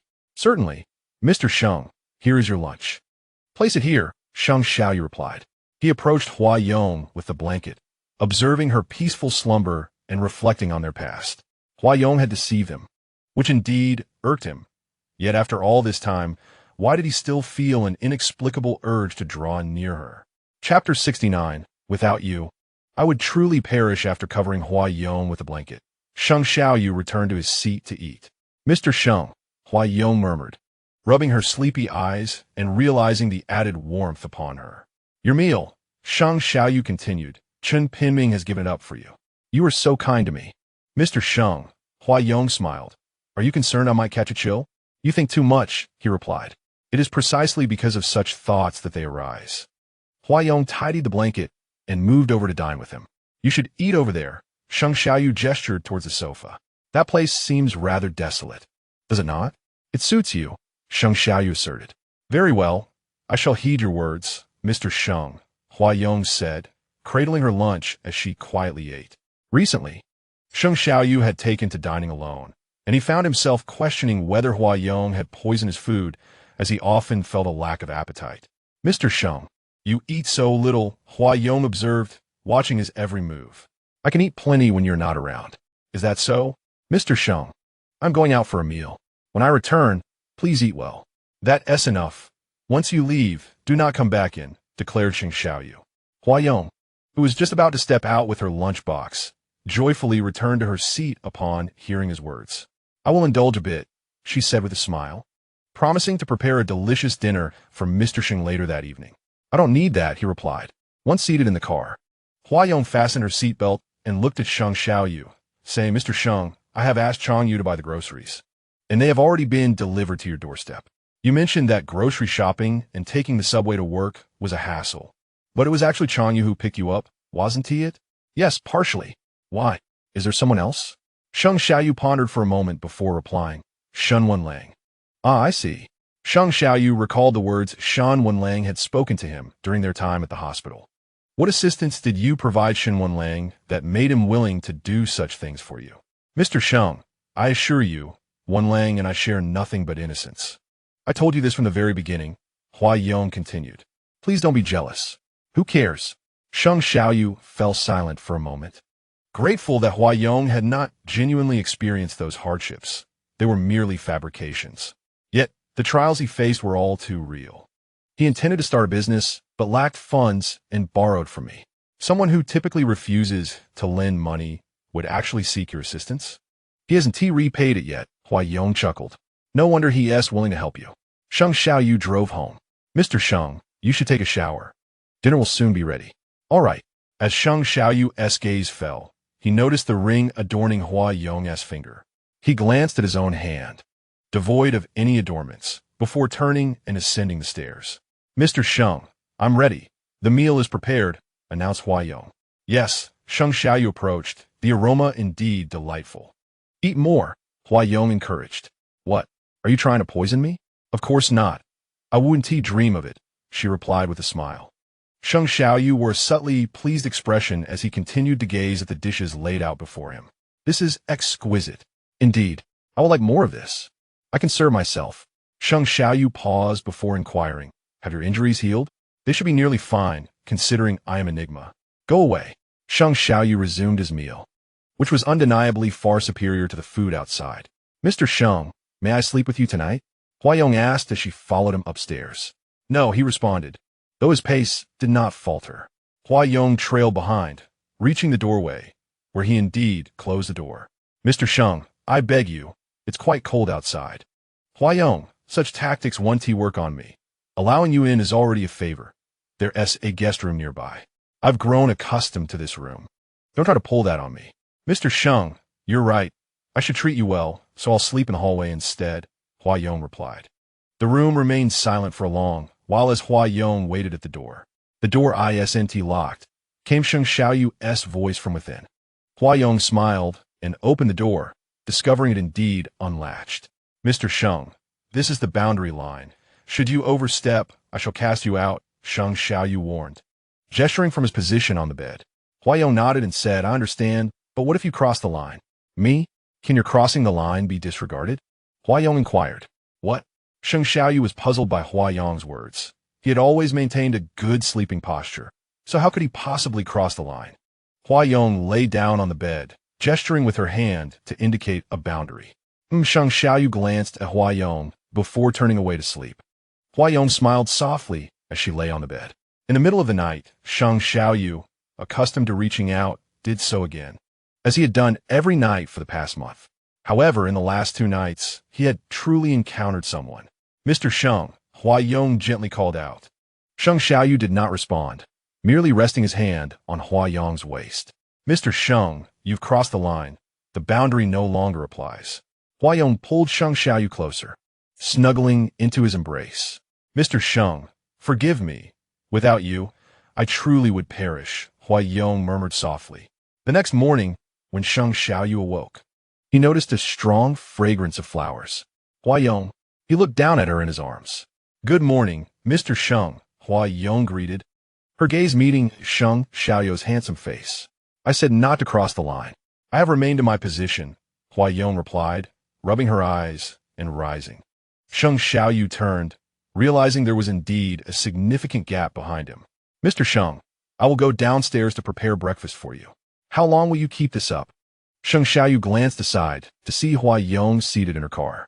Until Mr. Sheng forgives me. You think very highly of yourself. I always have, don't you know, Mr. Sheng? Sheng Xiaoyu fell silent, merely driving back to the office. Mr. Sheng, Mr. Hua. Chen Piming approached as Sheng Xiaoyu arrived at the company. Wait a moment, Mr. Sheng. Chen Piming glanced at Hua Yong, but remained quiet. Speak your mind, Sheng Xiaoyu urged. Uncle Sheng is waiting for you in the office. He is? Yes. He has something to discuss with you. Understood. Sheng Xiaoyu turned to Hua Yong and said, You go to the lounge. Do not come in. All right. After Sheng Xiaoyu left, Hua Yong asked, Did Uncle Sheng say anything? No. Chapter 70. Even if you refuse me upon entering the office, Sheng Xiaoyu found Sheng Fong seated on the sofa. He seemed perpetually in that posture, regardless of the circumstances. Xiaoyu, you have arrived. Sheng Fong's tone was almost indistinguishable from usual. Sheng Xiaoyu approached and sat down on the sofa, maintaining a respectful distance from Sheng Fong. The company's new name suits it well. It's one you like, right? Sheng Fong inquired. Sheng Xiaoyu nodded.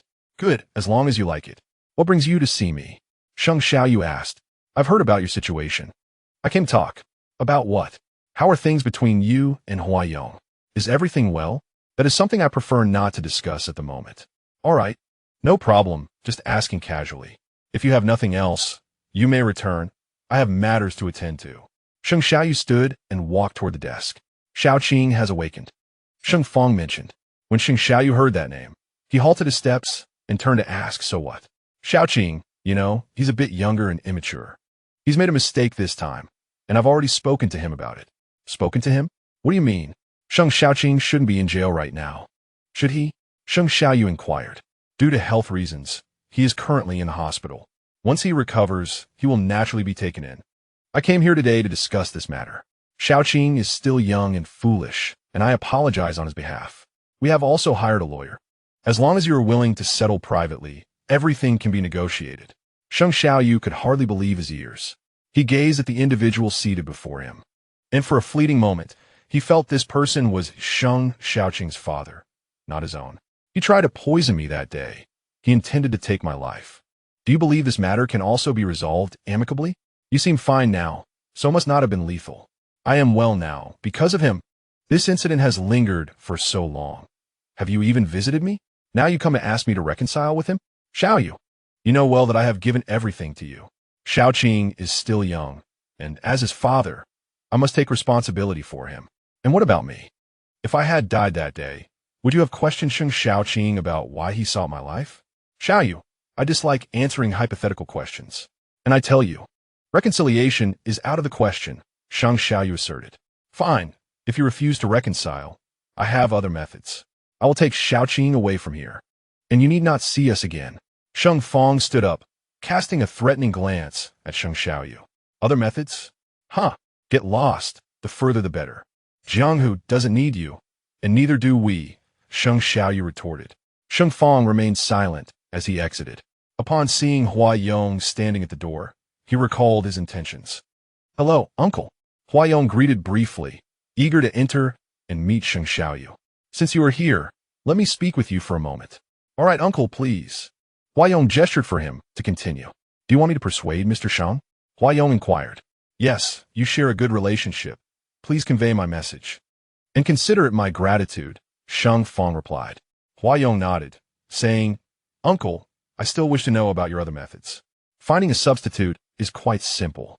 Uncle, your idea is quite clever, Huayong scoffed. What's this?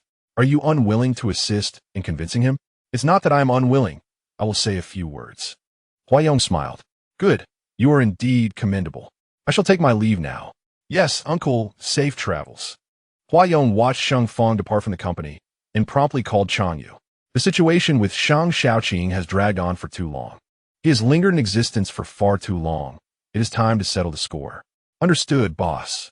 When Huayong returned to the office, he found Sheng Xiaoyu standing by the window, staring blankly ahead. Mr. Sheng, Huayong softly called out. Leave, Sheng Xiaoyu said. Approaching him, Huayong wrapped his arms around Sheng Xiaoyu from behind. Sheng Xiaoyu's instinct was to break free from Huayong's grasp, but the latter held on too tightly.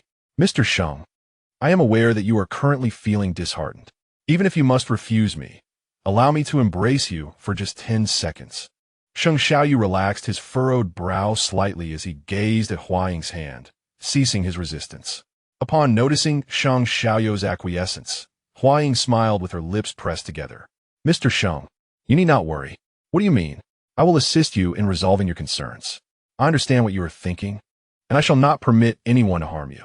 Sheng Xiaoyu broke free from Huayong's embrace and turned to face her, saying, You must be aware of Sheng Xiaoqing's plans. You are also an indirect accomplice. Huayong lowered her gaze and took Sheng Xiaoyu's hand, stating, In order for you to recognize my true identity, I had no choice but to resort to such a clumsy method. However, I possess the ability to protect you. Are you going to mention marking again? I refuse to believe it, Sheng Xiaoyu replied. Whether you believe it or not, you have likely known all along, Huaying inquired. Do not worry. I will help you resolve this. You should return. I have work to attend to, Sheng Xiaoyu remarked. All right, I shall return immediately, Huaying responded, promptly moving towards the sofa. You may work in your office while I remain here. I assure you, I will not disturb you. Sheng Xiaoyu nodded slightly and commenced his work. Huaying, seated on the sofa, gazed at Sheng Xiaoyu with a starry-eyed expression, occasionally taking photos with her phone. Noticing this, Sheng Xiaoyu inquired, "What are you doing?" "Mr. Sheng, you look exceptionally handsome while concentrating on your work," she replied. Sheng Xiaoyu smiled faintly, choosing not to continue the conversation. "Brother, you have been looking rather unwell lately," Gao Tu remarked, observing Gao Tu's haggard appearance. "There is a significant project at the company. I have been quite busy. Brother, I am about to be discharged from the hospital. When shall we leave?" "There is no rush. Let me finish my work first." "Brother, you are too diligent. It will be soon." "Very well." When Gao Tu arrived at the office, he retrieved his resignation letter from the drawer. "Secretary Shen, care to join me for a meal?" Gao Tu hastily returned the letter, replying, "No, my appetite has not been very good lately." "All right then." As Shen Wenlang exited the office, he noticed Gao Tu sitting alone at his desk. "Why are you not eating?" "Mr. Shen, I do not feel like it." "Not feel like it? Is the cafeteria's food that bad? Is there truly no dish you would enjoy?" "Not that, Mr. Shen. I simply have no appetite." "How pretentious." Gao Tu remained silent, not responding. Observing Gao Tu's demeanor, Shen Wenlang decided to leave. When Gao Tu saw that the office was empty, he approached Shen Wenlang and called out, "Mr. Shen, what is it?" "This is my resignation letter. I wish to resign." Gao Tu mustered his courage to present the letter. Chapter 71. You have done evil deeds. Now face retribution. What are you saying? Shen Wenlang took the letter from Gao Tu's hand. "I wish to resign due to personal reasons," Gao Tu stated, searching for any signs of change on Shen Wenlang's face. "You want to resign? What about your sister's medical expenses? Your gambling father and a filthy Omega, continuing to hide in that dark, cramped rental? Gao Tu, let me make this clear. Without me, no company will want you." Shen Wenlang opened the resignation letter and tore it apart without hesitation. "Mr. Shen, I'm truly grateful for the cultivation and care you have extended to me during this time. However, I must take my leave now." "Leave? Do not forget that you still owe me money." "Without a job, how do you intend to repay me?" Shen Wenlang tossed the torn letter onto Gao Tuesday. "I will repay it gradually. I kindly ask for a bit of your time, Mr. Shen. Are you resolute in your decision to resign?" "Indeed." "Very well, Gao Tu. Do you genuinely believe I would retain you?" "No." "Then leave. Once you resign, do not ever return." "Thank you, Mr. Shen. I will ensure that all work is handed over properly in the coming days." "Do you possess any legitimate work on hand? Are you managing it well?" "If it is not handled properly, I will hold you accountable." "Rest assured, Mr. Shen, I will manage all the transitions seamlessly. The money shall be repaid. But the car remains." Shen Wenlang shot a glare at Gao Tu before departing from the premises. "Very well, Mr. Shen." "Huayong." Shen Wenlang called Huayong. "What is it?" "Gao Tu intends to resign. Do you think he has lost his mind?" Shen Wenlang exclaimed. "Mr. Sheng is unwell. Please refrain from making noise. We can discuss it later." Huayong observed Sheng Xiaoyu's unusual demeanor. "What is wrong with Mr. Sheng?" Huayong inquired. "He is experiencing a sensitive period." "A sensitive period?" Huayong gazed at the tightly shut door. "What is happening?" "Mr. Sheng always spends this time inside. The doctor prescribed some Omega calming pheromone spray, but this time it was not available." "Has it always been like this?" Huayong asked. "Yes, it has always been so," Chen Pingming replied. "Very well, I understand." Huayong smiled, realizing that what Sheng Xiaoyu had mentioned was indeed true. She opened the door and entered, while Chen Pingming attempted to follow, but was pushed back by Huayong. All he heard was the sound of the door locking, and he sighed, "Mr. Sheng, someone has entered to assist you." Huayong surveyed the surroundings, which appeared to be an ordinary room. Sheng Xiaoyu lay on the bed, looking quite unwell. "Mr. Sheng." Huayong approached him. Sheng Xiaoyu opened his eyes and, upon seeing Huayong enter, said, "Stay away from me." "Mr. Sheng, You are in distress. Allow me to help you. Huayong placed her hand gently on Sheng Xiaoyu's cheek, releasing soothing pheromones, alleviating some of his discomfort. Mr. Sheng, do you feel better? Leave. Sheng Xiaoyu replied weakly. I cannot leave you in this condition. I believe it is better for me to stay with you. Huayong observed Sheng Xiaoyu, who was struggling even to dress himself. Just wait a moment before you go out. Sheng Xiaoyu furrowed his brow slightly. Mr. Sheng, do not worry. I will not harm you. I merely wish for you to feel better. Sheng Xiaoyu looked at Huayong, realizing she had echoed his previous words. Huayong gazed down at Sheng Xiaoyu, her lips yearning for him. As Sheng Xiaoyu discerned the impure glint in Huayong's eyes, he admonished, Do not touch me. I am merely assisting you, Mr. Sheng. Is that acceptable? Huayong looked at him with an expectant expression. Sheng Xiaoyu grasped Huayong's hand and flung her aside, demanding, Leave. I shall not depart. Huayong continued to caress Sheng Xiaoyu's cheek, her fingertips lightly tracing his lips, and she leaned down to kiss him. Huayong dared not linger, merely planting a gentle kiss, laughing as she remarked, Mr. Sheng is quite kissable. Get lost. Sheng Xiaoyu turned his head away, pressing his lips together, and the room now carried the fragrance of orchids. Huayong, if you need something, call me. Otherwise, you seem to ignore me. What is so special about Sheng Xiaoyu that one becomes infatuated? Shen Wenlang gazed at his phone after the call was abruptly terminated. Secretary Gao, are you truly resigning? Huh? You really are leaving? Yes, due to personal reasons. No way. If you leave, how will we manage from here on? What is the matter? Gao Tu. President Shen, it's a bit difficult to handle. I will ensure a smooth transition of my duties in the coming days, so you need not worry. If you depart, who would dare to enter his office? I will teach you the art of making tea, Gao Tu replied. What would it take for you to stay? Perhaps a 10% stake in HS? Gao Tu shook. Huh? Shen Wenlang, standing at a distance, heard everything clearly and returned to his office, thinking, 10%? How shameless. If you wish to leave, then by all means, I will not beg you. 10%? What a delusion. I was joking. There are indeed matters at home.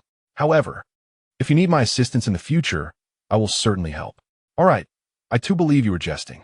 Shen Wenlang called Huayong again. Huayong, what on earth are you doing? Gao Tu is resigning. To keep him, one would need to offer him 10%. Wenlang, this is merely a trivial matter. Do you not think he is scheming? I have helped him a bit recently, and that is all, Shen Wenlang remarked. Huayong gently caressed Sheng Xiaoyu's cheek. Are you still in discomfort? Sheng Xiaoyu lay quietly, eyes closed, without uttering a word. What are you saying? Shen Wenlang responded. If Gao Tu leaves, then so be it. Why should I be upset?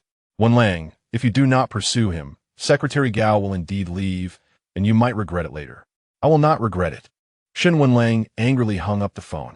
What is going on between Gao Tu and Shen Wenlang? Sheng Xiaoyu inquired. Secretary Gao likes Wenlang, and Wenlang likes Secretary Gao. Huayong smiled. Did he not despise Omegas the most? Thus, Secretary Gao has been mistaken about me all along. Who told you to court disaster? Sheng Xiaoyu retorted. Mr. Sheng, have you forgiven me now? Huayong asked. No. Sheng Xiaoyu continued. As a shareholder of HS, why would an employee's resignation concern you? Is Mr. Sheng feeling jealous? I believe Shen Wenlang, like myself, does not favor alphas. What comes to mind when you hear the name HS? Wrongdoing. You have committed countless misdeeds and are now facing retribution. Huayong snorted softly. Not at all. It's Hua Sheng. Hua Sheng? Indeed. My surname combined with yours. Huayong responded. Does Shen Wenlang know?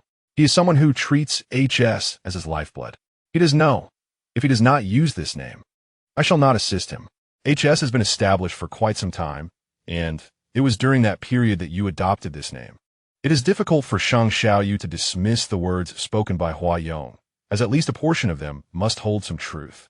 Thus, I have harbored a secret admiration for you for quite a while, which compelled me to journey to Jianghu, observing that Sheng Xiaoyu was not as resistant to him.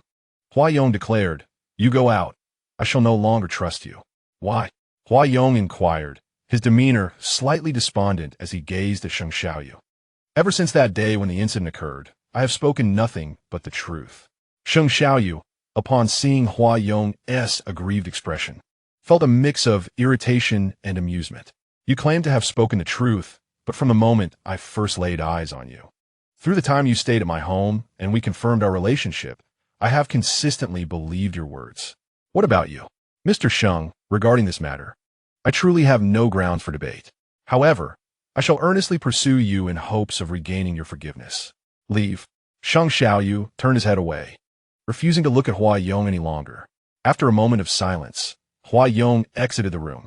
Only after hearing the door close did Sheng Xiaoyu slowly sit up. He realized that his feelings for Hua Yong were not as profound as those of Hua Yong for him. Though it was true that Hua Yong had set a trap for him, he had indeed fallen into it. Sheng Xiaoyu merely wished to grant himself some time to reflect. Am I foolish for being in love?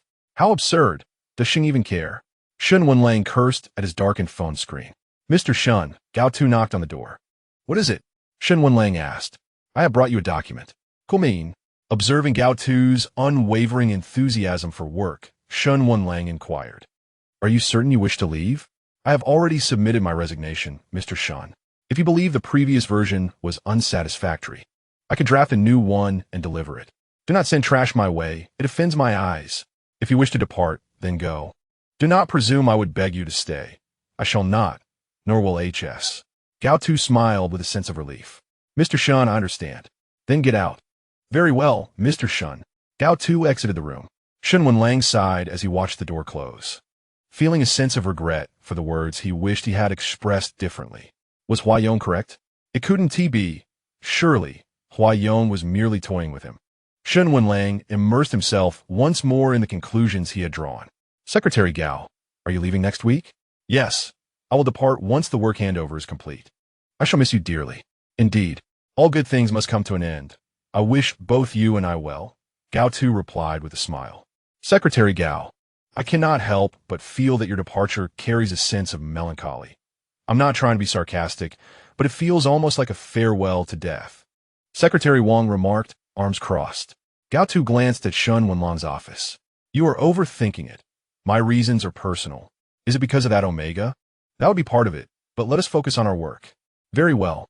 Finally, Sheng Xiaoyu emerged from the room, even as Hua Yong continued to enter it over the past few days. Mr. Sheng, Chen Pinming awaited at the door. How has the company been faring recently? The company is operating normally, but there is one matter I must discuss with you. What is it? Sheng Xiaoyu proceeded toward the office. Sheng Xiaoqing has been apprehended and sentenced. How long was the sentence? Life imprisonment. Is bail an option? Or could someone else stand in for him? Sheng Xiaoyu inquired. He understood that Sheng Fong still held some connections. If he truly wished to prevent Sheng Xiaoqing from being incarcerated, he would undoubtedly employ certain measures. Now that Sheng Xiaoqing is imprisoned, has Hua Yong intervened? That is not permissible. Has Sheng Fong sought to facilitate any connections? He has.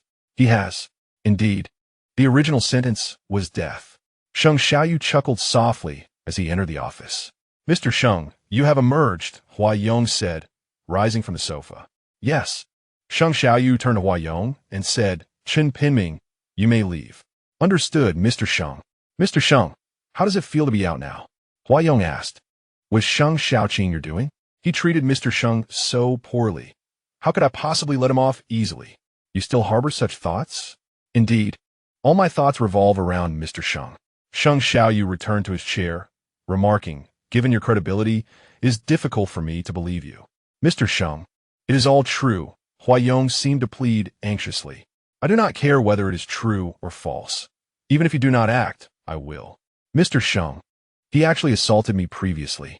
Hua Yong approached, leaning against the edge of the desk. Assault? Sheng Xiaoyu observed Hua Yong, who appeared emboldened. It was during our first encounter at X Hotel. Hua Yong whispered. Hua Yong, allow me to finish. Sheng Xiaoyu now reflected on how he had longed to find this person for revenge. Yet that individual continuously appeared before him. I reside in room 9901. The door is specially designed. Wenlang and Changyu are both aware. They both know, yet I remained oblivious, thinking something had happened to you. Sheng Xiaoyu stepped closer to Hua Yong, fixing his gaze on him. Mr. Sheng, I am truly sorry. Hua Yong pouted, gently tugging at Sheng Xiaoyu's hand. Continue speaking. Sheng Xiaoyu abruptly pushed Hua Yong away. Two individuals entered my room, and that is how I was released. However, they were too weak, while I remained unscathed. But they did not fare well. Were they sent by Shang Xiaoqing? Indeed. I initially did not wish to engage with him, but he dared to threaten Mr. Sheng's life, leaving me no choice but to employ certain measures. Do not delude yourself into thinking you are entirely blameless. Hua Yong nodded despondently, falling silent. You go sit over there. Do not linger here. Sheng Xiaoyu gestured towards the sofa area. Very well. The sofa area of Sheng Xiaoyu's office had become Hua Yong's domain. Gao Tu awoke in his room, donned a crisp suit, and prepared to handle his resignation at the company. From today forth, you shall no longer be a part of my life. Gao Tu gazed into the mirror, his eyes drifting down to his abdomen. Lele, I hope you are healthy and safe. I will cherish you well, unlike my own childhood. Gao Tu walked to a chair and sat down, contemplating whether he could truly avoid repeating the past. Would Lele resent him for his absence as a father? Upon entering the company, Gao Tu felt a different mindset compared to before. Secretary Gao, good morning, he greeted. You seem different today. Is that so? Indeed, it certainly is. Are you here to handle your resignation? Hai Tu inquired. Well, the handover is nearly complete. Is Mr. Shen in? He is in his office. All right, I shall go see him. Hai Tu paused at the entrance of Shen Wenlang's office and finally knocked on the door. Gumin, Shen Wenlang observed Hai Tu, noting his spirited demeanor today, almost as if he were a different person from just a few days prior. The car and the debt, none of it could be overlooked. Chapter 73. Mr. Sheng, would you be willing to take me home? Hai Tu retrieved the car keys from his pocket and placed them on the desk along with a fresh resignation letter. Here are the car keys, and this is my new resignation letter. As for the money I owe you, I can only repay it on schedule. You're so financially strapped that you're resorting to installments, yet you still wish to resign. What are you really thinking? Hai Tu replied, I simply want to leave this place. Shen Wenlang was momentarily taken aback by this response and reached for the resignation letter. Mr. Shen, I intend to process my resignation today, so please refrain from tearing it up. Very well, if you wish to depart, then go. No company will want you. HS never hires those who resign from here. Thank you, Mr. Shen. I wish you all the best in your future endeavors. Hai Tu met Shen Wenlang's gaze. I will be fine without you. Of course, Hai Tu slightly bowed and said, Farewell, Mr. Shen. Leave. Once the office returned to its usual tranquility, Shen Wenlang's final words to Hai Tu echoed in the silence. Sheng Xiaoyu noticed the ringing of Hua Yong's phone and glanced over. It's Wenlang, Hua Yong announced, holding up her phone. Sheng Xiaoyu shrugged. I don't need to know. But I want you to know, Hua Yong replied, stepping outside to answer the call. Hello. Hai Tu has left. Aren't you going to pursue him? Pursue what? I'm merely informing you. If you don't pursue him, then naturally, I have nothing to do with you. I don't need to. This place won't cease to function just because someone is missing. What about you? Why call me so many times Secretary Gao? If you don't need anything, I'm quite busy at the moment. Mr. Sheng has yet to forgive me, and I have no time to concern myself with your affairs. How ungrateful. You owe me a favor. Hua Yong hung up the phone and returned to the office. Mr. Sheng, Secretary Gao has left. Left? He departed from HS? No. Secretary Gao chose to leave on his own accord. Oh. After Sheng Xiaoyu completed his day's work, he noticed Hua Yong asleep on the sofa. How easily she falls asleep, he murmured, gently tapping her shoulder. Wake up, Mr. Sheng. Hua Yong grasped his hand and looked up at him. In her eyes, he saw a depth that could ensnare him completely. Mr. Sheng, would you be willing to take me home? If you're leaving, then I shall go. Sheng Xiaoyu relinquished her hand. Wherever you go, I shall follow. Brother, you've come. Yes, how are you? Have you packed everything? Hai Tu asked. All packed. Gao Qing exclaimed, jubilant at the prospect of being discharged from the hospital. All right, let us return home. Hai Tu responded. Yes, finally. I won't have to stay in the hospital any longer. Hai Tu smiled at her, relieved that they had both persevered. As Gao Qing reached the doorway, she was taken aback, gazing at the door of the adjacent room. Brother, why is your door so unique? She inquired. This. Gao Tu recalled the time when Shen Wenlang had replaced his door for him. Unfortunately, just like the door, people are often unretainable. It was an unexpected occurrence. Gao Tu remarked. All right. By the way, Xiaoqing, I purchased some items you needed before heading out today. Take a look to see if there's anything else you require. We can go shopping tomorrow. He opened the door to his room. All right, no problem. The code is, what is the matter, brother? Gao Qing asked. Nothing. Gao Tu replied, gazing at the electronic lock before ultimately closing the door once more. This house is small. The bed inside is rather large. You can sleep there while I take the outer one. The new curtains will provide some privacy. Thank you, brother, for being so considerate. As long as you feel comfortable living here, I will definitely manage, and I must take good care of you and him. Gao Qing gestured, saying, brother, I worry that I won't be able to take care of you properly. You needn't fret. I will do my utmost. MHM good. Does he have a name yet? Yes, we shall call him Lele. Lele, meaning happiness, is a wonderful name. I think so too. Sheng Xiaoyu stood beside the bed, with Hua Yong accompanying him. Mr. Sheng, will we have a middle line tonight? Hua Yong inquired, peeking her head. Sheng Xiaoyu looked at the bed and replied, you'll sleep here. I will take the guest room. Mr. Sheng, you cannot sleep in the guest room. Why not? Sheng Xiaoyu questioned. The bed in the guest room is gone. How strange. Hua Yong expressed, astonished. Gone? Sheng Xiaoyu stepped outside and opened the door to the guest room, indeed finding it devoid of a bed. He proceeded to open several more guest room doors, all of which were similarly empty. Hua Yong, where did you put the bed? Also, how did you get in when I've been away these past few days? The door lock is quite simple. It wasn't too difficult. As for the bed, I moved it. Hua Yong leaned closer to Sheng Xiaoyu and said, Isn't this house meant for just the two of us? Who else do you expect to occupy the guest room? Still, they maintained the middle line. Sheng Xiaoyu tossed a few pillows to the center. All right then. Hua Yong lay down. In the dead of night, Hua Yong stealthily shifted the pillows, tossing them to the floor, and placed Sheng Xiaoyu's hand on her waist before drifting off to sleep. Sheng Xiaoyu awoke to the movement, but did not resist, falling back asleep. What? You've been discharged? Shen Wenlang inquired at the nurse's station. Yes, I was discharged yesterday. Are you fully recovered? MHM, completely well. Shen Wenlang drove to Gao Tu's home and ascended the stairs. Incorrect password. Shen Wenlang frowned, perplexed as to why the code would be wrong. What brings you here? Gao Qing asked as she approached from the staircase. You've been discharged? Isn't it obvious? Where's your brother? My brother has already left his job. He doesn't need to listen to you, does he? Your brother still owes me money. Why are you being so defiant? My brother is trustworthy. He will repay you. Have him come see me. No, Gao.Initially firmly. Shen Wenlang regarded Gao Qing and said, Why do you insist on opposing me at every turn? Because you are exceedingly bothersome. Xiao Qing. Gao Tu approached from behind, noticing the two engaged in conversation. Gao Tuesday Shen Wenlang cast a glance at Gao Tu and remarked, Your sister shows me a distinct lack of respect. Xiao Qing, apologize. Brother, why should I apologize to him? He is simply, Xiao Qing, apologize. I'm sorry. Gao Qing hastily retreated to her room.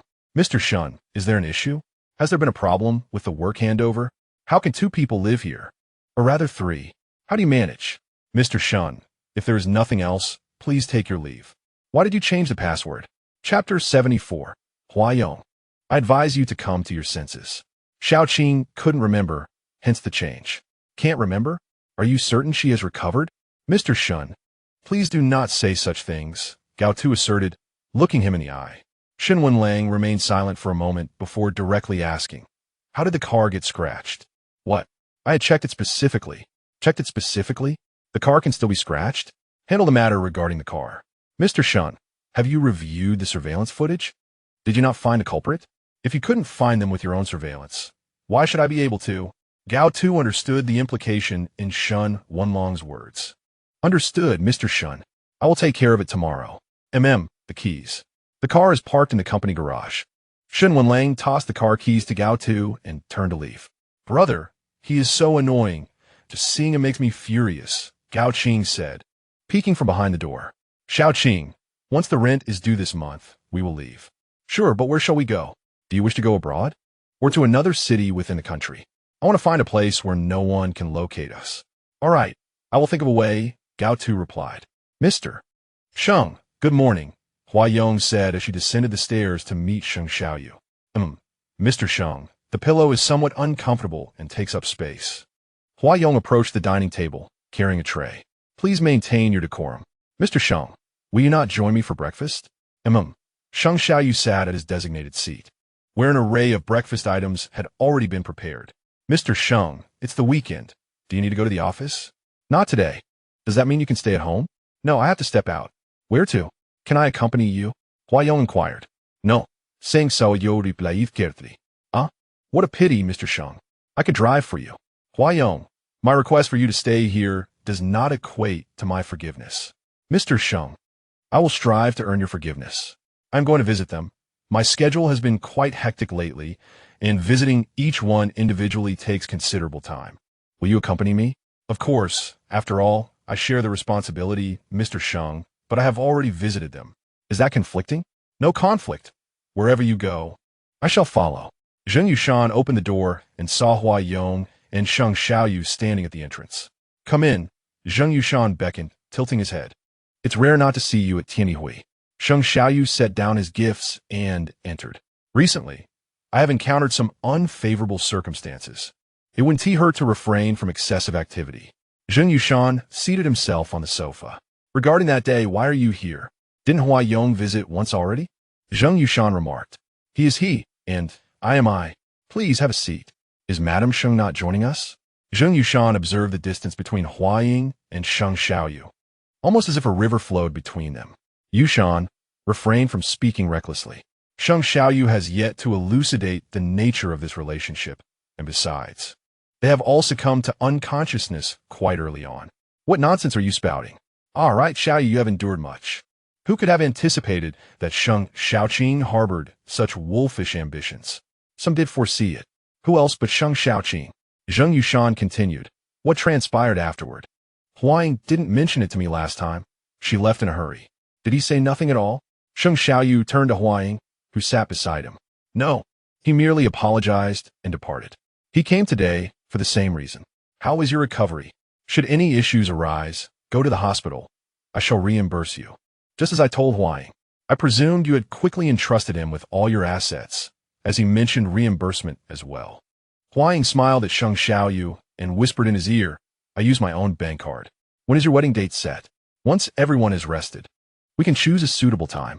Yes, we will, Huaying replied. What? Sheng Xiaoyu looked at Huaying and gently tugged at his arm. I am rather shy. I will let Mr. Sheng inform you all.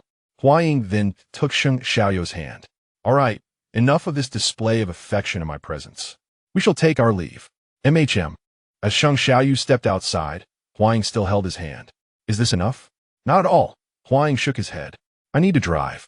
Mr. Sheng, wait a moment. I will have Changyu drive. Sheng Xiaoyu released Huaying's hand, saying, I can drive myself.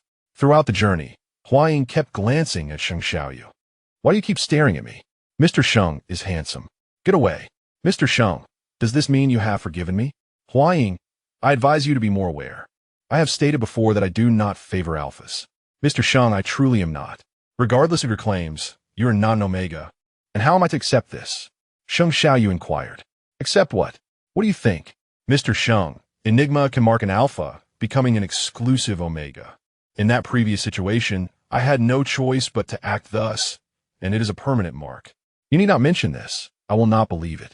Mr. Sheng, it matters not whether you believe it. Sheng Xiaoyu continued driving until Huaying spoke up.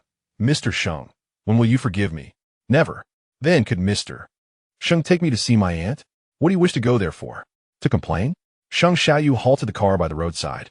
Detesting the feeling of being threatened, Huaying's voice trembled, her eyes filled with a longing to see, yet fearing to look.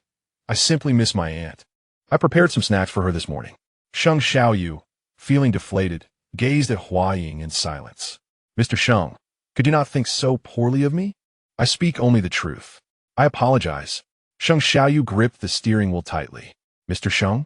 Huaying noticed the sincerity in his apology, which was swift. I will take you there. Good. Little Hua, Xiaoyu, you have arrived. Lin Shi basked in the sun in the courtyard and noticed two individuals approaching the entrance. Mother, Auntie. Huaying greeted with a sweet smile, presenting a plate. Here are some snacks I just made. Auntie, do try them. Wonderful, replied Lin Shi's mother. But do be mindful of how much sugar you used. Fear not, Mr. Sheng. Annie, I assure you the sugar content is meticulously controlled. and even a small amount can uplift one's spirits. Huang picked up a piece and brought it to Sheng Xiaoyu's lips, saying, "Why don't you have a taste, mister?" Sheng Xiaoyu understood Huang's intentions, emboldened by Lin Shi's presence. He reached out for the biscuit, yet Huang withdrew it playfully. "Oh, Mr. Sheng, this is truly delicious." Chapter 75. In such a large company, how much could they possibly require? Though reluctant, Sheng Xiaoyu ultimately took a bite. "Mr. Sheng, how does it taste?" "Not too sweet, I hope?" Huang inquired with a smile. It's quite all right," he replied. Lin Shi noticed the ring on Huang's finger, but none adorned Sheng Xiaoyu's hand. "Xiaoyu, where's your ring?" she asked. Sheng Xiaoyu glanced at Huang's ring, realizing she had been wearing it all along while it had long been discarded downstairs. Although Huang claimed she had found it later, it was no longer in his possession. Mr. Sheng left it with me. I simply forgot to return it," Huang said as she retrieved a ring from her pocket. Sheng Xiaoyu pondered how Huang had kept it on her person. "Oh, I see. Mr. Sheng, would you like to wear it?" Huang asked hesitantly. "Yes," he nodded, taking the ring and slipping it onto his finger. "How delightful. Your bond brings me great comfort," Lin Shi remarked with a smile. Huang felt a surge of joy seeing the ring once again adorning his hand. When Sheng Xiaoyu exited, he removed the ring as soon as he reached the car. "Mr. Sheng?" Huang queried. "I wear the ring only when I come here. I want to wear it at other times," he stated firmly. "I understand. I have other plans ahead." "What plans?" "Once you forgive me, I shall share them." "Then, let's not speak of it," Huang replied, pouting slightly, her mood dampened. Gao Tu noticed a scratch on the car's surface, which appeared to be neither a dent nor a scrape. "What are you looking at?" "How would I know?" Shen Wenlang remarked from the side. "Perhaps someone accidentally brushed against it. I'll take it to the shop for repairs." "Very well." After dropping off the car, Gao Tu engaged in brief conversation, learning it would be fixed in a couple of hours. "I'll wander around nearby," he decided, thinking to procure a treat for Xiaoqing. Gao Ming had just exited a recreational venue and spotted Gao Tu downstairs.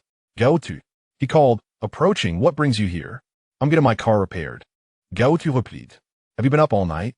He noticed Gao Ming's fatigued appearance. "Car? You still have one?" Gao Ming inquired, surprised. "It's the company's vehicle. I need to return it shortly," Gao Tu explained. "Money? You owe me now. I have no money left." "How can that be? Didn't you borrow from that friend of yours? Why are you out of funds?" "Dad, he asked my superior, and I've already resigned. I have no extra money to give you." "Resigned?" "Yesterday, I inquired about why Gao Qing was absent from the hospital, only to discover that she had returned home. I have matters to attend to, so I must take my leave." "Wait, who permitted your resignation? If you have resigned, from where will I procure the funds?" "Release me." Gao Tu frowned as he gazed at Gao Ming. No matter the circumstances, he must escape Jianghu to ensure Gao Ming could not locate him. "Provide me with money. I'm out of funds." Gao Tu noticed the curious stares of those surrounding him. "If you lack money, then go and borrow some." With a forceful tug, Gao Tu freed himself, but lost his footing and fell to the ground. He anxiously clasped his abdomen, and soon thereafter, he lost consciousness. What is wrong with this person? Indeed, what manner of individual is this? What is the matter with you, old man? Quickly, call for an ambulance. By the time Gao Tu was transported to the hospital, Gao Ming had arrived as well. "Who are you?" The doctor entered to see a middle-aged man, over 50, seated in a chair. "He is my father." The situation is as follows. He has not rested adequately for an extended period, coupled with excessive stress, resulting in a temporary lack of blood flow to the brain, which led to his fainting. When he awakens, he will be fine. However, he must exercise greater caution. A pregnant individual should never fall, the doctor remarked to Gao Ming. "What did you say?" Gao Ming stared at the doctor in disbelief. In any case, he must not fall. As a parent, could he not take more care? His health has never been robust. Pregnant? Gao Ming glanced at Gao Tu, who lay on the bed, and discovered his health insurance card. He staggered over to the machine and printed all the examination reports. It is indeed true. Gao Ming perused the words on the document. Whose child is it? Gao Tu, oblivious to these developments, remained unconscious. Gao Ming tucked the examination reports away and exited the ward. Upon awakening, Gao Tu found himself alone in the hospital room and sought out the doctor. "Doctor, you have awakened?" "Yes. How do you feel?" Much improved. That is good to hear. Please take care of yourself. Your health is fragile and requires more attention than others. You must avoid any further falls or significant emotional distress. Is he all right? Gao Tu. He is fine. I conducted an examination. Who brought me to the hospital? Your father. Though it seems he is unaware of your condition. I also cannot say for certain. You did not inform him. Will this affect you? Gao Tu. Realizing he must expedite his plans to leave Jianghu, he could not wait until the end of the month. It is fine. It matters not. Very well. Doctor, I will be departing from here shortly. Thank you for your care during my stay. I am well. It is your duty. However, should you leave Jianghu, ensure you take all the examination reports with you to prepare accordingly. Thank you for the reminder. Upon returning home, Gao Tu discovered Gao Qing seated in the room. Brother, you are back. Yes, has father visited? No, why do you ask? It is nothing. Shao Qing, the plan to depart Jianghu must be hastened. Please pack your belongings in the coming days. I will consider our destination. Very well, but why? Today, I encountered father, and soon after, I fainted. He took me to the hospital, so he should be aware of my condition. What? Did he demand money from you? Brother, we must leave here quickly. Indeed. The car from Gao Tu will be returned the next day. Mr. Shen, the vehicle has been repaired and is parked in the garage downstairs. Just leave it there. All right, Mr. Shen, if there's nothing else, I shall take my leave now, Gao Tu said. Gao Ming stood at a distance, watching Gao Tu exit the company, only to soon see another individual emerge. Gao Tu, Mr. Shen, the driver is on leave. Would you take me somewhere? I will compensate you for your time. Very well. Gao Tu climbed into the car, serving as Shen Wenlang's chauffeur for a while. This individual, is he not the same as before? This implies only one possibility. Gao Ming, with a smirk, observed HS Company, pondering how much such a large firm could require. He chuckled as he departed. Shao Qing, let us add here. Nanshur is quite far from here, and I have arranged for housing over the past few days. Sure, I'm nearly packed as well. Gao Ming stood at the doorway, calling inside. Why has he come?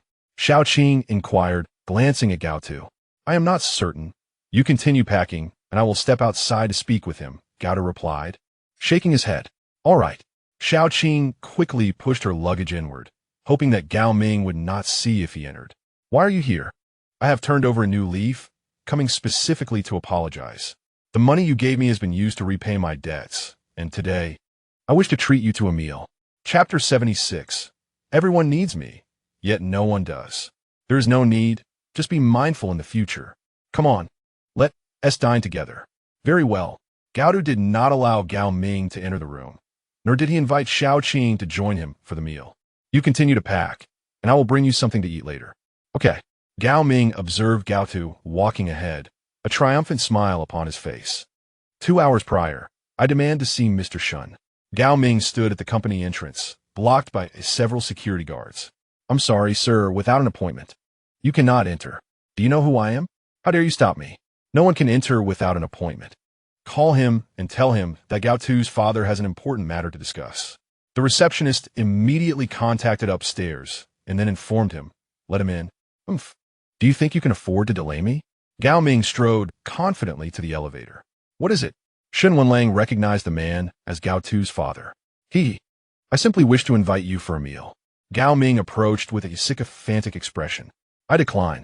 Gao Tu will also be present, and he has something significant to discuss with you. Gao Tu? Shen Wenlang smiled. Could it be that Gao Tu has come to his senses? Indeed, let us go. Here is the address, Gao Ming stated. Such a low-tier place. Am I to go there? Is this the only option now that Gao Tu has left HS? Where do you suggest we go? Dad, where are we headed? Gao Tu. You will find out shortly. Gao Ming provided the driver with an address, and they sped off. Gao Ming observed Gao Tu's puzzled expression, yet refrained from asking questions. Gao Tu, you are indeed fortunate. What do you mean? Gao Tu looked at Gao Ming with further confusion. It is nothing. I am merely complimenting you. Gao Tu gazed out the window, pondering if this meal would signify the end of it all. Do you know something? Gao Tu asked. Gao Ming feigned ignorance, saying, What do you know? Nothing at all. Gao Tu felt a wave of unease. Hadn't the doctor mentioned it during their last visit to the hospital? Oh, you mean that? Just make your own decision. Gao Ming replied. All right. After getting out of the car, Gao Tu gazed at the restaurant's grand facade. Dad, are you treating me to a meal here? Yes. Why are you just standing there? Come inside, Gao Ming urged, walking ahead. Coming. Gao Tu followed suit, pondering how Gao Ming could afford such an upscale dining experience. Upon entering, Gao Ming scanned the room until his gaze landed on Shen Wenlang, who was seated in a suit. Come here, Gao Ming beckoned. Okay. As Gao Tu approached, he finally recognized the person sitting there. Hearing his name, Shen Wenlang looked up at Gao Tuesday clad in simple, unpretentious attire. Gao Tu felt out of place. Mr. Shen, Gao Tu greeted him. Yes, Gao Tu. Don't just stand there, take a seat, Gao Ming insisted. Suddenly, Gao Tu recalled something and said, I'm not feeling well. I think I should leave. Are you avoiding me? Shen Wenlang inquired. Exactly, it's just a meal. Gao Ming stood and guided Gao Tu into a chair. Nervousness washed over Gao Tu as he looked at Gao Ming, realizing he had been oblivious to his father's cunning demeanor. What's wrong? Gao Ming forced a friendly smile. I don't want to eat. Let us go. It's not that easy to leave, Gao Ming replied. All right, you called me here. What's so important? Shen Wenlang expressed his disinterest in the familial theatrics. It was said that Shen Wenlang was quite the gentleman, a distinguished figure in Jianghu. Dad, what do you wish to discuss? Surely the compensation is substantial? Gao Ming inquired. Shen Wenlang glanced at Gao Tu and remarked, was the 100,000 I gave you last time insufficient? Are you that greedy? Can you even handle it? I can handle it. But Gao Tu certainly can consume much more. Gao Ming smirked maliciously. Dad, what do you mean? Gao Ming leisurely retrieved a medical report from his pocket. Take a look at this. Shen Wenlang took it and began to read. What do I need to see your Omega report for? Mr. Shen, have you noticed the name on it? At Gao Ming's prompt, Shen Wenlang looked closer. Gao Tu was so tense he could hardly speak. After 10 years, the secret was about to be unveiled, and Lei too. Gao Tuesday Shen Wenlang stared in shock at the name on the report, gripping it tightly. 20 million, no. 30 million will do. Otherwise, we want to keep this child, and you want to see Gao Tu again. Shen Wenlang focused on Gao Tu, ignoring Gao Ming. Tell me, what's going on? Mr. Shen, I'm here to explain. That child is yours. Get lost. Why do you keep shouting? Shen Wenlang glared fiercely at Gao Ming. Mr. Shen, the child is mine? Was it you who stayed in the room that night? Shen Wenlang questioned. I'm sorry, Mr. Shen. No wonder I could never locate that individual. Have I not mentioned that once I find this person, I would take certain actions? Indeed, I have. Gao Tu, your methods are quite cunning. First, you deceived me, and now you conspire with your father to extort me? It's no surprise you wish to resign. There are grander schemes at play in your hands. No, Mr. Shen, I never intended it that way. Gao Tu hastily shook his head. What do you mean? Explain this to me, Shen Wenlang declared as he slammed the report onto the table. He had reviewed it that night as well, but regrettably, he hadn't discerned the details clearly. Mr. Shen, wait a moment. Let's first discuss the 30 million matter, Gao Ming interjected. Are you so enamored with wealth? I will not part with a single penny, Shen Wenlang retorted, rising in anger to leave. Gao Tu slumped in his chair, his head lowered as he lamented. Are you satisfied now? He won't give you any money, nor will I, Gao Tu. You worthless fool. Gao Ming struck Gao Tu across the face. After receiving the blow, Gao Tu managed a bitter smile, saying, everyone claims they don't need me, yet everyone seems to rely on me. Tears streamed down the corners of his eyes as he gazed up at the distant ceiling, devoid of even the slightest shred of dignity. The red imprint of a hand was starkly visible on his cheek. Hua Yong was slicing fruit for Sheng Xiaoyu when she received a phone call. Hello, where are you? At Mr. Sheng's residence, Hua Yong replied with a smile, knowing Shen Wenlang would certainly not mock her. I'm here as well. Come out for a moment. Why? Mr. Sheng requires my assistance. What does Sheng Xiaoyu need from you? Have you reconciled? Not yet. Come out. I'm waiting at the door. Sheng Xiaoyu had noticed Hua Yong's actions as she approached him and gently embraced him, saying, Wenlang seems to need me for something. Would Mr. Sheng care to accompany me? I have no intention of going. Chapter 77. I told you 15 years ago. As Hua Yong opened the door, Sheng Xiaoyu followed her outside. Didn't Team Mr. Sheng wish to remain inside? This appears to be my home, does it not? Sheng Xiaoyu retorted. Indeed. Huayong smiled as she walked to the gate. What do you require of me? She inquired as she opened the door. Upon seeing Shen Wenlang, Sheng Xiaoyu thought that had it not been for Huayong, he would have never imagined standing alongside him in this manner. I have borrowed Huayong. Shen Wenlang's expression was grave. Wait, where are you taking her? Sheng Xiaoyu asked. Mr. Sheng, would you join me? Huayong seized the opportunity to grasp Sheng Xiaoyu's arm. If you're leaving, you should do so swiftly. Is this not a place for discussion? Sheng Xiaoyu stood motionless. It can be discussed. My presence here. Are you amenable? You two are engaged in a dangerous charade. Collecting money here. You also desire money. Even with so much already, you still want more. Shen Wenlang strode straight inside. Who provoked him? Sheng Xiaoyu observed Shen Wenlang entering his home with such audacity. Who knows? Mr. Sheng, were you just concerned for me? Huayong quickly leaned in, her eyes sparkling as she gazed at Sheng Xiaoyu. Not at all, Sheng Xiaoyu replied as he returned home. Shen Wenlang sat on the sofa, looking as though he had encountered a grave situation. Huayong gradually entered, carrying a plate of fruit from the kitchen. I don't want to eat right now. It's not for you, Mr. Sheng. These are the freshest strawberries of the season that Changyu bought. You should give them a try. Huayong sat beside Sheng Xiaoyu with the plate. Sheng Xiaoyu slightly parted his lips and took a bite. Is it sweet? Huayong inquired. Sheng Xiaoyu nodded. Could you possibly show me some respect? Haven't we reconciled? What does this mean? Shen Wenlang exclaimed in frustration. Wenlang, I'm not preventing you from speaking. You could just voice your thoughts, said Huayong. Gao Tu is an Omega, Shen Wenlang remarked, glancing at the two, seemingly unfazed by the revelation. What does that mean? Aren't you at all surprised? Has someone stolen your hearts? I already knew, Huayong replied. You knew all along? Shen Wenlang turned to Sheng Xiaoyu, who merely replied with indifference. He had informed me. What? You both knew? Huayong, why didn't you tell me? I thought you'd discover it yourself. Who knew you were so oblivious? Huayong said, have another one. All right, Fine. Huayong, let me ask you, was it Gao Tu that night at X Hotel? You have surveillance footage, but only showed it to him? You must have known all along. Why? I thought Secretary Gao would tell you, but he didn't. Who told you to bully him like that? Although Sheng Xiaoyu struggled to comprehend, he remained silent and listened. Gao Tu is pregnant now. His father claims the child is mine and is demanding 30 million. Sheng Xiaoyu began to understand. What do you intend to do? Of course, I plan to terminate the pregnancy. Wenlang, if you don't pursue this now, it will truly be too late. How could I pursue it? Gao Tu has deceived me for so long, Shen Wenlang replied. Haven't you both deceived me as well? Sheng Xiaoyu observed the two and blocked the strawberry Huayong was about to feed him. Huayong, can we not dwell on this any longer? Do you think I relish this? Wenlang, you like Secretary Gao, but refuse to admit it. Secretary Gao likes you too. He's been enduring this. The Omega at home is a facade, but has he not been wearing suppressants for such a long time?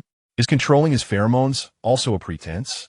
Sheng Xiaoyu looked at Huayong, who had also previously disguised as an Omega, wearing suppressants too. That must have been quite unbearable. Last time at the hospital, I encountered his doctor. Secretary Gao's health is quite poor. It's uncertain whether he can carry this child, yet he still chooses to keep it. That's because today, he came to ask me for money. Why has it taken him so long to come? Who is he with? Why is he resigning? Have you not considered any of this? Sheng Xiaoyu noticed for the first time that Shen Wenlang had lost his usual arrogance. Wenlang, if you don't go now, Secretary Gao will truly leave. Huayong continued, you've helped me, so I will help you in return, so hurry and go. Shen Wenlang sat silently on the sofa for a moment before departing. You seem to be quite aware of their situation, Sheng Xiaoyu remarked to Huayong. After all, if he missed out on Secretary Gao, he would be left without a wife. Are you really worried about him? Mr. Sheng, let's not dwell on that matter. Their affairs bear little relevance to me. Huayong set down the plate and leaned in to gaze into Sheng Xiaoyu's eyes, saying, Mr. Sheng, when shall we discuss our own matters? We? He replied, isn't the current situation satisfactory? Not in the least. What makes it unsatisfactory? Mr. Sheng, fret not. We shall take our time. There is ample time ahead. A faint smile graced Sheng Xiaoyu's lips. Mr. Sheng, I possess something I wish to return to you. What is it? This item has been in my possession for 15 years. I now return it to you. Huayong rummaged in his pocket and produced a pocket watch. Sheng Xiaoyu paused, reaching out to take it. How did you come by this? Do you truly not remember? This is my pocket watch, which I lost in Peak Country during my childhood. Sheng Xiaoyu scrutinized the timepiece, marveling at its pristine condition. Mr. Sheng does not recall, yet I do. The name Huayong. I revealed it to you 15 years ago. Huayong recounted the tale, and Sheng Xiaoyu stared at him, his pupils reflecting disbelief. Mr. Sheng, do you now remember? Is what you say true? Sheng Xiaoyu began to comprehend why Huayong had claimed to have harbored feelings for him for over a decade. Indeed. X Holdings, was it the X I casually scribbled years ago? Yes, Huayong nodded in affirmation. Brother, you have returned. What ails you? Gao Qing noticed Gao Tu's disquiet, evident in the red handprint on his cheek. Who struck you? Brother? Where's father? Did he harm you? Gao.Initially pushed Gao Tu. Only then did Gao Tu snap back to reality, gripping Gao Qing's arm tightly. Xiao Qing, we must leave at once. What has transpired? Go, do not ask anything, just hurry. Gao Tu hastily gathered his belongings. Brother, I have everything packed. What has happened? He has learned of father's demand for 30 million. Gao Tu sat in a daze, his expression vacant. What? How did father disclose this to him? Well, he is precisely that type of person. Brother, we must depart swiftly. Indeed, when Shen Wenlang arrived at Gao Tu's doorstep, he clenched his fists, staring at the door. He raised his hand only to lower it again, ultimately knocking gently. Gao Tu, come out.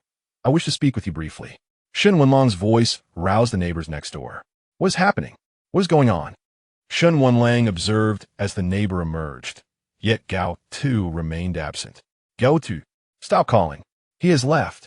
Can't you check the window? What? Shen Wenlang stepped aside to peer through the window. The curtains were drawn, and the interior was completely vacated, leaving only the bed and table behind. Damn it.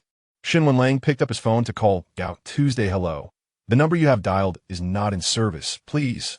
At that moment, Shen Wenlang felt half of his heart empty. The person was nowhere to be found. He then proceeded to make another call.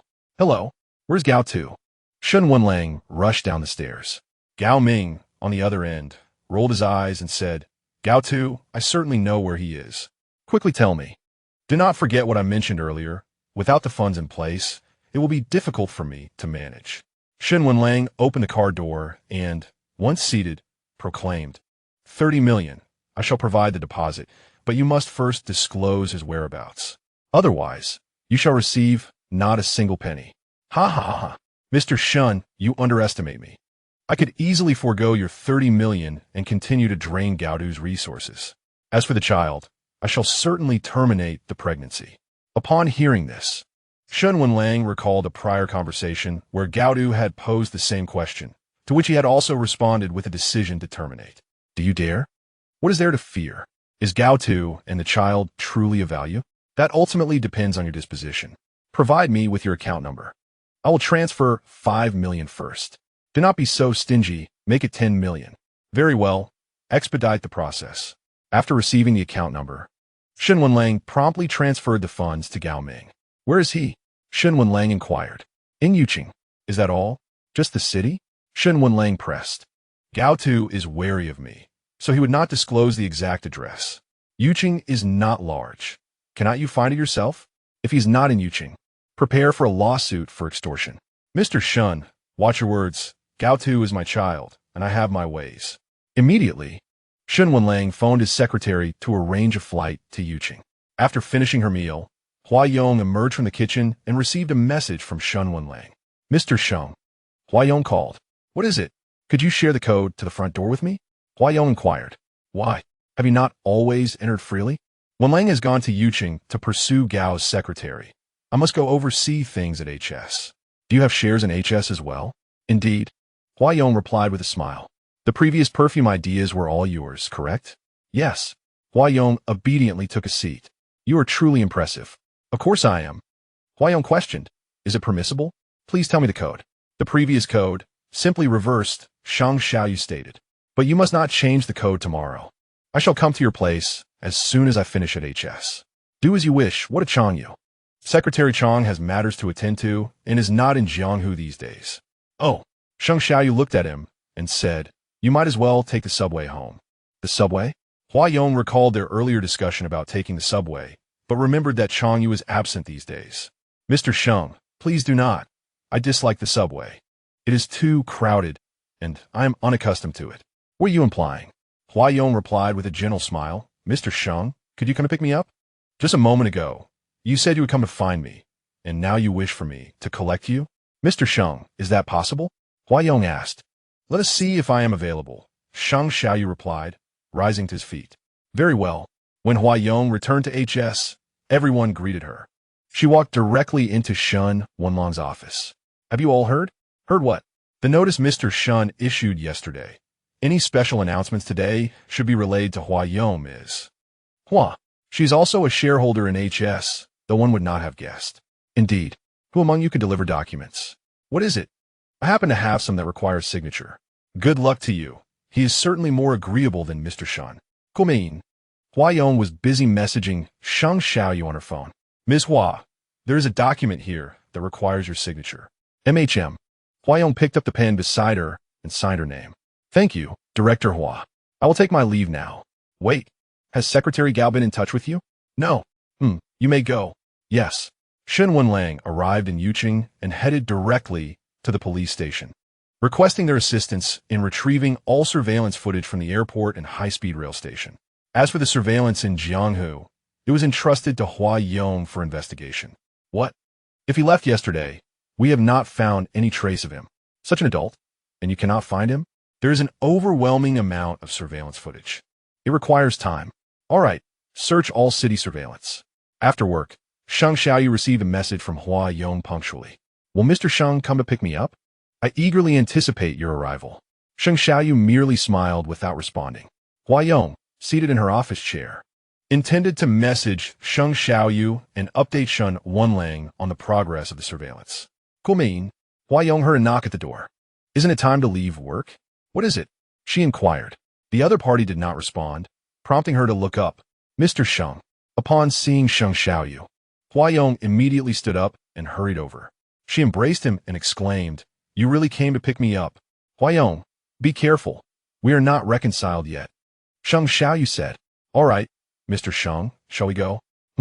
After arriving home, Hua Yong got out of the car. Mr. Sheng, what is it? Sheng Xiaoyu turned to look at her. They say you need to pay a fare to get in the car. Do I need to as well? Pay for what? Since you brought me back, can I exchange a kiss for it? Hua Yong's playful proposition rang clear. What are you saying? Are you sure that is a benefit? Yes.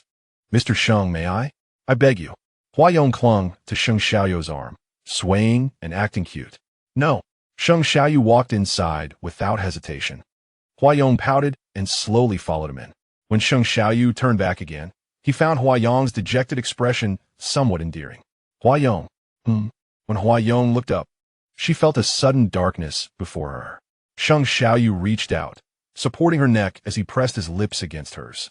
Hua Yong's hands instinctively found their place at his waist. Mr. Sheng.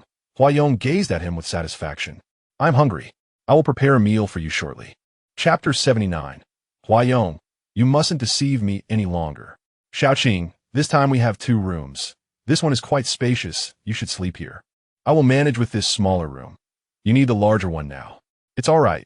This room is considerably larger than my previous one. Brother, Dad is looking for me. What does he want? He asked where you are. That person is looking for you. Ask him if he received the money, Gao Tu suggested. I suspect so, look.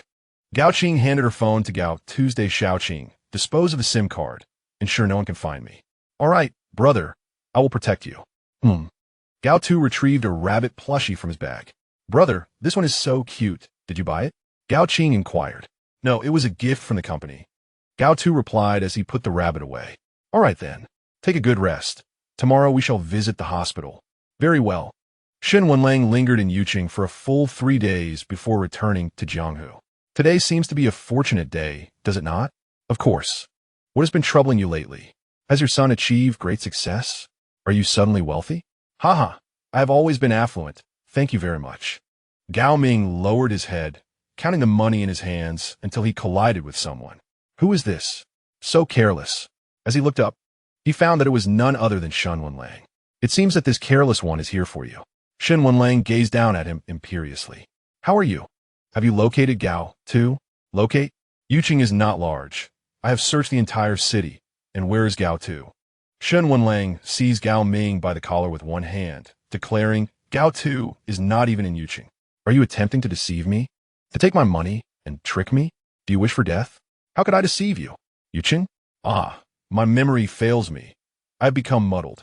Shen Wenlang released Gao Ming and inquired, where is he? Wuqing, I misspoke.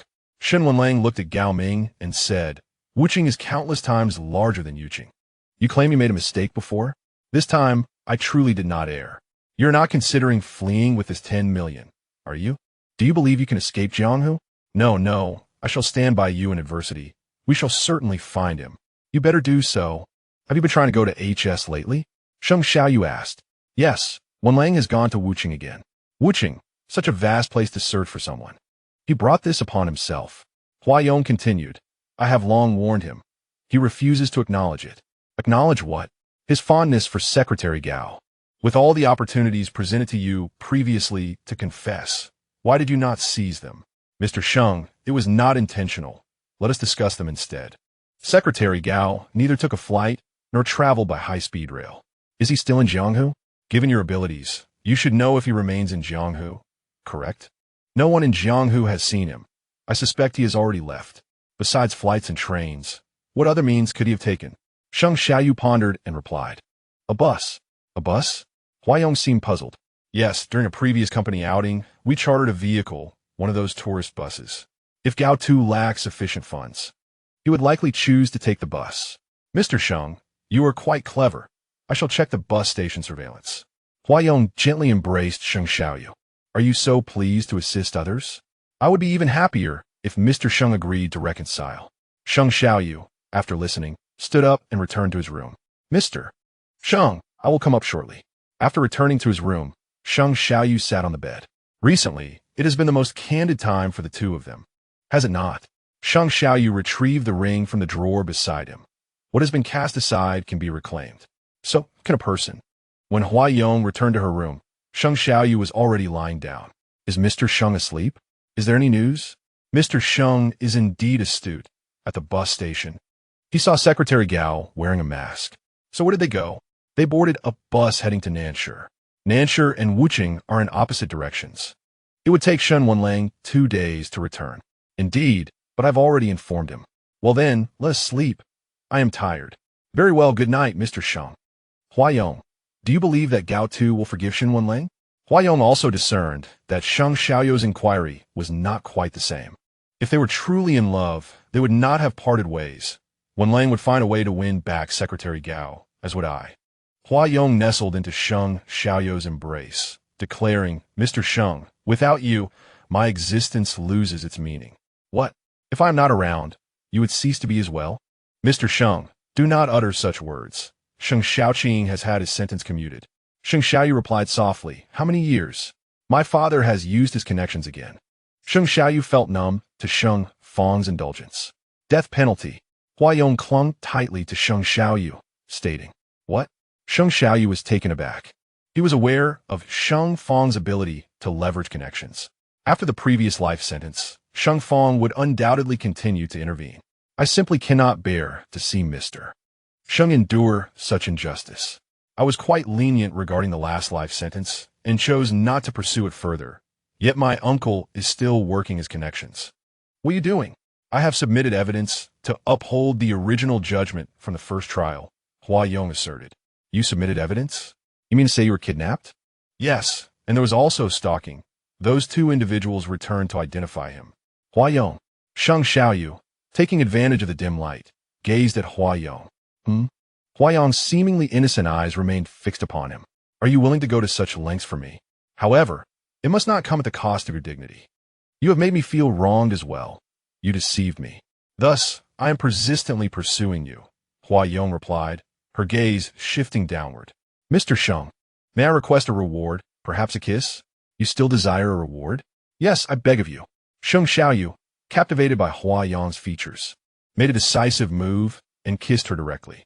Huayong was caught off guard but instinctively responded. Mr. Sheng? Huayong gazed in surprise at Sheng Xiaoyu, who knelt beside her, but was also drawn in by his physique. The poor lighting that evening had prevented her from seeing clearly. Huayong, you must never deceive me again, Sheng Xiaoyu said, his cheeks flushed. Huayong's initially dazed expression softened as she promised. I assure you I will never deceive you again. Good. Mr. Sheng, does this mean you agree to reconcile? What is our current relationship? A relationship that allows for sleeping together. Sheng Xiaoyu lunged forward. Huayong swiftly turned, using her hand to push against Sheng Xiaoyu's shoulder, declaring, Mr. Sheng knows I am not an Omega, so this is your consent? Chapter 80, A Million Reward. Sheng Xiaoyu gazed once more into Huayong's eyes. He had always held this look, but now he had shed his facade. I know, I agree. This was the answer Sheng Xiaoyu had contemplated for quite some time, and it remained unchanged. He loved Huayong. Huayong felt a surge of joy. It had not yet been 2 months. What do you mean by not yet 2 months? The time I've spent pursuing you. Are you suggesting that you wish to pursue me further? Have I consented too soon? It is I who have kept secrets for too long. Huayong leaned down, her hand gently resting on Sheng Xiaoyu's shoulder as she studied his face. As long as you understand. Mr. Sheng, regarding my first time, I lacked experience, and thus my performance may not have met your expectations. It will be better henceforth. Oh, have you become quite experienced? Experience must be cultivated through practice. On this candid evening, Huayong leaned in for a kiss, marking a moment of sincerity between them. Gao Ming, you better be ready. As Shen Wenlang arrived in Wu City, he immediately set out to review the surveillance footage, only to receive a message from Huayong. Hello, President Shen, how goes it? Is there anything in Wu City? Gao Ming, you must prepare yourself. Prepare for what? Get ready to go in. Shen Wenlang, having neglected his own well-being in recent days, appeared somewhat haggard, further exacerbated by Gao Ming's prolonged teasing. Brother? The doctor said you need to take better care of yourself. Yes, I understand. Gao Tu opened the door to the room, and, upon seeing the ordinary lock, was reminded of the locks in Jianghu. Brother? What's wrong? Nothing. Gao Tu entered the room, reflecting on the recent days that had been a blend of relaxation and tension. As we approach the crucial time, we must be more vigilant. Gao Qing sat down in a chair, stating, Tomorrow, I will go grocery shopping. You stay in the room. Alahite, Gao Tu replied. He placed a hand on his abdomen, uncertain if Lele would hold him accountable for their circumstances. We shall address future matters when the time comes. Today, Huayong drove Sheng Xiaoyu back to the company. Mr. Sheng, allow me to assist you inside. No, what will others think if they see? Mr. Sheng was quite proud. Huayong stepped out of the car and opened the door for him. When will Changyu return? And what about Wenlang? Mr. Sheng, Changyu will be back soon. As for Wenlang, it may take a while. Very well. Mr. Sheng, I will come pick you up after work. Before leaving, Huayong embraced Sheng Xiaoyu. Yes, I understand. Watching Sheng Xiaoyu walk slowly, Huayong couldn't help but smile with joy. Good morning, Director Hua. Good morning. Huayong remained in the office, messaging Sheng Xiaoyu during quieter moments. However, a nagging feeling arose within Huayong. Despite overseeing a large group like X Holdings and having taken an extended leave, he found himself preoccupied with Shen Wenlang, unable to connect with Sheng Xiaoyu. Growing increasingly uneasy, Huayong called Shen Wenlang, seated in the surveillance room. Shen Wenlang had no time to review the footage himself and awaited results from his colleagues. He was roused from a brief slumber by the ringing of his phone. Hello? Wenlang, I'm at a loss here. What is the matter? You've made it impossible for me to have a proper relationship with Mr. Sheng at HS. Huayong lamented. A relationship? Have you two reconciled? Shen Wenlang rubbed the bridge of his nose, utterly fatigued, to the point of struggling to keep his eyes open. Indeed, you must put in the effort. Don't speak carelessly. I merely sought clarity from Gao Tuesday. You just sought clarity from Gao Tu? What could warrant such an elaborate endeavor to seek him out, even traveling across several cities? Can you refrain from asking so many questions? You're being tedious. I'm merely trying to offer a friendly reminder. Unnecessary. You said the same then. Are you not pursuing him now? Enough of this. Please assist me with Gao Ming's matters. Wenlang, Mr. Sheng has been feeling weary lately. After work, I intend to prepare a delightful meal for him.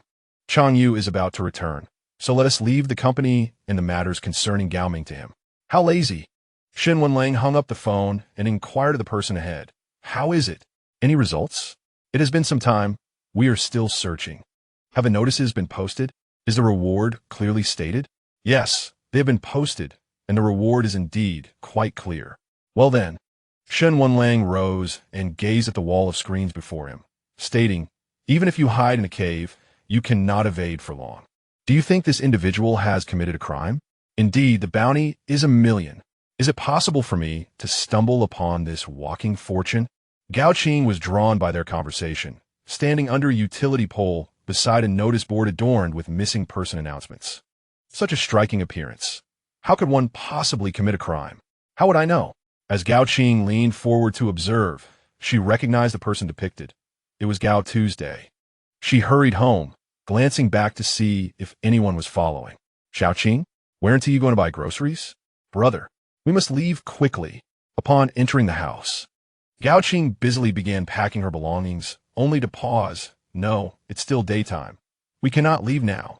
We must wait until nightfall. What is happening? Gao.Initially. Shen Wenlang has come looking for you. Gao Tu approached Gao Tu, reassuring him, brother, do not worry. I will take you away. Gao Tu placed his hand on his abdomen, recalling Shen Wenlang's earlier words. Xiaoqing, we shall leave at night. Brother, shall we move to another city? Very well. Let me think. Shen Wenlang had spent the entire day in the surveillance room, waiting for a call that never came. Aside from a slew of nuisance calls and futile leads, there was no progress. Look, we've found them, a staff member exclaimed, pointing at the screen. Shen Wenlang approached to observe closely, indeed spotting Gao Tu and Gao Tu as figures. Where is this? In the urban village, number 57 Mingguang Road. Thank you. Shen Wenlang grabbed his coat and rushed over. Gao Tu. Shen Wenlang knocked on the door once more, yet there was still no reply. It was now 3 in the morning. Even the slightest noise could awaken someone. Gao Tu, come out. I have something to say to you. Gao Tu. Shen Wenlang examined the ordinary wooden door before him. Stepping back slightly, he lifted his foot and kicked the door with force. In an instant, the door fell to the ground. Shen Wenlang brushed off the dust and stepped inside. With such a commotion, how could Gao Tu possibly remain unresponsive? Shen Wenlang located the light switch and, upon turning it on, beheld a tidied room. It was considerably larger than before, though still not in excellent condition.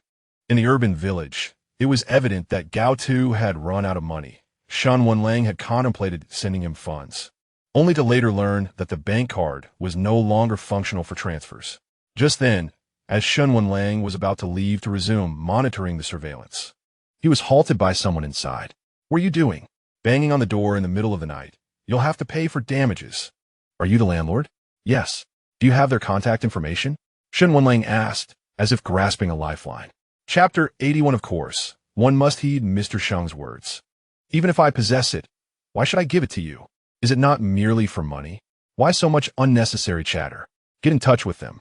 All this money will be yours, Shen Wenlang declared as he produced a thick stack of cash. All right. I will contact them immediately, the landlord responded, dialing the number. The call was indeed connected. Hello, you are the tenant of room 57 on the second floor, correct? Yes, what is it? What happened to your door? It's been damaged. How can I rent it out to someone else? You need to come back and take a look. I cannot return right now. Everything was fine when we left. Are you trying to deceive me? Hurry back, or I will call the police. Where are you, Gao Tu? Do you hear me? Come back. Shen Wenlang snatched the phone and spoke. Silence fell on the other end, followed only by the sound of a dial tone. The landlord stared at Shen Wenlang with a look of disbelief, exclaiming, Brother, at least let me ask a few questions first. Now my calls will surely be futile. Shen Wenlang, unconvinced, dialed again, but the call failed to connect. However, it had been answered earlier, and he was determined to reclaim the money. The landlord reached out, reclaiming his phone and the cash. Let us return, Shen Wenlang instructed, glancing at the police officer behind him. No problem in finding him, but the shift has changed. You should go back and speak with the personnel in the monitoring room again. Outsiders are already aware of their relationship, which is why they're searching like this. Indeed, and since he is not missing, at least he hasn't been lost. If he has not lost, does that mean we need not search for him? He is in grave danger. Do you understand? Shen Wenlang continued his way back to the monitoring room. After days and nights of restless sleep, coupled with constant running around, his body was weary. He collapsed into a chair in the monitoring room and fell asleep. Meanwhile, Huayong prepared a variety of meals for Sheng Xiaoyu at home, changing the menu throughout the week. "You are quite remarkable. The dishes never repeat," Sheng Xiaoyu said as he descended the stairs, supporting his waist. "Mr. Sheng, please be careful." Huayong stepped forward to assist him. "I'm not so fragile. Even if I were, caution is always prudent." "Yes." Sheng Xiaoyu took a seat, gazing at the lavish spread before him. "Mr. Sheng, we have been sleeping normally these past few days. What is wrong? Are you not feeling well?" Huayong smiled as she brought over a bowl of soup, saying, "Enigma is hardly unwell. I merely worry for your health." In the room, "I haven't seen you this shy. Mr. Sheng, you are too enticing," Huayong teased, gently lifting his chin. "Once you feel better, let us visit my mother." "Indeed." Someone asked at the door. Sheng Xiaoyu heard the doorbell ring. "I will go answer it," Huayong said as she stepped outside. "Wenlang, you're back," Huayong exclaimed upon seeing Shen Wenlang, who, despite maintaining a polished appearance, looked markedly different from before. "Yes. Are you not going to let me in? It's dinner time. Surely you don't expect to join us for a meal? Must you be so stingy, Huayong?" Huayong pondered for a moment before replying, "I will ask Mr. Sheng." "Indeed, you do not make decisions on your own." Of course, one must heed Mr. Sheng's words. It is imperative to listen to one's spouse. "Leave me alone. I will not go in. I have searched in Yuqing, Wuqing, Nanshi, and Fusha, yet I cannot find him. Even if I do find him, he has long since departed. Wenlang, if you do not demonstrate sincerity in front of Secretary Gao, based on your past actions and words, even if you scour the entire nation, Secretary Gao will merely believe you wish to locate him, ultimately leading to the loss of the child. What am I to do? The child is also a part of me." That night, Shen Wenlang seemed to have lost all strength, leaning against the railing. "Wenlang, there are many ways to address this. For now, do not search anymore. Focus on regaining your composure. If I cease searching, what will happen to Gao Tu? Has he not already fled? But what about the child? His health is so poor. How could he possibly endure? Since it has already occurred, dwelling on it is futile. You should return and rest for a while." When Sheng Xiaoyu saw Huaying enter alone, he inquired, "Who is it?" "Wenlang, he has returned." "Has Gao been found?" "No, most have fled after being located," replied Huaying. "Very well." Shen Wenlang's sharp tongue. "Gao must be the consequence of his actions." Huaying leaned on her hand and asked, "Mr. Sheng, do you desire a child?" "Why this sudden inquiry?" "It is impossible for me," Sheng Xiaoyu responded. "It is said that children are the fruit of love. Could Mr. Sheng request a child from me?" Huaying asked with hopeful eyes. "Huaying, it is best not to discuss impossibilities, especially matters concerning Enigma and the marks," Sheng Xiaoyu interjected, cutting her off. Huaying pouted, clearly disappointed. "However, given all the dishes you have prepared, I shall grant you a kiss." "Mr. Sheng, splendid," Huaying responded without a moment's hesitation. "You are quite eager when it comes to this topic," Sheng Xiaoyu remarked. Though resigned, he complied with her request. "Mr. Sheng, while moving the bed, I noticed a guest room filled with the gifts of apology I previously sent." "Indeed. However, when I visited the company, I saw you had discarded them. I truly intended to dispose of them. Chun Pinming helped me gather everything, and this was not my decision." "Huh? Very well. I shall express my gratitude to Secretary Chan when I visit the company," Huaying said as she served Sheng Xiaoyu some food. "Yes, that will suffice." Shen Wenlang returned home briefly, took a shower, and soon fell asleep on the bed. When he awoke again, it was already night. He finally discovered that Gao Tu was in Fusha, which, if one ventured a bit further, would be nearly abroad. Moreover, the mountainous regions of Fusha lack comprehensive surveillance, making the search considerably more challenging. Shen Wenlang informed those on the other end to notify him as soon as they found anything, promising a handsome reward. "Gao Tu, how can you dare to survive alone in such a distant place? Why do you not know when to retreat?" Shen Wenlang picked up a cup and took a sip of water, staring blankly at the ceiling. Chapter 82. Look, President Shen. Secretary Wang nudged a colleague, who immediately turned to Shen Wenlang. Shen Wenlang glanced at them and said, "Do you all become so lax when I am absent from the company? We shall convene in 10 minutes. "Understood." Upon returning to his office, everything appeared unchanged, yet it felt as though everything had transformed. "Gumin, President Shen." Here is the tea you requested. Shen Wenlang nodded slightly, refraining from taking a sip. He understood that no matter how much he drank, he could not replicate the taste produced by Gao Tu. Shen Wenlang continued to gaze at his phone. Should any news arrive, he would promptly head to F City. Yet, there was none. Before his return, Shen Wenlang had entrusted someone to disseminate missing person notices nationwide, ensuring that any updates would be relayed to him directly. Mr. Shen. Chang Yu entered and observed Shen Wenlang's presence. Ah, you're back. Is there any progress? Do you think there is? Shen Wenlang retorted, noting that he had not even spotted a single person during his prolonged absence. Mr. Shen, since you have returned, I shall take my leave, Chang Yu replied. Wait, have you ever been in love? Shen Wenlang inquired. I have, came the response. Did you argue? Shen Wenlang pressed on. Yes, we did. How did you reconcile? Shen Wenlang edged closer. Mr. Shen, those were merely trivial squabbles. You, as the boss, are undoubtedly more knowledgeable in such matters, Chang Yu stated. Understood. I shall inquire further later, Shen Wenlang concluded. Very well, Mr. Shen, I shall take my leave now. Please have the Secretary Minister come in for me, Chang Yu responded. Certainly, came the reply. Mr. Shen, did you call for me? Immediately draft a contract for me. A share transfer agreement, 20% if you please. Once completed, deliver it to my office, Shen Wenlang instructed. Understood, Mr. Shen. Shen Wenlang approached the window, observing the vehicles bustling below. When he turned back, he realized he would not be summoned by Gao Tu as Mr. Shen. Gao Tu, are you afraid of my pursuit? Shen Wenlang murmured softly. In F City, brother. This place has such splendid houses, and the rent is quite reasonable. Larger than the previous ones, Gao Qing exclaimed as she opened the window to gaze at the surrounding trees. Yet it is too remote. It can only serve as a temporary refuge, came the reply. All right, we will find another place later, she agreed. Brother, Shen Wenlang is persistently searching for us. Next time we must avoid such secluded locations, Gao Qing cautioned. I fear we won't make it to the hospital in time. She expressed her concern. Lele, Gao Tu placed a hand on his stomach, asserting, let us reside here for a while. Once the storm passes, we shall relocate to a larger city. Gao Qing approached Gao Tu and gently said, Brother, do you still have feelings for him? What? He replied, taken aback.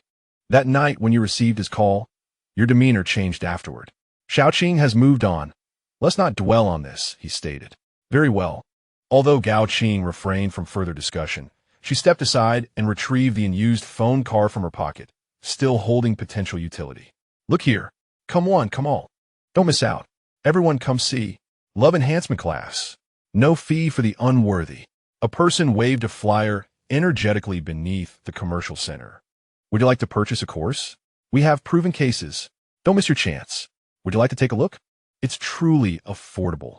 Only $5,000 for a single class. The entire program is a mere $100,000. Guaranteed effectiveness or your money back. Fresh from a meeting, Shen Wenlang descended the stairs, drawn in by the cacophony surrounding him. Huang mentioned needing to adjust herself, though she felt no issues at all. Will it become apparent if others join? Are you deceiving us? Who would attend such a class nowadays? Is it merely a money-making scheme? Inquired a passerby. Ah, sir, please refrain from such remarks. I have all the necessary credentials. Everything is legitimate and compliant. Plus, we have student feedback. The speaker continued. We offer this course primarily to address the issues faced by contemporary youth in romantic relationships. Engaging in discussions can solidify existing bonds, and for those not yet involved, it can bolster their emotional connections. Is that not beneficial? Only a fool would enroll in such a course. Is it merely theoretical? Shen Wenlang approached, brandishing a flyer. Indeed, expert instructors provide enlightening insights, and it truly yields results. A nearby individual immediately leaned closer to Shen Wenlang, proclaiming, the environment is exquisite, and the teaching atmosphere is superb. Is it genuinely effective? Shen Wenlang pressed. Absolutely. I assure you, there are indeed fools who sign up, the passerby responded, shaking his head as he departed. All right, I shall enroll. How do I proceed with payment? Shen Wenlang inquired. Right here. The payment was completed. This is my contact information. You will be informed when classes commence, so be sure to attend. Understood. Shen Wenlang glanced at the friend request notification, sighed, pondering the true efficacy of the course. Welcome, everyone, to our Romance Advancement Program. Since this is our first meeting, allow me to introduce myself. I am Misudi, and I have been in this field for a decade, announced the instructor from the podium. As Shen Wenlang took his seat, he received a notebook and pen, feeling that it indeed resembled a legitimate class. Surprisingly, a considerable number of participants had gathered. I'm fully aware of your objectives for being here. This course spans 2 months, and I assure you, you will achieve significant progress. Isn't 2 months rather lengthy? Shen Wenlang was the first to voice skepticism. Is 2 months truly excessive? In that time, you can undergo substantial transformation. Do not question my judgment unless you expect to become a Casanova after merely 1 week of lessons. How dare you? Shen Wenlang shot a glance at Su Di, but chose silence thereafter. The individuals nearby chuckled softly, refraining from further commentary. Very well, let us commence. I will begin with a question. What do you believe is the most vital aspect of a romantic relationship? Communication. A voice resonated from the audience. Elementary. It is communication. Pay attention, as today's focus will be on that very topic, Su Di emphasized, tapping the lectern. Initially, Shen Wenlang regarded the proceedings with indifference, but upon hearing this, he opened his notebook and began jotting down notes. Hello, Huayong. What is it? Huayong, reclining in Sheng Xiaoyu's embrace while engrossed in a book, answered Shen Wenlang's call. Could you please check on the company tomorrow morning? What is it? Have you located Secretary Gao? Not yet. I am attending training. What? Training? What sort of training? It is personal training, teaching me how to navigate romantic relationships. I must inform you, tomorrow, Teacher Su will discuss reconciliation, and I cannot miss it. You handle matters at the company. When is this taking place? Huayong glanced at Sheng Xiaoyu, feeling inexplicably uneasy. I have already been attending for 2 weeks. Tomorrow there are company commitments. Otherwise, I would not have bothered you. Shen Wenlang continued. Please remember to go. I am starting my review. Chapter 83. The harmony of iris and sage. This teacher Su emphasized that this is a key point, so take note. Shen Wenlang sat in the study, surrounded by an array of books, all devoted to the intricacies of love. In the past, he would have scoffed at such literature. Now, however, he yearned to forego sleep to devour a few more volumes. Gao Tu, just wait. I will certainly win you back. Shen Wenlang's gaze fell upon the name badge on the table. The one Gao Tu had returned to the company upon his departure. What is wrong? Are you heading to Shen Wenlang's place again? Sheng Xiaoyu inquired. Yes, but he mentioned he is training to attend. What? He claims it's to teach people how to date. Do you think he is a fraud? Huayong asked. Without directly addressing Huayong's question, Sheng Xiaoyu replied. I have a question for you as well. Go ahead. When you pursued me back then, did you also undergo some sort of training? Of course not, Mr. Sheng. All of this was through my own exploration, Huayong said, rising to embrace Sheng Xiaoyu. Sheng Xiaoyu chuckled lightly. No wonder you were so bold. Though your efforts were indeed commendable. Mr. Sheng, it's still early, Huayong remarked, gazing at him. Yes. What is the matter? Sheng Xiaoyu glanced at the clock on the wall. It was only 8 o'clock. The evening is so delightful. Let us not waste it, Huayong suggested, playfully wrapping her arms around his neck. What do you wish to do? Sheng Xiaoyu asked, a smile gracing his face. Like this. Huayong lifted his chin gently and pressed her lips against his. Sheng Xiaoyu gradually relaxed, surrendering himself to the bed. Time slipped away, and suddenly, Huayong halted. Mr. Sheng, oh no. What is wrong? It seems we've run out. I haven't gone to buy more, Huayong admitted. Is that all? Sheng Xiaoyu smiled playfully. Let's leave it as is. But, Mr. Sheng, I am Enigma. Yes, I am Sigma. Sheng Xiaoyu continued the earlier banter, now reconciled, suggesting they change the subject. Mr. Sheng, I truly. Huayong's eyes were drawn to Sheng Xiaoyu as he teasingly adjusted his collar. Never mind, she thought. It was no longer important. Oh dear, half a month of training has passed. Let me congratulate this diligent student. Su Di approached Shen Wenlang's seat. He has been impeccably punctual.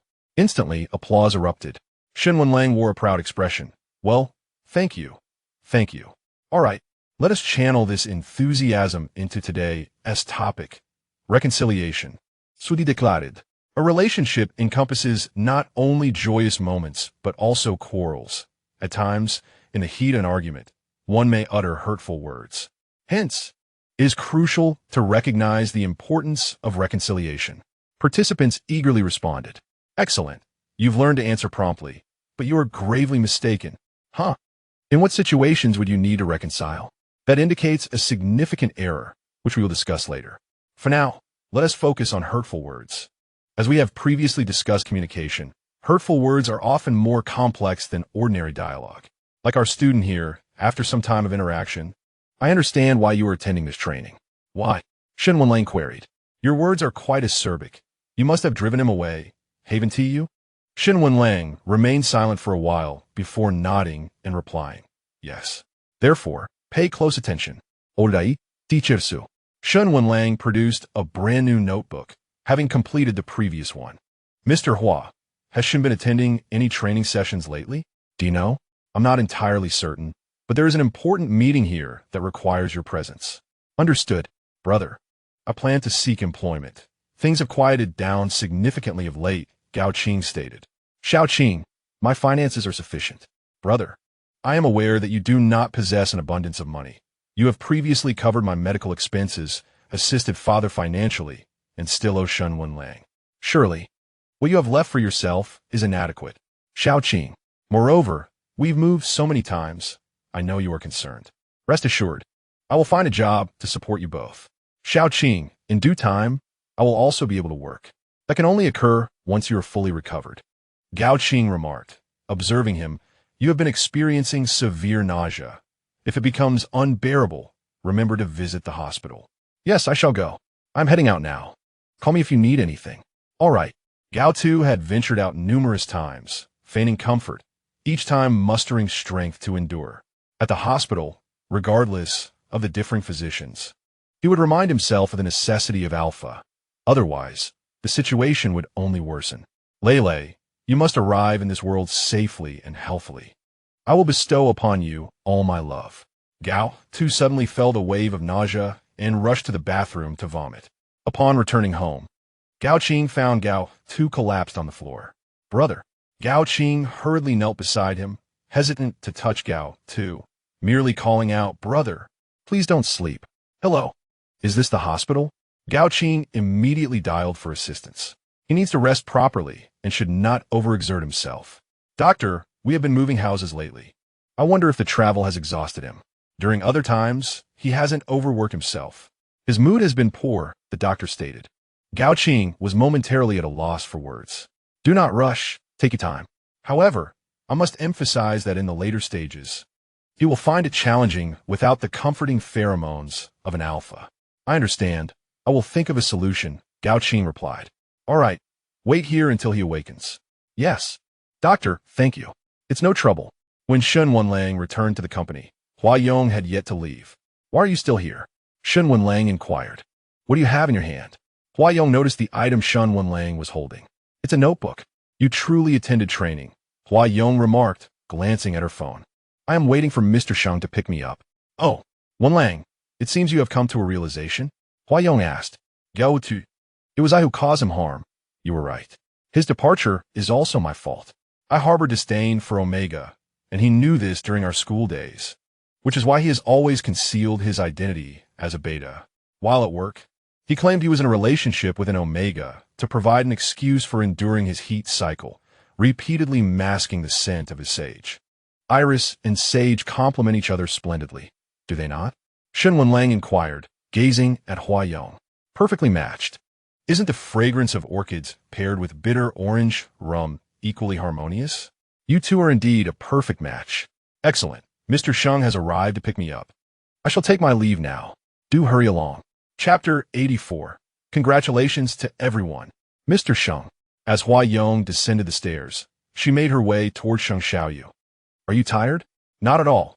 I can prepare a meal for Mr. Sheng. However, it seems we have no ingredients at home. Sheng Xiaoyu opened the car door for Hua Yong. Then, let us order takeout. Hua Yong responded affirmatively and entered the vehicle. Shen Wenlang observed from above, vividly recalling the day he first arrived at school and collided with Gao Tu's day. Gao Tu was not particularly eager to return home each day and often worked part-time at a convenience store after classes.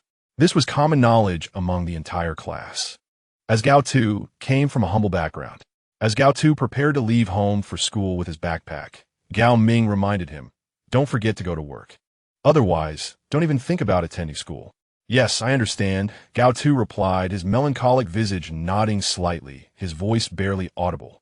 At least school would not subject Gao Tu to excessive punishment, and classmates would not openly speak ill of him. Upon entering the classroom, Gao Tu heard whispers, but he had long since grown accustomed to it. It was merely a few remarks, not a new occurrence, as it had been a constant throughout his life. He approached his seat, pulled out the chair, and noticed a puddle of water on it. Silently, he retrieved a piece of paper from his pocket and wiped it clean. No reaction at all.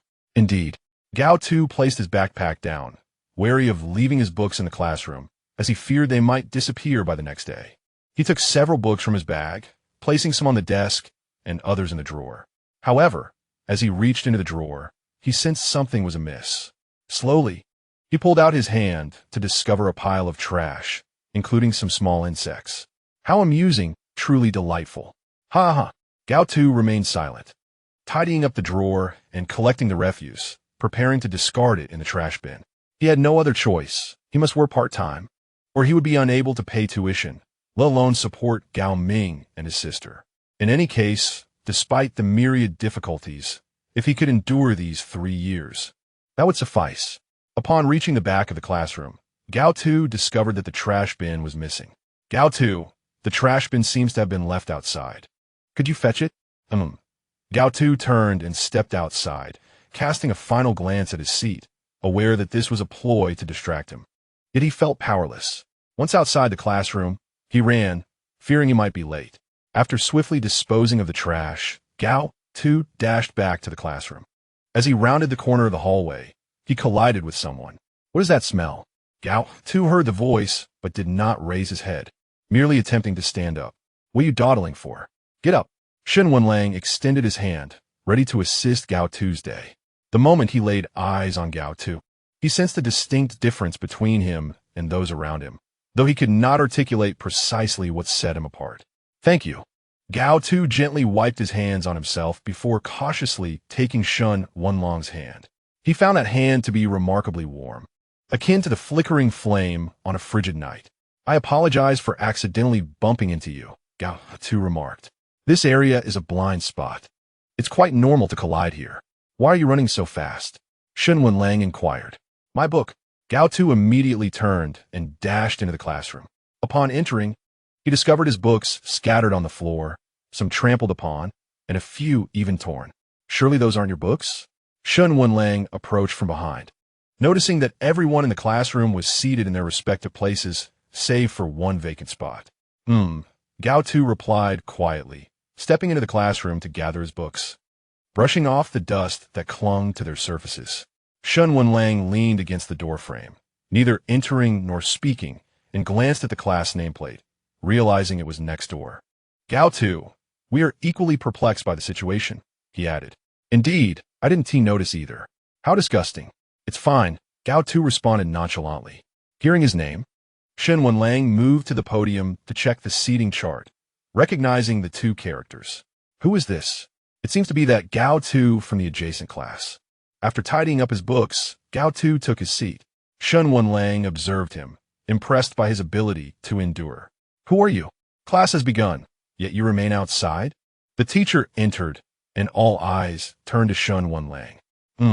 He muttered as he descended from the podium and returned to the classroom. "Shen Wenlang, you haven't been paying attention throughout the entire class. Are you aware of Gao Tu from the neighboring class?"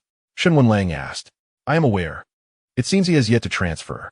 He appears to have been ostracized, perhaps due to his personality or family circumstances." "Oh."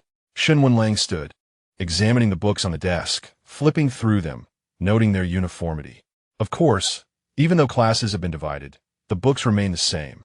He took out all his books, neatly stacking them before cradling them in his arms. "Where are you going?" Gao Tu remained seated, still organizing the few damaged books, retrieving a roll of tape that looked as if it had been used for ages. Shen Wenlang approached. placing his books on the podium before walking directly to Gao Tu's side. These books are damaged. They need to be replaced. He meticulously organized each book, the sound of their collision capturing the attention of the entire class. "What are you doing?" Gao Tu asked. Shen Wenlang discarded the books into the trash bin and retrieved his own from the podium. "These are merely the books for class. My notes are more comprehensive." He placed them on Gao Tu's desk. "No need." Gao Tu, clearly startled, pondered whether this individual was genuinely benevolent.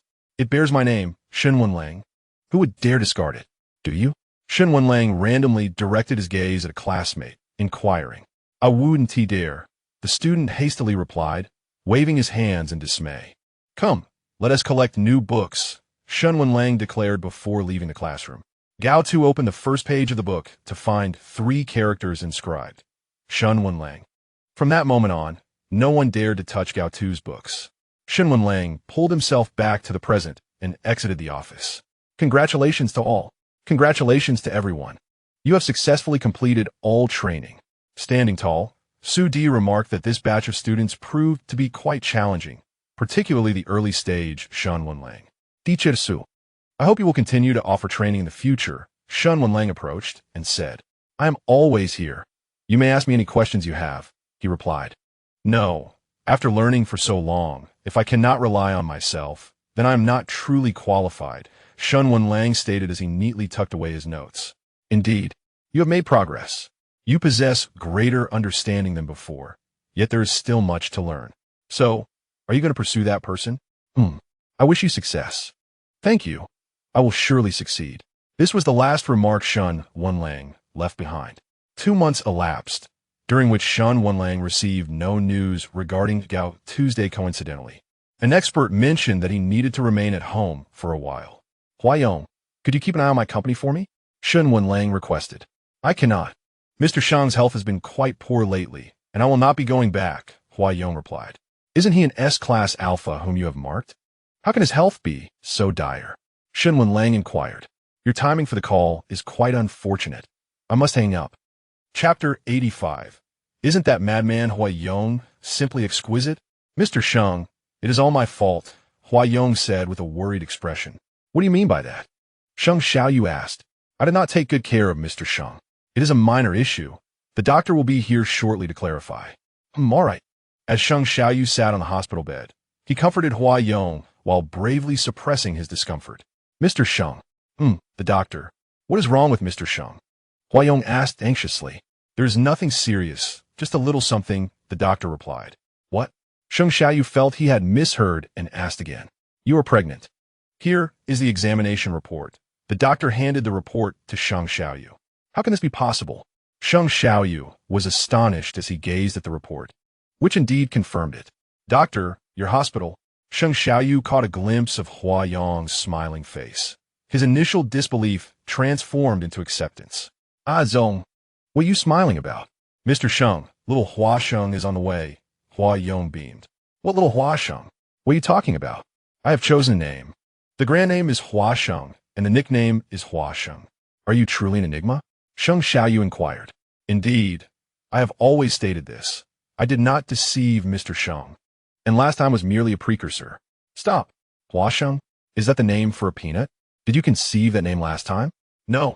It was decided when I was a teenager." Huayong leaned closer and said, "Little Hua Sheng, come to us." "Wait, let me process this." Sheng Xiaoyu found it hard to believe that what he thought was a jest from Huayong was indeed the truth. "Mr. Sheng, take your time. I will take good care of both of you." "How will you care for us?" Sheng Xiaoyu hastily asked. "From this day forth, I shall not leave your side." "But you have never left." "I even declined matters concerning Wenlang." "Has he made progress?" "He should have. All I desire is to care for Mr. Sheng properly." "Fine. Let us consult the doctor for further details." I will assist you over there. This is merely the beginning." "Mr. Sheng, heed my words." Sheng Xiaoyu could not deter Huayong's thoughts, so he merely nodded. "Changyu?" Although Shen Wenlang felt speechless after Huayong hung up the phone, the matter of locating Gao Tu took precedence. "Mr.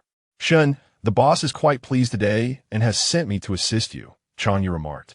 "What happened on Sheng's side?" Shen Wenlang inquired. "Mr. Sheng has made progress," Changyu replied, wishing to express admiration for his employer's might. Huayong must be stunningly mad, right? Shen Wenlang asked. Of course, all right. I anticipate being away for a few months. If there are any significant matters at the company, please consult Huayong. Understood, Mr. Shen. After returning home, Shen Wenlang spent a few days attempting to ascertain which city Gao Tu was in.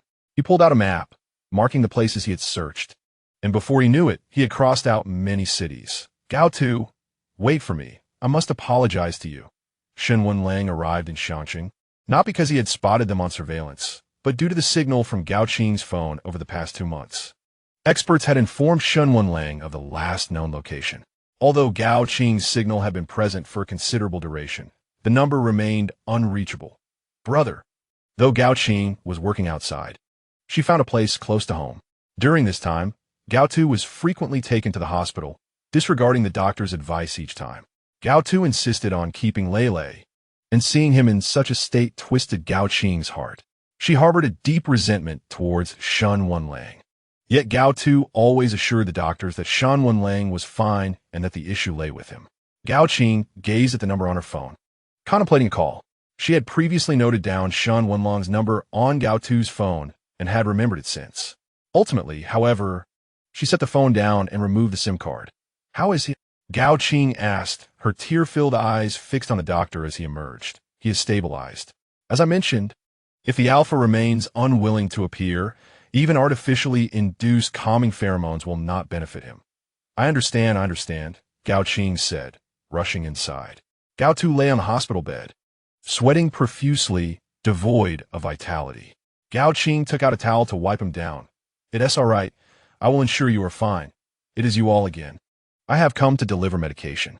He must take this once he awakens. The nurse entered and informed them. Yes, very well. The doctor had asked her to encourage him more. Understood? Thank you for the reminder. Hours later, Gao Tu awoke. Xiaoqing, is Lele still here? Each time he regained consciousness, he feared Lele might be gone. Yes, brother. Don't worry. As long as she is here. Gao Tu relaxed his tense hands and asked, are you going to work now? Yes, I need to head over. You could go ahead. I will be fine here. Brother, I'll come pick you up later. All right. When Sheng Xiaoyu returned from the hospital, Huayong was already making various phone calls. Yong, what are you doing? Sheng Xiaoyu noticed that the hand holding the phone was adorned with a ring.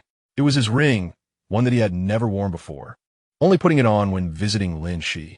Mr. Sheng, I have arranged a medical team for you, and wherever you go, I shall follow, Huayong remarked. Well, with you by my side, I feel at ease, Sheng Xiaoyu replied. As Huayong took his hand, she noticed the ring adorning his finger. Mr. Sheng? Huayong gazed at his fair hand, her fingertip brushing against the ring. Huayong, it seems I have worn this ring a few months later than you. I hope you do not mind? Sheng Xiaoyu inquired. Not at all. The couple's ring suits us well, Huayong responded. A couple S ring? This is an engagement ring. Sheng Xiaoyu suddenly raised his voice. Mr. Sheng, I was quite pleased with your previous proposal, and I cherished it dearly, though it was interrupted, leading to so many subsequent events. Are you implying that the last proposal does not count? It does. Of course it does. Mr. Sheng is now my fiancé. What? Aren't you? I am, and thus Mr. Sheng is my fiancé. Huayong was indifferent to such titles. All that mattered was her bond with Sheng Xiaoyu. That is more like it. Mr. Sheng, wait for me. I promise to provide you with a satisfactory answer in due time. What are you thinking? You will know in the future, Huayong whispered as she drew closer to Sheng Xiaoyu's cheek, planting a gentle kiss upon it. Chapter 86. He shall be the cutest baby in the world, little flower. Lin Shi's health had improved significantly, allowing her to socialize normally with friends. Hello, Aunt Sun Ani. And Jiang Ani, she greeted. Oh, Lin Shi, you are truly fortunate, Sun Ani remarked upon seeing Huayong enter. Not at all, Lin Shi replied, noticing the items in Huayong's hands. Have you brought something? Yes, I made some new pastries. I hope you will enjoy them. Where is Xiaoyu? He isn't here? Jiang Ani asked. Mr. Sheng has been rather busy lately. I thought I would come first, Huayong said, standing obediently as they poured tea. Such a sensible one. I wonder when my son brought home someone so wonderful. Your son, you say? Come now, Lin Shi remarked, watching the two bicker with satisfaction. Not merely due to their playful exchanges, but because Huayong and Sheng Xiaoyu had ultimately come together. Aunt, I have something to discuss with you. Very well. Lin, she understood Huayong had deeper intentions and rose to approach her. Little flower, what is it? Aunt, I trust you know who I am. Yes, I am aware. Lin, she had learned of Huayong's identity from Sheng Xiaoyu later on. Aunt, I sincerely apologize, Mr. Sheng has become involved, Huayong confessed. What? Lin, she quickly recalled Sheng Xiaoyu's previous words. I know, Mr. Sheng had mentioned I am an alpha. In truth, I am an enigma, Huayong explained. Is it as I suspect? Have you permanently marked him? You are indeed that rare gender. Yes, Aunt, Huayong affirmed. All right, I understand. Is that why Xiaoyu hasn't come today? Mr. Sheng is occupied with matters at the company. However, I have ensured that he is well looked after and that nothing untoward will occur. Well, matters of the young should be decided by them, Lin, she said. Aunt, do you like children? Huayong inquired. Indeed, I do. That is good. We will return when Mr. Sheng is less occupied. Certainly, you take good care of him. I shall. After bidding farewell to the two aunts, Huayong departed. Mr. Sheng Xiaoyu was in a meeting at the company, and by the time he emerged, Huayong had also arrived. You're back, Sheng Xiaoyu remarked, setting down his documents. Yes, Mr. Sheng, I have returned. Ah, Zong, could you please refrain from letting them sit outside for too long? The staff might think something is amiss with me. Wherever Mr. Sheng goes, that group of people follows. I will have them dress casually tomorrow, but it is still necessary. I lack experience in this regard. Very well. Sheng Xiaoyu seated himself. Mr. Sheng, the meals I brought from home are nutritionally balanced. Huayong opened the lunchbox. Isn't it a bit beneath the chairman of X Holdings to cook for me? Even as the chairman, he is still Mr. Sheng's subordinate, Huayong joked. You have a silver tongue. Are you quite affectionate? Huayong moved beside Sheng Xiaoyu, propping herself on the table, turning the chair, and leaned in for a kiss. Let us eat, Sheng Xiaoyu said with a smile. All right, does Mr. Sheng require me to feed him? My hands are still functional, no need. I wish to feed you and then receive a reward, Huayong said playfully. What reward? A kiss after the meal, Huayong replied with a teasing expression. As Sheng Xiaoyu gazed at Huayong's face, it was difficult to imagine their relationship reversing when they retired for the night. Your cooking is so exquisite that you deserve a reward, even without feeding me, Sheng Xiaoyu stated. Very well then. Eat more. Little Huasheng might be quite hungry. Huayong served him a generous portion of food. How old is he? Sheng Xiaoyu replied with mild annoyance. Then Mr. Sheng should eat a bit more. There are indeed numerous rather remote locations in Xiangqing, Shen Wenlang remarked as he pulled out a map to study it. If I find you, I must experience your life. Who knows? I might encounter you while taking the bus or subway. Shen Wenlang marked several areas with his pen. Let us reside here for a while, he said, observing the current room. It cannot be compared to the previous residence, but is not entirely dilapidated. It is merely an ordinary house with a slight damp odor. Is your budget sufficient? Shen Wenlang asked, covering his mouth and nose. It wouldn't be worse than before, would it? Gao Qing returned from work to pick up Gao Tu from the hospital. Xiao Qing, you've arrived? Yes, I worked a bit of overtime. Gao Qing helped Gao Tu pack his belongings as they prepared for discharge. Is work going smoothly? Xiao Qing? Very smoothly. When payday comes, we shall dine well. And I will buy Lele some toys and perhaps a little clothing. He will surely be delighted. He will definitely be thrilled. Gao Tu began to anticipate the arrival of this little one, who would undoubtedly be the most adorable baby in the world. Brother, shall we go? Yes, let us. Gao Tu and Gao Qing took the subway, and just then, Shen Wenlang appeared at the same station, intending to explore the surroundings and familiarize himself with the routes. As Gao Tu and Gao Qing stepped onto the subway, Shen Wenlang was descending the stairs, oblivious to their presence.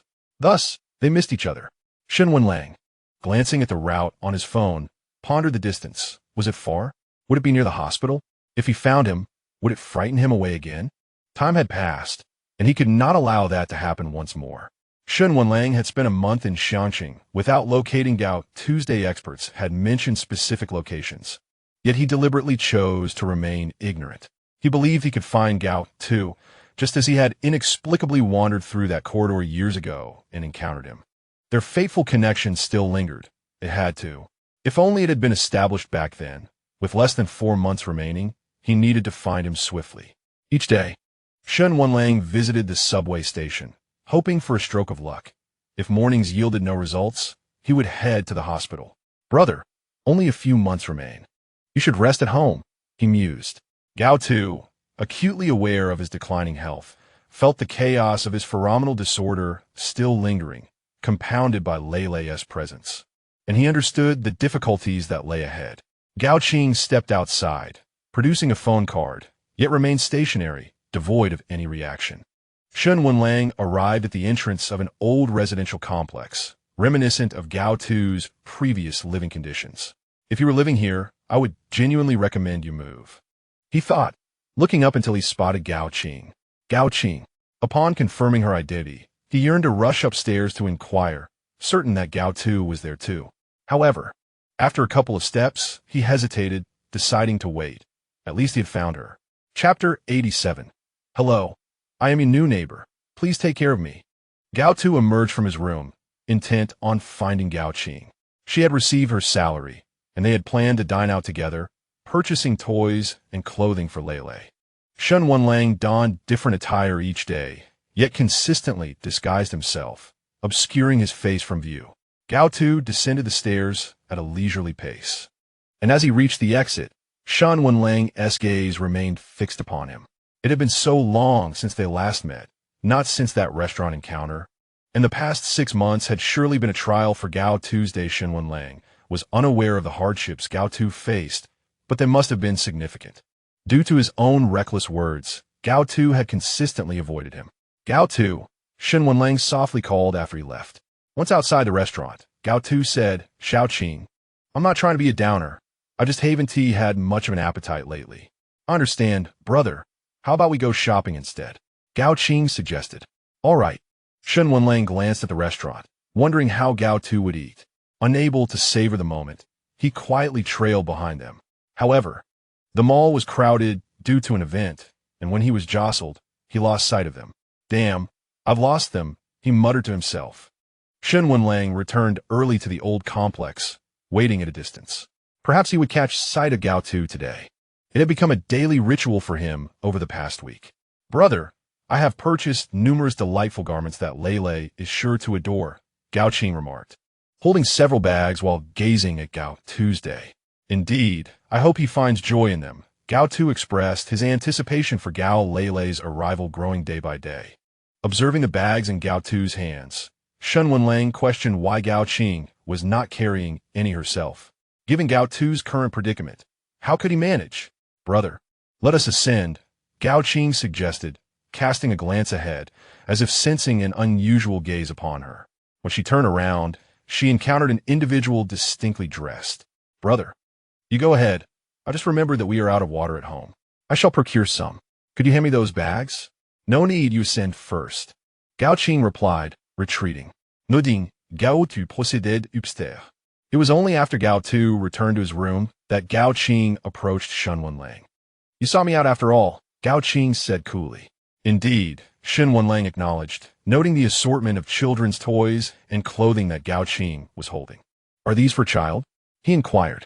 What does that matter to you? Gao Qing retorted. That child is also mine. How could it be unrelated? Were you not the one who initially rejected the idea of having children? Gao Qing pressed. I did not fully consider the implications at that time. I have come to clarity now, Shen Wenlang responded. Clarity regarding what? Keeping the child? Do you presume that the decision rests solely with you? Do you believe my brother deserves such fate? Have you ever contemplated responsibility? Moreover, my brother has been on inhibitors since childhood, and given the years that have passed, he now suffers from pheromone dysregulation. Do you truly believe your abilities are all-encompassing? Gao Qing, I acknowledge my previous missteps. I was unaware of your brother's Omega status. I have no desire to converse further. Over the past 6 months, you have been searching for us. What was your intent? To find him and seek his forgiveness? Gao Qing queried. Indeed, I have been in Xiangqing for over a month. Though I have only recently located you, I have refrained from directly disturbing him, Shen Wenlang replied. Disturbing? You're aware of the concept? Gao Qing, may I speak with your brother for a moment? No, Gao Qing responded, scrutinizing the individual before her, who had indeed undergone some change, albeit minimal. Let us consider a transaction, Gao Qing proposed.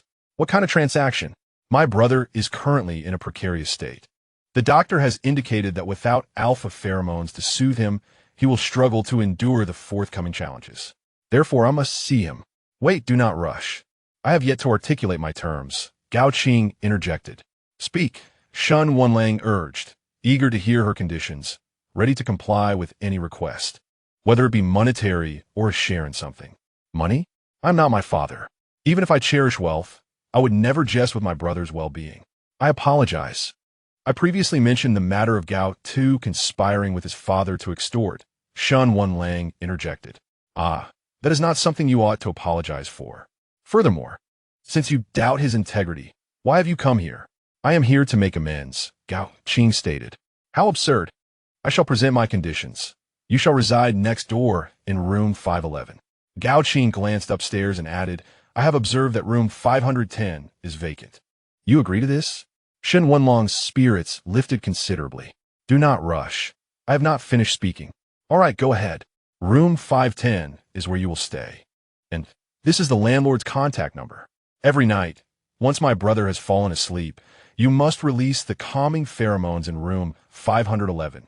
Otherwise, his posterior glands will suffer. And both Lele and he may not survive. Furthermore, when that day arrives, you must enter. I will go in. What did you just say? Lele? Shen Wenlang gazed at her with a curious expression. This is something you must understand. Aside from what I just mentioned, you cannot appear before him. Do you understand? All right. I promise I will move in tomorrow, Shen Wenlang replied. Tomorrow, I will take my brother out. You had better finish moving before noon. He needs his rest. I understand. Shen Wenlang turned back to Gao Tu and said, Thank you for taking care of him during this time. He is my brother, and I will certainly look after him. In any case, thank you. Shen Wenlang immediately returned home, tidied up a bit, and contacted the landlord of room 510. Xiao Qing? Why have you been gone for so long? Gao Tu sat on the sofa, watching Gao Tu walk in with a number of items, and immediately went over to help. Brother, the water quality in this room is poor. Do not drink this. I've been buying you bottled water. Gao Tu observed that Gao Tu occasionally boiled water to drink. I'm too thirsty. Without bottled water, I'll make do for now. How can that suffice? Besides, ordering takeout is quite quick nowadays. Gao Tu continued, Brother, will you go out with me tomorrow? For a hospital checkup? It's time. Oh, I completely forgot. Gao Tu nodded in agreement. When Gao Tu returned from a hospital, he noticed a bouquet of sage placed at the entrance. What is this? He picked it up and saw a small card attached. Hello, I'm your new neighbor.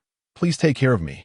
Gao Tu observed that all the doors of the neighboring rooms had bouquets, while only his was adorned with sage. A new neighbor? He glanced at room 510, seemingly occupied. Thank you, Gao Tu whispered before stepping inside. Shen Wenlang, hiding behind the door, heard his quiet expression of gratitude. Chapter 88. He is truly a wonderful person. As Gao Tu passed by Shen Wenlang's door, she took a special glance, noticing it seemed she had already moved in. Brother, I'm back. I brought you dinner. How have you been today? Gao Tu opened the door and asked. Not bad.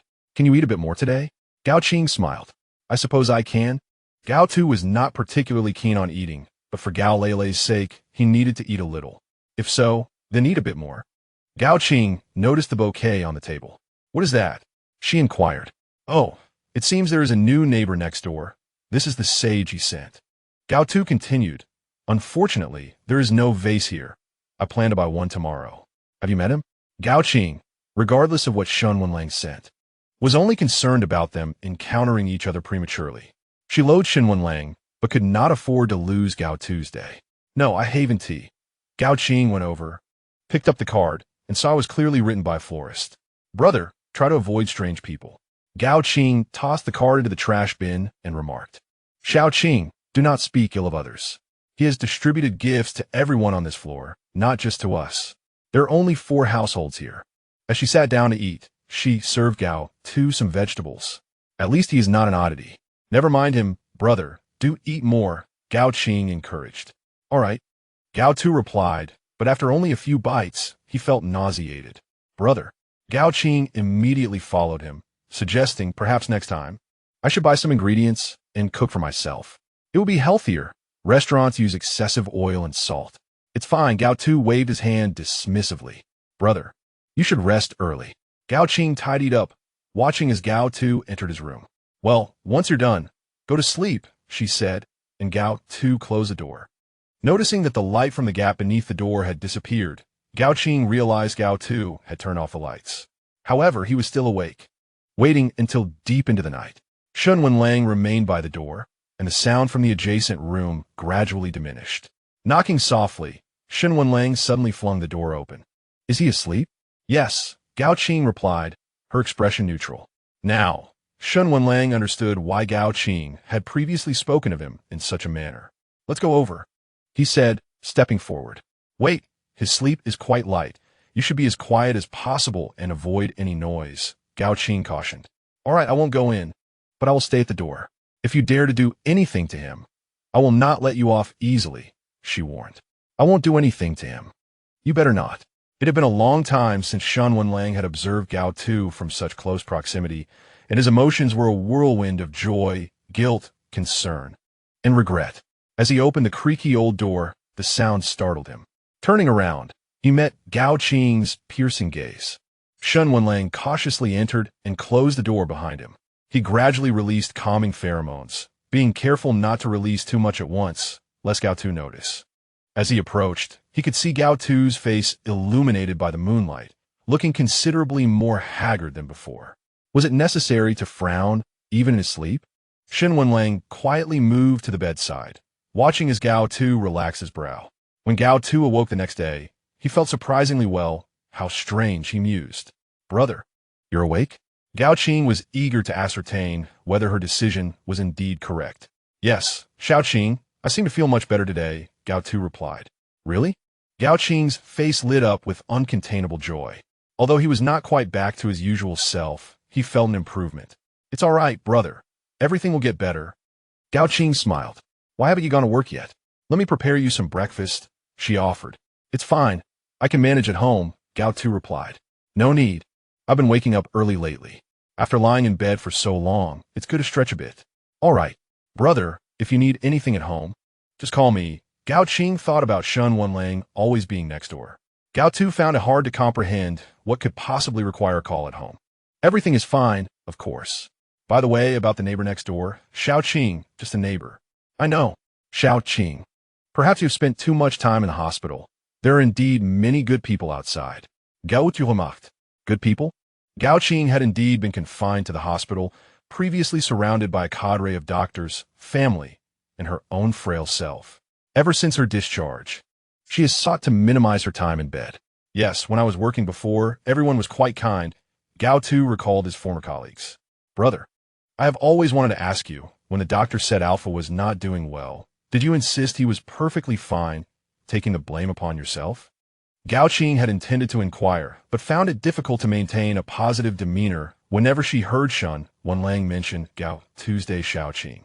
"He truly is a wonderful person," Gao Tu reminisced about their school days. The teacher standing at the podium opened the textbook.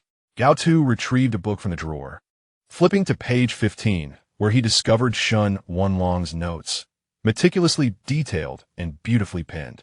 His handwriting must be exquisite, one could tell just by his name. During recess, while everyone rushed to the cafeteria, Gao Tu remained seated, unmoved. "Gao Tu, do you know Shen Wenlang?" Gao Tu shook his head in silence. "Very well." After a group of students departed, they continued to laugh at him, accusing him of pretending and seeking support. If he truly had any backing, would he still be too timid to speak out? As Shen Wenlang passed by the classroom door, he noticed Gao Tu sitting alone, nibbling on bread. Instead of entering, he leaned against the window, propping his chin on his hand, simply observing Gao Tu's day. "Is it delicious?" Shen Wenlang inquired. Gao Tu, startled by the voice, wondered why someone was still around when everyone else should be dining. He glanced toward the window, catching sight of the curtains fluttering in the breeze and the spirited youth. "It's all right," Gao Tu replied. "Do you have more?" "Toss one to me." Shen Wenlang extended his hand towards Gao Tu's day. Gao Tu retrieved a fresh loaf from his backpack and approached, placing it in Shen Wenlang's palm.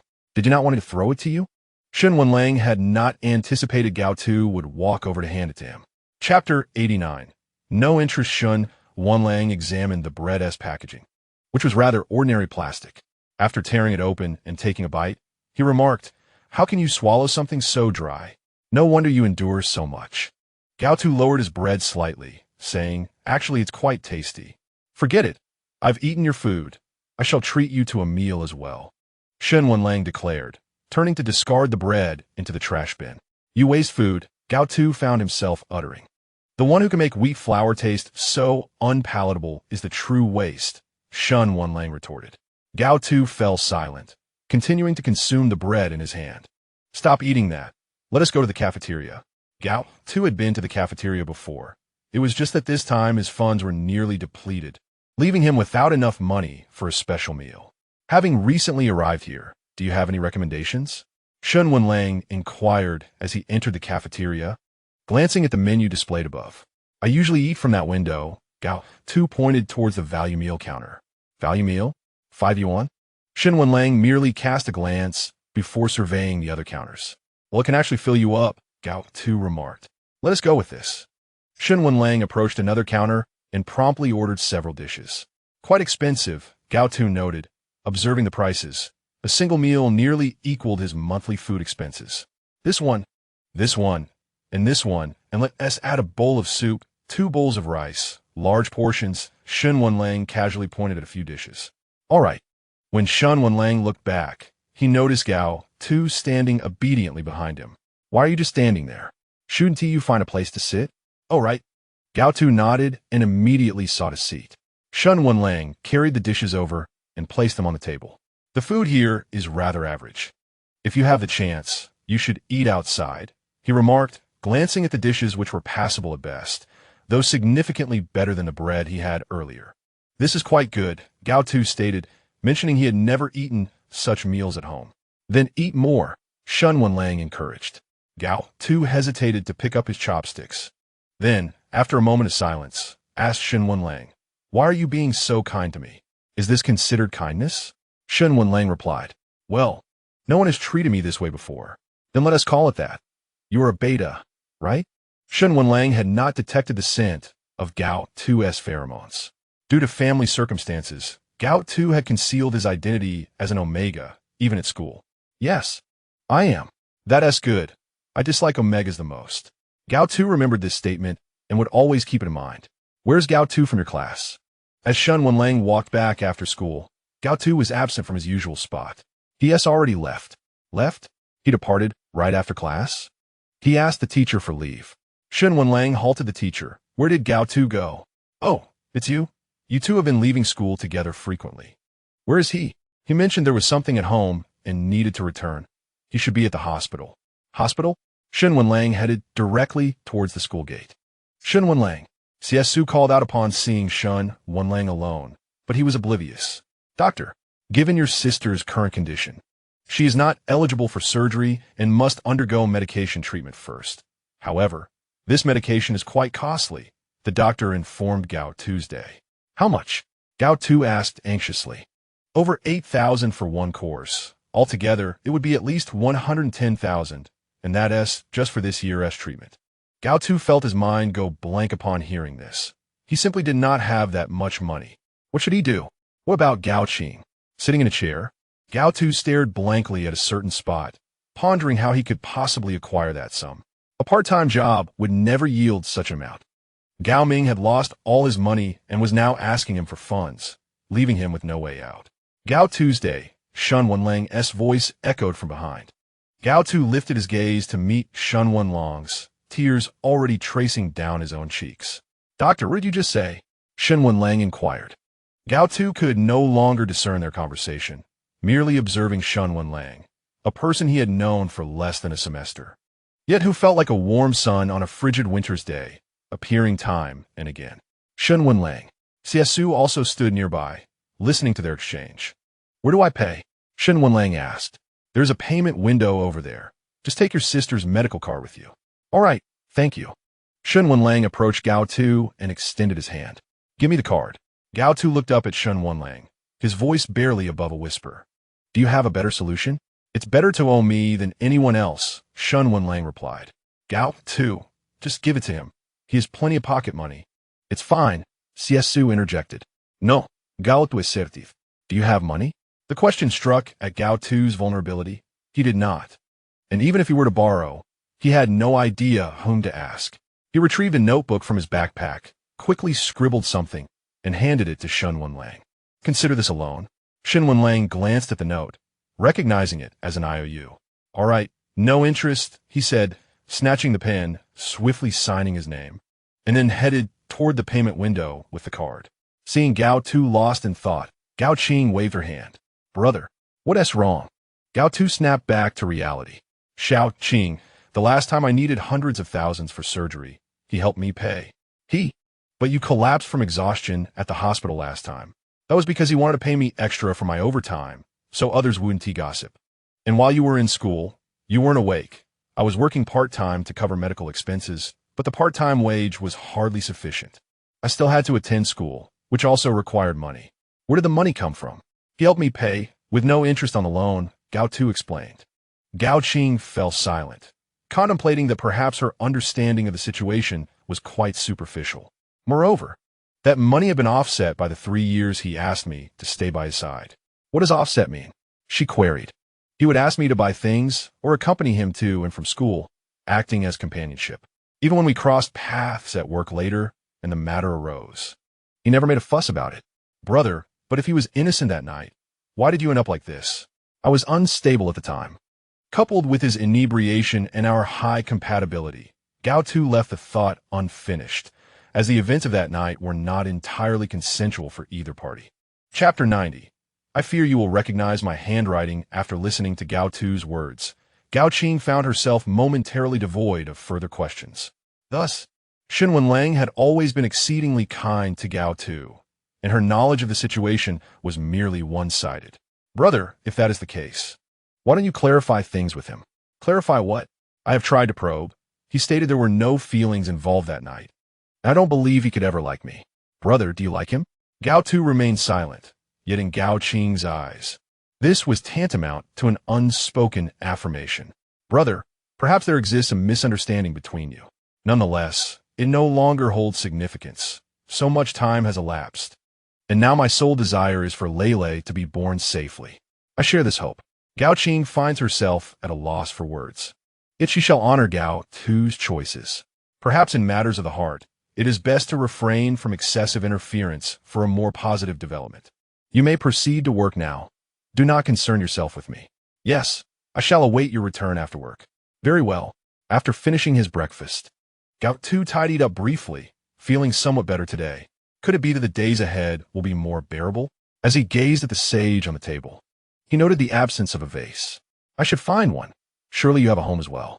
Upon inspecting the room, Gao Tu discovered no suitable vessels for flowers.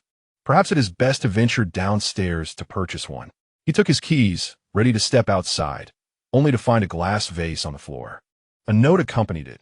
Forgot to deliver the vase yesterday. Here it is today, from your new neighbor. Gao Tu picked up the vase, noting the printed text. Why was it printed? Nonetheless, the vase is indeed what I need.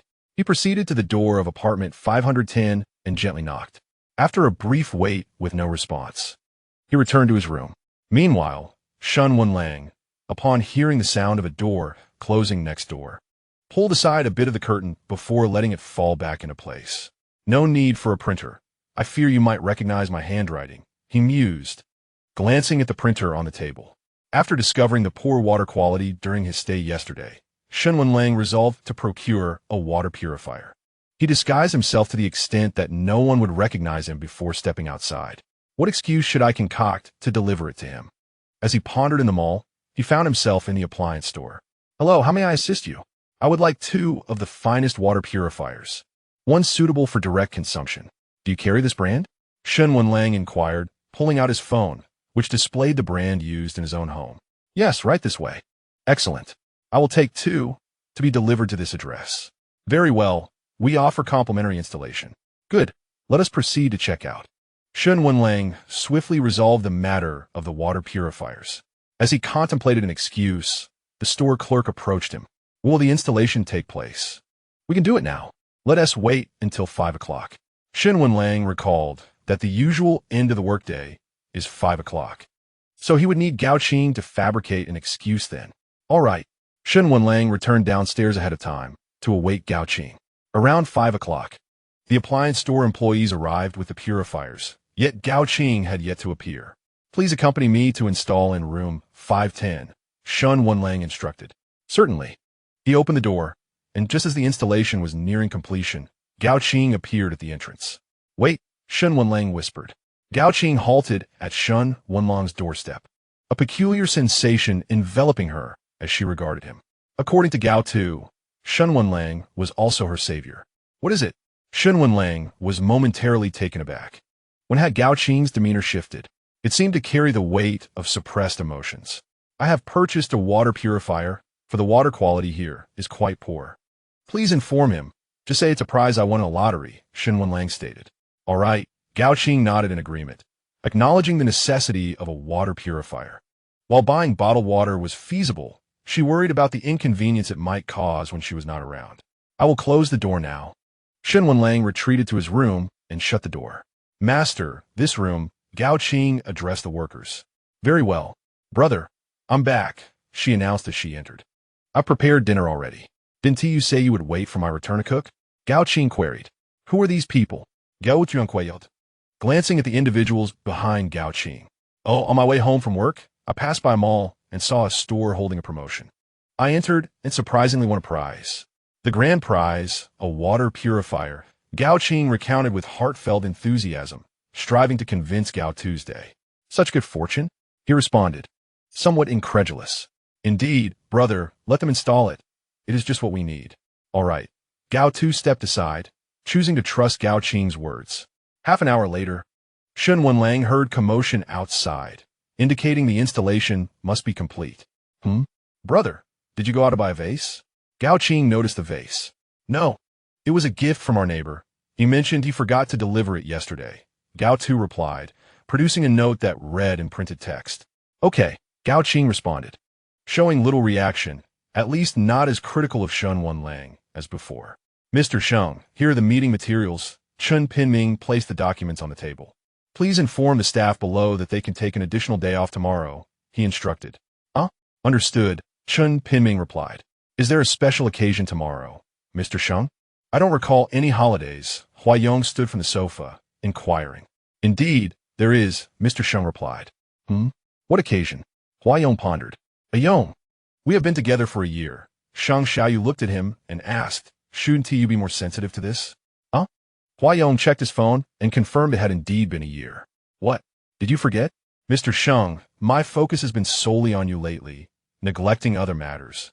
Huayong approached, wrapping his arms around Shang Xiaoyu's neck and leaning down to rest his chin on his shoulder. Tomorrow, let us dine out. Is Mr. Sheng taking me on a date? If you choose not to go, then so be it, Shang Xiaoyu replied. Of course I will go if you do, Mr. Sheng. Huayong declared, caressing Shang Xiaoyu's cheek and drawing closer for a kiss. Mr. Sheng's kiss is delightful, Huayong remarked, gazing at Shang Xiaoyu with admiration. Yours is as well, Shang Xiaoyu responded. As they arrived at the restaurant, Huayong pulled out a chair for him. Order whatever you like, Mr. Sheng. It's on me, he said, handing the menu to Shang Xiaoyu. Very well. Chapter 91. Now that his wife has left, only then does he believe it. Mr. Sheng, how is the food? Tasty? Huayong leaned on his hand, tilting his head slightly. Quite good, Shang Xiaoyu replied, wiping his mouth. How does it compare to the dishes I prepare? Yours are more delectable. Huayong seemed to have heard a thoroughly satisfying response. He reached behind him and retrieved a box. What is this? A gift for you, he smiled. Oh, when you previously gifted me a tie, did you consider buying it to avoid suspicion? Partially, yes. Additionally, I was unsure if Mr. Sheng would even wear the tie I gifted him. I am quite curious. Did you select the tie yourself, or did Changyu assist you? I chose it myself, accompanied by Wenlang, Huayong replied. Shang Xiaoyu paused for a moment, recalling that at that time, they were still at odds with each other, yet Huayong had discreetly asked Shen Wenlang to accompany him. Huayong, when you were working at HS, you didn't need to work, and Shen Wenlang wouldn't assign you any tasks. So, every time you returned home, you carried the scent of Shen Wenlang's pheromones. It was intentional, wasn't it? Mr. Sheng, I've already won you over. You wouldn't bring up past matters today, would you? Huayong pressed his lips together. No, I merely lament that I fell for it. Shang Xiaoyu continued to gaze at Huayong and said, it doesn't matter. I truly like you. Hua Yong's eyes brightened instantly. Mr. Sheng, could you repeat that? I said, I truly like you. I also hold fond feelings for you, Mr. Sheng. Always have. Let me see what the gift is. Sheng Xiaoyu took the box, opened it, and revealed a brooch. What is this? He remarked, examining the brooch. An orchid? Yes, an orchid. Hua Yong beamed. What? Are you going to mark your suit as well? Sheng Xiaoyu inquired, tucking away the gift. If possible. I wish to mark everything about you, Mr. Sheng. Hua Yong spread his hands and playfully asked, Do I have a gift? Yes, Sheng Xiaoyu replied, handing Hua Yong another gift box. Hua Yong joyfully opened it and exclaimed, I really like this. If you like it, I will put it on you. Sheng Xiaoyu stood up and took the necklace from Hua Yong's hands. I truly appreciate Mr. Sheng's gift. As long as you like it. After returning home, Hua Yong first stood before the mirror for a while. Yong, your phone. Sheng Xiaoyu noted the caller ID was Chong Yu. Mr. Sheng, could you answer it for me? Hello. Hello.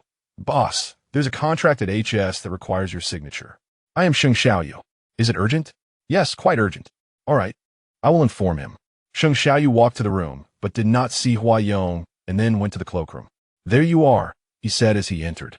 Observing Hua Yong pulling down his collar, revealing his graceful shoulders, standing before the mirror. Yong, what are you doing? Admiring the necklace Mr. Sheng gifted me. Does it look good? Hua Yong asked. Yes, it looks beautiful. Sheng Xiaoyu found himself a loss for words. Was it Hua Yong who looked beautiful, or the necklace? Mr. Sheng, I crave strawberries. Hua Yong walked over slowly, tugging at his collar, tilting his head slightly. Just a moment, Chong Yu needs you for something. One strawberry, quickly. Hua Yong teased. As Hua Yong drove to HS, he brought along Sheng Xiaoyu. Your phone, Sheng Xiaoyu remarked. We're almost there, just running a bit late. But that's all right. I didn't even want strawberries, so why the excess affection? Sheng Xiaoyu inquired. It's just a thought, Hua Yong replied with a smile. Sheng Xiaoyu looked at Hua Yong and said, Is Shen Wenlang still not back? Hai Tu should be quite manageable, right? I had warned him before that he might lose his wife. He didn't believe it until now that she has left. Are you implying that I am easy to deal with? Sheng Xiaoyu questioned. Absolutely not. If Mr. Sheng does not forgive me, I would prefer to cease existing. Hua Yong lamented. Yong, don't speak like that. It's inauspicious, Sheng Xiaoyu admonished. Indeed, but I am quite happy with Mr. Sheng by my side now. Mr. Sheng, once we return, you must go straight to bed. Why? Because you need to rest well. Sheng Xiaoyu glanced at the rearview mirror, slowly stating, Is it really necessary for so many to follow us for such a short distance? It's prudent to consider, Hua Yong replied. I wonder what our little peanuts will be like. Mr. Sheng, do you agree to this name? I never objected, Sheng Xiaoyu said. For the next child, you shall choose the name. We'll see. All right, Hua Yong smiled, for this was the fruit of their love. You stay here. I shall return to my room. Gao Qing said, Aren't you at the door? Shen Wenlang looked at her in surprise. What has transpired? The change is so abrupt. Do you wish for me to be at the door? Not all, Shen Wenlang softly replied. If he wakes, you shall not have an easy time either. Hence, you would avoid waking him to prevent any further distress to his health, Gao Qing said. Shen Wenlang nodded. Yes, I will refrain. He is not fit for that. Therefore, like last night, you shall return when the time comes. Understood. Shen Wenlang quietly entered Gao Tu's room.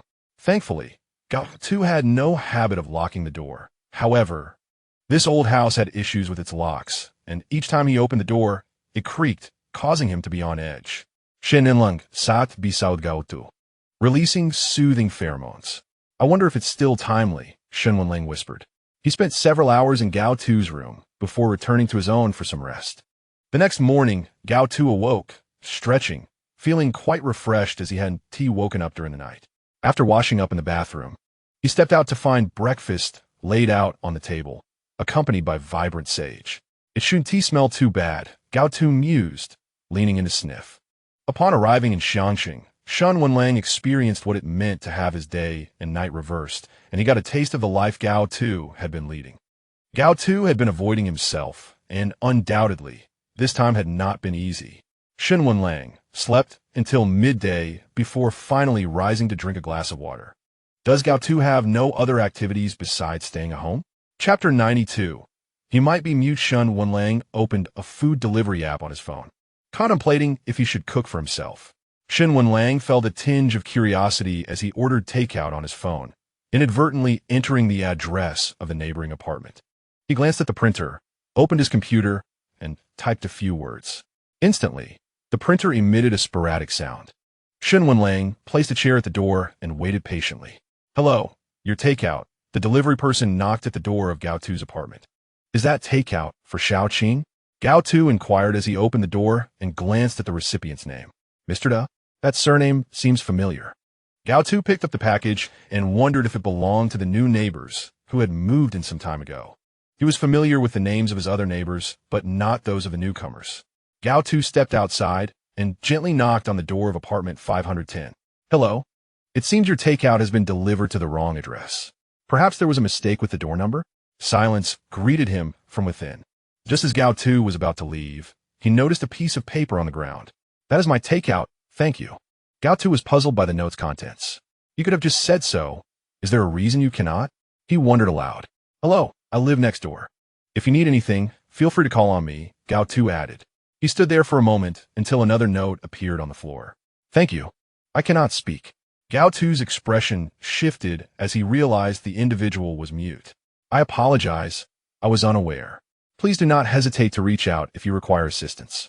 "My name is Gao Tu," he said apologetically. Shen Wenlang, hearing the door close, wondered why Gao Tu felt the need to apologize. He covered his face, opened the door, and retrieved his takeout. When Gao Qing returned from work, she found Gao Tu sitting alone. "Brother, I'm back." "Ah, Xiaoqing, have you met the new neighbors next door?" Gao Qing hesitated for a moment before responding. "No. Have you?" "I haven't either, but today their takeout was misdelivered, so I took it to them." Gao Qing sat down a chair, intrigued. "And then?" "Well, they only communicated through written notes. They mentioned being unable to speak. Xiaoqing, if they need assistance, we should help. It's not easy for them." Gao Qing picked up a note and read it. "Help them with what? They might be mute, so we should extend our kindness. A close neighbor is better than a distant relative," Gao Tu replied. Gao Qing set the note down and looked at Gao Tu's brother. "Perhaps we shouldn't concern ourselves too much with others' affairs. If I see them in need, I will assist. For now, focus on taking care of yourself." "All right. How have you been feeling these past few days?" Gao Qing asked. "I'm not quite sure. Maybe it's just the passage of time. I've been sleeping better at night, and my appetite has improved. I don't wake up feeling as fatigued as I used to." "That's wonderful, brother. Just take good care of yourself, and you'll surely recover."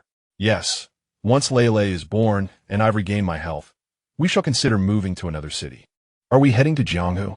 Gao Qing inquired. "Jianghu? Has father been in touch with you again?" Gao Tu asked. "No, Gao.Initially." Her gaze averted from him for the first time. "Do you wish to return to Jianghu?" "Brother, wherever you go, I shall follow. Whatever decisions you make, I will accompany you." "What's wrong? Why such a solemn tone?" "Not at all. I am merely filled with hope for our beautiful future." Gao Qing replied with a smile. "It will surely come to pass." At that moment, an image flickered in Gao Tu's mind, perhaps someone he would never see again. "Brother, let's eat." "Xiaoqing, are there still missing person notices about me outside?" "No, there aren't." Gao Qing responded. "All right, it seems they have given up. Do you wish for him to find you?" Gao Tu shook his head. "No, I just want us to live well." Shen Wenlang, sitting nearby, overheard their conversation clearly, as the soundproofing of the house was quite poor. When he heard Gao Tu express his disinterest, he did not feel discouraged. Instead, he surveyed the surroundings, which were rather damp, with poor water quality and insufficient sunlight. It was evident that Gao Tu could hardly find any peace. It seemed necessary to have a serious discussion with Gao Qing that evening. As night fell, Gao Qing opened the door as usual, but Shen Wenlang did not step inside. "What are you doing? Come out for a moment. I need to speak with you." Gao Qing slightly ajar the door and stepped outside. "What's the matter? Have you given up?" "Not at all. I just wanted to say that the environment here is quite poor. You should move with him. I will help you find a new place." "Where to?" "Jianghu." Doesn't he want to go back now?" "I want to force him. At the very least, we should find a house closer to the hospital. Sudden relocation will raise questions." "When do you get paid?" "On the 10th. Then move on the 10th. Just say your boss appreciates your work and has given you a bonus." "All right." Gao Qing moved toward the entrance. "Shall we go in?" "Yes." Shen Wenlang paused for a moment and said, "Tomorrow, find an excuse. I will have the locksmith come to check the door." "Are you replacing the door?" "That might raise suspicion. We'll see if the door can be repaired instead." "Okay." When Shen Wenlang returned to Gao Tu's room, he took a moment to notice the table. He observed a rabbit figurine placed neatly on the surface. Slowly, he released calming pheromones and approached, gently stroking the rabbit. He then glanced at Gao Tu. Perhaps it would take some time. Gao Tu was deep in slumber, dreaming of Shen Wenlang in the office, telling him he didn't want children. He jolted awake, his body trembling involuntarily. Shen Wenlang. Upon hearing his name, Shen Wenlang approached, continuing to emit calming pheromones. Gao Tu's startled reaction subsided, and he returned to tranquility. Shen Wenlang gently tugged at Gao Tu's hands before quickly releasing them, fearful that he might awaken. Huayong was in the kitchen preparing snacks when Sheng Xiaoyu came downstairs and walked toward her. "Mr. Sheng, good morning." "Good morning. What are you making?" "Delicious cookies." "I'm sending some to Auntie," Huayong replied. "No wonder my mother likes you so much. You know how to win over the elders. Because she is Mr. Sheng's mother." Sheng Xiaoyu, upon hearing Huayong's words, remarked, "I haven't visited Uncle and Auntie yet. It's not necessary to go, though they have passed away. I still yearn to meet them, do I not?" "Mr. Sheng, it truly matters not. I have never felt their love since my childhood." As Sheng Xiaoyu gazed into Huayong's eyes, his thoughts on the matter became inscrutable. Huayong has undoubtedly endured experiences that are beyond the comprehension of ordinary individuals. "From now on, I shall be there for you.